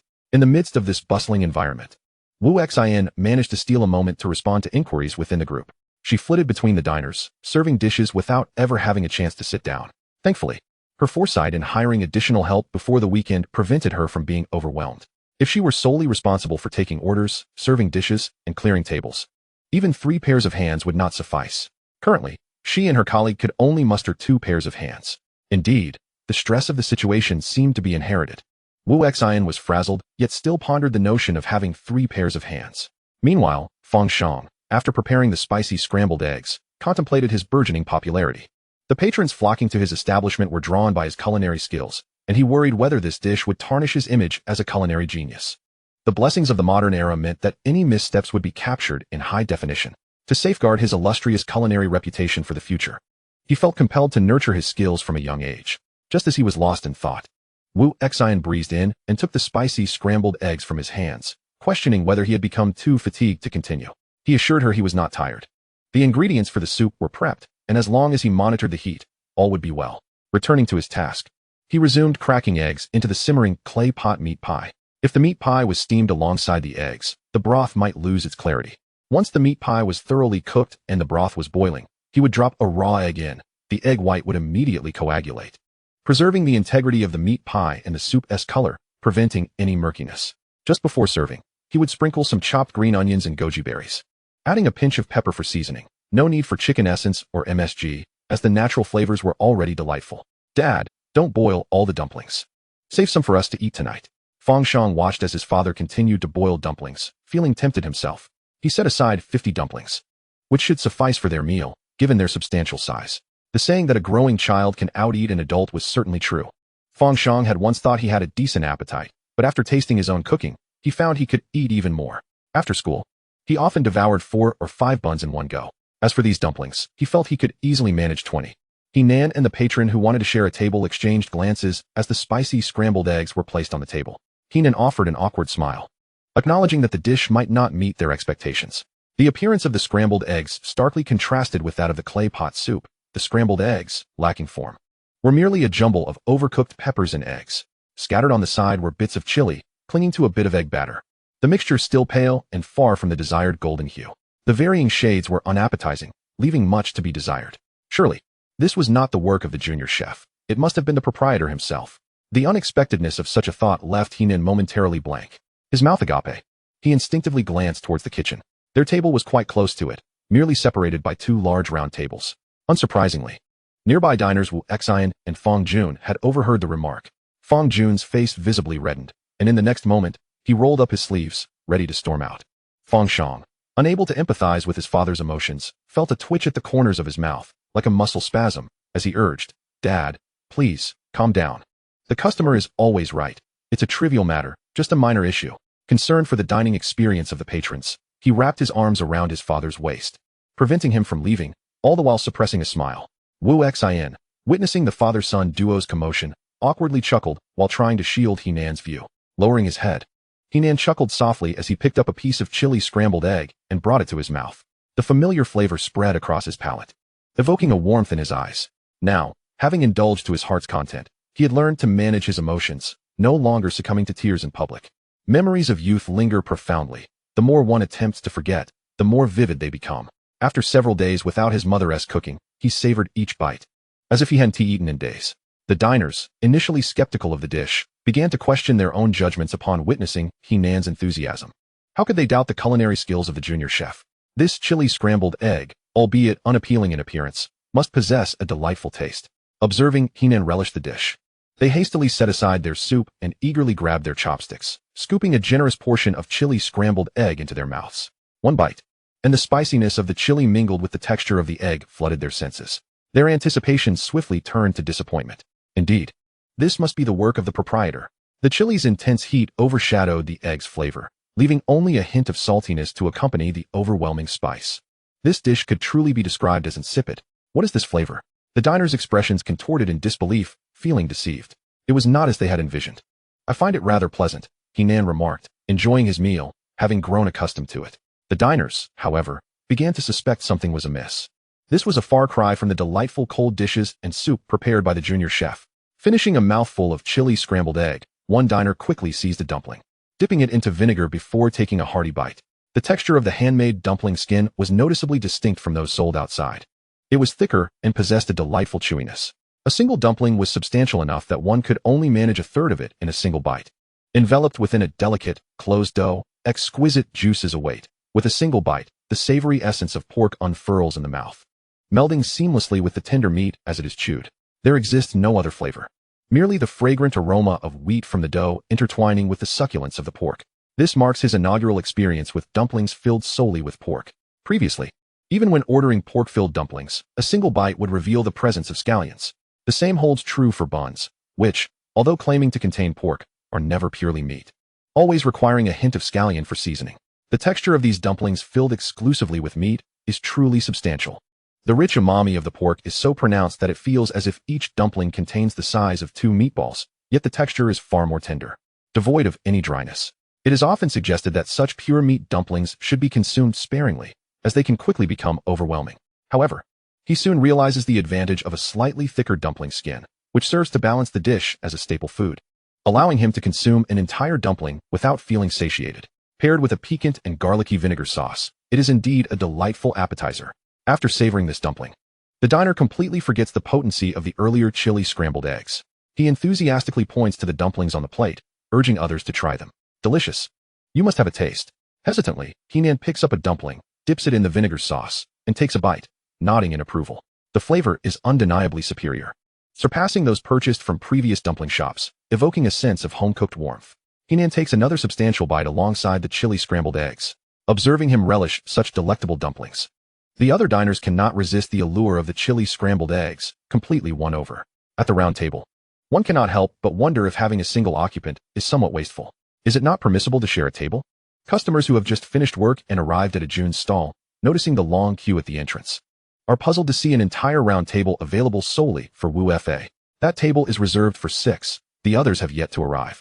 Wu Xin explains with a smile. Oh, I see. The seating in the establishment seems inadequate for this volume of patrons. Most customers stand outside in line. Unless there are many people genuinely wishing to dine inside, most simply opt for a takeout of the clay pot soup and leave promptly. There is no need to wait for a dining table. Wu Fa's clientele, having found their place, now congregate at the entrance of a June stall. This street boasts a June stall as the most prosperous, and witnessing the queue alleviates the customers' feelings of being neglected. They begin to ponder whether, as locals, they might be unaware of other hidden culinary gems yet to be discovered. When the party invites their counterpart for a meal, they certainly do not wish to offend. With this mindset, the employee responsible for liaising with the other party messages Wu Fa, we have arrived. Wu Fa, anxiously bouncing his leg in anticipation, springs from his seat upon their arrival, hurrying to the entrance to greet them while calling for the dishes to be served. A delightful array of 4 appetizers, 4 main courses, 4 stir-fried dishes, 4 vegetarian options, a steamed egg, a tofu soup, along with clay pot soup and dumplings are artfully arranged, overflowing with abundance. Mr. Huang, I sincerely appreciate your esteemed presence. Please, do come in. While this establishment may be somewhat modest in its decor, the flavor of its clay pot soup is truly exquisite. I made a point to arrive early in queue, eager for you to savor it. A group of individuals, with Mr. Huang at the center, flanked by his secretary and assistant, accompanied by the project lead and staff, formed a perfect quintet as they entered. The choice of cuisine was of little consequence. After all, we have collaborated on numerous occasions, and such trivialities are hardly of importance. Mr. Huang responded with a smile, concealing any personal thoughts he may have had. As Mr. Wu, the visitor, his role focused solely on delivering gifts and hosting meals for the esteemed guests, felt no need to concern himself with other matters, as everything had been prearranged. Inviting Mr. Huang to dine was a task that could not be taken lightly. The soup here is unparalleled, unlike anything I have ever tasted. The group navigated through the throng and settled at the round table situated behind them. A substantial amount of dishes had already been served. The menu featured century egg and meat pie clay pot soup alongside egg and meat pie clay pot soup. Which would you prefer? Each person selected their favorite soup, and soon they settled into light conversation while enjoying their meal. Wu Xian and Aunt Zhang retrieved the clay pot soup they had ordered from the steamer, carefully placing it on the table. Be cautious, it's hot. The restaurant was bustling. After serving the dishes, Wu Xian quickly turned to attend to other matters. To be honest, the service has not been as attentive lately as it once was. The water was placed on a small side table, and patrons were expected to serve themselves. A departure from the previous practice of waitstaff pouring drinks for guests. With the staff occupied, such details were easily overlooked. Fortunately, the guests remained unfazed. While the service lacked warmth, at least their inquiries were met with patience and thoroughness, if not enthusiasm, then certainly adequacy during busy times. Thank you, boss. Mr. Wu had long been enticed by the fragrant aroma of the clay pot soup wafting through the restaurant, and he had swallowed his saliva with great difficulty in anticipation. Now, at last, he could partake. Everyone, do try it. It's delicious. Observing that each person in the restaurant had their own serving of the clay pot soup, it was evident that this dish was a specialty, especially with so many patrons lining up to take it away. Unconsciously, curiosity about the soup began to grow among them. The lid had already been removed during serving, revealing the clear broth within, which was easily visible. The oil rendered from the pork floated gracefully atop the surface, as if casting a glossy sheen over the ingredients, the aroma practically materializing in the air around them. Everyone picked up their porcelain spoons, gently scooping a spoonful of the soup, feeling the warmth enveloping them, and after a cautious blow, they brought it to their lips. To their surprise, the heat was quite intense. Ouch, that's hot. For those with a low tolerance for pain, the soup was ejected from their mouths in haste as they rushed to the freezer for a cold drink. In the sweltering summer heat, such a burn was truly a misfortune for the tongue. Witnessing his predicament, the others approached their soup with increased caution. They blew on it fervently for quite some time before tentatively taking a sip. In the next moment, they found themselves frozen in place. As the soup melted upon their tongues, the rich and savory flavor unfurled within their mouths, evoking a whirlwind of intricate emotions that surged within them. Mr. Huang's voice softly resonated in the background. The flavor of the meat broth is reminiscent of the delicacies simmered in the clay stove of my childhood home. a taste I have not savored for many years. As one ages, memories of profoundly impactful experiences often resurface, be they events, individuals, or culinary delights. In my rural hometown, the most delectable offerings were the broths crafted in earthenware pots over an open flame, exuding unparalleled freshness, infused with the aromatic essence of firewood. These broths would simmer for hours, often more than 10, while I attended school, only to be relished upon my return home in the evening. The essence of the meat would meld seamlessly into the broth over time. Such a modest portion, merely 2 bowls, was cherished by my family, who would reserve it solely for me, claiming it was essential for my growth, urging me to consume the nourishing bone broth for calcium to aid in my height. Years passed, and as I ventured away from home, I found myself devoid of the clay stove's comforting broth. With the demolition of my childhood home, my family now resides in a modern building, and the bright kitchen no longer carries the fragrance of that cherished broth. After many years of longing, I never anticipated a day would come when I could taste it again. It dawned on me that my affection lay not solely in the broth itself, but in the nostalgia of those times. How could one not reminisce? In my youth, I was like a treasured gem, indulged by my family, yet as I matured, I became a mere fragment of society, striving relentlessly to provide a better life for them. Yet, the mere thought of that broth transports me back to being the family's prized possession. Mr. Huang lowered his head, concealing his reddened eyes, suppressing his emotions. He struggled to widen his gaze, but a tear slipped uncontrollably into the earthenware pot, merging with the broth.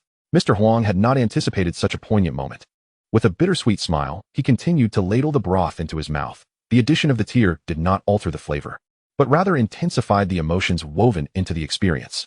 Among the assembled guests, Mr. Huang held the highest position, and naturally, they all listened with rapt attention.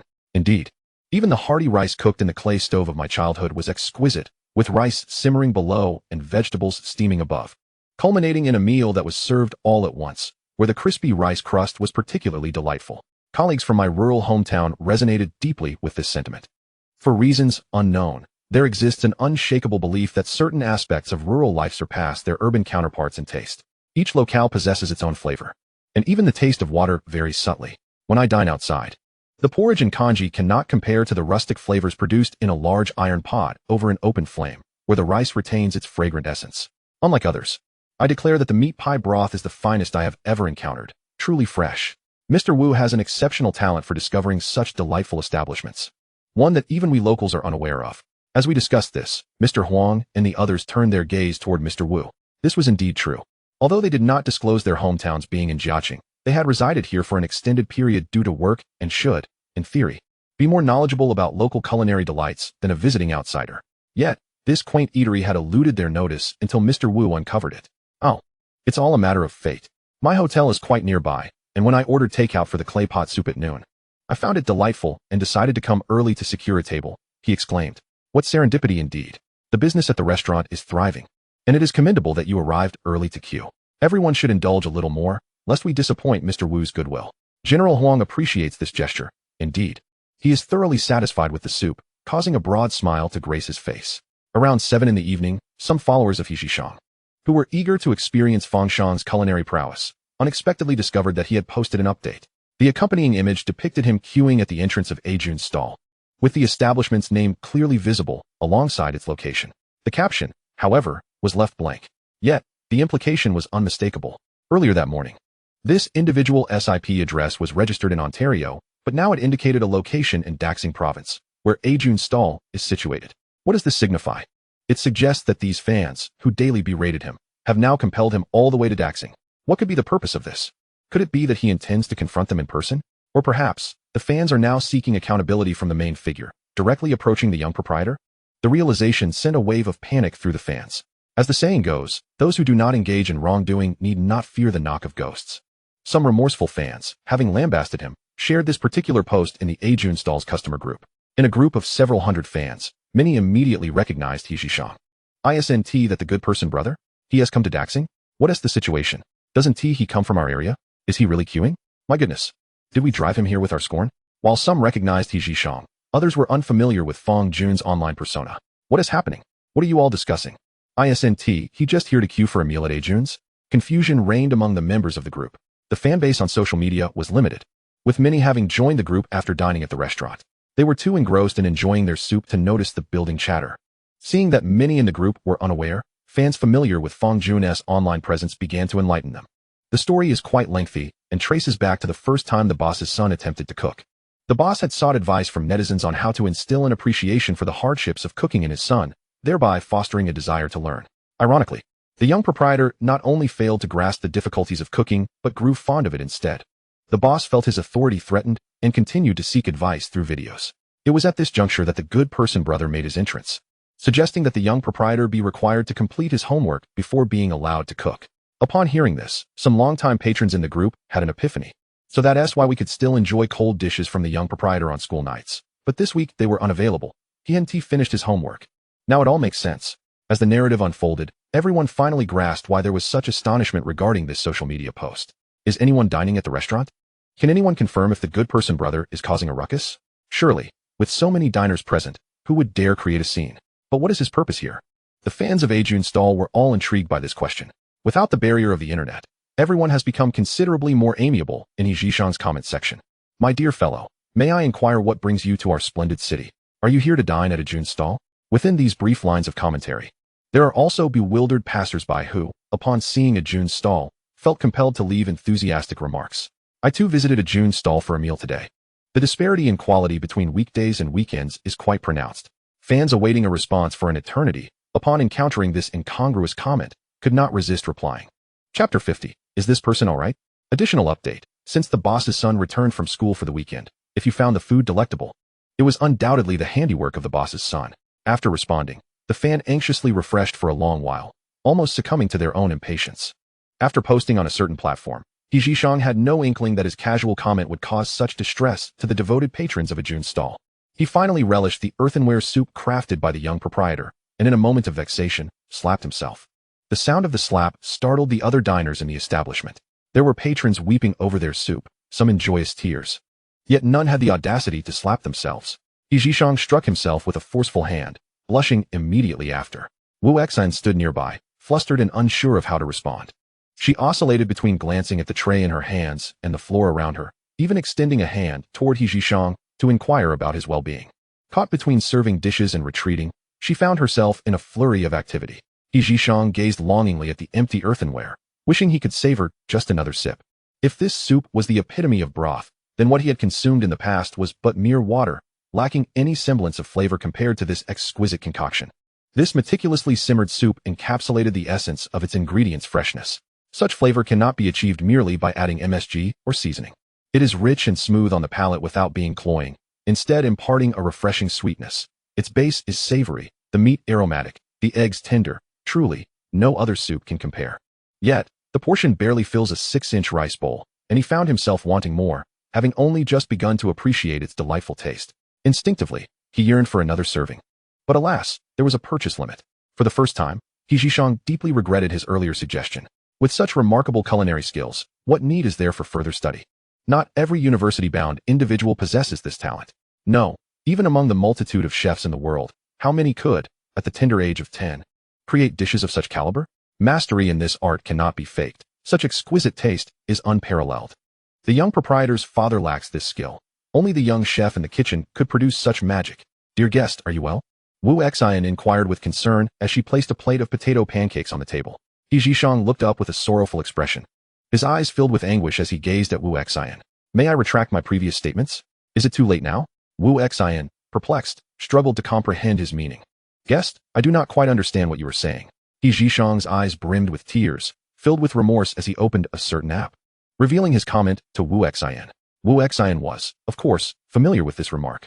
Shocked, she turned to Shang. This was a customer who had traveled specifically from afar to dine at their establishment. If one were to drive from Ontario to Daxing Province, it would take 6 to 7 hours, and even the quickest flight would require several hours. This individual had journeyed from such a distance merely to savor the dishes prepared by her son. Did you come from Ontario? Shang nodded wearily. He hadn't even had time to book a hotel after landing. He had come straight with his bag in hand. Fortunately, the flavors surpassed his expectations and did not disappoint. It was no wonder that those who could not indulge in such culinary delights pursued him daily with ire. If he were accustomed to such exquisite food, and, due to someone else's utterance, suddenly found it inaccessible, he believed he would also be driven to despair. In today's world, where the pressures of life weigh heavily, many individuals have developed an almost obsessive attachment to their meals. He recalled a female colleague from his social circle, who usually appeared composed, but after missing out on a red bean bun due to overtime, she had erupted in a frenzy on social media, her mental state becoming a matter of concern. It was said that her superiors had since refrained from asking her to work extra hours, fearing it might provoke an adverse reaction. From this perspective, the fans of Ajun's stall, though they incessantly harassed him and cursed him in circles, were, in a way, rather endearing. He Zhishang had completely forgotten his original intention of visiting Ajun's stall. He simply wished to linger a few more days in Jiaqing. However, observing the frequency with which those fans berated him, most vociferously from Monday to Thursday, with a notable quietude by Friday evening, suggested that the proprietor had heeded his advice. On school days, if the young owner had not completed his homework, he could not prepare the meals. Conveniently, He Zhishang was employed from Monday to Friday with weekends off. If he didn't mind the exertion, he could easily make the trip to Jiaqing for a meal on the weekend, although it might entail a bit more financial expenditure. He deemed it entirely worth it for that earthen pot soup. He could manage to save a bit during the week. Thus, if he could not partake, neither could others, rendering his suggestion far from futile. A silly grin spread across He Zhishang's face. Wu Xian, observing this, grew increasingly apprehensive. Was he truly all right? Do you need to attend to your face? He Zhishang waved a hand dismissively, indicating there was no need for concern. He often slapped himself, for instance, when misplaying tiles in mahjong or executing an inappropriate move in a game. It had become second nature. Wu Xian noted that once the ingredients for the earthen pot soup were fully depleted and Fang Shang's menu was taken down, the number of patrons in the restaurant would diminish significantly, leaving only a few tables of diners finishing their meals. Fang Shang observed his father, who was drenched in sweat. In stark contrast to his father's usual composure, today his short sleeves were soaked, yet his father remained fresh, devoid of any sheen of oiliness. It was evident he was not overly fatigued. An imbalance stirred within Fang Shang's heart. What is going on? Father, what is happening? Weren't you supposed to be switching to a larger restaurant? Why aren't you putting in more effort? The sweat of hard work is the true emblem of wealth. Fang Jun remained silent, embodying the peacefulness of tonight's Cambridge, as he harbored 1,000 profanities within. Is it not that he is reluctant to exert himself? Among so many patrons, how few have ordered his dishes? Most have opted for the clay pot soup. Fang Jun's gaze was filled with deep resentment as he cast a glance at Fang Shang, his teeth almost clenched in frustration. You better get up there before I unleash my wrath. Fang Shang realized he had struck a nerve with his father and gestured as if to zip his lips. Hey, Dad, do we have any seafood for dinner tonight? Fang Jun rolled his eyes, irritated, and waved him off to rest, with the sweat clinging uncomfortably to him. Fang Shang did not protest and headed upstairs for a shower. Once Fang Jun prepared dinner, he called for Fang Shang to come down. Typically, restaurants serve dinner when most patrons have departed, and even if guests linger, the staff can dine when there is little to do. Fang Jun cooked several dishes, including garlic vermicelli, steamed scallops, and stir-fried squid, ensuring that his son's requests were met. As they began to eat, the regular diners at the adjacent table struck up a conversation. The young boss looks quite worn out today. Had it not been for the clay pot soup selling out, I suspect there would still be a queue. They were the last table to order the soup, feeling quite fortunate indeed. Fortunately, making soup is not labor-intensive. Fang Shang was thoroughly enjoying his time in the kitchen, cherishing this rare opportunity to wield the chef's knife. Any loss of experience points would keep him awake at night. He remained diligently occupied until all the ingredients had been utilized before he finally left the kitchen. This is precisely why Fang Jun felt that whenever his son entered the kitchen, he was relegated to a mere assistant, feeling his position severely threatened. If I could eat the young boss's cooking every day, I fear I might go bankrupt. Such skill is a true gift. The patrons offered Fang Shang genuine compliments, giving him a thumbs up. Fang Shang felt immense joy within, yet maintained a demeanor befitting a future culinary master, calmly bowing in gratitude. Oh, it's nothing. The satisfaction of my guests is my greatest encouragement. Fang Jun and Wu Xian exchanged bemused glances at their son's pretentiousness. Where did he learn that? So insincere. The customers were thoroughly amused by the sight of a 10-year-old mimicking adult formalities, struggling to contain their laughter in deference to the young boss's pride. As several tables finished their meals and departed, they made it a point to bid farewell to Fang Shang. Young boss, we're leaving now. See you tomorrow. Yes. Welcome back anytime. Fang Shang, beaming with pride, turned to his parents. See, I can now help you attract returning customers. Wu Xian replied. They were already returning customers. Fang Shang remarked. Today, we closed even earlier than yesterday. After Aunt Zhang and Aunt Chen finished their meals, they began tidying up. At last, Wu Xian had a moment to check the group she had created, only to be greeted by a flood of 99 messages. Upon opening the group chat, Wu Xian was taken aback to find that the members were tagging her to establish a new group, as the current one had reached its capacity, leaving several friends unable to join.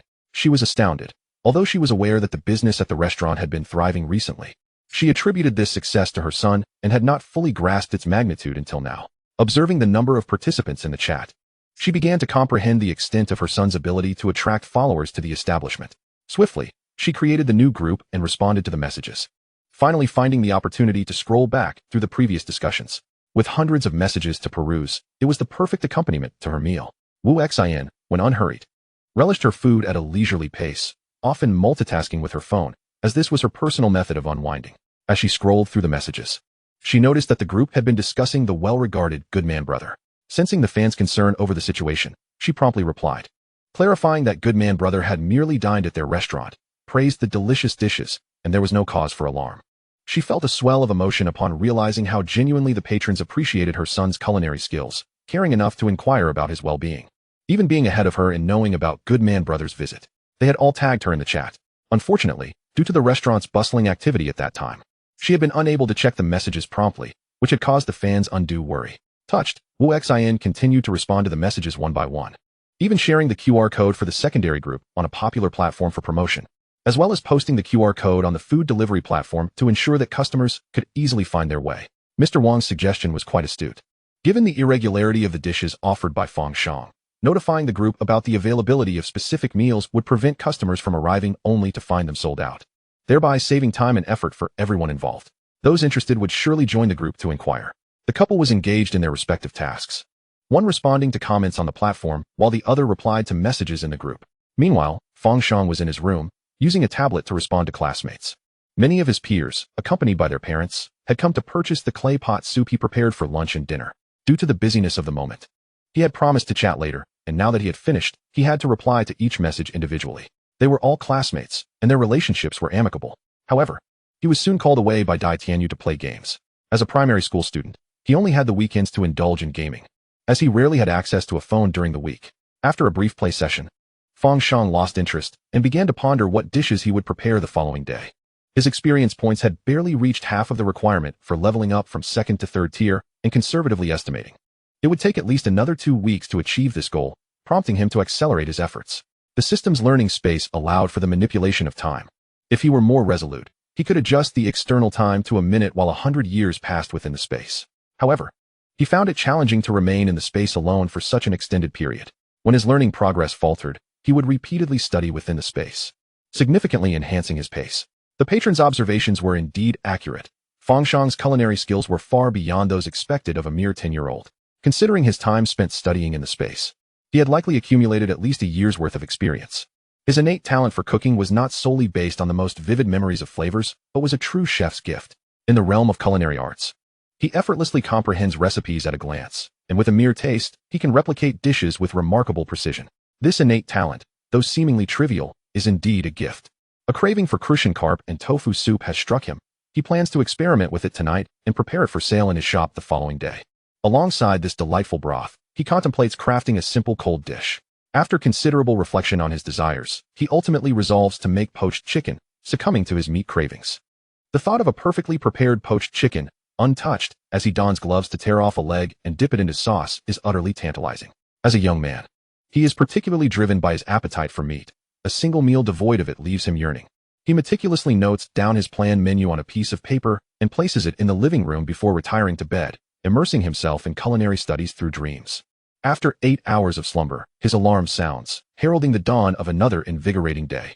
Early in the morning, Fandai had originally arranged to dine with her boyfriend and best friend at a Jun's eatery. However, upon rising, before she could even begin her preparations, her parents broached the day as plans. Your grandmother twisted her ankle while working yesterday. Since today is free, we should go back and check on her. Fandai, toothbrush in hand, was momentarily stunned. Oh no, my visit to a Jun's. Yet, with her grandmother's injury, returning home was undoubtedly a priority. Is it serious?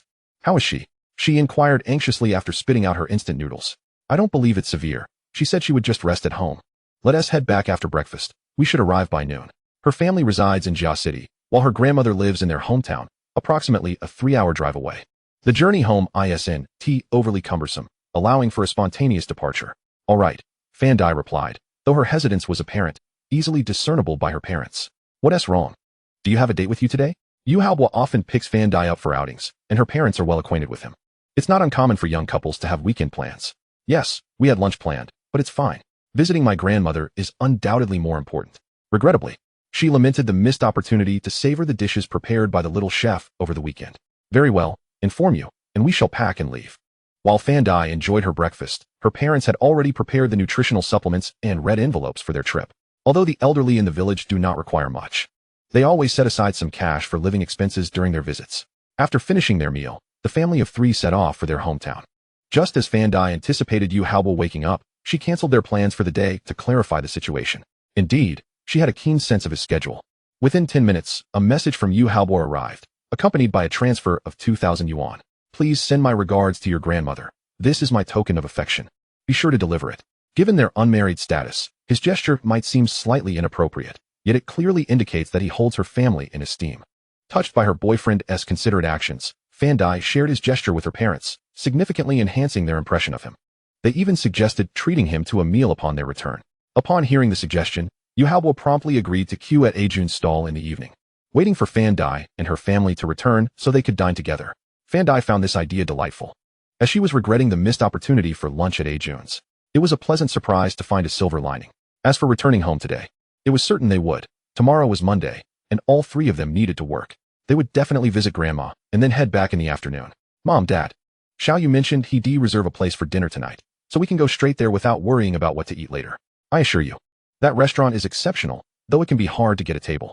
Let us go, Fandai exclaimed, her eyes sparkling with eagerness for the meal ahead. Naturally, her parents agreed. As for her friend who had cancelled at the last minute, that matter was conveniently omitted. Fandai managed to pacify her friend with a lipstick gift. After Fang Shang woke up and finished breakfast, he noticed only his father was at home and inquired, Dad, where's Mom? Fang Jun, slightly annoyed by his son's immediate search for his mother as soon as he woke, shot him a glance. You always want your mom. Can't you talk to me about anything? Well, I need to buy some study materials. Can I have 200 yuan? Fang Shang replied. Fang Jun cleared his throat awkwardly. Your mother went out shopping. You'll have to wait a bit. His usual payment method, a close payment app, only allowed for purchases, not transfers. Thus, their brief exchange concluded with Fang Shang letting out a sigh. He had anticipated this response. With no practice books, he could not complete his remaining assignments. So he decided to check on his fish in the kitchen. Dad, did you kill the fish for me? They're already cleaned and soaking in water. Just wash them. And they'll be ready to use, Fang Jun replied as he assisted his son in cleaning the crucian carp. They had also bought many boxes of soft tofu. Piled in the corner of the kitchen, donning his chef's attire, Fang Shang began slicing ginger, heating oil in one pan, while bringing another pot of water to a boil. The cleaned crucian carp was placed whole into the hot oil, frying until both sides turned golden brown. Then, using a spatula, he broke the fish apart, stirring until the flesh and bones exuded a fragrant aroma. He poured in the boiling water, which transformed from clear to a milky white in mere seconds. Noticing that the pot was overflowing with soup, Fang Shang planned to transfer it into a large soup bucket for slow simmering. However, when he attempted to lift it, he found it too heavy and had to call for his father's help. Dad, I can't lift it. Please help me pour this soup into the bucket. The 60-liter bucket could hold quite a bit of fish broth. Fang Shang didn't mind the effort. He continued to saute the crucian carp, pouring in boiling water and waiting for the broth to turn creamy white before transferring it to the bucket, which he placed on the coal stove to simmer gently. Time would enhance the flavors of the soup. When Wu Xin returned from the market, she was immediately greeted by the tantalizing aroma of fish broth wafting through the house. Is that fish soup? It smells so fresh. The broth carried the essence of river fish, distinctly different from the previous meat broth, instantly recognizable by its fragrance. Mom, would you like a bowl? He asked. This isn't even the best yet, but it's still quite good. It's all properly cooked. After sipping a cup of iced milk tea, I found myself unable to continue. The weather is truly sweltering. Son, look what I have bought for you. Wu Xin proudly pushed a brand new bicycle into the store. Fang Shang looked up, captivated by the sight. A bicycle? To be honest, relying solely on his legs to commute to and from school every day was tiring, but he had never considered the need for a bicycle. To his astonishment, his mother had actually purchased one for him. I noticed your classmates riding bicycles to school recently, so I thought it would be nice to get you one as well. If others have it, why shouldn't you? Let us see if you like it. The bicycle was entirely black with silver accents, exuding a striking charm. Fang Shang extinguished the flames of the stove and rushed out, eagerly exploring every inch of it. Its quality was unmistakably premium. Mom, how much did it cost? It can't be cheap, right? Fang Shang had some discerning eye. This was no ordinary bicycle, but a road bike, clearly of considerable value. Indeed, it was not inexpensive. This one costs over 5,000. Initially, I was unaware that the model I first considered in the store was a staggering 40,000. My goodness. Are bicycles really that expensive now? You are still in elementary school. You don't need anything that extravagant. This was recommended by the owner. It has responsive brakes and is said to be effortless to ride, perfect for children.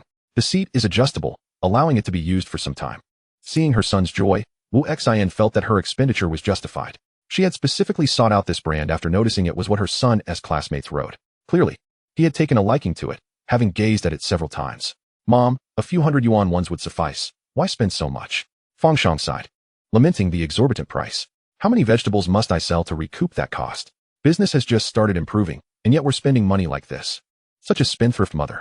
Weren't we discussing upgrading to a larger store? Why are you still spending so freely? We need to save. Wu Xin reassured him. What does it matter for a child to worry? This was purchased with your earnings. Remember, wool comes from sheep, so do not fret. Fang Shang's feelings of gratitude were abruptly diminished. The emotions he had just begun to cultivate were quashed by his mother's words before he could even express them. Wife, do I get a share? Fang Jun looked at his son's bicycle with envy, casting a hopeful glance towards Wu Xin. Wu Xin smiled back at Fang Jun, teasing, do you want a palm-sized piece? You haven't worked as hard as our son lately, and you still dare to ask. Fang Jun sighed. This life is truly unbearable. Thankfully, tomorrow is Monday, and my position will be restored. Chapter 52.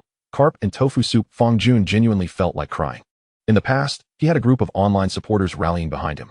Posting a video would elicit kind suggestions from viewers. Now, however, his social media account had been overtaken by his son's fans, who incessantly called him little boss in the comments. And there were even university students offering free tutoring in exchange for meals. Some inquired whether he needed a daughter-in-law. In short, the comments section had transformed drastically. He could no longer post videos seeking advice on how to rein in his son. Heartbroken, Fang Jun picked up his phone, hoping to find solace in his good friend, who might just provide him with a strategy to retain his standing in the household. Upon clicking the video, Fang Jun was startled to discover that the comment had vanished. What? He hesitated for a moment, then revisited the comments section, diligently searching for the words of the good man. Finally, he spotted a striking comment from just a few minutes prior. Ha ha ha, I saw the good man dining at Ajun's stall yesterday, and now, as expected, that comment has indeed been deleted. Deleted? What does that mean? Fang Jun, through the back-end notifications, located He Zhishang's account and found two posts, one depicting a queue outside their shop, and the other a lengthy video on a black background extolling the virtues of the delicious claypot soup. Viewing the traitorous good man, Fang Jun felt a chill akin to drinking a bottle of ice water on a sweltering summer day. His heart was utterly frozen. Now, he had truly become the villain in the eyes of the patrons. With a sorrowful expression, Fang Jun lamented his solitary struggle. Unable to bear the sight of his son's joy, he wistfully inquired, the fish is all cleaned, but will you still make the fish soup? The bicycle held a special place in his heart, yet cooking was his true passion. Fang Shang instructed his mother to place the bicycle at the stairway while he focused on preparing the meal. The fish soup required simmering for over 2 hours to achieve a thick, rich flavor. Thus, Fang Shang needed to hastily transform all the fish into a fine paste before boiling the soup. Conventionally, restaurants preparing crucian carp soup would avoid mashing the fish, as the absence of whole fish could lead patrons to doubt the authenticity of the dish. However, Fang Shang disregarded this convention. The numerous bones in the crucian carp, when boiled, infused their essence into the soup, rendering the fish meat itself less palatable. Only by mashing the fish, even toasting the bones until fragrant, could he maximize the delectable potential of the ingredients. Here we go. Fang Shang returned to the kitchen to continue simmering the soup, while Wu Xin seized a moment to record a small video of the soup-making process, subsequently sharing it in the diner's group chats. Indeed, after a night of growth, the diner's group had expanded to 3. As soon as this video was released, the previously quiet group erupted like a drop of water hitting hot oil. My goodness. So much fish. This is for making fish soup. How wonderfully white. How did the soup turn so pale? I didn't see anything added. I simply adore this creamy fish soup. It tastes incredibly fresh. My mother can't make it and insists there's pure milk in it. My mother claimed it contained additives, but later I learned that simply frying the fish to release its fat and then adding boiling water would yield a milky white soup. Ha, today we have fish soup, my favorite. Boss, what time will it be ready? I'll rush downstairs immediately. I'm ready to compete with those living in the garden community above. Upon seeing Wu Xin's message, Grandpa Wang quickly shared it in his circle of friends to promote Ajun's stall. Last time, when Wu Xin pressed him about food safety, it had left him feeling quite anxious. Initially, they had acted out of concern for their child's health, never anticipating the widespread gossip that would ensue, nor the potential adverse effects on Ajun's stall. Diligently, he promoted Ajun's stall every day, speaking highly of the food.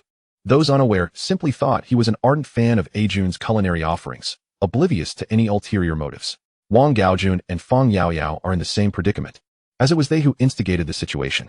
Now, upon seeing others mention it, they engage in mutual accusations. It's all your fault. You indulged your cravings. Don't blame the cold dishes for your desire. This is spreading everywhere, and if the boss discovers we are responsible, how shall we dine out in the future?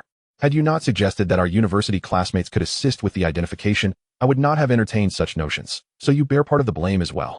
Fang Yaoyao, weary of conversing with this glutton, noted that in their group chat, people were already discussing lining up by 10 o'clock. She promptly rose to prepare, applying sunscreen before heading out to queue. They resided in the garden community and could not allow outsiders to get ahead of them. With the sun blazing and temperatures soaring above 30 degrees, surely no one would queue early, would they? Wang Gaojun cast a wary glance at the sun, feeling apprehensive about the heat. Regardless of the purchase limit, 1 serving per person, if you do not go, there will be nothing for you to drink. We will not share. Of course, I will go. I meant that one should not go. I wouldn't want her to suffer heat stroke. Are you foolish? If we go now, surely there will be no queue. We must secure a table first. We will dine at a June stall at noon.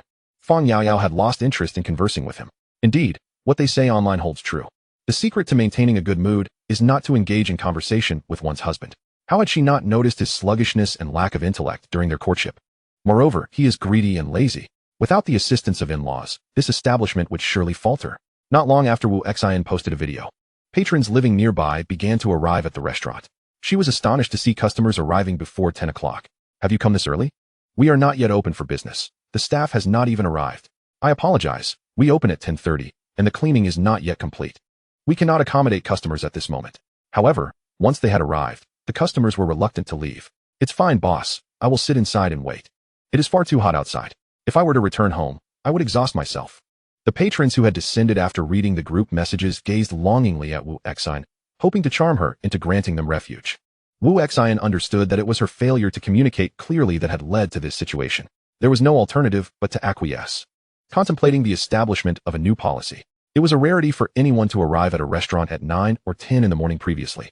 Guests typically graced the premises around 11, with the peak influx occurring around noon. She had not anticipated such early arrivals. When Aunt Zhang and Aunt Chen arrived for their shift at 10, they were startled to find the restaurant fully occupied, fearing they were late. My apologies, boss. I checked the time and did not expect to be late. I shall get to work immediately. Wu Xian waved her hand in resignation, assuring them it was not late. As it was still a few minutes until 10, the customers had simply arrived early. Given this pace, she contemplated whether to have them come in earlier on weekends, even if it meant increasing their wages, as time seemed to be pressing. With a clear sense of what needed to be done, Wu Xian began assigning tasks to them, also advising the patrons in the group to arrive later. The restaurant was at capacity, and queuing now would be unnecessary and burdensome. Chapter 53, White Cut Chicken. Though this advice was given, it was essential for the diners to heed it. Meanwhile, Wu Fa, still at the hotel, noticed the restaurant was bustling and hurriedly packed his belongings, dragging his suitcase towards a June stall. Having completed his business trip, he was set to return today, ensuring that he would not miss work tomorrow. The hotel checkout was at noon, and he intended to enjoy both lunch and dinner before departing. So he had no choice but to carry his luggage with him. After savoring his lunch, he planned to spend the afternoon leisurely elsewhere, and then head to catch his train after dinner, a perfectly orchestrated arrangement. As he wheeled his luggage into the elevator, he encountered Fang, who was also dragging his suitcase. A glance at the man sparked a flicker of familiarity in Wu Fa's mind. After a couple more looks, he suddenly recalled why the face seemed so recognizable. It was the same person who had slapped himself while dining at a June stall yesterday. To his astonishment, they were staying at the same hotel. Wu Fa felt a sense of serendipity and excitedly greeted him. Hello. I saw you at a June stall yesterday. Are you also going out for a meal? Fang nodded, glancing at the group messages. The establishment was packed, and it was uncertain whether they would be able to enjoy the dishes prepared by the young chef. Indeed, Fang replied, unsure of what else to say to someone he did not know well. However, Wu Fa was quite adept at conversation. Noticing that their destinations aligned, he eagerly opened the dialogue. That's wonderful. I'm also going for a meal. We can go together. I've called a car, so you won't have to book one. Are you here on business in Jiaqing? Fang replied, not quite. I specifically came to enjoy the young chef's culinary skills. Where are you from? Wu Fa inquired. I'm from Shangjuan, which is also in Daxing province. Fang had heard of it. I am from Yun province. Wow, that is quite a distance. It must not be easy for you to make this trip. Not too bad. Are you leaving after dinner or after lunch? I'll leave after dinner. Thus, the two engaged in a back-and-forth exchange as they made their way to a June stall. By the time they arrived, it was 10:30, and the place was not only full but overflowing with customers. How many guests? Wu Xian, noticing their arrival, looked at them with surprise. She recognized the two from their visit yesterday. One was a kind soul from the comments section, and the other had reserved a round table in advance. Boss, 2 for dine-in. Wu Xian noted, writing down a number for them. Oh, so you two know each other? How did you part ways yesterday? Hee, we don't really know each other. We just ran into each other at the hotel and decided to come together, Wu Fa explained with a cheerful smile. He Zhishang nodded in agreement. The restaurant was busy. So Wu Xian didn't inquire further, estimating that it might be an hour before they could be seated. If you'd like, you can wander around or find somewhere to rest until it's time to come back. Given the crowd, many patrons had also taken a number and waited in their cars until mealtime. I'll call you ahead of time when your table is ready. That works, they agreed. With that, the two men set down their luggage and headed to a nearby Mishue Ice City to sit for a while. Each held a sweet cone as they engaged in casual conversation. I feel like an hour might be pushing it. We might be late. But having a meal before noon would be a blessing. Good food waits for no one. We'll just have to wait. It's not easy to find such delicious offerings elsewhere, He Zhishang remarked, displaying remarkable patience for delectable cuisine. He truly believes that precious things are worth the wait. Take for instance the expert appointments at hospitals, which are exceedingly difficult to obtain. One must often queue just for the chance to secure a spot. Renowned establishments also require patrons to stand in line. At times, even queuing does not guarantee a meal, as reservations are often a prerequisite. An hour's wait is not considered excessive. At the stall, Wu Xian observed that it was only 11 a.m. Yet already 30 tables had formed behind her in anticipation of a meal. Surely, they could not continue to accept more customers? She worried that the ingredients might not suffice to cater to all these guests. If they continued to take orders, the fish soup and poached chicken would inevitably run out. Especially since some customers were opting to take their meals to go, without even waiting for a number. She hastily hung up the sold-out sign. A notice she had retrieved earlier that morning, placing it prominently at the entrance. This should deter further customers from arriving. What does this mean, boss? No food left? The new arrivals gaped at the sign, stunned, their disappointment palpable as they wiped the sweat from their brows. They stared at Wu Xian, who offered her apologies, explaining that the influx of patrons had been overwhelming. She had not anticipated that after the first table arrived just after 9, subsequent guests would come earlier and earlier. Determined to wait even if it meant missing out on a meal, as if the fish soup might disappear. The disappointed diners, witnessing the bustling crowd inside, left with heavy hearts. Wu Xian felt a pang of sympathy for them, yet the sheer volume of patrons was unprecedented for her. Though the establishment was slated to open at 10:30, guests had arrived early, and in the sweltering summer heat, it was impossible to shoo them away. As more and more guests arrived before noon, it soon became clear that they would have to cease accepting orders, overwhelmed by the sheer number of diners. With so many patrons inside, it was yet another day when the takeout platform had not been updated with available dishes. With the physical demand surpassing supply, there was simply no capacity to fulfill delivery orders. After transforming all the crucian carp into bits, Fang Shang prepared 3 large pots of fish soup, leaving one pot to simmer gently on the stove while the other 2 rested over the coal burner. The aroma wafted through the air, tantalizingly fresh, causing passers-by to salivate. Who could resist entering the establishment when greeted by the delectable scent of fish soup? The situation intensified as Fang Shang began preparing the poached chicken, further enriching the air with the fragrance of chicken broth. Diners watched eagerly as he stood atop a stool, gripping a chicken by its head, fully submerging it into a pot of boiling water, ensuring that the water enveloped the entire bird, with slices of ginger, segments of green onion, and an assortment of spices floating atop. Without hesitation, the diminutive Fang Shang dipped the chicken in and out of the boiling water 3 times before placing it back in to cook thoroughly, showcasing a practiced efficiency akin to that of a seasoned chef. After a brief interval of 10 minutes, the chicken was deftly retrieved from the pot by Fang Shang and cast into a basin filled with ice water.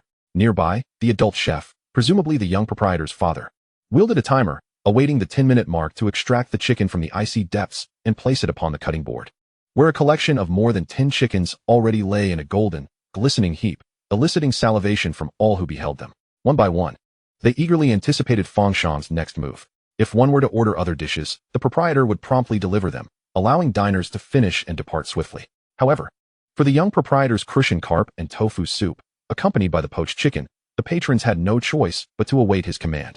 Thus, the entire room was filled with people swallowing hard, their eyes fixed on Fang Shang, awaiting his actions.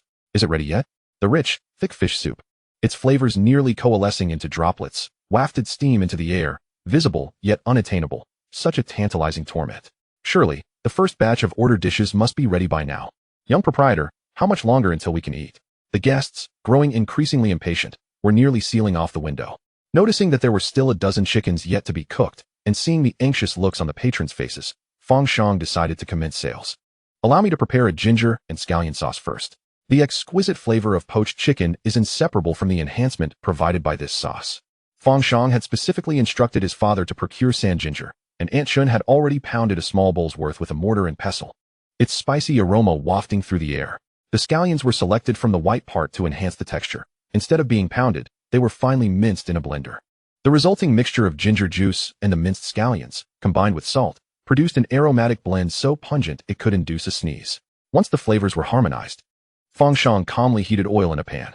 As the peanut oil, glistening with an amber hue, was poured into the hot pan, the nutty fragrance began to permeate the air, signaling that it was the perfect moment. He then poured the heated oil directly over the prepared ginger and scallion sauce, the contrasting temperatures causing steam to rise as the scallions crackled in response to the hot oil. A sprinkle of white sugar was added to enhance the flavor, resulting in a large bowl of ginger and scallion sauce. While the poached chicken and sauce cooled, Fang Shang began to prepare the crucian carp and tofu soup. He heated oil in the pan and cracked an egg into it, frying until both sides were a delightful golden brown. Next, he scooped a ladleful of the pristine fish broth from the barrel, filtering out any fish bones before pouring it into the pan. The egg combined with the boiling broth, causing the liquid to turn increasingly white to the naked eye. Subsequently, he added a box of silken tofu to the pot, seasoning it with a pinch of salt, declaring it ready to serve without any further additions. However, the large pot of fish soup proved too heavy for Fang Shang to lift alone, prompting him to glance toward his father. Before he could call for assistance, the eager diners, who had been watching intently, spoke up. "Boss, the fish soup is ready. Hurry and bring a bowl to serve it." The young proprietor is still inexperienced. How can he do such heavy lifting? "Oh, I'm going to lose my patience." It's truly lacking in foresight. If it were up to me, the soup bowls would have been prepared ahead of time, eliminating the need for the young proprietor to exert himself. "Indeed, let me take over," Fang Jun exclaimed. "Reverse the heavens, reverse the heavens." He was indeed working. Yet the diners appeared frantic, unable to distinguish between the large and small kings. "Tomorrow, I shall not allow Fang Shang to cook." "Humph," Fang Jun grumbled internally. Yet his hands moved with sincerity as he assisted Fang Shang in pouring a pot of fish soup into a serving bowl. Meanwhile, Aunt Shun stood by, anxious not to be called out by the customers, already holding a tray ready to serve the dishes. As the first table of guests, this soup was destined to be a focal point from the moment it left the kitchen.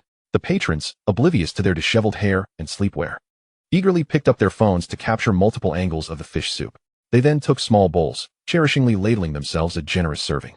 The portion was significantly more than yesterday's clay pot soup, enough for one person to be thoroughly satisfied. It was splendid. Ever since a June stall had become a bustling success, he had not indulged in such a lavish treat for quite some time. The sight of the pristine liquid might evoke thoughts of milk. As the rich, white fish soup slid down his throat, he detected a hint of creaminess within.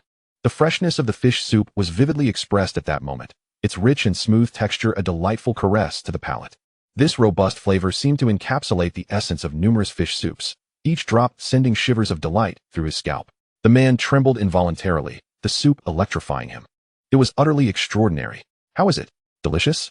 inquired a curious diner at the adjacent table. As he spoke, saliva nearly escaped his lips, his words laced with anticipation. No one laughed. Every guest present had endured their own moments of longing. "Come on, don't mock him. We're all in the same boat," he urged. The man gave a thumbs up, as if to say, "Does that even need to be asked? It's incredibly fresh. Boss, bring me a bowl of rice." Having tasted the soup, he was compelled to imagine how delightful it would be to soak rice in it. Especially with others watching him eat, it added to the deliciousness. A spoonful of soup, followed by a piece of tofu. The tofu melted in his mouth, absorbing the exquisite flavors of the fish soup and poached egg, making it impossible to stop. Its silky texture was too delicate to chew forcefully. Each bite was a revelation, a soul-stirring experience. He had arrived early. This fish soup had seemingly been prepared right under his nose, devoid of any superfluous ingredients. Perhaps only ginger and scallions were added. Even when it was served, not a grain of MSG was used. One must ask, which restaurant does not include a touch of MSG or chicken essence in their dishes? This soup was so astoundingly flavorful that it required no enhancement. At table 1, the poached chicken was priced by weight, available in quarters, halves, or at most half a chicken per person. While Fang Shang prepared the soup, the cooled poached chicken awaited, and Fang Jun helped with the cutting. With a single swift motion, he cleaved the poached chicken in two. The golden skin and tender white meat, particularly near the bone, oozed with juices, a testament to its freshness. "Let us have half a chicken." When the wallet was sufficiently full, why not indulge? The man, still savoring his rice soaked in fish soup, immediately raised his hand to declare his choice. He had been conditioned from a young age to respond instinctively. Having spoken, he sipped the fish soup, his heart already anticipating the white-cut chicken. Fang Jun wielded the cleaver, the blade striking the chicken with a resounding crack, as if he could hear the crisp sound of the skin shattering. Each cross-section revealed a gelatinous layer, the juices seeping from the bones, glistening and translucent, inviting one to savor every drop. Such a waste to let it drip away, for it was all essence. In less than 2 minutes, half a white-cut chicken was expertly chopped and served alongside a small bowl of ginger scallion sauce at the man's table. At that moment, the second customer's crucian fish and tofu soup also arrived. The other patrons not only fixated on the man devouring his meal, but also cast glances toward the adjacent table, which only intensified the man's focus on tasting the freshly served white-cut chicken. He first took a photograph, then selected a piece of chicken, dipping it into the ginger scallion sauce to ensure it absorbed the flavor, before placing it into his mouth. The instant his teeth sank into the chicken, it was the skin that first yielded, a delightful ambrosial texture akin to amber jelly. The sensation of biting through it resembled shattering a delicate pane of glass, while the tender, elastic layer of fat beneath was his initial impression of the skin. Combined with the fragrant ginger scallion sauce, the flavor was impeccable, the spiciness of the ginger and scallions completely overshadowing the lingering taste of the fish soup. The succulent fibers of the chicken, as he chewed, became increasingly flavorful, the freshness crashing upon him like surging waves. Overwhelmed by this torrent of taste, he could only widen his eyes, chewing incessantly, oblivious to his surroundings. It felt as though the air was filled with the clucking sounds of chickens, proclaiming their deliciousness. My goodness, this is chicken. What had he consumed before? In his memory, all chicken had been rather dry, be it in soups, braised, or marinated. Perhaps his limited experience had deprived him of ever tasting tender chicken. Yet this chicken was different. The skin was crisp and tender, and the meat required no effort to chew, with each fiber seemingly bursting with juice, gliding through his palate with grace. Unbeknownst to him, if one were willing to share a piece, he would gladly oblige. The fellow diner at the communal table swallowed hard, his mouth watering. Upon hearing this, the man kept his head down, pushing the fish soup and white-cut chicken closer to himself, silently conveying his reluctance to share. Some things are meant to be shared. Others are not. Perhaps with family, it would be permissible, but with a stranger at a communal table, absolutely not. In truth, being someone who can firmly refuse is quite challenging. Otherwise, when someone had earlier sought to share a table with him, he could have declined. Who wishes to dine in close quarters with a stranger? However, with so many patrons in the establishment, when someone made a request, it became difficult to voice a refusal in such a public setting. Yet here, he found it surprisingly easy to say no. Even he was taken aback. Then, he instinctively glanced at the rejected party, only to find their expression unchanged, as if they understood that being turned down was commonplace. In that moment, the man experienced a revelation. Those who make requests are often aware that they might be declined and recognize they are placing others in a difficult position. Naturally, it would be ideal to avoid rejection, yet being rejected is also entirely normal. Thus, the only internal conflict lay within himself. The man blinked absently and lowered his head to sip the fish soup slowly, as if a newfound courage had infused him. A bowl of crucian carp soup, half a portion, and a quarter of poached chicken. Regular patrons of Ajun's stall were well aware of the menu prices, which had remained reasonable. The 18 yuan tomato and egg soup came in a generously large bowl, brimming with an abundance of tomatoes and egg ribbons, a truly worthwhile offering. Each dish resembled a home-cooked portion. However, the small boss's offerings were slightly pricier, yet when compared to the original prices, they were still justified. In terms of flavor, they were not expensive. Any restaurant outside offering dishes of such quality would undoubtedly charge prices unaffordable to the common folk. Thus, the nearby regulars were quite shrewd, aware of the hidden gems and reluctant to share the secret, fearing that an influx of new patrons would deprive them of their treasured meals. Nevertheless, even without external promotion, Ajun's stall was witnessing an increasing number of customers. On one hand, patrons celebrated the success of Fang Shang's family. On the other, they lamented the growing difficulty in acquiring the small boss's dishes. To take away? Fang Jun would ask, noticing customers standing in line. Many regulars opted for takeout, as it was better to enjoy their meals at home given the crowd. All right, that will be 68. Fang Jun neatly packaged the order and glanced naturally towards the customers behind. What would you like? Fish soup and half a poached chicken, plus 2 servings of rice. For one person, 2 dishes were quite substantial, perfectly portioned for 2 meals. Another patron emerged from the stall, carrying their food, and the radiant smile on their face was almost blinding. This sight made those waiting at the door, empty-handed, feel a pang of envy. The emotions of jealousy were palpable.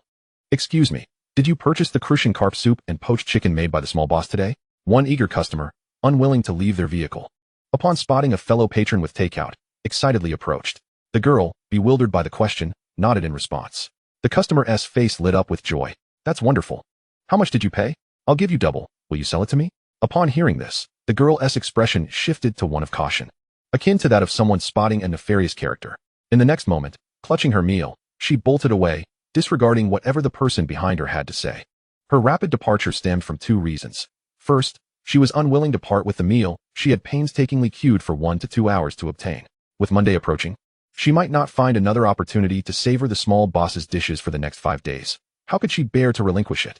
Second, she feared that if she lingered, the person might propose an irresistible price, and should she sell it, she would be left longing and watching others enjoy what she could not. Thus, she deemed it prudent to employ the age-old strategy of retreat. The somewhat affluent customer was taken aback by her reaction, left in a daze as he watched her retreating figure, reaching out in a futile attempt to persuade her. The price is negotiable. Double won't do? How about triple? For times? Yet the girl did not look back, her pace quickening as she clutched her meal tighter.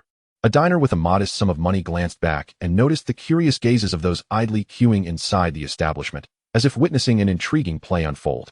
Unfazed, the diner remained at the entrance, awaiting his turn.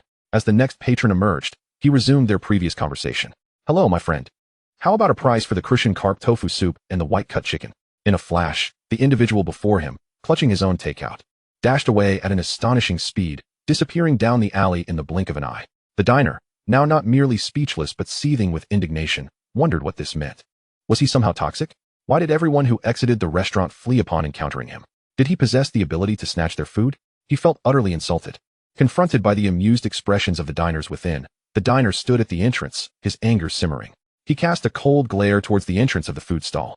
He refused to believe that these individuals treated money with such disdain. Surely, there existed things in the world that could not be acquired with wealth. And if such things did exist, it was undoubtedly due to a lack of sufficient funds. The diner's actions at the doorway sparked conversations among those waiting inside. Someone at the entrance, eager to offer a higher price for the white-cut chicken and crucian carp soup, noted that the two individuals ahead had not sold theirs. Who among you would be willing to sell? I believe a good price could be obtained. Just as the gossiping diner had finished his remarks, he turned to see Wu Xian passing by him. Oh my, the proprietress. The man instantly clamped his mouth shut, feigning ignorance of the situation. How inappropriate it was to speak such words in front of the owner. Proprietress, he was merely jesting. Please don't take it to heart. Wu Xian indeed heard the comment, but chose to ignore it, continuing with her task of serving dishes. The restaurant was bustling with patrons, all eagerly awaiting their meals. And both the staff and the owner were caught up in the whirlwind of activity, too preoccupied to concern themselves with anything else. Chapter 55. Is it possible? Part 2. Shin Kun felt utterly humiliated, regretting his decision to step out of the car to purchase someone else's food. Now, not only had he failed to acquire the dishes, but he also became the subject of amusement for a crowd. He was acutely aware that some patrons inside were raising their phones to capture the scene outside, undoubtedly sharing their laughter behind his back. Shin grit his teeth, steeling himself as he stood at the entrance, waiting. Having lost face already, if he failed to enjoy the small proprietor's culinary creations, he would truly be left with nothing. With so many diners inside, he refused to believe that they all regarded money with such disdain, capable of resisting its allure.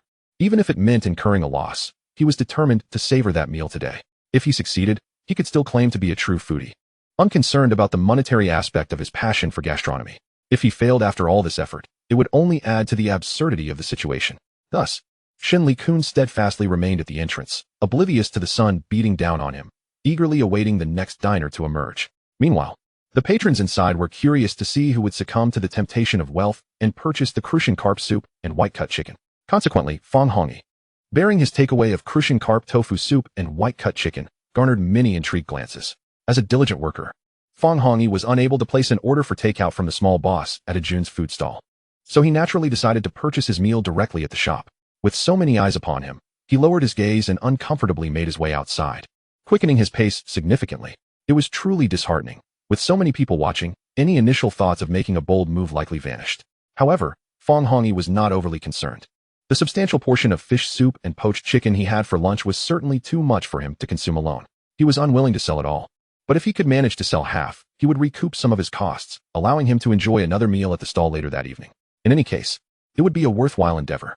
As a worker with limited monthly spending money, collaborating with a wealthy individual to indulge in more culinary delights seemed like a promising idea, especially since he had weekends free as long as he didn't have to work overtime. Thus, under the curious gazes of onlookers, Fang Shang stepped out of a Jun stall and locked eyes with Shin Kun. Hello, are you interested in buying some food? Shin Kun inquired. Fang Shang shook his head. And just as disappointment washed over Shun LeCun's face, he raised the bags in his hands and said, "There's a lot here. I can't finish it all. We can share, but you'll need to buy me dinner tonight." The diners nearby widened their eyes in astonishment. Wow, is it really possible to do that? This could lead to profits and newfound fame. Indeed, the way people think can differ vastly. They hadn't considered this alternative approach. Shun LeCun was equally taken aback. A moment later, still somewhat dazed, he invited Fang Hongyi into his car. "Are you truly willing to share with me?" he asked. A hint of excitement in his eyes as he glanced over at Fang Hongyi, who was holding the food. Fang Hongyi flashed a smile, albeit insincerely. After uttering those words, he watched as Shun LeCun's expression shifted dramatically, then calmly articulated his proposal. "I waited 2 hours for this. The food costs 73. Including my labor, that makes it 220. I'll give you half of it, if you're willing to cover my labor costs tonight. I can come back to queue for the small boss's food and share that with you as well." At first, Shun LeCun suspected that Fang Hongyi was playing him for a fool, but upon hearing this, his eyes lit up. This amount was negligible. It was less than what he would spend on a single meal, and he wouldn't have to wait in line or worry about missing out. How delightful. "All right, I'll give you 500, but you must ensure that you can buy it. If you can't, I want to pay." Fang Hongyi recognized the man's generosity. He was evidently wealthy, as indicated by his expensive car. To his surprise, the offer was still somewhat low. "All right, let us agree on that.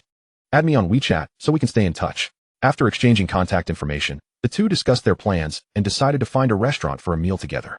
In the restaurant, alongside the dishes prepared by the small boss, Shun LeCun ordered additional items to treat Fang Hongyi. Shun LeCun found Fang Hongyi increasingly agreeable. The young man had a keen eye and understood that associating with him could lead to prosperous opportunities. Upon arriving at the restaurant and ordering their meals, the first thing they did was ladle some soup into their bowls, savoring a delightful sip. They connected well, enjoying a pleasant atmosphere on their journey, and now, sipping the delectable fish soup, they engaged in lively conversation. "This is the first time I've tasted such a rich fish soup. Each sip feels like the essence of the fish. The broth, thin and insipid, resembles mere water. Yet this fish soup is a different story altogether, rich and robust, reminiscent of the distinction between thick cream and regular milk. From the very first sip, one can discern the difference. The tofu is equally exquisite, its silky texture harmonizing beautifully with the hearty fish soup, creating an experience akin to savoring a delectable tofu pudding. Absolutely enchanting. I had a premonition that it would be delightful, and thankfully, I did not abandon my quest. As I savored this delightful fish soup, Shun LeCun truly expressed gratitude to his past self for persevering through those long minutes. Had he missed this exquisite broth, he would have been utterly remorseful. And then there's the poached chicken. Oh my, it is simply divine. How is it that even cold? This chicken lacks any trace of gaminess. Paired with ginger and scallion sauce, it is a match made in culinary heaven, dancing upon the palate as if the chicken itself were performing a waltz on his tongue. Goodness. Brother, feel free to purchase. I shall cover the expenses. Let us collaborate and ensure that not a single gastronomic delight escapes us. Shun LeCun genuinely feels that this humble eatery crafts dishes that cater perfectly to his tastes, though this praise is reserved solely for the chef, the owner's son. It is quite remarkable that the son's culinary prowess far surpasses that of the proprietor. Previously, Shun LeCun had dined at a Jun's eatery and found it to be quite clean. On a recent visit lacking any clear dining intentions, he fortuitously wandered in, only to be pleasantly surprised by the remarkable flavors of the cold dishes. Thus began his unwavering patronage. However, upon his return on a Wednesday, he found the flavors to be lacking compared to his prior visit, only to discover that the menu items on the small blackboard were crafted by the owner's son, who, due to school commitments, typically assists only on weekends. Hence, he decided to visit on a Sunday afternoon. To his dismay, he nearly missed out on the meal altogether. In any profession, talent shines through. Hard work, while commendable, pales in comparison to innate ability. The disparity is evident from the very beginning. It is said that the young proprietor of a Jun's eatery has only recently begun his culinary training, yet possesses such skill. Who could rival that?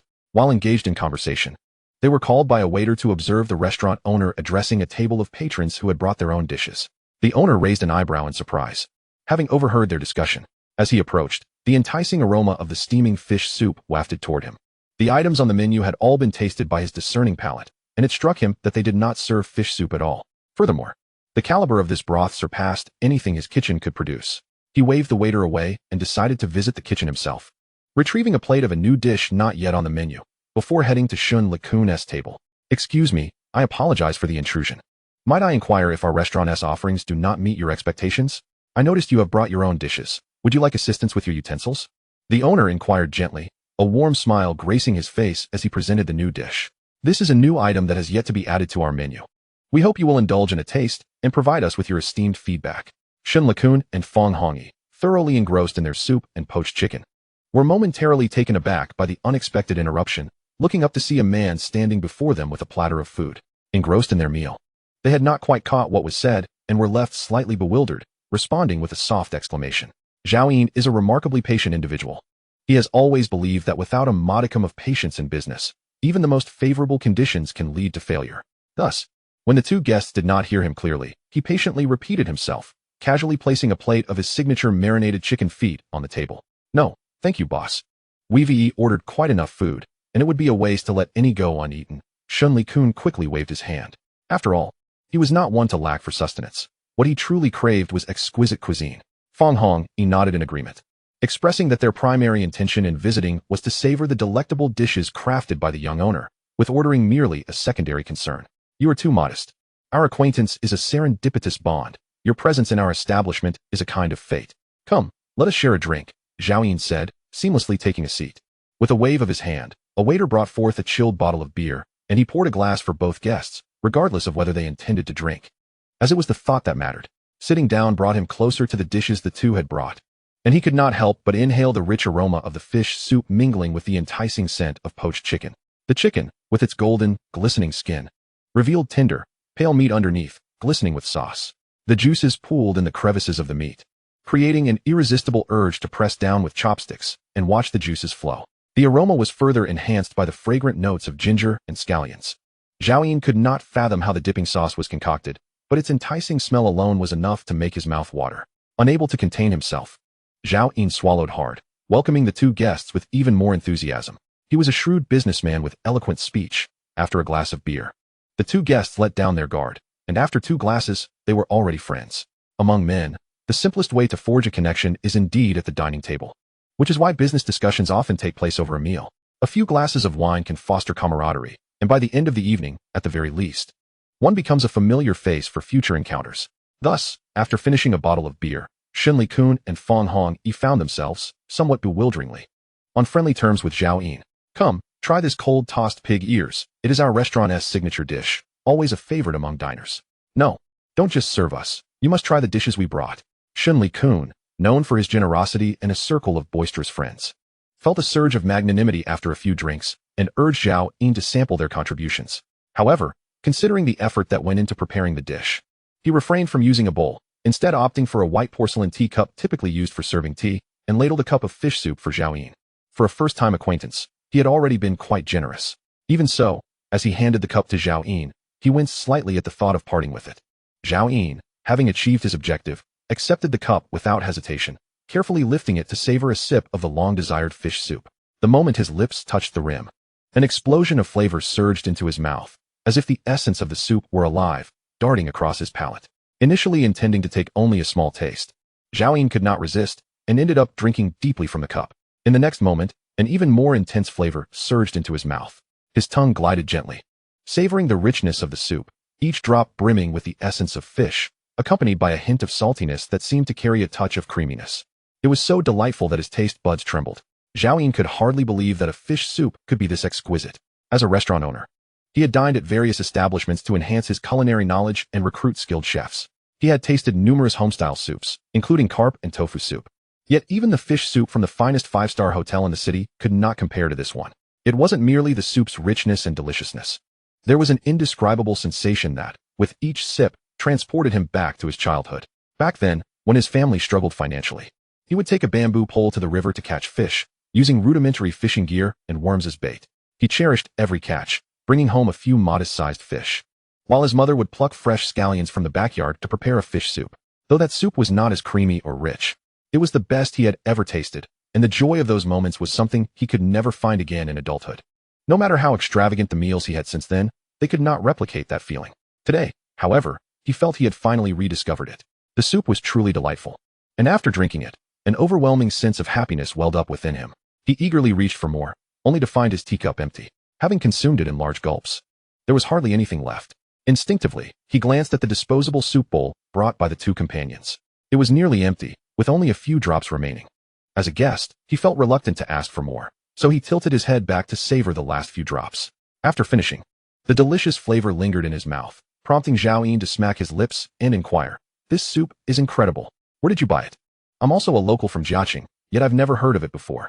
"It's understandable that you haven't heard of it. We only discovered it recently. It's at a food stall on Jingning Road, where there's always a long line of customers. I was fortunate to get this portion." Shen Likun pointed to Fang Hongi. Zhao Yin found it puzzling that such a delightful food stall was only 3 kilometers away, yet he had never encountered it before. Especially after overhearing their earlier conversation. "Did they recently hire a new chef?" he asked. "Sort of. The boss's dishes can't compare to those prepared by this new chef," Shen Likun replied. "The young chef is remarkable. He was able to create such delicious dishes at the age of 10. Just look at the difference between people. At 10, I was still in the countryside, digging for bird nests and catching loaches," Zhao Yin mused. While Shen Likun continued to chat with him while nibbling on white-cut chicken, Fang Hongi remained silent, focusing solely on his meal. Zhao Yin thought to himself that the soup and chicken were to be shared equally between him and Shen Likun. But without a clear division, he felt compelled to eat quickly, lest he miss out, especially since he would need to save some for the newly acquainted Zhao Yin. As they indulged in their meal, Zhao Yin began to feel that his actions were somewhat petty, prompting him to slow his pace and offer a piece of poached chicken to Zhao Yin for him to savor. However, a single piece was already his limit. Any more would be excessive. In Chapter 56, The World Wounded Only by Him, Combined Edition, Zhao Yin was pleasantly surprised to find that, after relishing the fish soup, he could also partake in a piece of chicken. Considering the exquisite nature of the soup, he assumed the poached chicken would be equally delightful, and he lifted it to his mouth. Upon tasting, he was instantly captivated by the chicken's flavor. The thin skin, glistening golden, provided a soft yet resilient texture that, upon biting, revealed a delightful crispness from the underlying fat. The meat easily detached from the bone, requiring little effort to tear away, yet it was far from mushy. It was tender and succulent, retaining the inherent chewiness of the chicken. The simple blend of scallions and ginger sauce was perfectly balanced, enhancing the chicken's natural deliciousness without overwhelming it, thereby preserving the aromatic essence of the meat.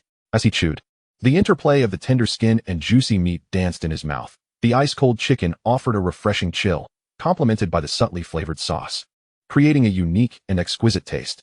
It was utterly non-greasy, making it an ideal dish for the sweltering summer heat. Zhao Yin's establishment also served poached chicken, as it was a popular dish, yet the experience was entirely different. He suspected that the preparation techniques were vastly dissimilar. In comparison, his own restaurant's poached chicken paled in significance, leaving the typically self-assured Zhao Yin feeling somewhat disheartened.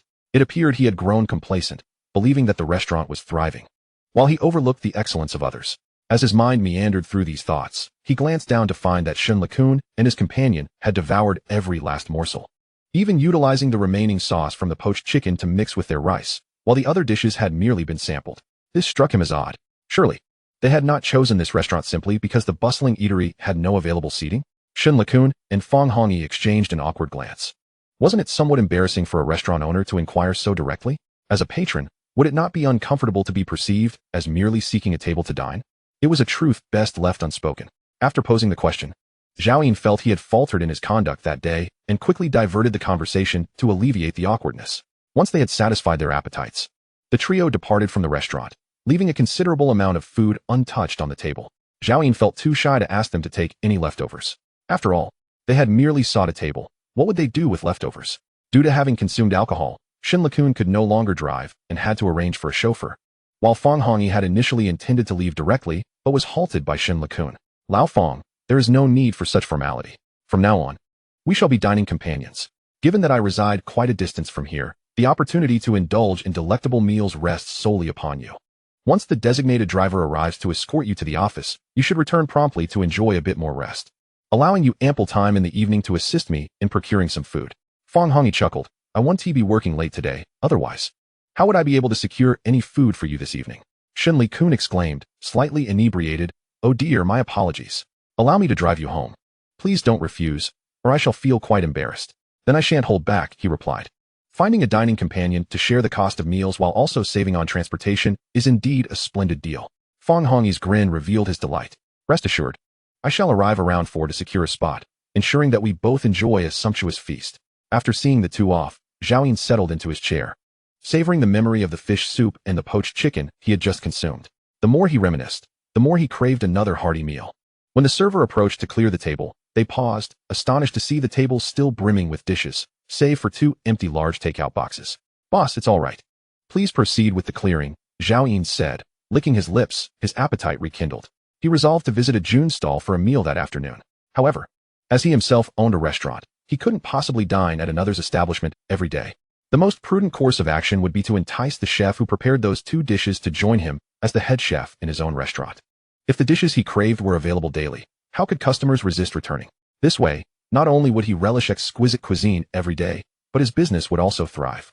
His restaurant boasted a prime location, and the chef's skills were commendable. Business was decent, yet he longed for improvement. If he could lure this chef away, the results would undoubtedly be remarkable. The chef currently employed at a bustling eatery likely earned a modest wage. He could easily offer a salary of $12,000 or even $14,000, not fearing that the chef would be uninterested.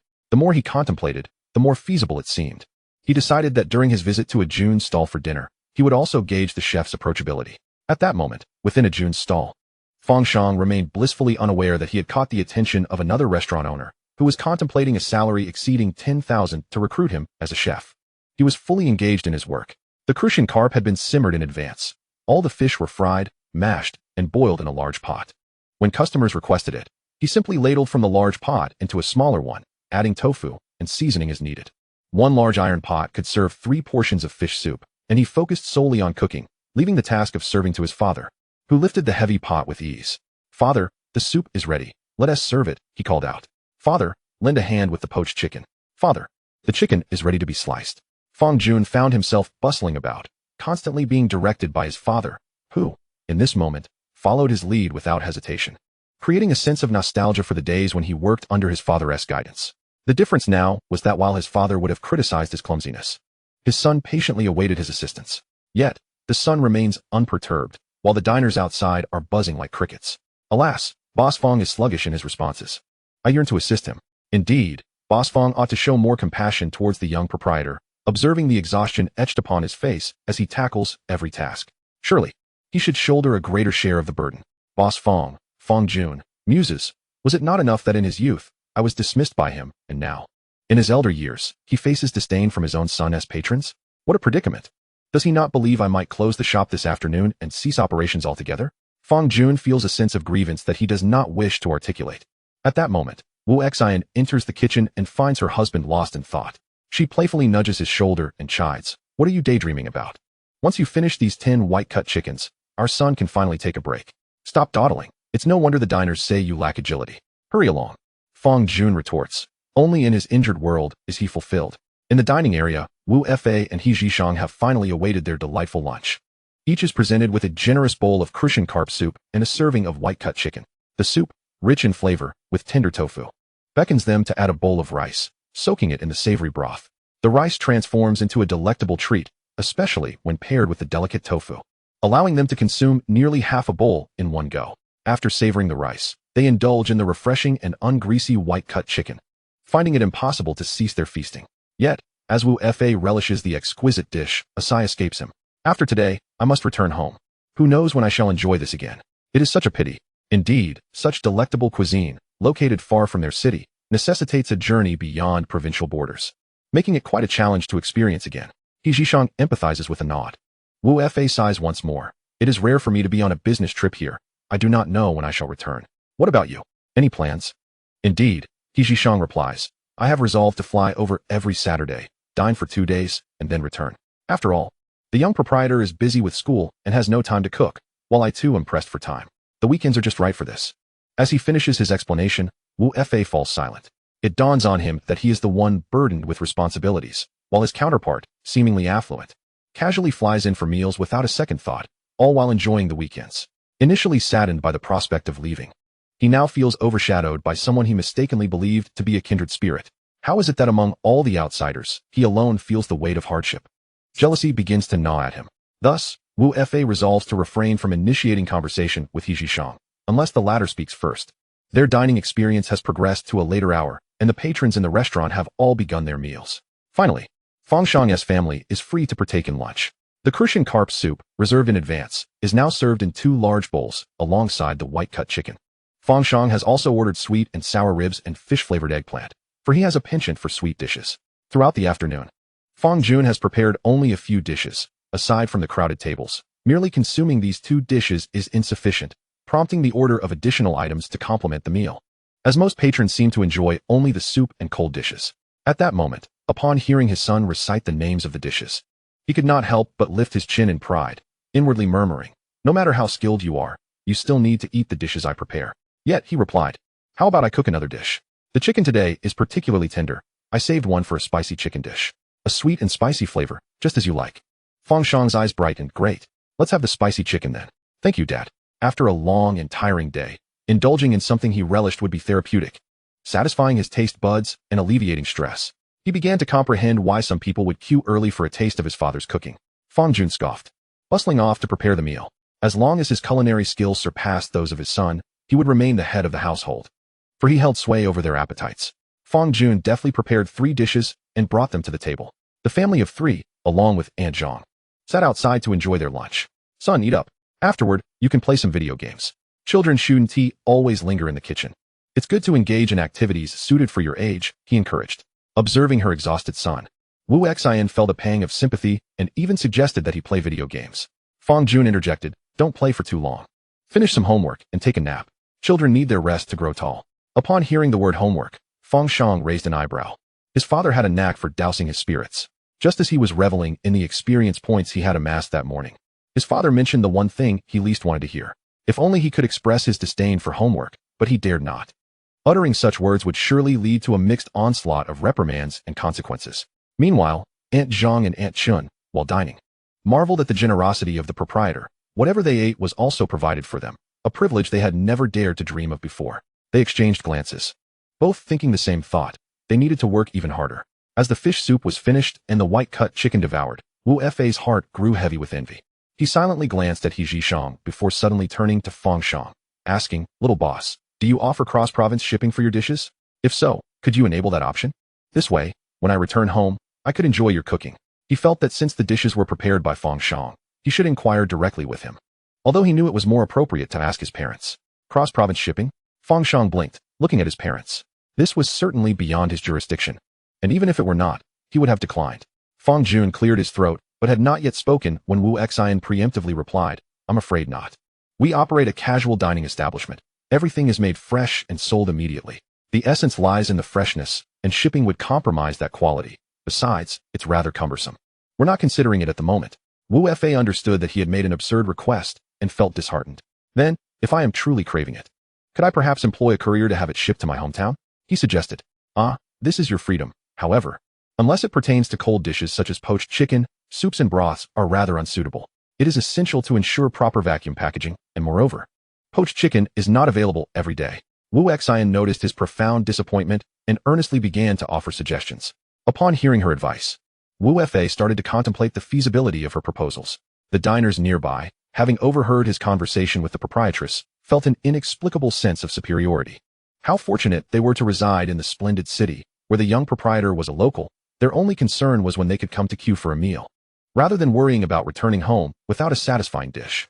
Gratefulness filled their hearts, thanks to their father, grandfather, and great-grandfather for settling in this thriving city, which afforded them the privilege of indulging in culinary delights. "I shall pay homage to my great-grandfather by burning some paper offerings in gratitude. I also intend to honor my great-grandmother with paper money and bring along some delicacies from the establishment for her to savor the exquisite flavors of this world. I shall also offer paper money to my great-grandmother. I have heard that she led my grandmother to escape famine and settle here, enabling my mother to reside in this prosperous city." After the meal, Fang Shang returned to the second floor. On this sweltering day, having spent the entire morning in the kitchen, he was thoroughly drenched. He first took a shower and changed into clean clothes, tossing the dirty garments into the washing machine. Upon returning to his bedroom, he did not indulge in gaming, but rather completed the remainder of his homework before lying down for an afternoon nap. With such a fulfilling life, he found little motivation to play games. His thoughts were consumed with cooking to earn experience and level up. In his dreams, he could not escape the necessity of studying within the system space. Awakening from his slumber, it was already 4 in the afternoon, and without delay, Fang Shang descended the stairs.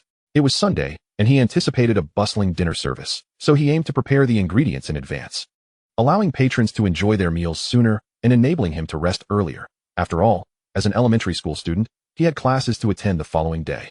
Chapter 57. Grouping to obtain numbers after resting. Fang Shang's father had no time to relax. Having sold a considerable amount in the morning, the ingredients were nearly depleted. Sunday evenings promised an even larger crowd, and after a brief respite, Fang Jun prepared to venture to the market for additional supplies. However, Upon stepping outside and facing the blazing sun, he sighed. At that moment, entering the vehicle felt akin to stepping into a steamer, as he had neglected to turn on the air conditioning to cool down beforehand. He had no choice but to brace himself and dash out the door to avoid hindering the afternoon business. The sun's rays made Fang Jun feel as if his arms were being scorched when Fang Shang awoke from his nap and came downstairs. He found his father sun-kissed and darker than before. Although he had already tanned in recent days, today he appeared particularly bronzed, and when he spoke, the gleaming whiteness of his teeth could easily be featured in a toothpaste advertisement. Fang Shang was taken aback. "Dad, did you go to Africa?" It was better not to mention it, but once the subject arose, Fang Jun's expression turned morose, as if he were about to gnaw on a handkerchief. In the past, when business was moderate, a morning trip to the market would suffice for the entire day. He had never experienced the hardship of shopping for vegetables under the blazing afternoon sun. There was no other way. Although the car drove directly to the market, purchasing items necessitated a meticulous selection from one stall to another. The sun blazed mercilessly, and after several trips, he was thoroughly sunburned. However, the patrons came solely for his son's culinary prowess. While he was pleased with the flourishing family business, he felt a twinge of inadequacy, as if he had become somewhat superfluous, relegated merely to menial tasks. Others were living off their parents, yet here he was, seemingly dependent on his son. Fang Shang, recalling his mother's mention of his father's afternoon grocery shopping, suggested, "Dad, perhaps you should consider collaborating with a reputable grocery store in the market. Just have them deliver what you need. There's no necessity for you to handle everything personally. It's exhausting." Fang Jun was unwilling to entertain such ideas. "What do you know, you little brat? If the ingredients aren't personally selected, their quality may falter, compromising the dishes. Moreover, the quality of produce varies daily. Who can ascertain which items are best on any given day without first-hand selection?" Wu Xin wholeheartedly agreed, expressing her own reservations about purchasing ingredients herself. "Don't worry, son. A little sun exposure won't harm you. Then why not buy a larger quantity of ingredients in the morning? I can prepare everything at once to ensure nothing goes to waste." Fang Shang secretly resolved that once their family opened a grand restaurant, he would personally select a suitable grocery store to supply it, firmly rejecting any notion of suffering in silence. After indulging in a few slices of watermelon, Fang Shang entered the kitchen, donned his work attire, meticulously washed his hands, and began preparing the evening's dishes. The moment he stepped into the kitchen, Fang Jun set aside his watermelon and followed suit, tying on an apron and assisting with the preparation of the crucian carp soup, managing the frying and adding boiling water. Concerned about his son's limited strength, he stayed close. Having failed to procure the desired young chicken that afternoon, Fang Shang had instructed his father to bring back some dried tofu and jellyfish, allowing for a cold dish of shredded tofu and a cold jellyfish salad, while the crucian carp soup would remain unchanged. A large basin of crucian carp had already been cleaned and prepared, the insides meticulously dealt with. Earlier, Fang Shang had guided Aunt Shun in cleaning the fish, and he was quite satisfied with her attentiveness. He instructed his father to drain the fish and place them all in a large bowl, commencing the frying and soup preparation, pouring the contents into a nearby stainless steel pot. The appropriately sized crucian carp sizzled in the oil, turning golden brown on both sides, releasing an enticing aroma. Once all the fish were cooked and placed in the large pot, the simmering began. In the community, old Ding, residing in Building 3, leaned out of his window to observe the location of Ah Jun's stall. His vantage point allowed him a clear view, and upon hearing the faint hum of the kitchen exhaust fan, he knew the kitchen had commenced its work. The little boss has already begun cooking. Should we go and take a number to avoid waiting? Grandma Ding was already dressed and holding her little grandson. That's obvious. Let us hurry and get a number. Today, I want to be among the first to taste the little boss's dishes. The elderly couple, accompanied by their grandson, exited the community, and upon descending the stairs, they encountered the Sun family from across the way, all gathered together, son, daughter-in-law, and the eldest grandson who attended school. Under the blazing sun, the two exchanged a knowing smile. And Mr. Ding spoke first. "Old Mrs. Sun, have you taken a number yet?" "Indeed, it's a rare Sunday when everyone at home is free. We're planning to enjoy a delightful meal together, especially since my grandson has returned home. He has been working so hard lately. A nourishing soup would do him good." Mr. Ding recalled that Mrs. Sun's eldest grandson was preparing for this year's college entrance examination, a challenging endeavor that required students to rise earlier than roosters and retire later than dogs. He certainly deserved some care. After greeting one another, the group made their way out of the community. Initially, they anticipated a short distance with few early birds, yet they encountered several neighbors who had also come early to take numbers. Everyone hoped to secure a spot for a delicious dinner. Having met daily in the building, they were quite familiar with each other. After exchanging pleasantries, they naturally walked together. By the time they reached the entrance of the community, a sizable group of 30 to 40 had formed. Inside, Wu Xian was at the bar calculating the day's earnings, estimating profits after deducting the cost of ingredients. Suddenly, she heard the door swing open and looked up, startled by the sight of a throng of people. Initially fearing a disturbance due to a sudden influx of customers, she sighed in relief upon recognizing familiar faces from the community and asked Mr. Ding, whom she recognized. "Mr. Ding, what brings you all here so early?" Mr. Ding chuckled. "We came to take numbers early. Your little chef's dishes are incredibly popular. If we don't arrive early, we fear someone else might snatch our number." Wu Xian glanced at the clock on the wall, bemused. It was only 4:30 p.m., far too early. Their restaurant commenced cooking at 4 and officially opened at 5:30. At this moment, the fish was just hitting the pot. As she wrote down the numbers for everyone, she remarked, "There's no need for this. It's so close. Coming a bit later wouldn't be an issue." "But that's not acceptable," someone interjected. "It's safer to secure a number early. The little chef's dishes are so sought after that I feel anxious if I don't get a number promptly. Indeed, last week was chaotic. I nearly missed out when I arrived after 5. Yesterday, I returned from work with nothing to eat, and as a resident of this community, I felt embarrassed. Today, I'm here early to make amends." The neighbors were particularly attentive, while a young man, with a mysterious air and absent-mindedly stroking an imaginary beard, declared, "I have a feeling today will be exceptionally busy. If we don't come early, we might not even get to lick the pot." This comment elicited laughter from Wu Xian. After the throng of eager patrons left, satisfied with their numbers, Wu Xian had yet to sit down for a sip of water when several more young individuals arrived. "Welcome. Please come this way to take a number." Wu Xian greeted them. "Our restaurant opens at 5:30. Since you've arrived early, you can return at that time for dine-in. No need for that. We've taken our numbers. We'll wait here. It's too far to go back, and it's such a hot summer day. Who would want to venture outside when we can sit in the air-conditioned room? It's only a little over an hour wait. What does it matter?" The youth, undeterred by boredom, each clutching their smartphones, engaged in animated gaming. With the early arrival of diners from afar yesterday, Wu Xian found no surprise in the bustling atmosphere as she swiftly poured glasses of ice water for a few patrons. The moment these young individuals entered, it was as though a signal had been activated. Before long, those who had intentionally arrived early to wait were likewise drawn into a June's food stall, eagerly claiming their numbers. Fang Hongi arrived at the establishment at 4:50 p.m., believing he was among the early birds. However, upon pushing open the door, he was taken aback to find the place already teeming with patrons. In a flurry, he dashed to the counter to secure his number, finally allowing himself a sigh of relief. The crowd was so dense that it took him some time to locate an available seat. In the kitchen, Fang Shang mechanically prepared a large basin of fish, frying it until golden and then mashing it with hot water. The repetitive nature of this task made him feel like an emotionless machine, tirelessly crafting fish soup. Once the final batch of broth was poured into the large pot, he paused for a moment and glanced into the dining area, only to see it brimming with guests. The thought that everyone was there for his culinary skills sparked a sense of pride within him, prompting a grin and a soft chuckle. "Father, can you see this? This is the empire I have built for you." Fang Jun, caught in a mix of pain and pleasure, had little inclination to laugh. After adding some simple seasonings to the fish soup, Fang Shang began preparing cold dishes. He soaked the dried tofu skin, which, with its hollow centers, easily absorbed flavors when dressed, resulting in a delectable dish. Heating oil in a pan, he expertly fried a bowl of peanuts. There is indeed a technique to frying peanuts. Many people mistakenly add them to the pan only after the oil has reached a smoking point, leading to a burnt taste. Observing the oil's heat, he swiftly added the peanuts, achieving a perfectly crispy and fragrant result. Combining the peanuts with the tofu skin, he added crushed cucumbers, cilantro, and his specially crafted sauce, creating a dish that was already aromatic before even tasting it, sour and spicy, utterly appetizing. This dish could be made in abundance without losing its flavor. He mixed it thoroughly in a small bowl before transferring it to a larger basin, filling it to the brim, and then turned his attention to the jellyfish. Cold jellyfish salad, a staple in upscale dining, is crisp, resilient, and refreshingly suitable for summer. He quickly blanched the jellyfish and then placed it in ice water to enhance its crunchiness. Preparing such a large basin of jellyfish was no small task. As time passed, the fish soup in the kitchen grew increasingly fragrant, while the dining area continued to fill with more patrons. On weekends, families flocked in, occupying the 20 or so tables in the hall. Newcomers could only seek to share tables with others. Some groups, upon discovering they could not sit together, simply chose to split up, ready to enjoy their meals separately. As long as they could savor a delightful dinner, the seating arrangements mattered little.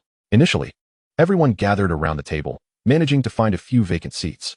However, as time passed, newcomers could no longer find any available spots. After circling the hall several times, they were still unable to locate a single empty chair. Consequently, these individuals opted to queue by the counter, knowing that meals would be served according to their numbers. If seating proved impossible, they could always take their meals home. Yet, The sheer number of patrons today was overwhelming. As they queued, they filled the corridor to capacity, leaving no room to maneuver. The entire restaurant was bustling with activity, husbands dining with their wives and children, weary workers enjoying a rare meal out instead of toiling late, and laborers seeking to indulge themselves. The space felt cramped and chaotic. Meanwhile, more patrons continued to push their way in at the entrance. Observing this, Wu Xian quickly called out, "Dear guests, we are fully booked for today. If you wish to dine with us, please return tomorrow." In addition to those inside, numerous residents from nearby neighborhoods awaited their turn at home, and it was impossible to issue any more numbers. The guests at the entrance, seeing that they had missed their chance, shouted back at Wu Xian, "No worries, madam. Just give me a number. If I can't taste the dishes prepared by the young boss, I'll settle for the ones made by the owner. Since I'm already here, I'll grab a coffee at the cafe across the street and wait." His reasoning was simple. Acquiring an extra number could potentially lead to a meal if the timing worked out in his favor. His loud voice reached even Fang Jun, who stood by the window. Wu Xian initially intended to refuse, but her phone suddenly rang, and upon answering, she heard Fang Jun's voice. "Dear, just agree to him. He is such a delightful customer." Wu Xian glanced towards the kitchen, catching a glimpse of her husband's eager gaze, which seemed to express a plea for compassion, his expression almost comical. Despite the distance and the noise of the bustling hall, he could still hear someone wishing to taste his cooking, relenting to her husband's wishes. She decided to show concern for his well-being and replied, "All right, dear customer, please hold on while I arrange a number for you." The soup simmered, filling the air with an inviting aroma. Some diners, having eaten lightly at lunch, were now eager to indulge in a hearty dinner, and the enticing scent had made it difficult for them to remain seated. They pressed toward the kitchen's glass window, hoping to catch a glimpse of when their meals would be ready, leading to a somewhat chaotic scene. Wu Xian began to regret her earlier oversight that had led to such overcrowding. Fortunately, mealtime had finally arrived, allowing them to start serving the food. Neighbors who had queued up decided against dining in and chose to take their meals home instead. "Madam, what has the young boss prepared for dinner tonight?" one asked, unable to read the chalkboard due to the crowd. With a smile, Wu Xian responded, "Tonight, my son has prepared 3 dishes, a carp soup and 2 cold dishes, marinated bean curd and chilled jellyfish. What would you like to order?" Chapter 59, Reluctance. Not a single one to part with at this moment. There was no need to write down orders, so Wu Xian simply assisted at the kitchen window, helping to select and pack dishes while placing the QR code on the counter. The crowd was immense, making it impossible to leisurely settle the bill after dining as usual. Grabbing the dishes and paying directly was far more convenient, allowing one to leave promptly without the hassle of jostling through the throng later. "I'll just have the Crucian carp soup and cold bean curd strips, I suppose," Wu Xian acknowledged, retrieving 2 takeout boxes. However, before Fang Jun could begin packing, the diner had a change of heart. "Actually, let us go with the Crucian carp soup and cold jellyfish instead." After a brief moment of hesitation, he switched to 2 cold dishes, causing those behind him to become increasingly eager. "Buddy, are you tackling a math problem? Choosing 2 out of 3, is it? Why don't I go first while you mull it over for a bit? You can decide once you've resolved your dilemma." The diner clutched his head, exclaiming like a groundhog. At a Jun's stall, the portion sizes were generous. Certainly, one person could not finish 3 dishes alone, especially without a refrigerator in his rented accommodation, where leftovers would spoil by morning. Yet, he desired to try them all, hence his indecision. Reluctance. Not a single one to part with, but I am alone and cannot finish 3 dishes. What to do about this choice paralysis? How about you just pack whatever you like, and I'll eat whatever you give me, he proposed. Wu Xian, quick to respond, suggested, "Why not prepare a cold dish platter for you? Combining the bean curd and jellyfish? It would suffice." The diner joyfully leapt up in place, exclaiming his gratitude. "Thank you, madam. A cold dish platter it is. And add a serving of rice, please." "Certainly. Please hold on for a moment." Moments later, the dishes were ready, and the diner left with a beaming smile. Observing this, many other solo diners in line also requested the cold dish platter, allowing them all to sample a variety. What a splendid idea. As the first batch of diners returned to their residences, those dining in began to receive their orders and settled at their tables to savor their meals. The fresh Crucian carp soup, upon the first sip, enveloped the palate in a rich, oceanic essence, filling the mouth with the delightful essence of fish. The hot weather had dulled the appetite, yet a few sips of the soup seemed to invigorate it. Picking up a chopstick full of cold bean curd strips, the flavors were also robust, bursting with a tangy and spicy zest. The moment the dish touched the tongue, the sharp and piquant flavors danced upon the taste buds. A delightful interplay of sour and spicy sensations. The sourness was distinct, intensely tart, yet not overwhelming, perfectly balanced, aromatic, and fragrant. The vibrant red chili oil delivered a crisp and explosive heat, entwining with the sourness that tantalized the palate. Perhaps it was the potency of the sourness that tempered the spiciness, which was not the kind that jolted the senses, but rather pleasantly subdued. With each chew, the texture of the bean curd strips emerged, soft yet resilient.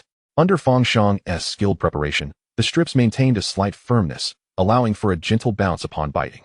With further chewing, in addition to the savory sauce, the inherent bean flavor of the bean curd was revealed. After a few more bites, the rehydrated bean curd revealed its smooth texture. It was hard to believe that such a simple dish of cold bean curd could be so delectable and rich in flavor. Wow, it turns out that dried tofu can be this delectable, almost akin to savoring meat. The resilience and chewiness of the tofu, combined with the refreshing crunch of cucumber and the fragrant crispness of peanuts, create a symphony of textures and flavors that burst forth in the mouth. The experience is simply exquisite. As Zeline indulged, she meticulously savored each bite, prompting those nearby, who initially wished to exuberantly praise the dish, to quickly echo her sentiments. Dear lady, do share more, I feel the same. Indeed, it is utterly delicious, I concur.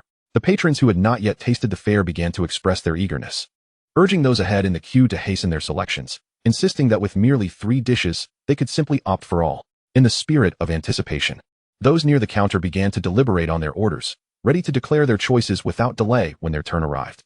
At this moment, Yu Haobo found himself seated at a table. Initially, he envisioned a grand occasion, seeking to impress by opting for a large round table for his first dinner with his girlfriend's parents. However, considering their party of 4, he realized that the larger tables would likely be crowded with others joining in, which would detract from the ambience. Ultimately, he settled for a cozy table for 4. Not long after, a call from Fan Dai announced her arrival at the entrance of the food stall, prompting him to step outside to greet her. Fan Dai and her family resided a few kilometers away, conveniently close to a bustling food street, making dining a delightful affair. Her parents had yet to experience this vibrant eatery and were intrigued by the bustling crowd, remarking on the necessity of queuing for a meal. When did Jiaqing acquire such a popular food stall? We've never heard of it. Has it recently been endorsed by a famous influencer?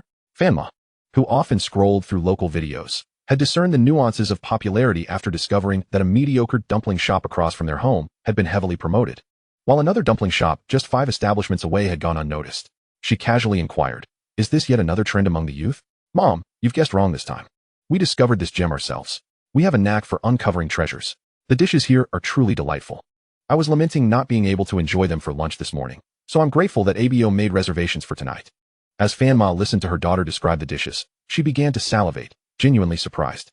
You seem quite tempted. Is it really that good? Indeed. It surpasses even pearls in authenticity.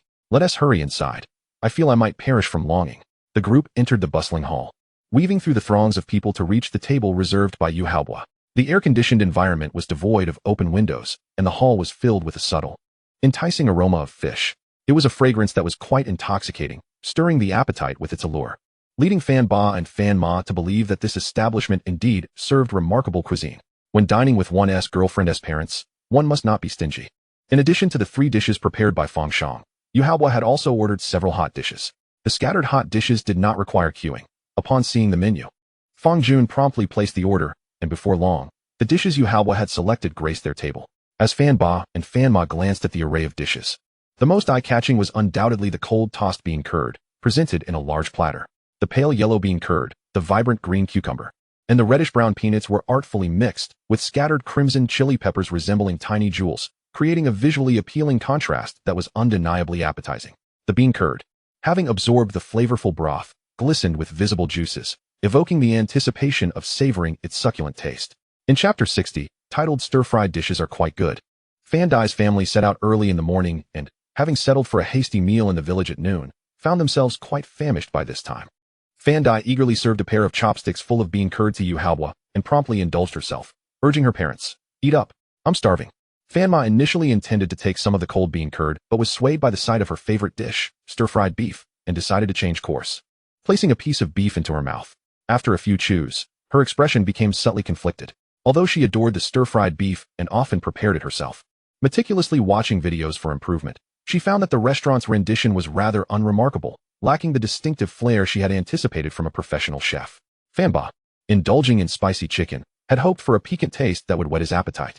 However, he too found the flavor to be rather mundane, reminiscent of an average diner's fare, acceptable when one was not inclined to cook, but certainly not enticing enough to crave. Exchanging glances, both parents pondered the same question. Is this truly what their daughter had deemed delicious?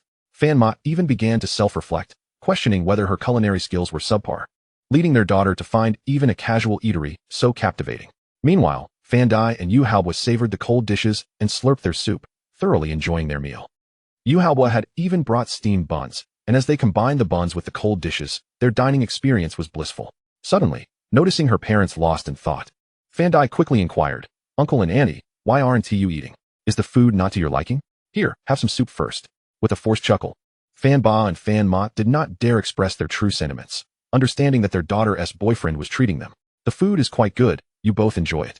We just had a long day and aren't particularly hungry," they replied. "What do you mean, not hungry?"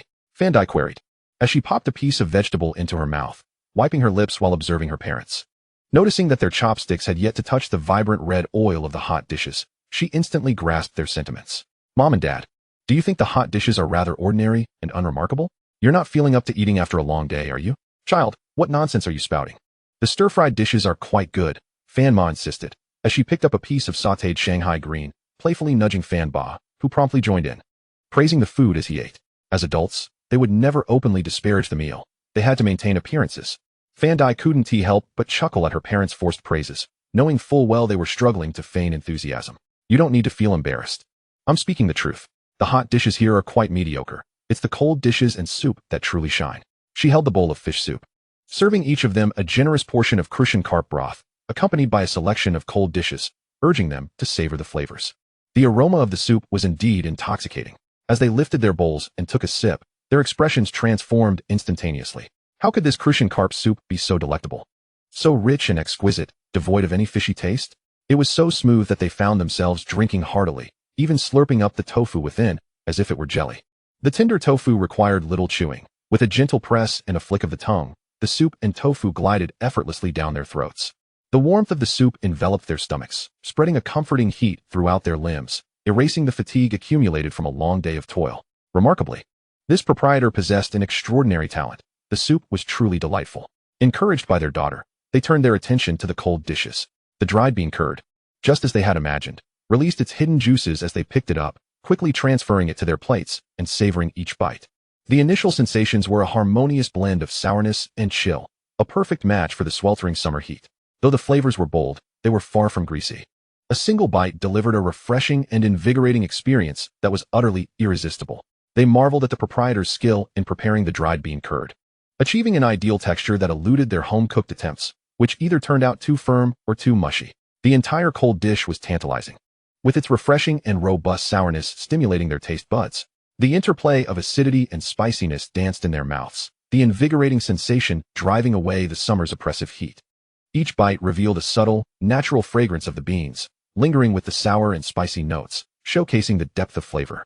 As the food was undeniably delicious, their appetites were piqued, and the couple found themselves unable to stop eating. "How is it? Tasty, isn't it?" Fan Dai inquired with a smile. "Absolutely, particularly delightful. This jellyfish surpasses the 8,000 yuan feast we enjoyed at a five-star hotel just days ago," Fan Ba replied, his speech slightly muffled by the food in his mouth. "Of course. Otherwise, why would Abo and I come here specifically to dine?" Fan Dai retorted with a grin.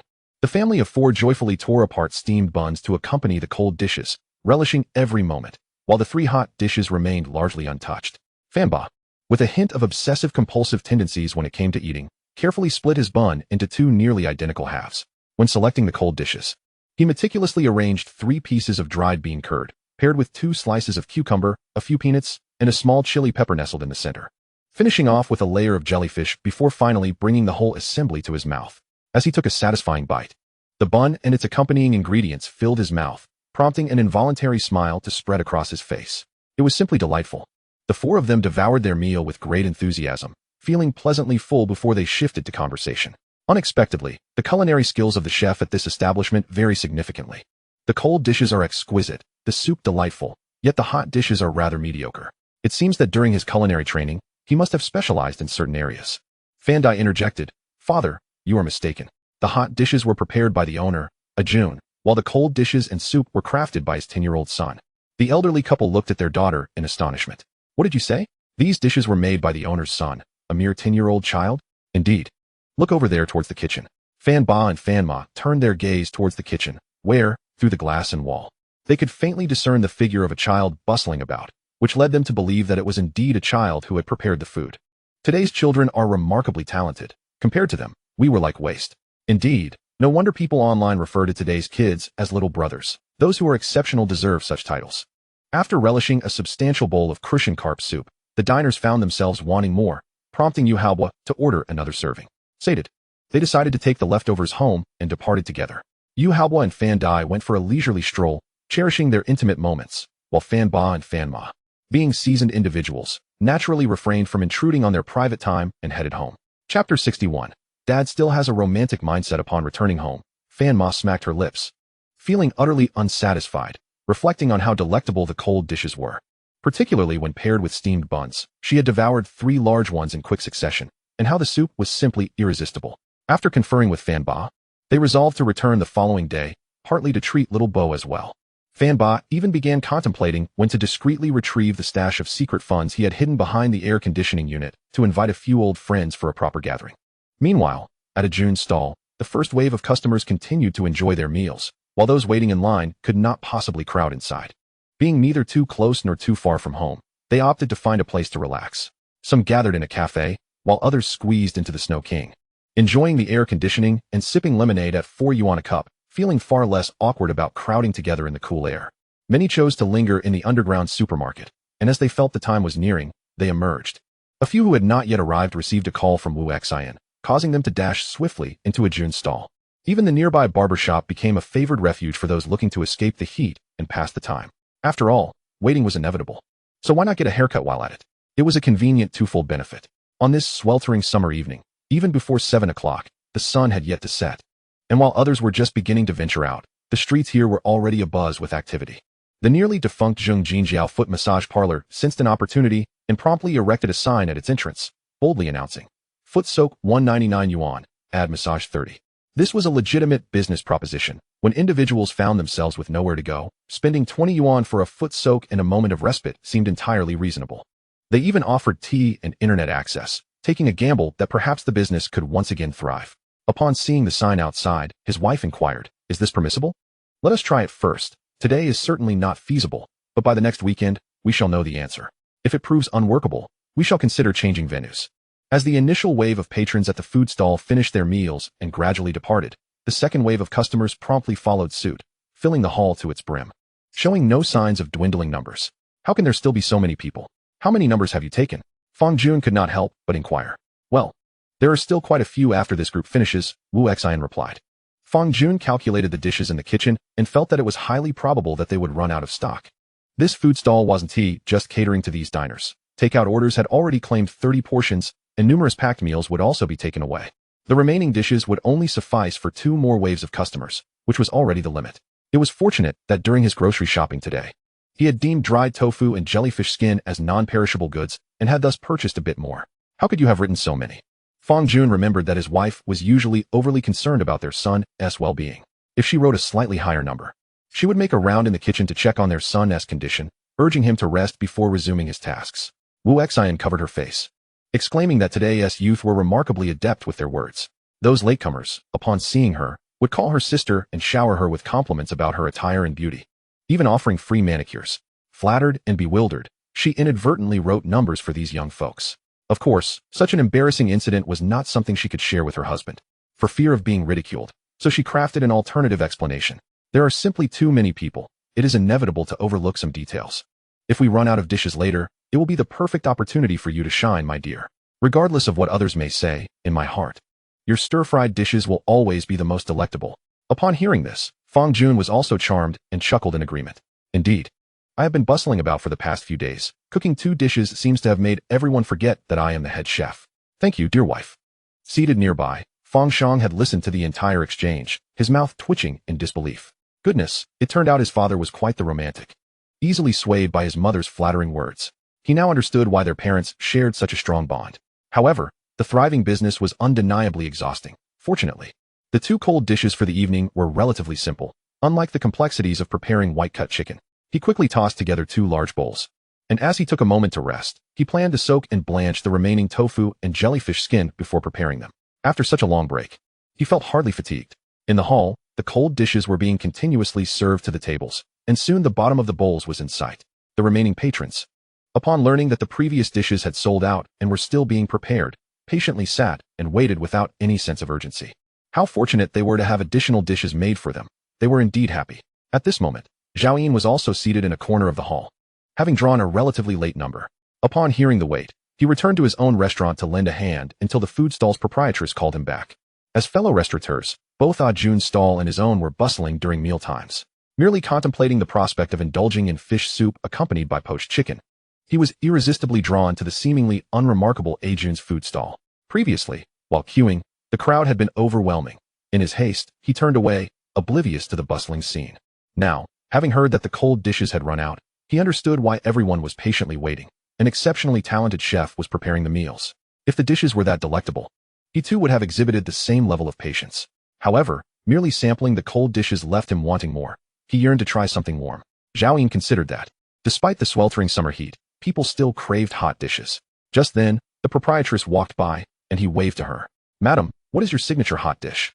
I would like to order a portion." Indeed, during the evening meal, some patrons opted for hot dishes. Some aimed to balance nutrition with a mix of meat and vegetables, while others were simply ordering for their children. Wu Xian felt no qualms about this, recalling her husband's culinary prowess.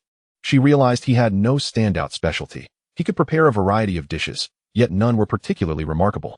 However, the restaurant had a substantial supply of pork belly today, so she decided to order her husband's favorite, salt-baked meat. "All right, let us have a portion of that, and also stir-fry some vegetables, perhaps broccoli." "Certainly, please hold on a moment." The food stall was quite efficient, as both the hot and cold dishes arrived almost simultaneously. Zhao Yin glanced over the array of dishes and promptly picked up a chopstick full of broccoli. His choice was deliberate. The chef they had hired excelled in preparing broccoli, known for its light and delectable flavor, which appealed to many diners. Yet, upon tasting the broccoli, Zhao Yin's expression shifted dramatically. It was as if he were listening to exhilarating music, only for the sound to distort unexpectedly. He found it utterly astonishing, initially suspecting that it was his own palate at fault. Earlier, an old customer had greeted him, and he had just savored a mouthful of spicy hot pot that was both fiery and numbing. After taking a couple of sips of water to cleanse his palate, he attempted another bite of broccoli, and this time, the flavor was indeed more pronounced. Chapter 62, Reluctant to Pry. Yet even more ordinary, he mused, as the lightly stir-fried broccoli revealed the chef's skill in seasoning. Such simple preparations demanded exceptional precision in both timing and flavoring. With so few seasonings, any misstep could render the dish utterly bland, much like the broccoli before him. Could it be that the restaurant was too busy and another chef had prepared this? Zhao Yin felt a twinge of disappointment and reached for a beautifully presented cold dish of marinated tofu skin. The familiar sensation returned as he bit into the tangy and spicy tofu skin. Refreshing and appetizing, its mildly cool texture was perfect for the summer heat. The tofu skin, with its silky exterior, burst with juice upon biting down, creating an explosion of flavor. As he chewed, the texture was both tender and chewy, intensifying the delightful aroma with each bite. The entire dish was a harmonious blend of sour, spicy, and fragrant notes, bursting with flavor. Delicious, this is the taste. He took another bite of the salted fried meat, which was quite ordinary, merely a notch above broccoli in terms of flavor, yet still unremarkable and lacking in distinctiveness. Zhao Yin shook his head and turned to the other two dishes. The translucent jellyfish appeared crystal clear, and after soaking in the sauce, its exterior seemed to don a caramel-colored coat. The evening lights reflected off the jellyfish, imbuing it with a radiant glow, as though enhanced by special effects. Accompanied by vibrant red chili peppers and lush green cilantro, this dish was visually appealing in its presentation. The cold jellyfish, while also tangy and spicy, offered an entirely different sensation. Perhaps it was due to the jellyfish being less flavorful than the dried tofu, allowing the sour and spicy sauce to shine through with a pronounced ginger essence, invigorating the palate. The finely sliced jellyfish, smooth in texture, glided effortlessly in the mouth, with the dipping sauce spreading throughout. The jellyfish was expertly prepared, delivering a delightful crunch with each bite, a satisfying crispness that provided a unique experience. Chilled on ice, this jellyfish was refreshingly delightful, a veritable appetizer for the season. The jellyfish not only possessed the sourness and spiciness of vinegar and chili, but also the savory richness of soy sauce, complemented by the distinct aroma of garlic and cilantro, resulting in a dish bursting with flavor and texture. Both cold dishes were exceptionally delicious. If Zhao Yin were pressed to choose, he could not discern which was superior, as he found them equally delectable. Sipping a bowl of the crucian carp soup he had enjoyed earlier in the day, he felt utterly content. The only shortcoming was the hot dishes, which fell short of expectations, while the soups and cold dishes were exceptional. How could the hot dishes be less than stellar? Zhao Yin glanced at the bustling Wu Xian, wishing to inquire about the situation, and surveyed the hall. At that moment, the line for takeout had dwindled. revealing a small blackboard nearby. On it were inscribed the names of 3 dishes, those Zhao Yin had found delightful, which piqued his curiosity. Why were these 3 dishes singled out? Coincidentally, several individuals were seated at the adjacent table, each dining alone, sharing the table with him. Zhao Yin pointed to the blackboard and asked them why those 3 dishes were written separately. The diners, having already chosen their meals yet still unclear about the situation, expressed their confusion. You've already ordered. How can you not know what's going on? How did you end up choosing those 3 dishes? Zhao Yin replied, when I arrived, everyone at the takeout counter was ordering those 3 dishes, so I followed suit. The nearby diners, familiar with the establishment, immediately understood. You must be new to a June stall, and what luck to have discovered it. Let me tell you, the dishes listed on that blackboard are the best in this stall. Whenever we come here, we simply order whatever is written on the blackboard without hesitation. It's guaranteed to be delicious. Just the other day, they had an incredible clay pot soup and poached chicken, but unfortunately, I arrived late today. Nevertheless, the jellyfish is quite delectable as well. Zhao Yin found himself increasingly perplexed. Were the dishes on that blackboard truly delectable? What made the other dishes less appealing? A regular patron pointed to the hot dishes before him. Did you not notice your expression when you tasted the hot dishes? It was as if you were incredulous. And that's because they are prepared by Boss Fang himself. So, the cold dishes must have been crafted by another chef, correct? Zhao Yin's excitement grew as he realized he had come to witness the prowess of this chef. Indeed, the cold dishes and soups were not made by Boss Fang Jun, but rather his son, who possessed remarkable culinary skills and could make anything delicious, a fact that delighted everyone. However, the menu was not fixed, it changed daily, allowing for creative freedom in the kitchen. Tonight, they happened to have prepared these 3 dishes, and indeed, their flavors were exceptional. Zhao Yin nodded. Though his demeanor grew slightly uncomfortable, he had come with intentions of perhaps making a significant connection, only to discover that the corner he wished to exploit was actually the son of the boss. No matter how much he was willing to spend, it seemed futile now. His dreams of opening a branch appeared to be crumbling. He cleared his throat softly, bowing his head to mask his discomfort. That son of Boss Fang was truly impressive. He had a gift for cooking. Absolutely. The regular patrons, who were from the neighborhood, beamed with pride at the praise directed towards Fang Shang, as if the accolades were meant for themselves. Our little boss is only 10 years old. At 10, I was still begging my father for money to buy ice pops, while he is already a master chef. What? Boss Fang's son is merely 10? Zhao Yin's voice suddenly rose in surprise. Indeed, a prodigy. It just goes to show that hard work pales in comparison to innate talent. Zhao Yin felt his desire to speak dwindle. The notion of trying to forge a connection with the boss's son seemed increasingly implausible, particularly given that he was merely a child. Attempting to pursue such an endeavor felt absurd. Could he even consider employing a child? Feeling a bit despondent, Zhao Yin lowered his gaze and quietly resumed eating the cold dishes, which were, in fact, delicious. His taste buds were thoroughly satisfied, and the lingering discontent in his heart began to dissipate. Well, he thought, perhaps it was simply meant to be an enjoyable dining experience. Although it felt somewhat odd to dine at another's establishment while aspiring to run his own, the quality of the food was undeniable. He even began to contemplate whether he should return the next day for another taste. After all, he was merely a customer. What harm could there be in dining among his peers? There were no rules against it, after all. That evening, a June stall witnessed a bustling business unlike any previous day, remaining packed until after 10 o'clock, when all the patrons finally departed. Meanwhile, Fang Shang, having ensured there were no outstanding tasks, was ushered upstairs by his parents to sleep. With an early rise for the next morning and the prospect of dozing off in class looming, he knew that a late night would spell disaster. Chapter 63. The legendary braised delicacy secret recipe. After washing up, Fang Shang returned to his room and lay down, ready to sleep. Suddenly, he recalled that he had checked his experience bar in the system the previous night, and it was nearly full. Today was Sunday, and the business had been thriving. The lunch and dinner service had been exceptionally busy, even utilizing the stock his father had prepared. His experience had been steadily increasing. At this rate, he should have leveled up by now. He executed a nimble somersault, sitting upright as he activated the system. To his delight, he discovered that his rank had ascended from level 2 to level 3.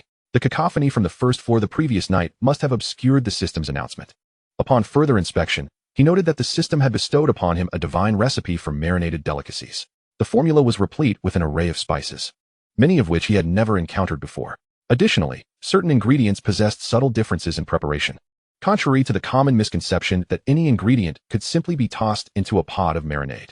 For instance, the marinade for beef would include several distinct spices, with variations in both proportions and types compared to other recipes. This particular marinade for beef differed from the one he had previously used for cold beef dishes. Moreover, the method of preparing the base broth required meticulous attention to the ingredients employed. It was no wonder that a renowned marinated delicacies shop could sustain an entire family. The craft of marinating was far from simplistic. In his past life, he had been a mere office worker, often purchasing marinated dishes from a nearby vendor after a long day's toil. There were times when, utterly fatigued, he would indulge in marinated meat tucked within a bun, a comfort that surpassed all else. Now, with the system guiding him in the art of marinating, he would soon savor delectable dishes himself. Filled with excitement, he reclined and seized the opportunity to study within the confines of the system's space while drifting into slumber.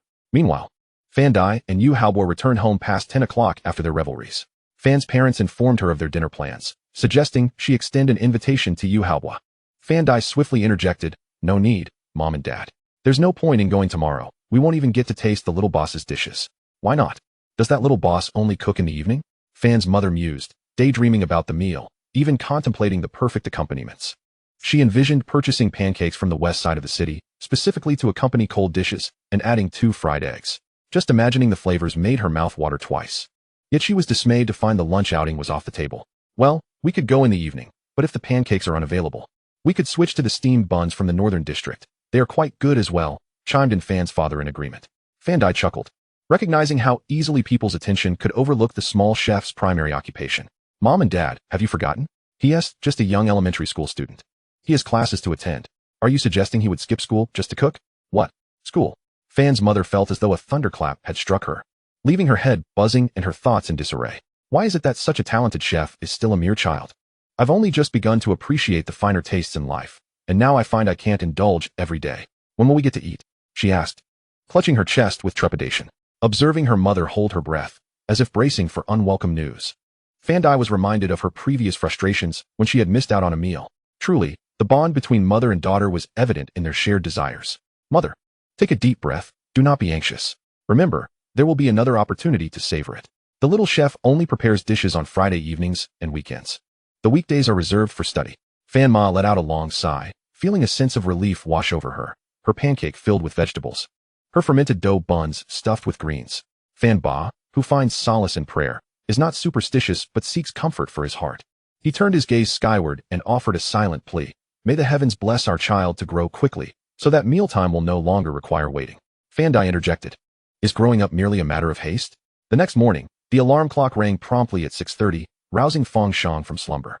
After an entire night spent studying the art of making marinated delicacies in the system's space, he awakened with a wealth of newfound knowledge swirling in his mind. Eager to experiment, he yearned to create some marinated dishes immediately. Alas, at the tender age of 10, he lacked the autonomy to dictate his own schedule and had to suppress his bubbling excitement. After hastily completing his morning routine, Fang Shang retrieved a piece of notebook paper and meticulously inscribed the names of all the spices required for his culinary endeavor. Descending the stairs, he found his father, Fang Jun, already busy in the kitchen, preparing ingredients for the day. "Where's my mother?" he casually inquired. "Why is she not here so early?" Fang Jun was about to tease his son for being overly attached to his mother when he suddenly recalled the incident where his son had used 200 yuan to prove a point, causing him to think better of it. "Your mother is at the park, chatting with some neighbors and dancing the square dance." Fang Shang nodded, handing a piece of paper to Fang Jun. "Dad, I think I want to make marinated delicacies again. Here are the spices I need. Could you please pick them up when you go to the market?" Seeing this familiar scene, Fang Jun felt a jolt of surprise. He took the paper and examined it closely. It was indeed filled with a plethora of spices, causing him to gasp slightly.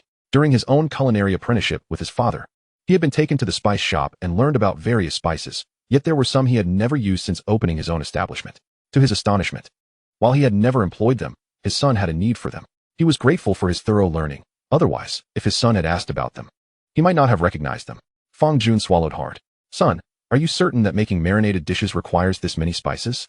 You must understand that these spices interact with one another. It is not merely a matter of adding more for enhanced flavor. Sometimes, an excess can lead to a muddled concoction that lacks fragrance and may even taste bitter." Fang Shang patted his chest confidently. "Dad, rest assured, I am a genius. I guarantee that the marinated delicacies I create will astonish you. Indeed, you are a genius. All I need to do is support you," Fang Jun concluded, refraining from further questions. It was evident that his son's talent was nothing short of extraordinary. He merely needed to follow his son's lead rather than hinder his progress. However, one query remained imperative. Finish your breakfast promptly and head to school. Also, no sleeping during class, understood? The warmth of their earlier interactions swiftly transformed, and Fang Shang felt a twitch at the corner of his eye. Indeed, paternal love could be as overwhelming as a mountain collapsing or the earth quaking. For breakfast, Fang Shang had pot stickers and a cup of soybean milk. In a bid to save time, he gulped down the soybean milk in one go while eating the pot stickers on the move. The sun shone brightly overhead, and the cheerful chirping of a parrot from a nearby household filled the air. A lyric floated into Fang Shang's mind. The little bird says, early, early, early. Why do you carry a small backpack? Oh, why must he attend school twice? Why can he not leap forward to the day of his university graduation? In chapter 64, the atmosphere was rife with rebellion. In the absence of a teacher, the classroom of elementary students buzzed with noise, and Fang Shang's class was no exception. What self-control could children of such tender ages possess? Without adult supervision, they resembled unbridled wild horses. Typically, they sat in their chairs chattering away, but today, they seemed embroiled in a heated discussion, gathered in groups of 3 or 5. As Fang Shang entered the classroom, one student leaped onto a desk, exuding an air of bravado. He recognized this classmate, who had received a reprimand for calling in their parents the previous week and had endured a mixed-gender scolding. Zhang Zhao, the teacher is coming soon. Hurry down, or you'll face another round of stir-fried bamboo shoots and pork. Upon seeing Fang Shang, Zhang Zhao's eyes sparkled as though he had spotted a celebrity. He bounded off the desk and rushed towards him. Brother Shang, my dear brother Shang, you have finally arrived. His exclamation echoed throughout the classroom, and all eyes turned towards Fang Shang. In that moment, the previously raucous classroom fell silent, as if starlight had descended upon them. It is indeed brother Shang. I have thought about him all night. However, that moment of excitement faded within seconds, replaced by pouting faces, all gazing at him with expressions of utmost grievance, as if Fang Shang had snatched their ice cream away. He sensed that they might burst into tears at any moment. What could have transpired? Though he appeared merely 10 years old, inside he was an adult. He would never deprive a child of their ice cream or lollipops. Nor had he ever bullied anyone. Why, then, did they all look so forlorn? Their strange expressions made Fang Shang feel uncomfortable, prompting him to awkwardly wave and say, hello, everyone. Afterward, he attempted to maintain a stoic demeanor as he walked to his seat. Just as he placed his backpack down and had yet to sit, Dai Tianyu suddenly leaped onto him, clinging to his arm and weeping pitifully. Brother Shang, big brother, I couldn't get any of your dishes last night. Neither the crucian carp soup nor the jellyfish. I didn't taste a single bite. Oh, brother Shang, I'm so miserable. Before Fang Shang could respond, Zhang Zhao, who had been following closely behind, also lunged at him, wrapping his arms around his left arm and crying out, oh, brother Shang, my family didn't buy any either. I took my grandma to your food stall, and all we saw was a crowd of people, nothing to eat. The smell of crucian carp soup haunted me all night, and I had insomnia. I am even more miserable. As these two individuals took the initiative, it seemed to trigger a chain reaction. Two classmates, who usually played well with Fang Shang, rushed over. Upon seeing their hands embraced, they promptly knelt on the ground and clung to Fang Shang's thighs, weeping. Such is the nature of elementary school students. As long as they engage in games together, they kneel in unison, their knees grinding against the floor of the corridor, oblivious to any discomfort. The unavailability of food was a disheartening reality. Despite being a mere 3 kilometers away, at 6 o'clock during mealtime, nothing could be procured. This 4.5-kilometer trek had become the longest journey of my life. My fish soup, my cold, dressed bean curd, my marinated jellyfish, all gone, leaving my existence shrouded in darkness. In that moment, Fang Shang found both his legs ensnared, leaving him in a state of utter bewilderment. He attempted to struggle, but to no avail. No, please don't do this. If we didn't manage to buy anything last week, we can simply try again this week, he reasoned. However, the week ahead would stretch into 4 long days. How are we to endure such a wait, my dear Shanggu? Chun Xiong, who had been lingering at the back, watched as his peers embraced Fang Shang, regretting his tardiness and missing yet another chance to draw closer to him.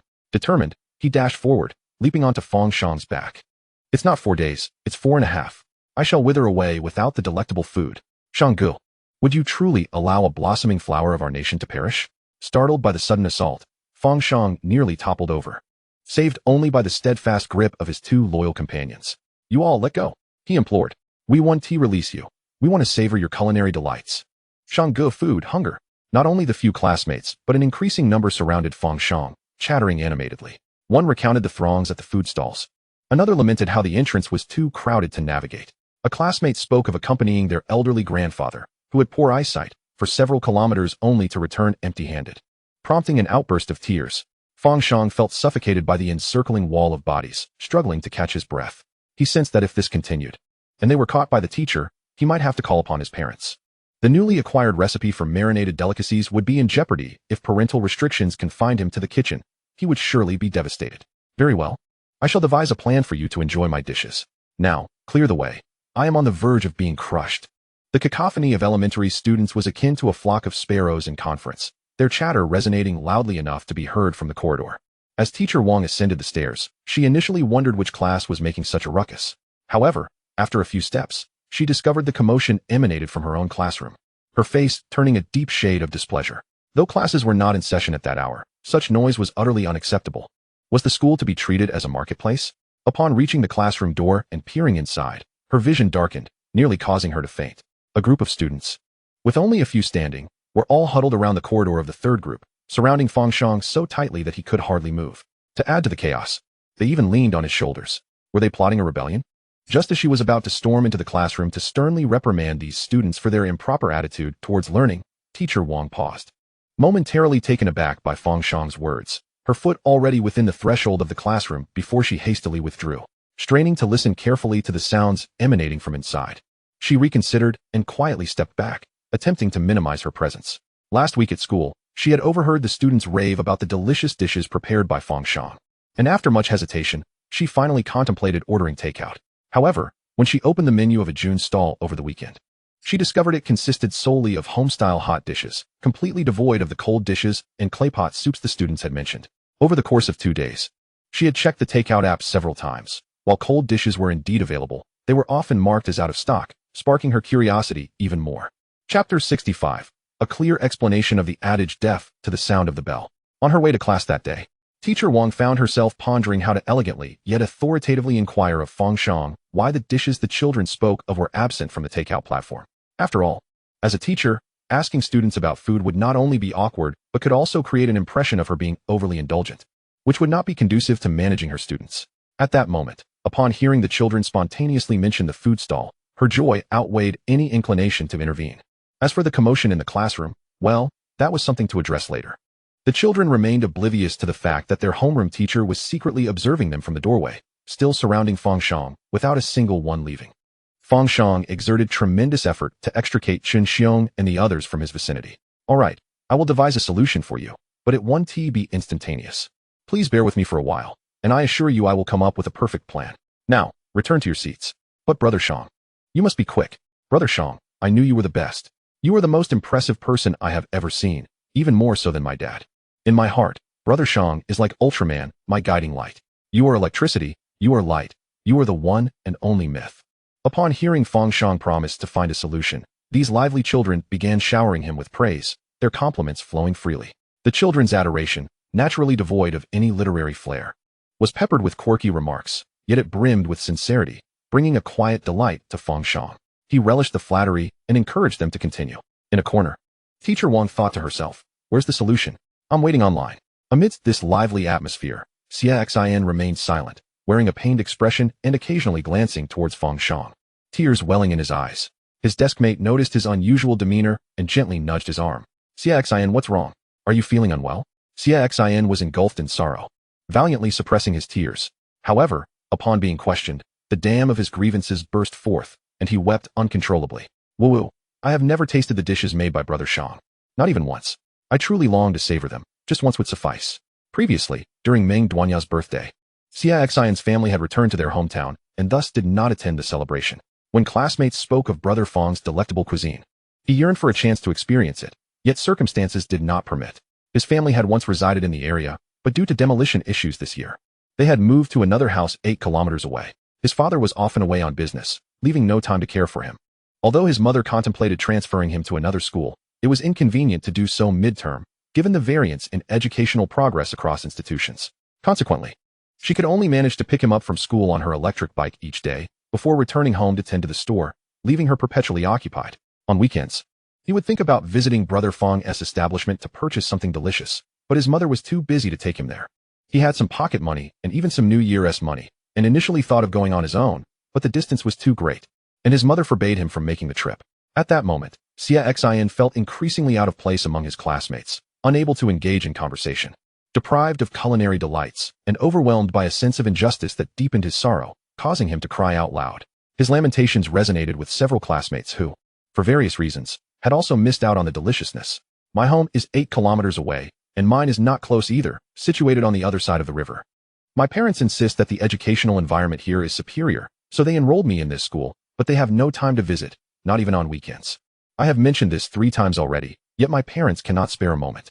Brother Shang, the most astute and remarkable Brother Shang. Please utilize your extraordinary intellect to devise a solution for us, those of us who are distant and lack the time to procure food. We are willing to support you for a lifetime. Fang Shang had finally managed to calm a group of unruly students in uniform, only to be met by another wave of them, leaving him speechless. He was merely an ordinary primary school student who could cook, not a genie or a fairy godmother. Why must everyone seek solutions from him? Why not order takeout? My family's eatery prepares 30 portions of each dish every mealtime. Brother Shang, if we could secure takeout, would we even be asking you for help? The little ones were on the verge of tears, lamenting their inability to obtain food, utterly frustrated. If it weren't for their parents' constraints, they would have already stormed into Fang Shang's kitchen, clinging to him in desperate pleas for food. All right, 30 portions may indeed be a bit scarce. Fang Shang had heard mention of a particular company that consistently ordered his dishes right on the dot through the delivery platform. Okay, devise a plan. Everyone, quickly settle down. Class is about to commence. The children yearned to cheer and praise their dear Brother Shang, when suddenly, a sharp-eyed classmate spotted a figure swaying at the door, startling everyone, and they leaned forward to observe. My goodness, it's the homeroom teacher, hastened to remind the classmates, who were instantly taken aback upon noticing. Goodness, when did the homeroom teacher arrive? Stealthily lurking by the back door? What a cunning adult. Had the wind not blown the door ajar, they would have remained oblivious. While elementary students may not always react swiftly, the mere sight of their teacher ignited a fervent response. Without uttering a sound, they gestured to one another, and soon, everyone was aware of the teacher's presence. Each student dashed back to their seats with the speed of a sprinter, some even expressing disdain at their deskmates' sluggishness, resorting to vaulting over desks. In a flurry of chaos, within a mere 2 minutes, all had returned to their seats, transforming the once raucous classroom into a tranquil haven. Unbeknownst to who initiated it, a voice proclaimed, a slanting sun cast its reflection on the water, and in the next moment, a harmonious chorus of reading ensued, perfectly synchronized. Teacher Wang, crouched by the back door, eavesdropping, was oblivious to the slight gap allowing her to overhear.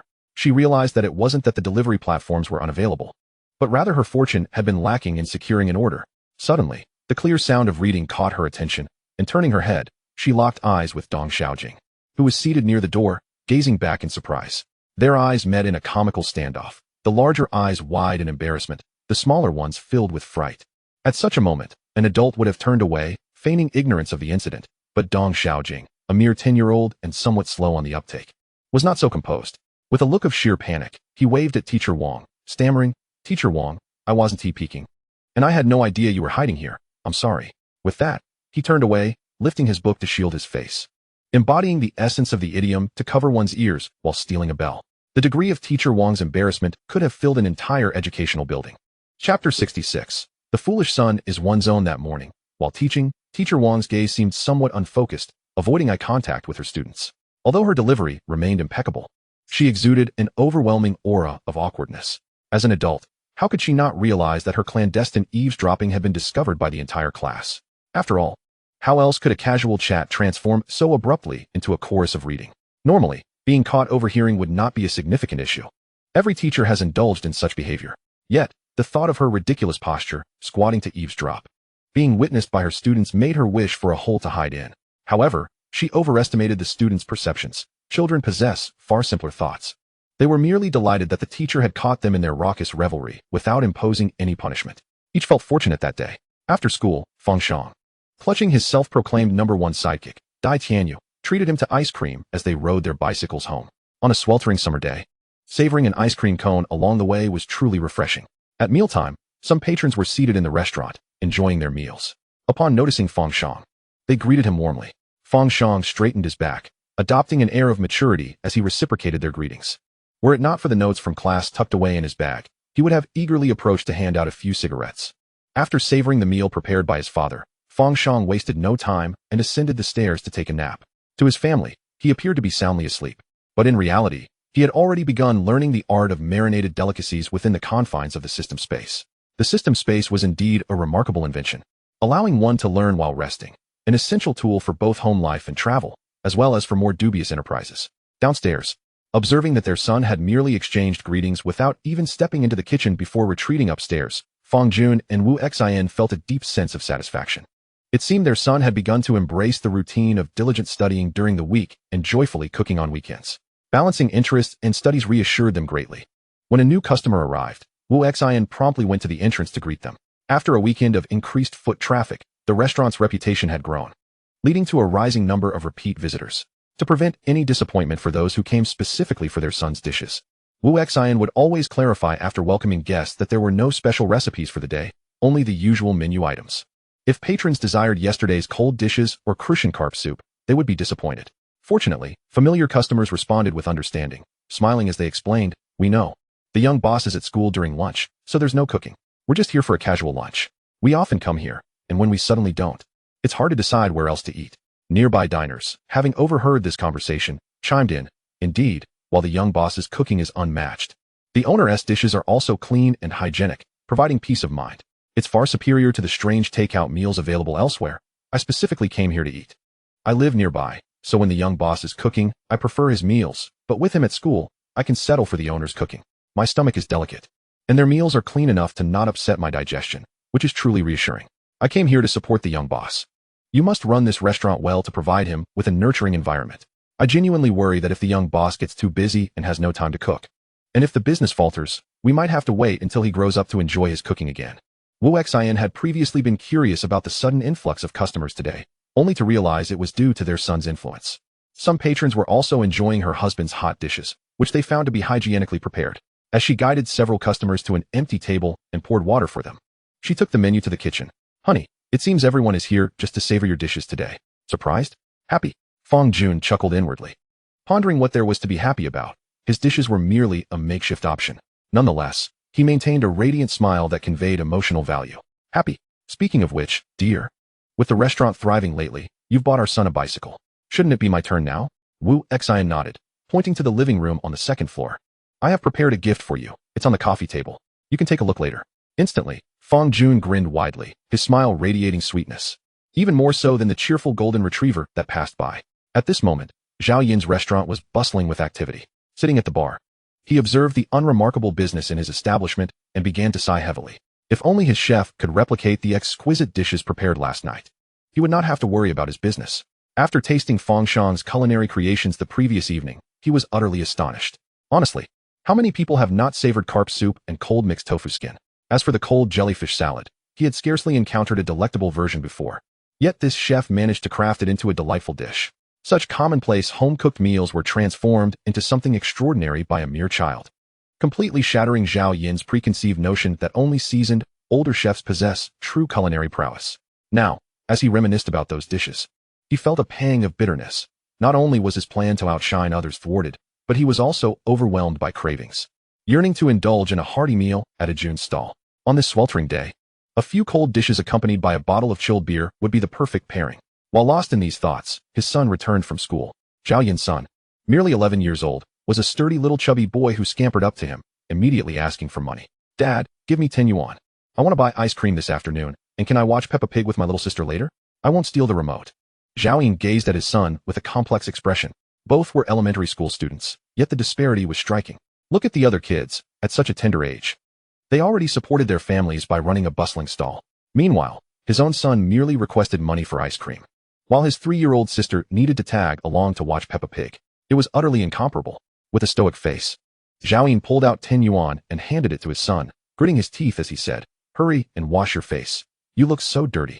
Not at all like an 11-year-old.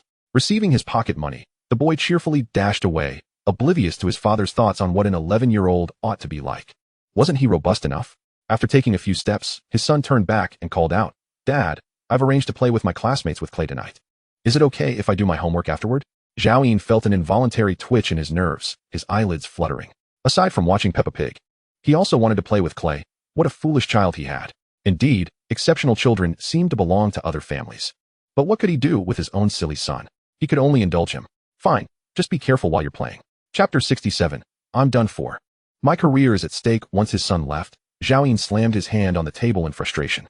Looking at his son, he recalled that at 11, he himself was far more mature, not even watching Peppa Pig, but rather engrossed in the adventures of Calabash Brothers. Feeling stifled, Zhao Yin made his way to the kitchen, where the busy chefs were hard at work. With a grave expression, he pondered for a moment before addressing Chef Zhong. "The head chef, it's Monday and not too busy today. There shouldn't be any major issues in the kitchen. Please hand over your current tasks and accompany me outside." "Understood, Mr. Zhao." The boss summoned him outside, and Uncle Zhong, naturally, did not inquire about the reason. Without a second thought, he entrusted his current tasks to the deputy in the kitchen and followed Zhao Ying out. Once in the car, curiosity piqued. He asked where they were headed. Zhao Ying gestured towards a nearby eatery. I discovered a remarkable chef at a restaurant over there. I want you to sample his dishes. They are exceptionally delightful. Yesterday, I savored his cold dishes and enjoyed a bowl of crucian carp soup, which are, without a doubt, the most exquisite I have tasted among all restaurants. The most exquisite? Back when the establishment first opened, the boss often took him around to sample the culinary creations of highly regarded local eateries, seeking inspiration to refine his own dishes. He had visited numerous five-star hotels. For the boss to declare this chef as the most exquisite, the culinary prowess of this chef must be extraordinary. When did Jiaqing acquire such a talented chef? Uncle Zhong was filled with curiosity and excitement throughout the journey. Upon arrival, he was astonished to find a modest two-story building with a vintage charm. Pointing at the sign of the eatery, he asked, "Is the exceptional chef you mentioned working in this humble establishment?" "Indeed," Zhao Ying replied. "That cannot be true. A superlative chef like him. Why would he work in a casual eatery and not in a fine dining restaurant?" Uncle Zhong harbored some skepticism until Zhao Ying suddenly lamented with a tone rich in regret. "Oh, if only I could lure him to my restaurant. His skills would surely make any establishment thrive." Uncle Zhong's doubts vanished, replaced by a sudden pang of concern. Disaster loomed. His position was at risk. Previously, Zhao Ying had successfully recruited talent from other establishments, employing both reason and emotion. Now, encountering a chef even more skilled than himself, Zhao Ying would undoubtedly devise a plan to attract him, jeopardizing Uncle Zhong's position as head chef and leaving him no face to remain in his role if demoted. Anxiety enveloped him. As they entered the eatery, drawing from the previous day's experience, he refrained from ordering immediately and instead examined the small blackboard in the corner, only to find it devoid of any menu items. Just then, Wu Xian approached to greet them. He inquired, "Madam, why does the blackboard have no dishes listed? Did you forget?" Wu Xian, recognizing the unfamiliar customers eager to taste her son's cooking, smiled and explained, "I apologize, dear guests, but today we have no special dishes. Only those listed on the menu, all prepared by my husband. You may try them, though they cannot compare to what my son prepares. If you wish to enjoy my son's culinary creations, please visit on weekends or typically on Friday evenings. I am aware that the specialty dishes are crafted by the young owner. His skills are remarkable. Why doesn't he cook more often?" Zhao Ying inquired, puzzled. Wu Xian maintained her cheerful demeanor, responding, "Dear guest, my son is only 10 years old. He must focus on his studies and personal growth, leaving him little time for cooking." Zhao Ying was suddenly reminded of his own silly son, who, after finishing a meal, would rush out to play. Indeed, at 10, he was still in school, with limited time for such pursuits. At last, it seems that neither the tantalizing dishes nor the enticing flavors are within reach, rendering this day utterly suffocating. My fists are clenched in frustration. Perhaps I should return home and give my son a sound thrashing, compelling him to forsake Peppa Pig in favor of Halua. Meanwhile, Uncle Zhong stands astonished by the exchange between the two. "Mr. Zhao, are you suggesting that the extraordinarily talented chef you mentioned is merely a 10-year-old elementary student?" "Indeed, he is simply a child from another family," Zhao Ying sighed lightly, casting a glance at Uncle Zhong before adding, "He surpasses you, Uncle Zhong. You have no idea. The fish soup he makes is simply divine, and his cold dishes." Uncle Zhong's smile vanished entirely, as if struck by a bolt from the blue, leaving him utterly disheartened. After dedicating decades to mastering culinary arts, serving as the head chef of a grand restaurant, he now finds himself outdone by a mere elementary school student. Is there no justice in this world? Mr. Zhao, a true connoisseur, could never deceive him. Thus, it appears he is outmatched by a child. The thought of that diminutive stature weighs heavily on Uncle Zhong's heart, plunging him into a complex emotional turmoil. He feels joy that the prodigious chef remains a child, thus securing his own position, yet sorrow at being eclipsed by such youth. Should he rejoice or lament? Due to the absence of signature dishes, the two left shortly after their arrival. As he departed, Uncle Zhong was lost in thought, his steps uneven, as if he were still ensnared in a dream. Friday, indeed, he resolved. He must taste the culinary creations of that young chef to discern where he falters. The midday nap passed swiftly, and Fang Shang was roused by the insistent alarm. He had indulged in a full hour of slumber, awakening refreshed, feeling an abundance of vigor, as though he could leap to great heights effortlessly. His mind brimmed with newfound knowledge about making marinated delicacies. After sipping a glass of water, he rummaged through the refrigerator, retrieving an ice cream bar, savoring it as he descended the stairs, preparing to ride his bicycle to school. Upon reaching the ground floor, he spotted his father seated in the corridor, lost in thought while clutching a box. "Dad, what are you doing sitting here?" Ajun shook the box in his hand. "Look at the gift your mother sent me." "Oh, what did Mom buy for you?" "Let me see." Fang Shang leaned in closer. Fang Jun revealed the contents of the box, a toothbrush. Upon closer inspection, Fang Shang recognized it as the kind his parents regularly used. He offered a heartfelt compliment. What a practical gift. Fang Jun gazed at him with a mournful expression. Indeed. It is practical. Your mother claimed my toothbrush was inferior to her toilet brush and insisted on replacing it. Isn't that quite nice? However, she gifted you a bicycle. Fang Shang retorted. Really, Dad, are you envious of your own son? He cast a reproachful look at his father before turning away without a second thought. As he rode along the road, Fang Shang suddenly recalled his classmates urging him to devise a solution. As an elementary student, he initially felt powerless, allowing circumstances to unfold naturally. However, now he possessed an extraordinary recipe for marinated flavors, enabling him to create a broth for seasoning. Once he had honed his skills sufficiently, he could prepare a large pot of marinated broth and persuade his father to sell marinated dishes, thereby achieving his goal. Chapter 68. The light in his eyes fades again. The divine recipe, that braising broth, would surely make even the soles of shoes delectable. Even if it wasn't personally prepared by Fang Shang, the essence of the broth would ensure that even if his father took charge of the cooking, the flavor would still be commendable. The only variation might lie in the mastery of the heat, resulting in a different texture of the braised delicacies. Moreover, if the braised items were overcooked or if spices weren't added timely, the flavor could diminish. Yet, with such a divine recipe, it would undoubtedly surpass anything available in the market. In due course, whether it be classmates living far away or those unable to procure them, they could conveniently purchase some braised treats on their way home, thus resolving all dilemmas. He truly was quite astute. With this thought in mind, Fang Shang resolved to exert more effort. For 2 consecutive days, he diligently began his homework at school, striving to complete assignments during extended classes. When the workload became overwhelming, he would return home and endeavor to finish within the shortest time possible, almost resorting to extreme measures to maintain focus. Once his assignments were completed, he would retire to bed early, around 8, to engage in study within the confines of the system space. On Tuesday afternoon, overwhelmed by excitement, he dashed into the kitchen upon returning home. Dad, you did buy the spices I asked for yesterday, right? Let me give it a try today. I want to simmer some braising broth. What are you trying for? Hurry up and finish your homework. It's only Tuesday. Fang Jun firmly rejected. Today, the math teacher is away, and the Chinese teacher has already wrapped up the assignments in class. I only have one English assignment.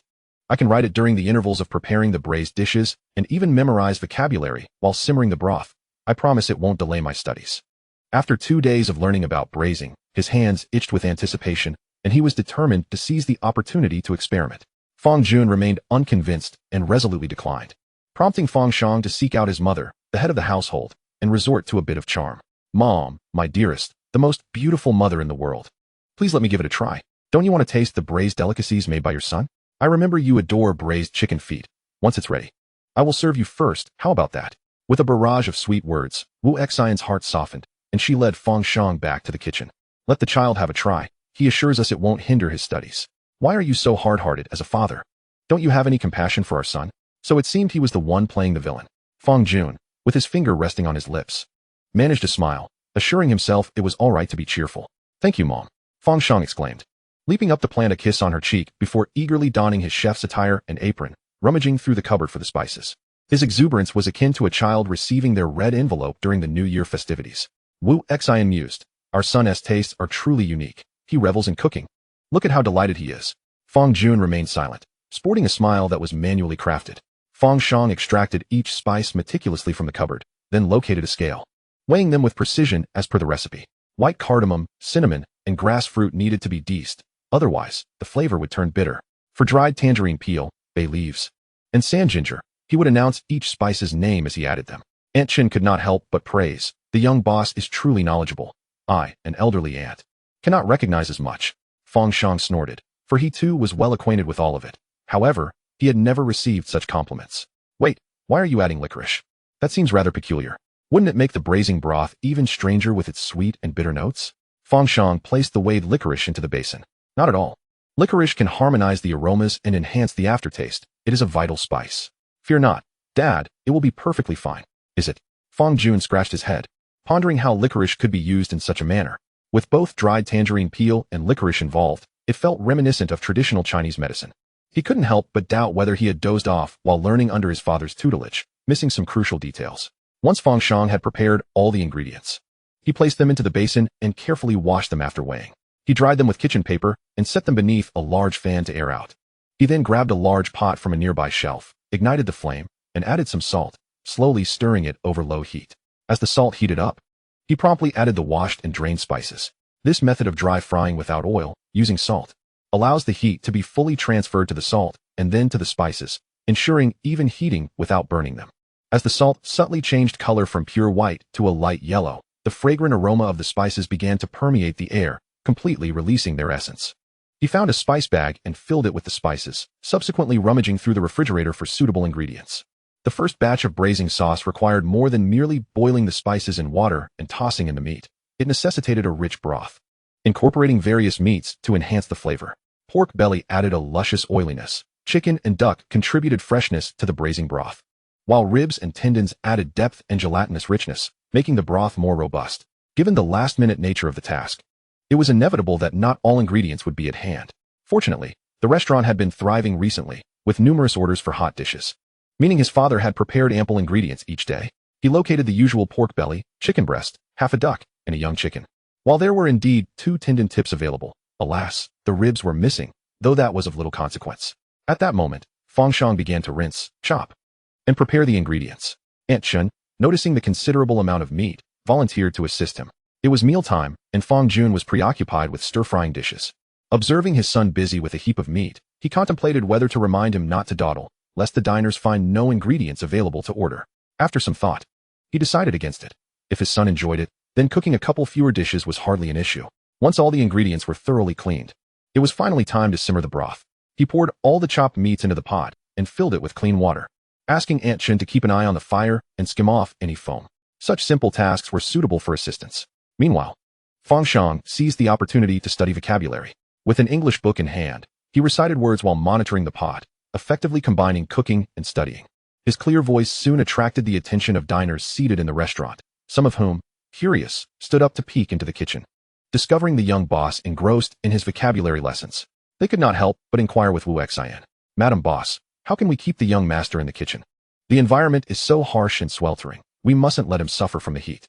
He should be in the air-conditioned room instead." Wu Xian sighed and replied, "It's not that we don't want him to leave, but the child is restless and meddling in the kitchen, neglecting his homework. He has no choice but to memorize vocabulary while keeping an eye on the pot." Upon hearing that Fang Shang was cooking in the kitchen, the diners' eyes sparkled with excitement. "Will we get to taste the dishes prepared by the young master today?" they eagerly inquired. "No, you won't," Wu Xian replied coldly, and the light in their eyes faded once more. Chapter 69. A taste of soup. After skimming the scum from the pot, Fang Shang swiftly seasoned the soup, adding the sautéed spices and a splash of high-proof liquor that his father typically used for cooking. Glancing at the time, he said to Fang Jun, "Dad, I'm off to do my homework. This soup needs to simmer for 3 hours. I'll return in 2. You can carry on with your tasks. This large pot won't burn dry on such low heat." "All right, I'll keep an eye on it when I have a moment," Fang Jun replied, satisfied that his son's studies were not being interrupted. Back on the second floor, Fang Shang began his homework. As he picked up his pen, he couldn't help but reflect on the richness of his life. Despite being a budding chef, he still had homework to complete. When would this routine come to an end? The braising soup simmered gently on the stove, gradually releasing its aroma. Initially faint, the scent became more pronounced as time passed. This was a divine seasoning recipe, the fragrance transcending expectations. Even Fang Jun, busy with his cooking, was drawn in by the enticing aroma, prompting him to lift the lid for a closer look. An hour later, the savory scent wafted from the kitchen into the dining hall. A powerful and rich blend of spices wafting through the air. Various meats contributed to the delightful fragrance, while herbs like licorice added a hint of medicinal aroma. The distinctive scent only grew more enticing. It surged into the nostrils, triggering an overwhelming desire to savor it. Saliva filled the mouths of the diners, causing involuntary swallowing. Those still dining in the hall frequently glanced toward the kitchen, captivated by the alluring aroma. Just as someone was about to speak, they suddenly sensed something amiss. With quick reflexes, they grabbed a napkin to dab at the corners of their mouths, fearing their desire for the dish would betray them. By now, it was past 8 o'clock, and the dinner rush had subsided. With Aunt Zhang keeping watch, Wu Xian entered the kitchen and approached the pot of braising spices. Taking a deep whiff of the fragrance, she lifted the lid to reveal the simmering pale yellow chicken and ribs.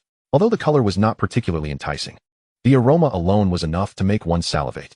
She picked up a pair of chopsticks, ready to snag a piece of chicken to taste, but under Fang Jun's persuasion, she reluctantly set them down, reminding herself that good flavors require patience.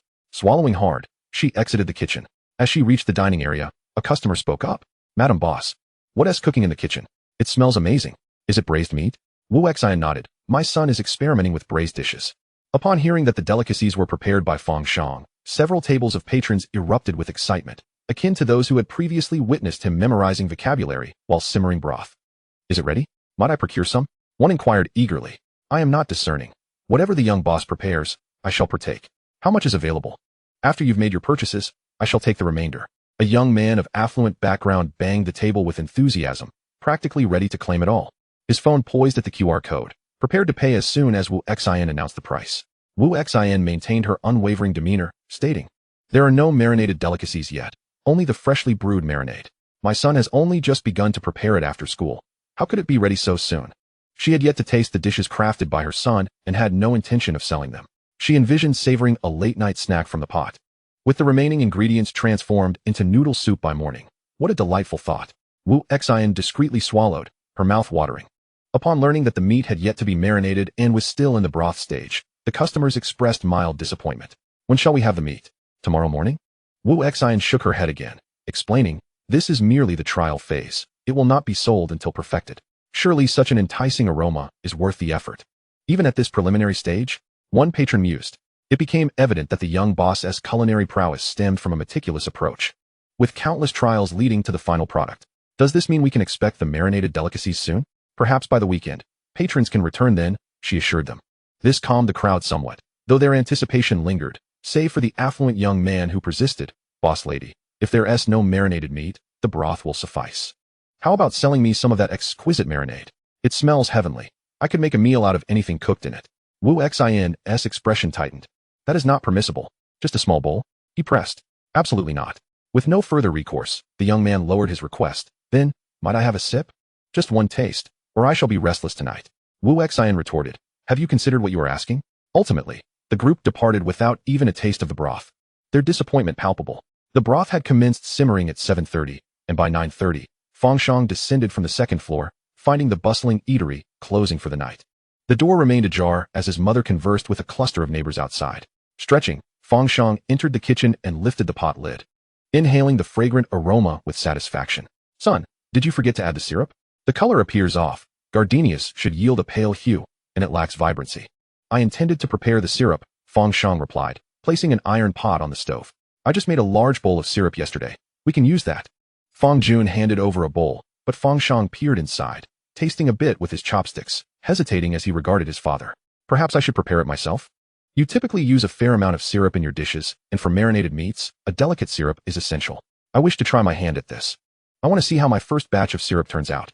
All right, if you struggle with the stir-fry, just call me, and I shall assist you. No problem. Fang Shang released a sigh of relief. If his father were to discover that he criticized the syrup for being overly caramelized, resulting in a slightly bitter aftertaste, it would undoubtedly dishearten him.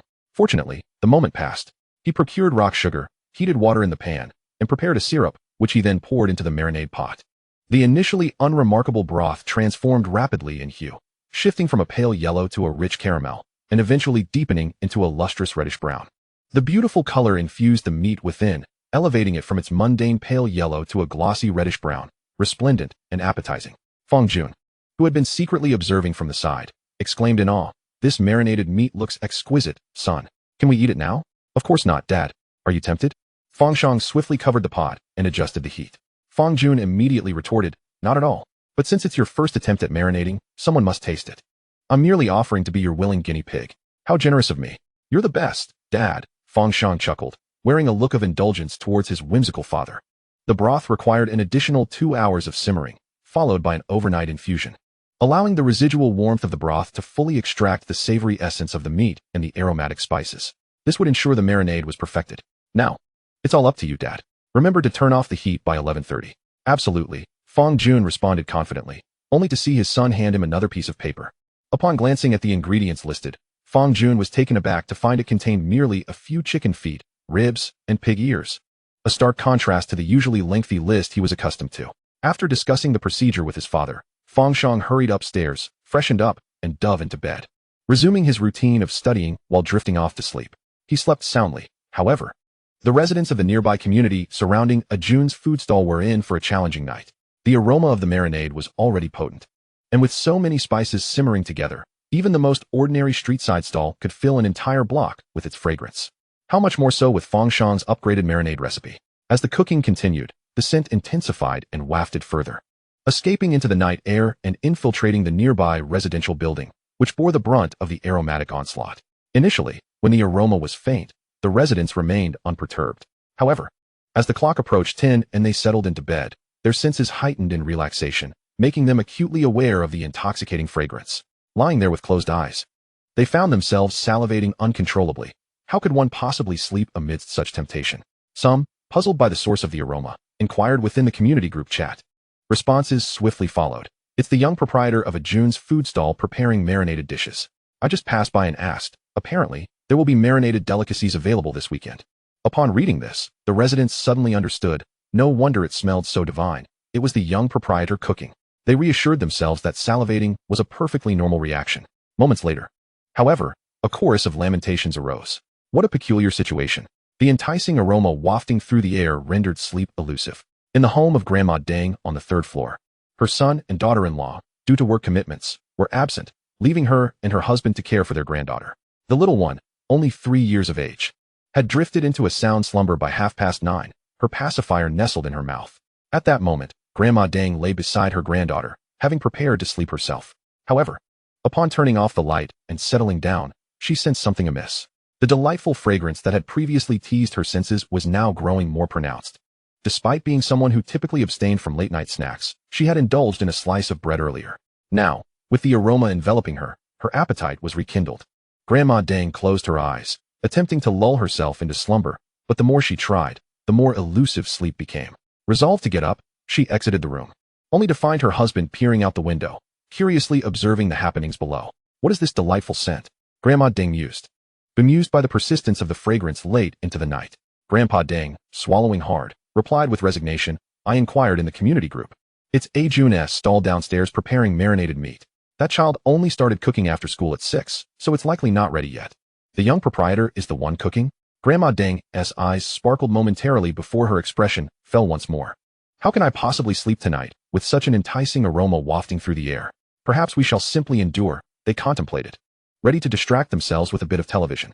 Suddenly, a wailing cry pierced the air, prompting them to rush back into the room. Their granddaughter had tossed aside her pacifier and dove into Grandma Dang's embrace. Grandma, I want to eat, she cried. Grandma Dang assumed her granddaughter was hungry and wondered if she had enough milk. Shall I prepare you more formula? No, Grandma. I want real food. The delicious food. The notion of a child eating dinner at such an hour was absurd to Grandma Dang, who reluctantly prepared a glass of milk, only for her granddaughter to reject it outright. Indulgent grandparents often spoil their grandchildren, and eventually, Grandma Dang retrieved leftover rice from the afternoon, added some reheated vegetables, and presented it to the child. However, upon sniffing it, the little girl burst into tears. This isn't it. I want the delicious food. At 3 years old, her method of expression was still limited. Despite the couple's efforts to soothe her with various snacks, and even a couple of gentle spanks, their attempts were in vain. The tender little girl cried with tears glistening in her eyes, a sight that tugged at their hearts. Suddenly, Grandpa Dang had a revelation. Is the fragrant food you crave the very scent that lingers in the air? Take a whiff. The aroma is strongest by the window. Is it that scent? Yes. I want that. Their granddaughter nodded emphatically. The couple froze, realizing the gravity of the situation. At such a late hour, their granddaughter desired the marinated delicacies crafted by Fang Shang. Dearest granddaughter, you must wait until tomorrow. There's none available at this hour. The child, unable to comprehend, pouted her lips, beginning to cry once more. No amount of coaxing seemed to pacify her. Grandma Dang and Grandpa Dang felt a wave of despair wash over them. Not only they, but as the fragrant aroma wafted through the air, even the children on the nearby floors were roused by the enticing scent of marinated delicacies. The little ones, much like Guagua, clamored for the delectable treats, their cries echoing, leaving the adults utterly exasperated. The older children, at least, could comprehend the situation. Yet what were they to do when sleep eluded them? Some hid under their blankets, engrossed in their phones, only to be caught and reprimanded, while the diligent students rose to tackle their studies. Others, however, simply picked up their phones to lament to their close friends, leading to parents on both sides engaging in discussions over the matter. The adults were tempted, the children were restless, and the infants' wails mingled with the groans of the older siblings, creating a cacophony of chaos that illuminated the once darkened buildings, transforming the scene into one that seemed far from 11 o'clock. At Grandma Sun's residence, where her grandson was a key focus as he prepared for the impending college entrance examination, Sun Xiaoming found himself disinterested in his studies, sighing deeply in the living room. The long night stretched on, and devoid of motivation to study, He mused that a taste of marinated goodness could keep him engaged all night. With each sigh, Grandma Sun's heart fluttered. Moments later, unable to bear the thought of her grandson's lack of focus due to the absence of delicious food, she changed out of her pajamas and called for him. Come, let's go downstairs to buy some marinated treats. After simmering for so long, they must be ready now. I shall knock on the door, and although it may be considered rude at this hour, if it means my grandson can enjoy a delightful meal, I shall swallow my pride, especially since they have been so brazen in their fragrant endeavors. Chapter 71. Has the zombie horde launched an attack? Grandma Sun strode down the stairs with determination, initially believing the courtyard would be deserted at such a late hour. To her surprise, upon reaching the ground floor, she encountered a throng of people, seemingly heading out. Aside from the night owls and the restless youth, many were grandparents leading their weeping grandchildren. Grandma Sun caught up with the crowd and inquired, "What brings you all out at this late hour?" The group paused momentarily, glancing back at her. And upon seeing her grandson preparing for his exams, they recognized their shared purpose. With her question, their pent-up frustrations found an outlet, and they spoke with palpable melancholy. "It's that food stall over there. The aroma of marinated dishes is keeping me awake. My entire family is seated on the couch, staring blankly at each other, unable to focus on the television or even their phones. We decided to venture out to see if we could satisfy this craving. Indeed, the temptation is unbearable. My home is right behind their shop.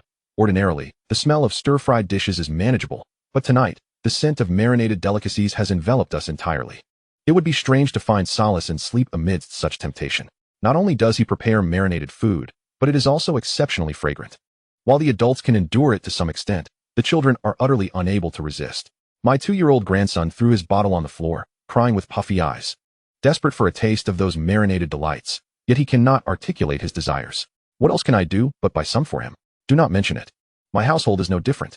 They only quieted down once we stepped outside, and while I am pleased my little one is experimenting with new culinary creations, I cannot fathom why it must be at such a late hour. It truly brings me to tears with longing." Only then did Grandma Sun realize that everyone was heading out to purchase marinated delicacies, and her heart sank at the thought of such a large crowd. She instinctively quickened her pace and nudged her grandson, urging him to use his youthful legs to dash ahead. Sun Xiaoming instantly understood, and with the speed of an athlete sprinting a 100-meter dash, he bolted out of the community. Onlookers watched as he swiftly vanished from sight, initially bewildered and unresponsive. Within moments, however, they all sensed something amiss and began to hasten their own steps. What started as a brisk walk quickly transformed into a full-fledged run. Along the way, even those just descending the stairs joined in. A throng of people surged out of the community, creating a truly spectacular scene. As they exited, a dense mass of bodies caught the attention of drivers waiting at a red light, who were startled to see such a multitude racing across the pedestrian crossing, momentarily questioning their own vision. Upon closer inspection, they confirmed that they were not hallucinating in the dead of night, and curiosity was piqued. Among this crowd, which included both the elderly and the young, some even carried toddlers of 2 or 3 years, hastily capturing the moment on their phones to share online. Family, who understands? Passing by Jingning Road late at night, I suddenly encountered a sea of people, almost thinking I had applied eye of newt. After posting, they waited for the green light before departing. Meanwhile, at Ajun's food stall, Fang Jun and Wu Xian were nestled in the kitchen, blissfully unaware that a wave of hungry patrons was approaching. Their son had informed them that the fire would not be extinguished until 11:30. Initially, only one person was needed to oversee things. However, the enticing aroma wafted far beyond the confines of the community, and Wu Xian found it impossible to sleep, eagerly anticipating a taste of the meat once the fire was out. At that moment, both stood up and approached the stove, glancing into the pot a few times before retreating to their seats, resting their chins on their hands. Their gazes fixated on the pot, as if it were a television airing a gripping drama. Just as their anticipation reached its peak, a sudden knock resounded from outside. The stall was secured with a roll-up gate, which rattled loudly with each knock, accompanied by a cacophony of clattering sounds. In the stillness of the night, the noise was jarring enough to suggest that the gate might collapse under the commotion. The couple exchanged anxious glances, wondering what calamity had befallen them. Were bandits invading? A home invasion? Surely it could not be an actual zombie attack. Fang Jun grabbed Wu Xian, urging her not to venture out, and armed himself with a kitchen knife from the table. Unsatisfied, he switched to a cleaver before stepping into the hallway, calling out, "Who goes there at this late hour?" "Xiao Fang, it's old Zhao from the courtyard. Please open the door."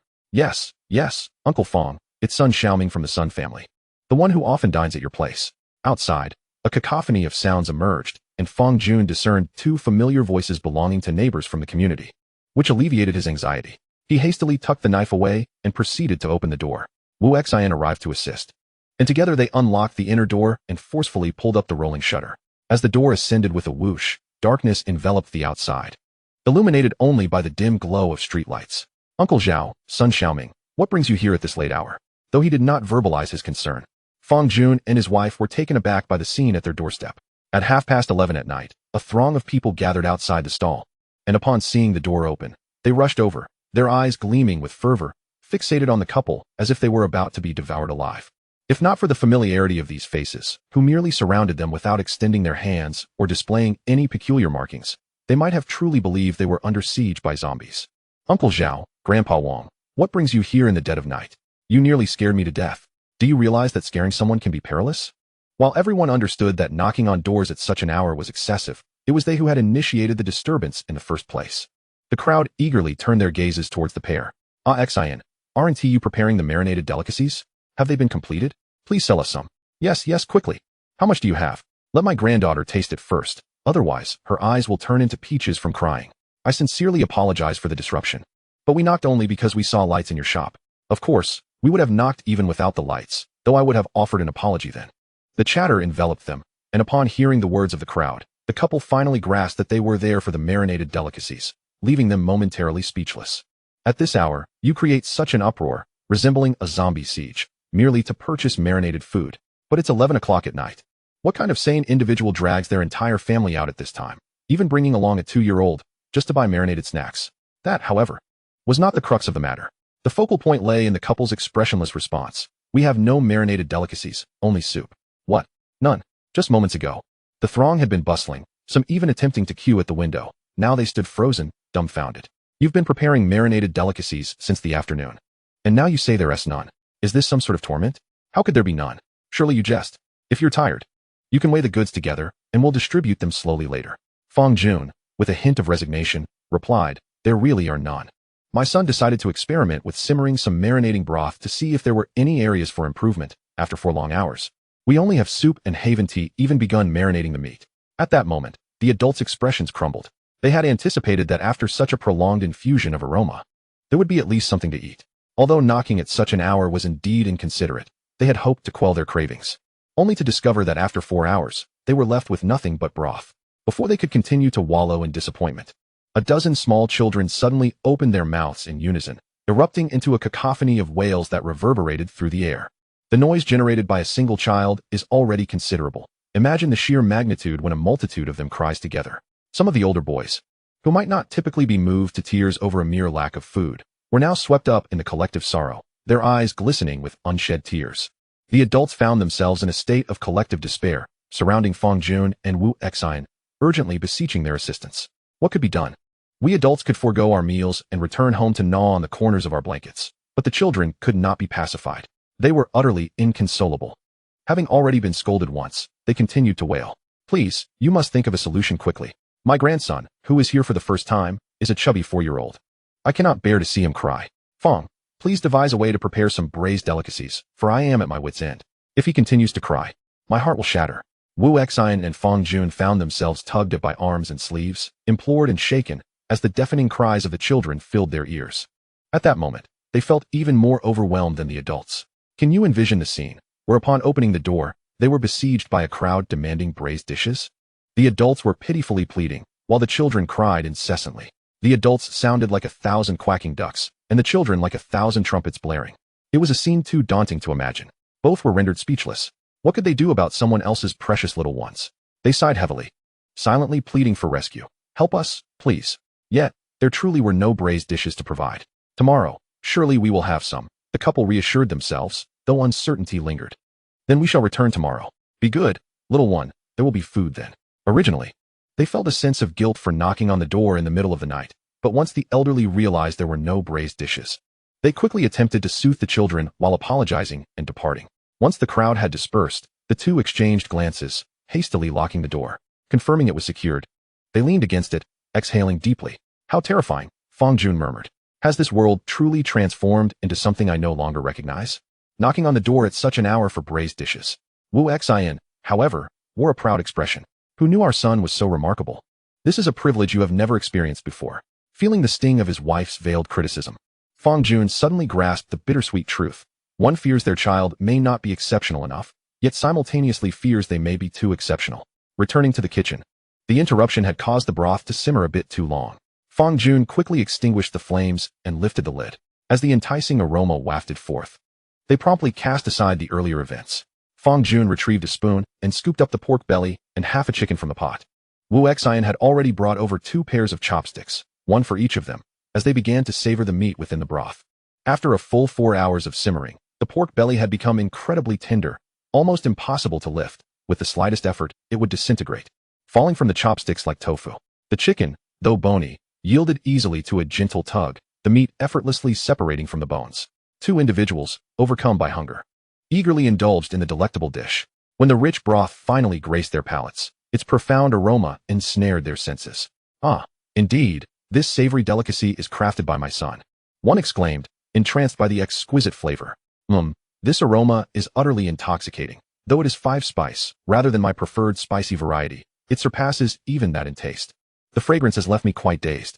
After being simmered for such an extended period, the texture of the meat was less than ideal. The pork belly was too tender, lacking the delightful balance of fat and tenderness, and the chicken had transformed from succulent to overcooked, yielding a texture devoid of satisfaction. Yet, the allure of the broth was irresistible. In the dead of night, having craved this feast for so long, the two managed to consume half a piece of pork belly and half a chicken without feeling overwhelmed. Even after finishing, they felt unsated and fished out some trotters, each savoring a piece before finally pausing. With satisfied belches, they wiped their mouths and covered the pot, ascending the stairs to turn off the lights and rest. Fortuitously, it was their son who possessed the culinary skills. Otherwise, they would have found themselves, like many residents of their community, without meat that evening. This night, numerous inhabitants were destined for sleeplessness, while Fang Shang, at the street stall, enjoyed a peaceful slumber, aided by the support of his study space, blissfully immune to insomnia. Determined to prepare the delectable dish, he set an alarm for 6 in the morning.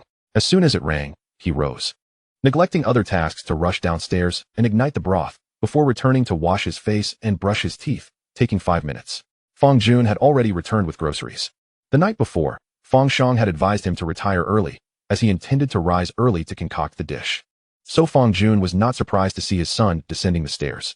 To facilitate this, he had woken up half an hour earlier to procure ingredients. Upon returning, he promptly soaked and rinsed the chicken feet and ribs several times. In a kitchen dedicated to culinary ventures, the stove was ablaze, and the small pot of broth was ready in no time. Fang Shang requested his father's assistance in filtering the remnants from the pot. After tasting the broth, he furrowed his brow. Why does the flavor seem insufficient? That cannot be right. Where have I erred? Glancing at the residue in the strainer, he stirred it with a spoon, puzzled by the apparent lack of meat. Fang Jun chuckled awkwardly, feeling somewhat embarrassed for having snuck a taste of his son's leftover ingredients. Son, after you finished the broth last night, your mother and I couldn't resist and had just a tiny bit. Nothing too extravagant. Indeed. It wasn't that excessive, Fang Shang quickly amended. Yet, it is curious. After simmering for 4 hours, the scraps should have disintegrated, devoid of texture. And the flavor should not be remarkable, particularly since the saltiness in the broth was insufficiently adjusted. It primarily relies on the essence of the spices and meat. What could possibly be appetizing? Chapter 73. This is so delicious, and yet it feels lacking? After such an extensive simmering, a large pot of broth had dwindled to less than half, prompting Fang Shang to readjust the seasoning of the prepared broth. The rich, reddish-brown broth simmered in the pot, exuding an enticing aroma. Fang Shang meticulously cleaned the chicken feet and spare ribs, allowing them to drain before marinating them with spices for a brief moment. Then commenced the braising process. He placed the spare ribs in first, allowing them to cook a little longer before adding the pig's ears and chicken feet. While the meat was being braised, he was not idle. He began to enjoy his breakfast, truly racing against time, determined to savor his culinary creation before heading out, eager to assess the fruits of his 2 days of labor. After all, he had stayed up late studying. While others slept, he immersed himself in learning. Eager to gauge his progress, the braising liquid, which had been simmering overnight, had intensified in fragrance. It wasn't long before the house was filled with its delightful scent. Wu Xian was awakened by the aroma and hurried downstairs to the kitchen. Today, there were soup dumplings, fried dough sticks, and soy milk laid out on the table, allowing her to choose whatever she fancied. Typically, Wu Xian would fetch breakfast for Fang Shang, but today he had risen early and proactively brought back the meal, feeling a sense of accomplishment as he saw his wife come down. Without pausing at the table, Wu Xian rushed to the pot of braised meat, her face alight with anticipation as she inquired of her son, "How is it? Is the meat ready?" Fang Shang glanced into the pot and shook his head. "It still needs a bit more time, Mom. Why don't you have some breakfast first? It'll be ready shortly." With braised meat on the horizon, Wu Xian, just like the previous night, pulled a stool over and sat beside the pot, eagerly awaiting the feast. Before long, Fang Shang deemed the meat ready and carefully retrieved it from the pot. The once white chicken feet were now beautifully tinted a golden red hue, with shades of yellow and gold intertwined. The pig's ears glistened with a rich, rosy sheen, while the spare ribs, having been braised the longest, had transformed into a deep, soy sauce-like red, their color reminiscent of a culinary masterpiece. Fang Shang silently praised his own skill, relieved not to have used his father's method for caramelizing sugar. Before he could begin serving, his father had already taken the initiative, wielding a knife and eagerly slicing the braised meat. The pig's ears were cut into thin slices, the spare ribs chopped into generous pieces, and the chicken feet, previously halved for flavor absorption, required no further preparation. A large platter of braised meat was soon placed on the table, prompting the family of 3 to eagerly reach for their chopsticks. Even Fang Shang, who had a penchant for braised delicacies, couldn't resist the urge to sample a piece of pig's ear. The texture of the pig's ear was distinctive.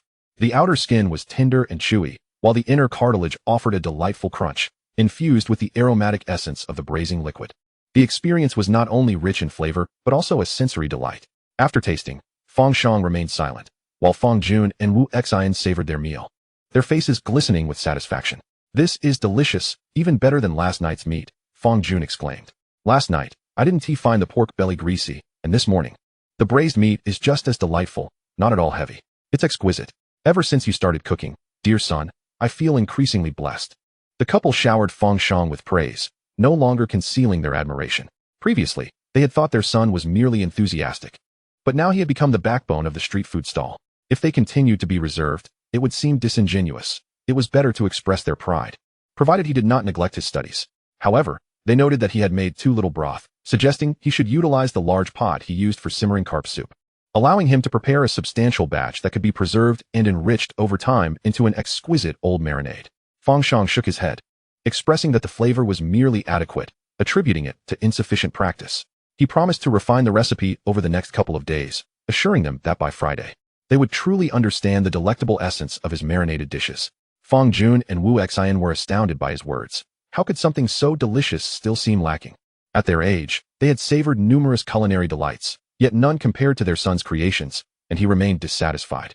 Indeed, the marinade was a trial batch. He had not prepared the necessary ingredients in advance, resulting in a slightly diminished freshness. The absence of pig trotters and an inadequate amount of ribs left the broth lacking in richness, relying solely on the meticulous blend of spices. Furthermore, due to his eagerness, the cooking fire had been a tad too vigorous, leading to insufficient seasoning of the chicken feet and inadequate tenderness of the ribs and pig ears. Fang Shang, upon articulating these critiques, overwhelmed his parents, who could hardly believe their ears. Despite their son's self-criticism, they unanimously found the dishes delightful. "Are you being too hard on yourself? This is already splendid," Fang Jun remarked, grappling with the reality that he could never replicate such a marinade. Fang Shang resolutely disagreed, asserting that the recipe was of divine caliber, far superior to the ordinary, and that the shortcomings lay solely with his execution. "All right, Mom and Dad, enjoy your meal. I shall have some noodles with sauce for lunch. We'll manage the failed marinade ourselves. I'm off now." After sampling a couple of chicken feet and a piece of rib, he refrained from eating further, tidied his backpack, and prepared to ride his beloved bicycle to school. "Can this marinade be used for selling meat?" "Certainly not. It has been deemed a failure. Please do not tarnish our family's reputation," Fang Jun replied earnestly. "Let it go, son. Your father's reputation is not defined by such trivial matters." "Dad, I'm serious." After bidding farewell to their son, Fang Jun nibbled on some marinated meat, organized the space, and began preparing for the day's business. Noticing Wu Xian still seated, he inquired, "I recall you mentioned planning to shop with Zishuan's mother today. Why are you still here, without changing into something more suitable or applying some makeup?" Wu Xian wore a distressed expression. "It's not that I don't wish to go. I'm simply too afraid. I dread encountering the grandparents of those children in the community who, upon learning there is no marinated meat, might mercilessly devour me. After a strenuous effort to disperse them last night, I had hoped that today's marinade would be usable, but to my dismay, it turned out to be a failure. Now, I'm hesitant to step outside." Fang Jun recalled the early morning at 5 o'clock when he encountered the restless elderly gentlemen, who were all inquiring about the delicacies of marinated dishes. A shiver ran down his spine at the memory. Fortunately, his daily routine kept him busy in the kitchen, sparing him from venturing outside, which he hoped would keep him safe. Both he and his companion shared the thought that remaining indoors was ideal, yet they knew that if they did not step out, others would surely come knocking.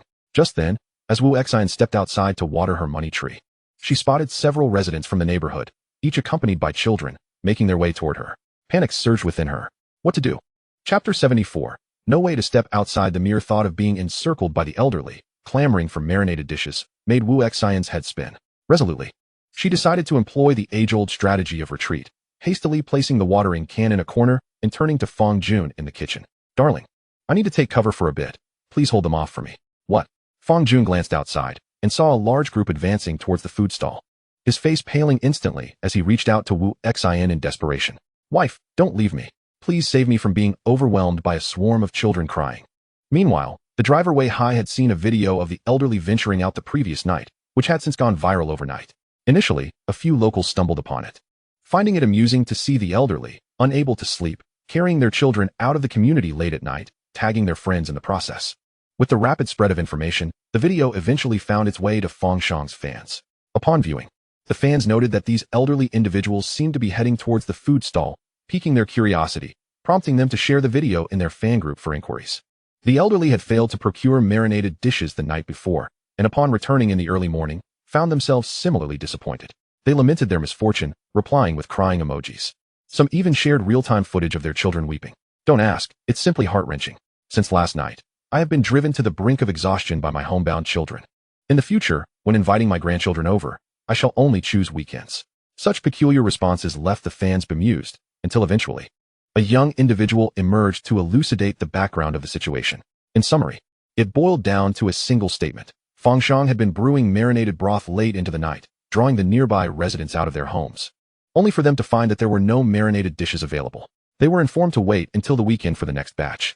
As the fans imagined the residents of the garden community enduring a sleepless night, tantalized by the enticing aroma, they couldn't help but revel in their misfortune. Haha. I apologize for my laughter. I simply cannot contain myself. I had envied your lives in the garden community, but today, I find myself relieved to be at a distance. When viewed from a different perspective, while we couldn't even catch a whiff of the delightful scent, you were treated to an entire night of olfactory indulgence. This was a freebie. What is there to be unhappy about? The fans residing at a distance were all laughing, their mirth unabashed. They were unable to partake, just as the residents of the garden community were left wanting. It was a curious thought. Sometimes, the world seems to exhibit a semblance of fairness. Laughter echoed as each person made light of the situation, teasing the young people of the garden community who were disheartened, having missed out on the delectable offerings, only to be ridiculed further. The elderly were not pleased with this turn of events. Believe it or not, come Saturday morning at 8, I shall knock on every door in the garden community, rallying everyone at home to join me in queue, encouraging them to bring along their friends and family, and then to have their relatives do the same, all in a bid to secure a spot before 10 o'clock. My son works at a travel agency. Trust me. I will instruct him to lead a tour group to the food stall to queue ahead of us, ensuring we claim our spots. Dare to wager? The phrase "no spots available" echoed like a spell, silencing the distant fans as if they had been muted. None dared to utter a word thereafter. It has been proven once again that the elderly remained steadfast in their authority. These fans capitulated, acknowledging their folly. The fans refrained from mocking the bleary-eyed food enthusiasts from the garden community, who had endured a sleepless night, and instead shifted their focus to commenting under the video. Already, 5 groups of fans had been formed for the food stall, each brimming with eager members, drawn by curiosity to view the video, which saw its viewership soar, attracting even more spectators. Some, unaware of the situation, inquired about the unusual sight of the elderly taking children to the food stall late at night. Indeed, they expressed intentions to buy marinated delicacies, leaving me quite perplexed. Upon seeing the new fans' inquiries, the responses flooded in swiftly, having tasted delicacies others had not. They were eager to boast. That food stall is a gem of our city, where a young chef showcases remarkable culinary prowess. His cold dishes are so exquisite that I could sip the broth alone, and his fish soup is unparalleled. I have never tasted anything so divine. Additionally, there is the clay pot soup. Truly, the young chef is a culinary deity in my eyes. It is said that last night, he endeavored to perfect a marinated broth, laboring into the early hours, the aroma wafting through the community and preventing many from sleeping. In the dead of night, groups formed to knock on doors in search of the marinated delicacies, though they were left empty-handed, much to their amusement. Indeed, reliable sources reveal that the young chef was not satisfied with the broth and aimed for perfection before offering it for sale. The children of the community, aged 3 to 5, have already shed tears over this, leaving the adults exasperated. This tale grows increasingly absurd. Who would believe that a mere marinated dish could prompt the community to venture out in the dead of night to knock on doors for it? Skeptics abound. Yet since the young chef began his culinary journey, traces of his endeavors have emerged online, particularly in the messages shared by Fang Jun, as well as the suggestions from He Shang, which have all been unearthed by netizens. Those who have savored the delightful dishes have shared images, especially from last Sunday when the food stall was teeming with a bustling crowd, the most compelling evidence of all. The online community is taken aback. Today's children are remarkably impressive, with pint-sized prodigies emerging as skilled race car drivers and billiards experts in kindergarten. It seems they outshine adults even in culinary prowess. Raising the question, are they driving the grown-ups to madness? Suddenly, I feel a yearning to embark on a journey to Jiaqing. While the desire is there, the prospect of dining raises concerns. With children as young as 10 engrossed in their studies, they scarcely have time to cook. After all, how else could the elderly miss out on the delectable braised dishes? Alas, such a culinary genius, constrained by age. Why not pursue the art of cooking instead of being sidetracked by studies? What joy it would bring! No more early mornings or homework. I wholeheartedly support the aspirations of these young culinary enthusiasts. Thanks to a particular video, Fang Shang has gained a modest resurgence in popularity online. Meanwhile, in the bustling eatery, for the next 2 days, Fang Jun and Wu Xian dared not venture outside, preferring to remain at home except for essential errands. They found themselves in a predicament. Each time they stepped out, the residents of their community would greet them with inquiries such as, "Why have you prepared your braising broth yet not offered the dishes for sale? It's utterly tantalizing." Or, "When will the braised delicacies be available? I can hardly wait." Queries arose during shopping trips, on the streets, and even at breakfast, no matter the context. The questions persisted, with even unfamiliar fans approaching them. They felt as if they were being relentlessly pursued, often blocked by crowds eager for answers. Their enthusiasm rivaling that of debt collectors. To avoid being cornered while purchasing breakfast for her son, Wu Xian resorted to wearing a mask, yet she was still recognized. The couple felt overwhelmed, believing they could no longer endure this situation. Fortunately, Friday arrived, and as they observed their son unveiling an intricate menu of braised dishes, Fang Jun and Wu Xian experienced a relief unlike any before. They realized that should their son not produce his culinary offerings, their outings would be severely hampered. Chapter 75, Brother Shang has arrived. Make way today marks the official commencement of Fang Shang's braising journey, where he prepares various meats for the broth. Alongside today a selection of braised dishes. In addition to ribs, chicken feet, and thighs, he had his father procure 2 large pig heads, as he believed no braised meat dish could be complete without this staple, both affordable and flavorful. To ensure the meat was processed to his satisfaction, Fang Shang provided his father with a detailed procedure, specifying the cleaning standards and the minimum soaking time for the blood. Fang Jun could only roll his eyes, thinking to himself, how could you underestimate your father? After all, I am a seasoned chef with years of experience running a restaurant. Having spent my childhood in your grandfather's kitchen, handling such tasks is a mere trifle for me. Yet, he misinterpreted Fang Shang's intentions. Dad, this is meant for Aunt Chun. Are you planning to handle all of this by yourself? Fang Jun boasted, this little bit? I can manage it in no time. You can rest assured and focus on your studies. Fang Shang cast a glance at the large basin brimming with chicken feet, shaking his head in disbelief. He had instructed his father to procure 20 pounds, yet his father, convinced of his mother's fondness for them, had brought home 50 pounds instead. Faced with such an overwhelming quantity, he doubted his father could manage the task of trimming the nails one by one. Silently, he affixed an A4 sheet detailing the cleaning procedure to the window, and Fang Jun soon realized that his son was indeed beyond his control. It seemed his words had fallen on deaf ears. Once his son departed, he rolled up his sleeves and, in a huff, commenced the task of washing the meat, determined to make it presentable for when his son returned, eager to show off his efforts. However, upon turning around, he was met with the sight of both chicken feet and a pig's head in the basin, leaving him feeling overwhelmed. When would he ever finish this alone? He resolutely pushed the chicken feet aside, deciding it was best to leave such a straightforward and unskilled task to Aunt Chun, while he focused on cleaning the pig's head. Meanwhile, the residents of Happiness Garden were not idle either. They had been craving the delicacies for days and were eagerly awaiting Friday. Early that morning, without having done anything else, they flocked to inquire as soon as they saw the stall open. Miss, you have braised meat for sale tonight, right? Xingia. Please don't say there isn't. My rebellious 3-year-old son is ready to pack his bags and leave home. Madam, how long do you intend to tease us? Are you hoping to drive me to my grave so you can inherit my mortgage? Originally intending to assist in the kitchen, Wu Xian found herself occupied all morning catering to the neighbors. With a stiff smile plastered on her face, she initially listened attentively before responding, but as the inquiries continued, she resorted to simply announcing, "We have braised dishes tonight. Feel free to come and taste."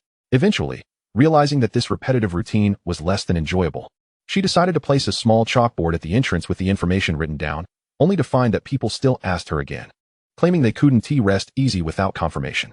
Next time, I'll just buy a megaphone, Wu Xian mused. At school, Fang Shang found himself preoccupied with thoughts of the braised delicacies, eagerly anticipating the end of the day. Despite his excitement, he made an effort to focus on the teacher's lecture, understanding that poor academic performance would result in his exclusion from the kitchen. He had to study diligently to ensure a place in the culinary realm. Others sought good grades to secure jobs, while he studied to avoid the dire consequence of being unable to work. Truly an ironic predicament. Finally, the bell signaling the end of classes rang, and as soon as the teacher announced the dismissal, he dashed toward the exit, led by Dai Tianyu. Several classmates who knew he was preparing the braised dishes today stood ready to clear a path for him. Quick, quick! Brother Shang is coming. Step aside. Don't delay him. We can't let him miss his time to prepare the meat. Class 3, sit down. Wait until Brother Shang has left before you go. Hey, you there. Didn't I tell you not to block Brother Shang's way? Don't you want to enjoy the braised dishes this afternoon? A throng of eager followers stood defiantly at either side of the classroom door, effectively barring the exit for others wishing to leave, creating an unimpeded route for Fang Shang. Reminiscent of a scene where the school bully collects protection money, Fang Shang felt a twitch in his eyelid as he glanced at the displeased expression on Teacher Wang's face. Remembering the braised meat waiting at home, he resolutely decided to feign ignorance, darting away from the sidewalk in a flash. Teacher Wang, summoning all her strength, nearly shouted for him to return, but ultimately opted for restraint. After all, in light of the delicious food, it seemed prudent to overlook the matter. Classes were over, and everything else paled in comparison. Yes, she would embody the grace of a magnanimous homeroom teacher. Fang Shang sprinted ahead, his younger companions trailing closely behind, swiftly engulfed by the crowd. As they exited the school gates, only Dai Tianyu remained at his side. With lightning speed, Dai Tianyu pushed a bicycle toward Fang Shang, surveying the surroundings with immense pride. Brother Shang, in crucial moments, you still rely on me. Indeed, I am your most loyal little brother. Fang Shang, already perched on the bicycle, grinned at Dai Tianyu, saying, Good brother, I'll save a big chicken leg for you tonight. With that, he pedaled away from the throng. At that moment, the door of an SUV parked by the roadside swung open, and two burly men leapt out. Upon recognizing Fang Shang, one of them dashed toward him. One man scooped Fang Shang up and began to shove him into the vehicle, while the other seized the bicycle and opened the trunk, jumping inside while also cramming the bicycle in. With a decisive thud, the trunk closed, and he slid into the back seat. The entire sequence unfolded seamlessly, and as the driver noted the trunk was shut, he pressed the accelerator, and the SUV roared away into the distance.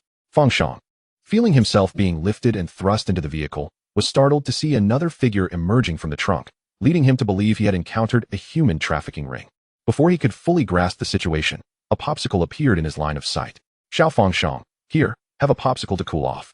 When you get home, you can prepare the braised meat, said Uncle Wang from the neighborhood, the son of Grandpa Wang. Glancing at the driver, he recognized the neighborhood's king of kids, Brother Zhang, who loved mingling with children, and beside him sat Brother Liao Peng, who was rumored to have been a tank soldier. Relieved, Fang Shang exhaled and exclaimed, Uncle Wang. Brother Zhang, Brother Liao, what are you all doing? You nearly scared me to death. I thought I had run into a gang of kidnappers. Wang Gaojun smiled warmly, even more amiable than when he was with his own child. It's not that dramatic. We were just bored and craving some braised meat. Knowing you'd be done with school soon, we came to pick you up. Chapter 76, Disaster Strikes. Fang Shang is abducted. Driving is faster and cooler than cycling. Come on, don't just dawdle. Enjoy this while you can. Once we start cooking the braised meat, you won't have time to eat, Liao Peng remarked. Brother Fang Shang, ever since you tantalized the elder brother's family with your late-night delicacies a couple of days ago, they have been so eager that they would almost wish to abduct you to their home for culinary purposes. Finally, it is Friday today.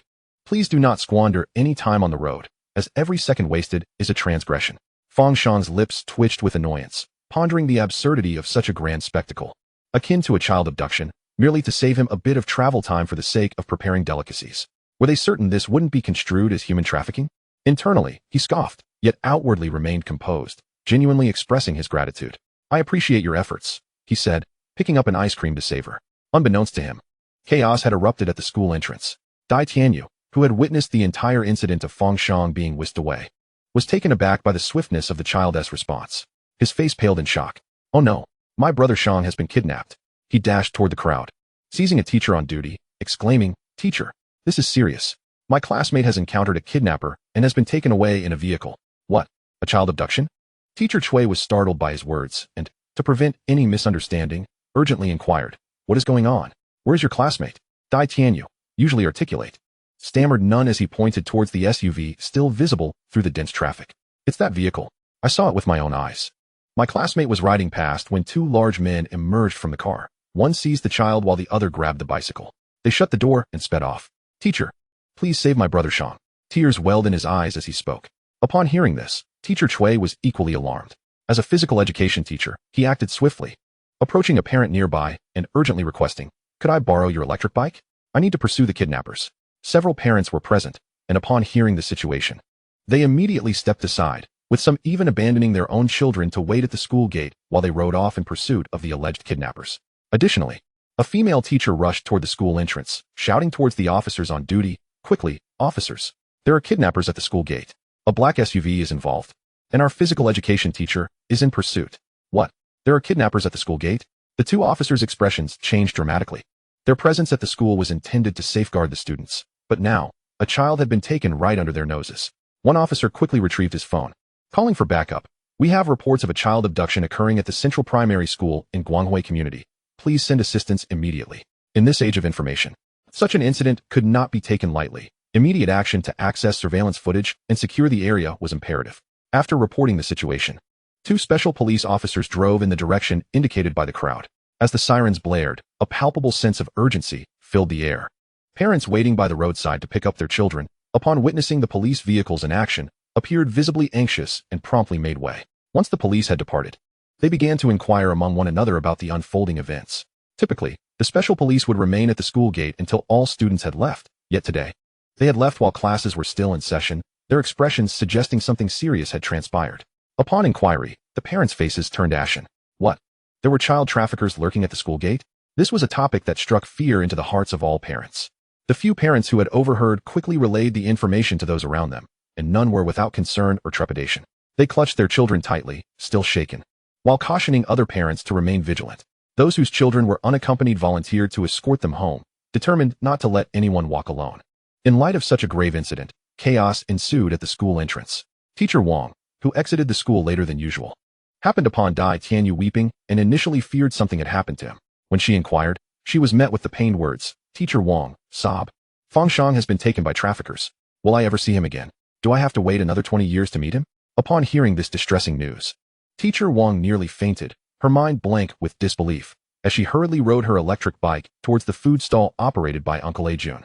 Meanwhile, Fang Shang remained blissfully unaware of the turmoil his situation had caused. He was thoroughly enjoying himself, holding an ice cream in one hand and a slice of watermelon in the other, savoring the delightful treats.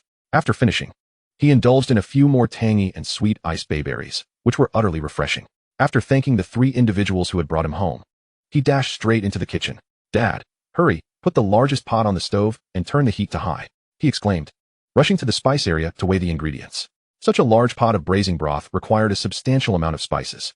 Although he was still honing his culinary skills, he diligently used the scale to measure the spices. After retrieving and washing all the seasonings, he sautéed them with salt and then turned to check the chicken and duck prepared by his father for the broth. They were impeccably clean and required no further preparation. He promptly added them to the large pot, including 2 ducks, 2 chickens, and various pork bones, ensuring that ribs were not overlooked, as they would enhance the richness of the broth. Today, he had even requested pig skin for added depth of flavor. With all these ingredients and spices simmering together, the aroma was sure to be exquisite. After completing his tasks and placing everything into the pot, he asked Aunt Chun to help skim off the foam, finally allowing himself a moment to eat lunch. "Dad, please extend my gratitude to Brother Liao and the others for giving me a ride home today." However, their methods were a bit rough, reminiscent of traffickers, which was somewhat alarming, but thankfully, they did not frighten anyone else. In the hall, those partaking in their meals beheld Fang Shang entering the kitchen, their faces alight with expressions of contentment. How delightful! The young proprietor has resumed his culinary endeavors. After a week of anticipation, the day has finally arrived. It is said that he will be preparing braised delicacies. I shall procure a generous amount this evening. As long as there are no limitations, I shall undoubtedly buy more, for the braised dishes can be stored in the refrigerator and savored over several days. Chapter 77. My son has been abducted. Who is in the kitchen? Indeed, it is unfortunate that the delicacies will only be available in the evening. Rumor has it that the broth requires several hours to simmer. Starting it now will ensure it is ready just in time for sale later. We must arrive early this evening, otherwise we may miss out.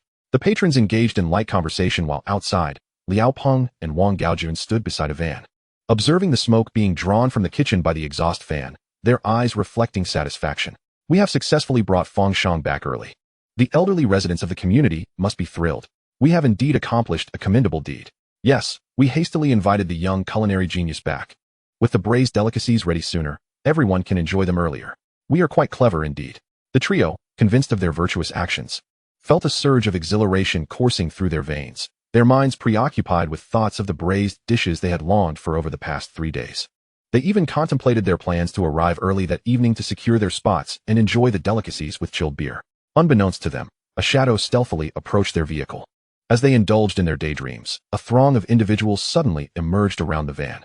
2 special police officers, agile and armed, executed their prearranged plan with precision, swiftly subduing 2 of the men. A sharp click echoed as handcuffs were fastened around Wang Gaojuan's wrists.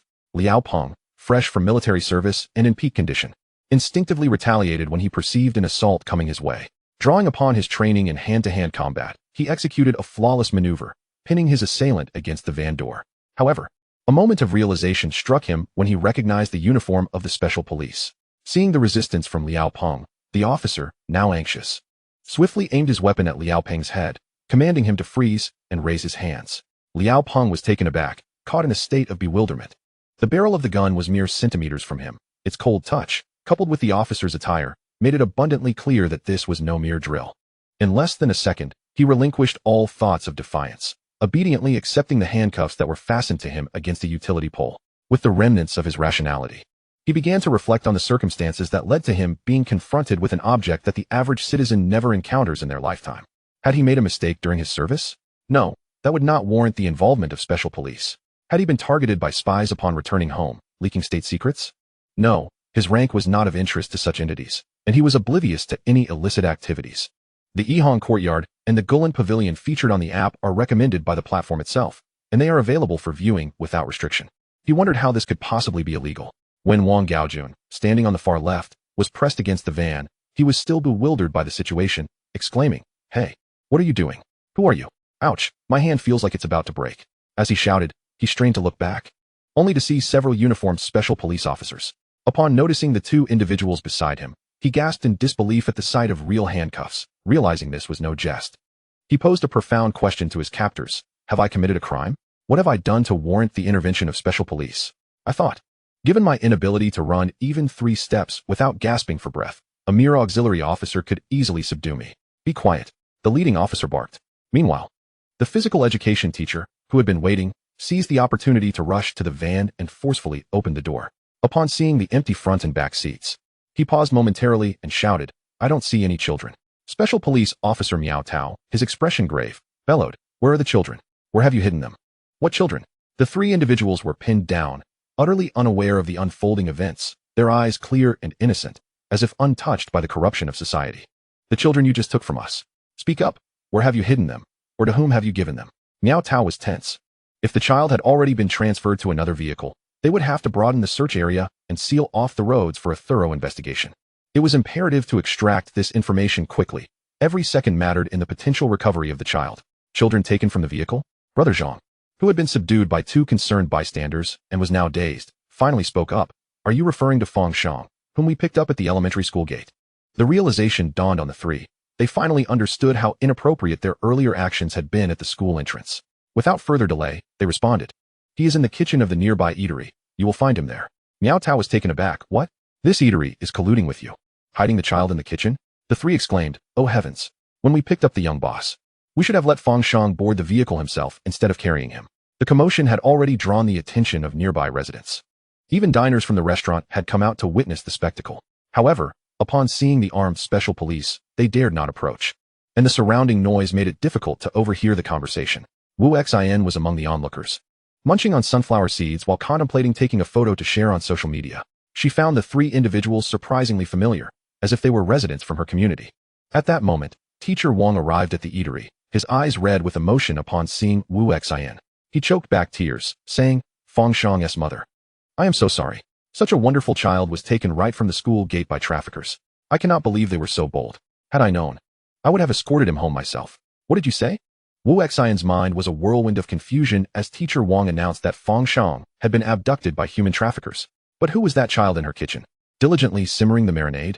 Wasn't that her beloved son? She turned, pushed the door open, and glanced into the kitchen. The countertop was high, and through the glass, only Fang Shang's head was visible, bobbing as he busied himself. Bewildered, she looked back at Teacher Wang and asked, "Isn't that my son in the kitchen?" In a sudden rush, Teacher Wang flung the door open and hurried to the window. Upon recognizing Fang Shang's figure, he exclaimed, "What on earth is happening? Is Dai Tianyu lying?" Meanwhile, a commotion arose among Miao Tao and his companions, who reported that the child was in the kitchen of Ah Jun's food stall, and the special police were preparing to investigate. Bystanders, having recognized the three, murmured amongst themselves, "Aren't those children from our neighborhood? What crime have they committed? Old Zhang, hurry over here. Your son has been taken by the police. Was it because you let him play mahjong yesterday?" Liao Peng's grandmother, leaning on her cane, trembled as she approached the officers, asking, "Officer, what crime has my grandson committed?" Chapter 78, just to buy some braised meat? As the elderly residents of the garden community approached, the atmosphere shifted dramatically. Miao Tao, overhearing their discussions, sensed that something was amiss. "Do you all live here?" Upon receiving affirmative responses from the three, Miao Tao increasingly suspected that the situation was not as they had imagined. After all, who would dare to abduct a child in broad daylight within a 3-kilometer radius of their home, fearing detection? "Officers, you've misunderstood. The child in question is Fang Shang, the young proprietor of this food stall. We merely came to pick him up from school to help with dinner." Miao Tao led the three into the food stall and approached the kitchen to inquire about Fang Shang. Seeing the special police, Fang Shang was equally bewildered. "What the heck? Am I really being mistaken for a child trafficker?" He recalled the moment of his supposed abduction at the school gate. Suddenly, darkness clouded his vision. He was destined to become infamous, and in such an absurd manner. This embarrassing incident would likely haunt him for 3 years. After a thorough inquiry, the truth began to surface, especially with Fang Shang's homeroom teacher present to confirm that he was indeed the child who had been abducted. The two officers couldn't help but curse. "Seriously? Is this how you pick up your kids? Snatching them off the street, jumping into a car, even taking the bicycle with you? Have you rehearsed this? Was there truly a need for such urgency?" The sky wasn't falling. Even if it were, there would be tall individuals to support it. Looking at the three, 2 of them still bore handcuffs. Liao Peng had resisted fiercely, and Miao Tao, concerned for the child, had not only drawn his weapon but had also thrown a punch. If he were striking a trafficker, it would have been too gentle, but they weren't traffickers. And the seriousness of the earlier situation now felt painfully awkward. As they removed the handcuffs, one officer sighed, "What on earth were you thinking?" The 3 individuals stood in an exceedingly awkward predicament, apprehended in broad daylight and falsely accused of human trafficking, surrounded by a throng of onlookers who wielded their smartphones to document the spectacle. At this very moment, they might have already achieved notoriety, effectively experiencing a social demise. Particularly for Liao Peng, who, while hoisting his bicycle, recalled his agile form during military training, believing that casually maneuvering a bicycle over the rear seat was a trivial task. Now, he could only wish for time to rewind. The trio hung their heads low under the reprimand, but when questioned about their intentions, they mustered the courage to lift their gazes, striving to salvage their dignity. "We merely sought to save time," they asserted. "The young proprietor has a tight schedule, attending school daily, with only Friday evenings and weekends available to prepare delectable dishes for us. After eagerly awaiting Friday, he must rise early to brew the marinade. Otherwise, we would be deprived of the delightful braised meats we so cherish." "Officer, you may not fully grasp the situation, but the young proprietor's culinary creations are simply exquisite. Just the other night, he experimented with a marinade that tantalized our entire neighborhood, leaving me so tempted I gnawed on my pillowcase until morning, only to find it marred by a significant hole.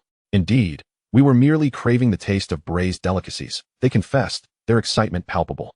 "A fervent desire that you can comprehend, right, officer?" "No, we cannot understand," the 2 special police officers exclaimed, their expressions mirroring those of the trio, mouths agape, eyes wide, utterly bewildered. Each word of their explanation was comprehensible when dissected, yet when woven together, the meaning eluded them. "Have you considered the absurdity of your claims?" The 3, driving a fully enclosed van, had rushed to abduct a child solely to ensure he could return home and concoct some marinade. Were you still dreaming? Or were we the ones lost in slumber? How could anyone believe that a 10-year-old could create braised food so delectable that it incited madness? Only the foolish would take such a claim seriously. Miao Tao and his companions furrowed their brows with increasing skepticism, their expressions converging in disbelief. "Is this truly all for some braised meat?" Seeing their incredulity, Father Zhang interjected, "Officer, they are not lying to you, I assure you. The young proprietor's dishes are genuinely remarkable. You need only inquire with the neighbors." The onlookers, indignant at any suggestion that questioned Fang Shang's culinary prowess, were more agitated than if they themselves had been insulted. "It's not merely about the braised meat. You have no idea how exquisite the young proprietor's dishes are. Last week, the fish soup and cold bamboo shoots were so delightful that I devoured 5 buns in a single meal. That constituted my entire daily ration." When discussing the young proprietor's cooking, one could hardly overlook the clay pot soup. Be it rib soup or meat pie soup, each sip imbued me with a sense of the world's wonders, revitalizing my spirit.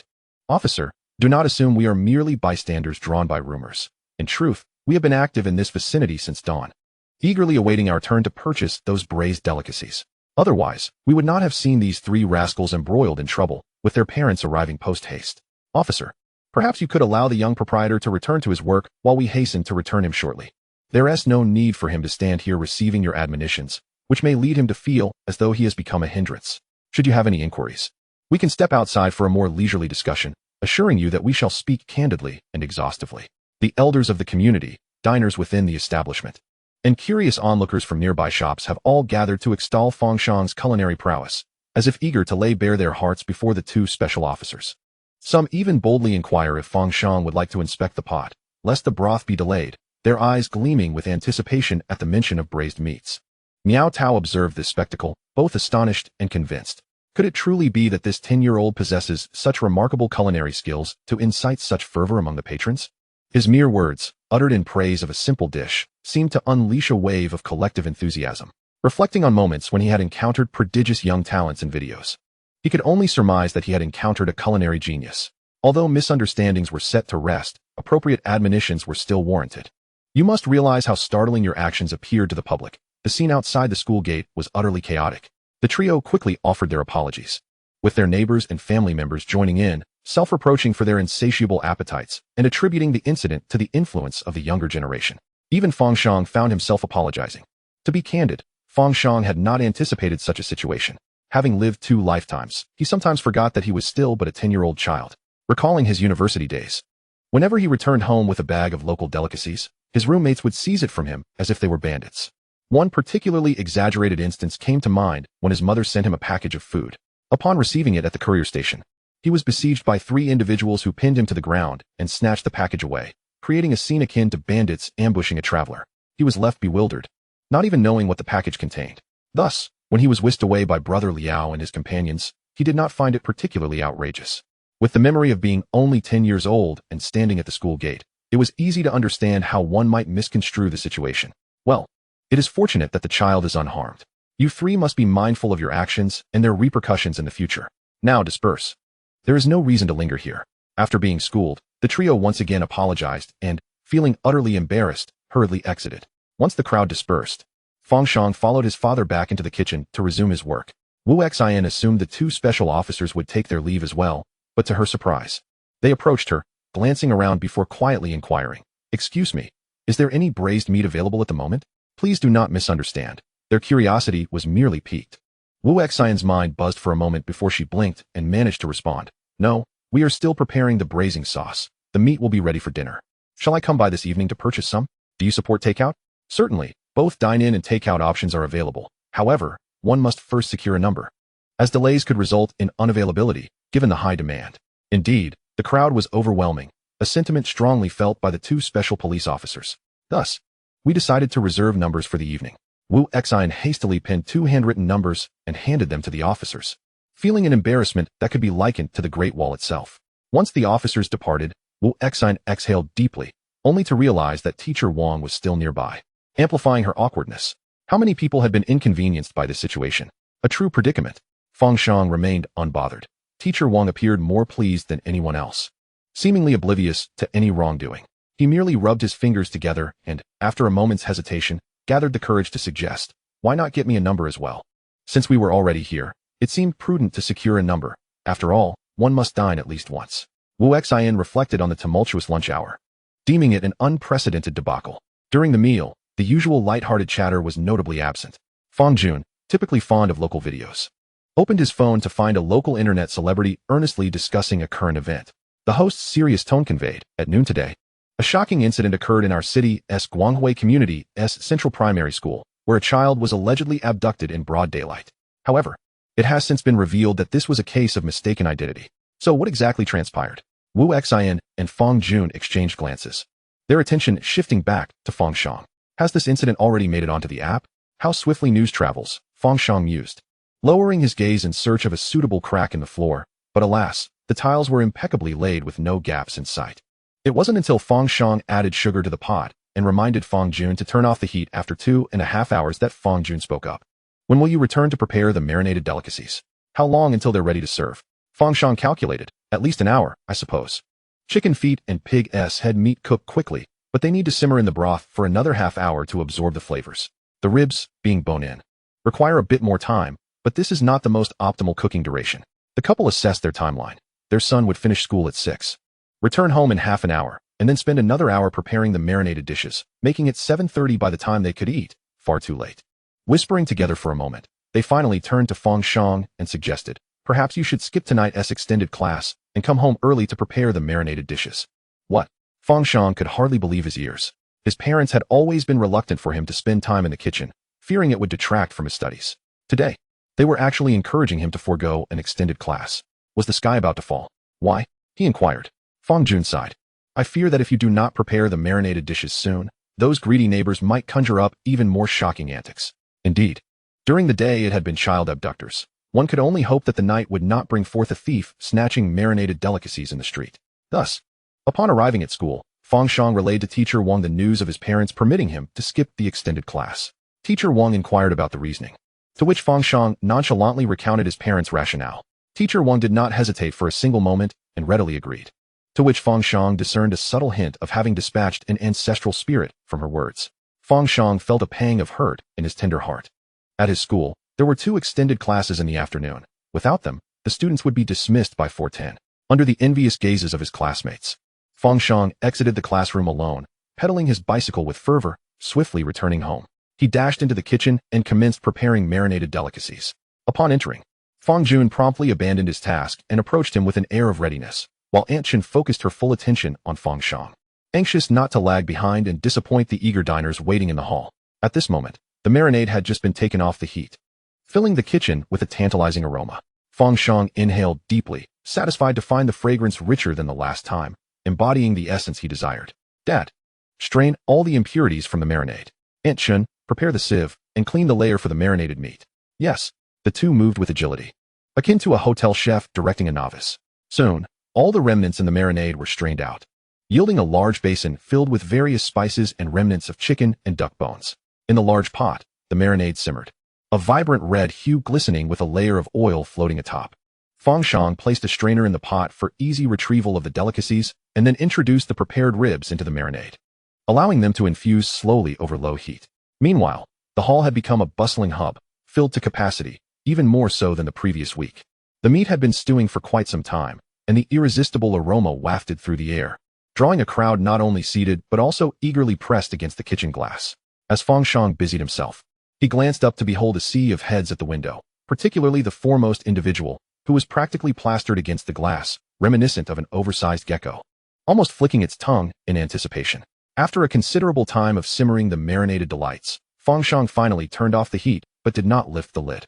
When the crowd grew anxious and inquired, they learned that it needed to be left to rest a while longer, prompting them to exercise patience. Liao Peng and his companions reassured themselves that it was perfectly fine to wait, having endured far worse, and reminded themselves that haste makes for poor marinated delicacies. As time passed, at long last, when the aroma had thoroughly tantalized everyone, the marinated delicacies were ready. The first items to be retrieved were 2 gleaming, golden red pig heads. Now tender from the marinade, they lay on the counter, and with a bright blade, Fang Shang cleaved them open, revealing glistening flesh beneath the skin. The enticing golden red exterior gave way to the delectable, creamy white fat, a sight that promised exquisite taste, transitioning into lean meat with a rich, reddish-purple hue, each muscle fiber distinct. The neighbors from the community, witnessing the meat being served, finally allowed their anxieties to dissipate. After such a long wait and anticipation, they had successfully reached this long-awaited moment. Emma, the aroma of this pig's head meat is utterly delightful. Fang Jun, the one slicing the meat, could hardly contain his desire and swiftly cut several pieces, placing them in a bowl. Grabbing a pair of chopsticks, he indulged in a piece, and with the first bite, the flavor was so exquisite it made his eyes twinkle with delight. The onlookers watched in rapt attention as he sliced the meat and then devoured it, each of them swallowing hard in anticipation. How infuriating! He was actually eating in front of them. The sound of people gulping was growing increasingly pronounced, a chorus of eager anticipation. Someone called out to Wu Xian, Madam Boss, please call the numbers. Let numbers 1 to 9 come by the meat. I'm number 10 and can hardly wait. If they don't arrive soon, I might just end up gnawing on the glass. At that moment, number 1 appeared. Miao Tao and his colleagues approached. It was just after work hours, and the marinated delicacies had just been prepared. Miao Tao and his colleagues had spent the entire afternoon curious about how delicious these marinated dishes could be, and having finished work early, they hurried over.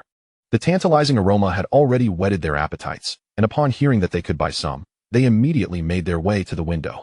On the other side of the crowd, Wang Gaojun and his companions also made their way over, clutching their numbers 4, 5, and 6. Despite feeling socially mortified, they had returned quietly to collect their numbers after the crowd dispersed. After all, having already faced social death, they could not afford to miss out on the marinated meat. As both groups converged at the window, their eyes met, and an awkward silence hung in the air. Liao Peng felt a familiar pain in his back, reminiscent of the sting from a special police officer's punch, far from a trivial discomfort. To ease the tension, the three decided to greet one another. "Hello, officer." Miao Tao, in his 30s, glanced at the three in their late 20s, his mouth twitching. Should they greet him warmly or not? The trio wished they could give themselves a slap for their habitual greeting.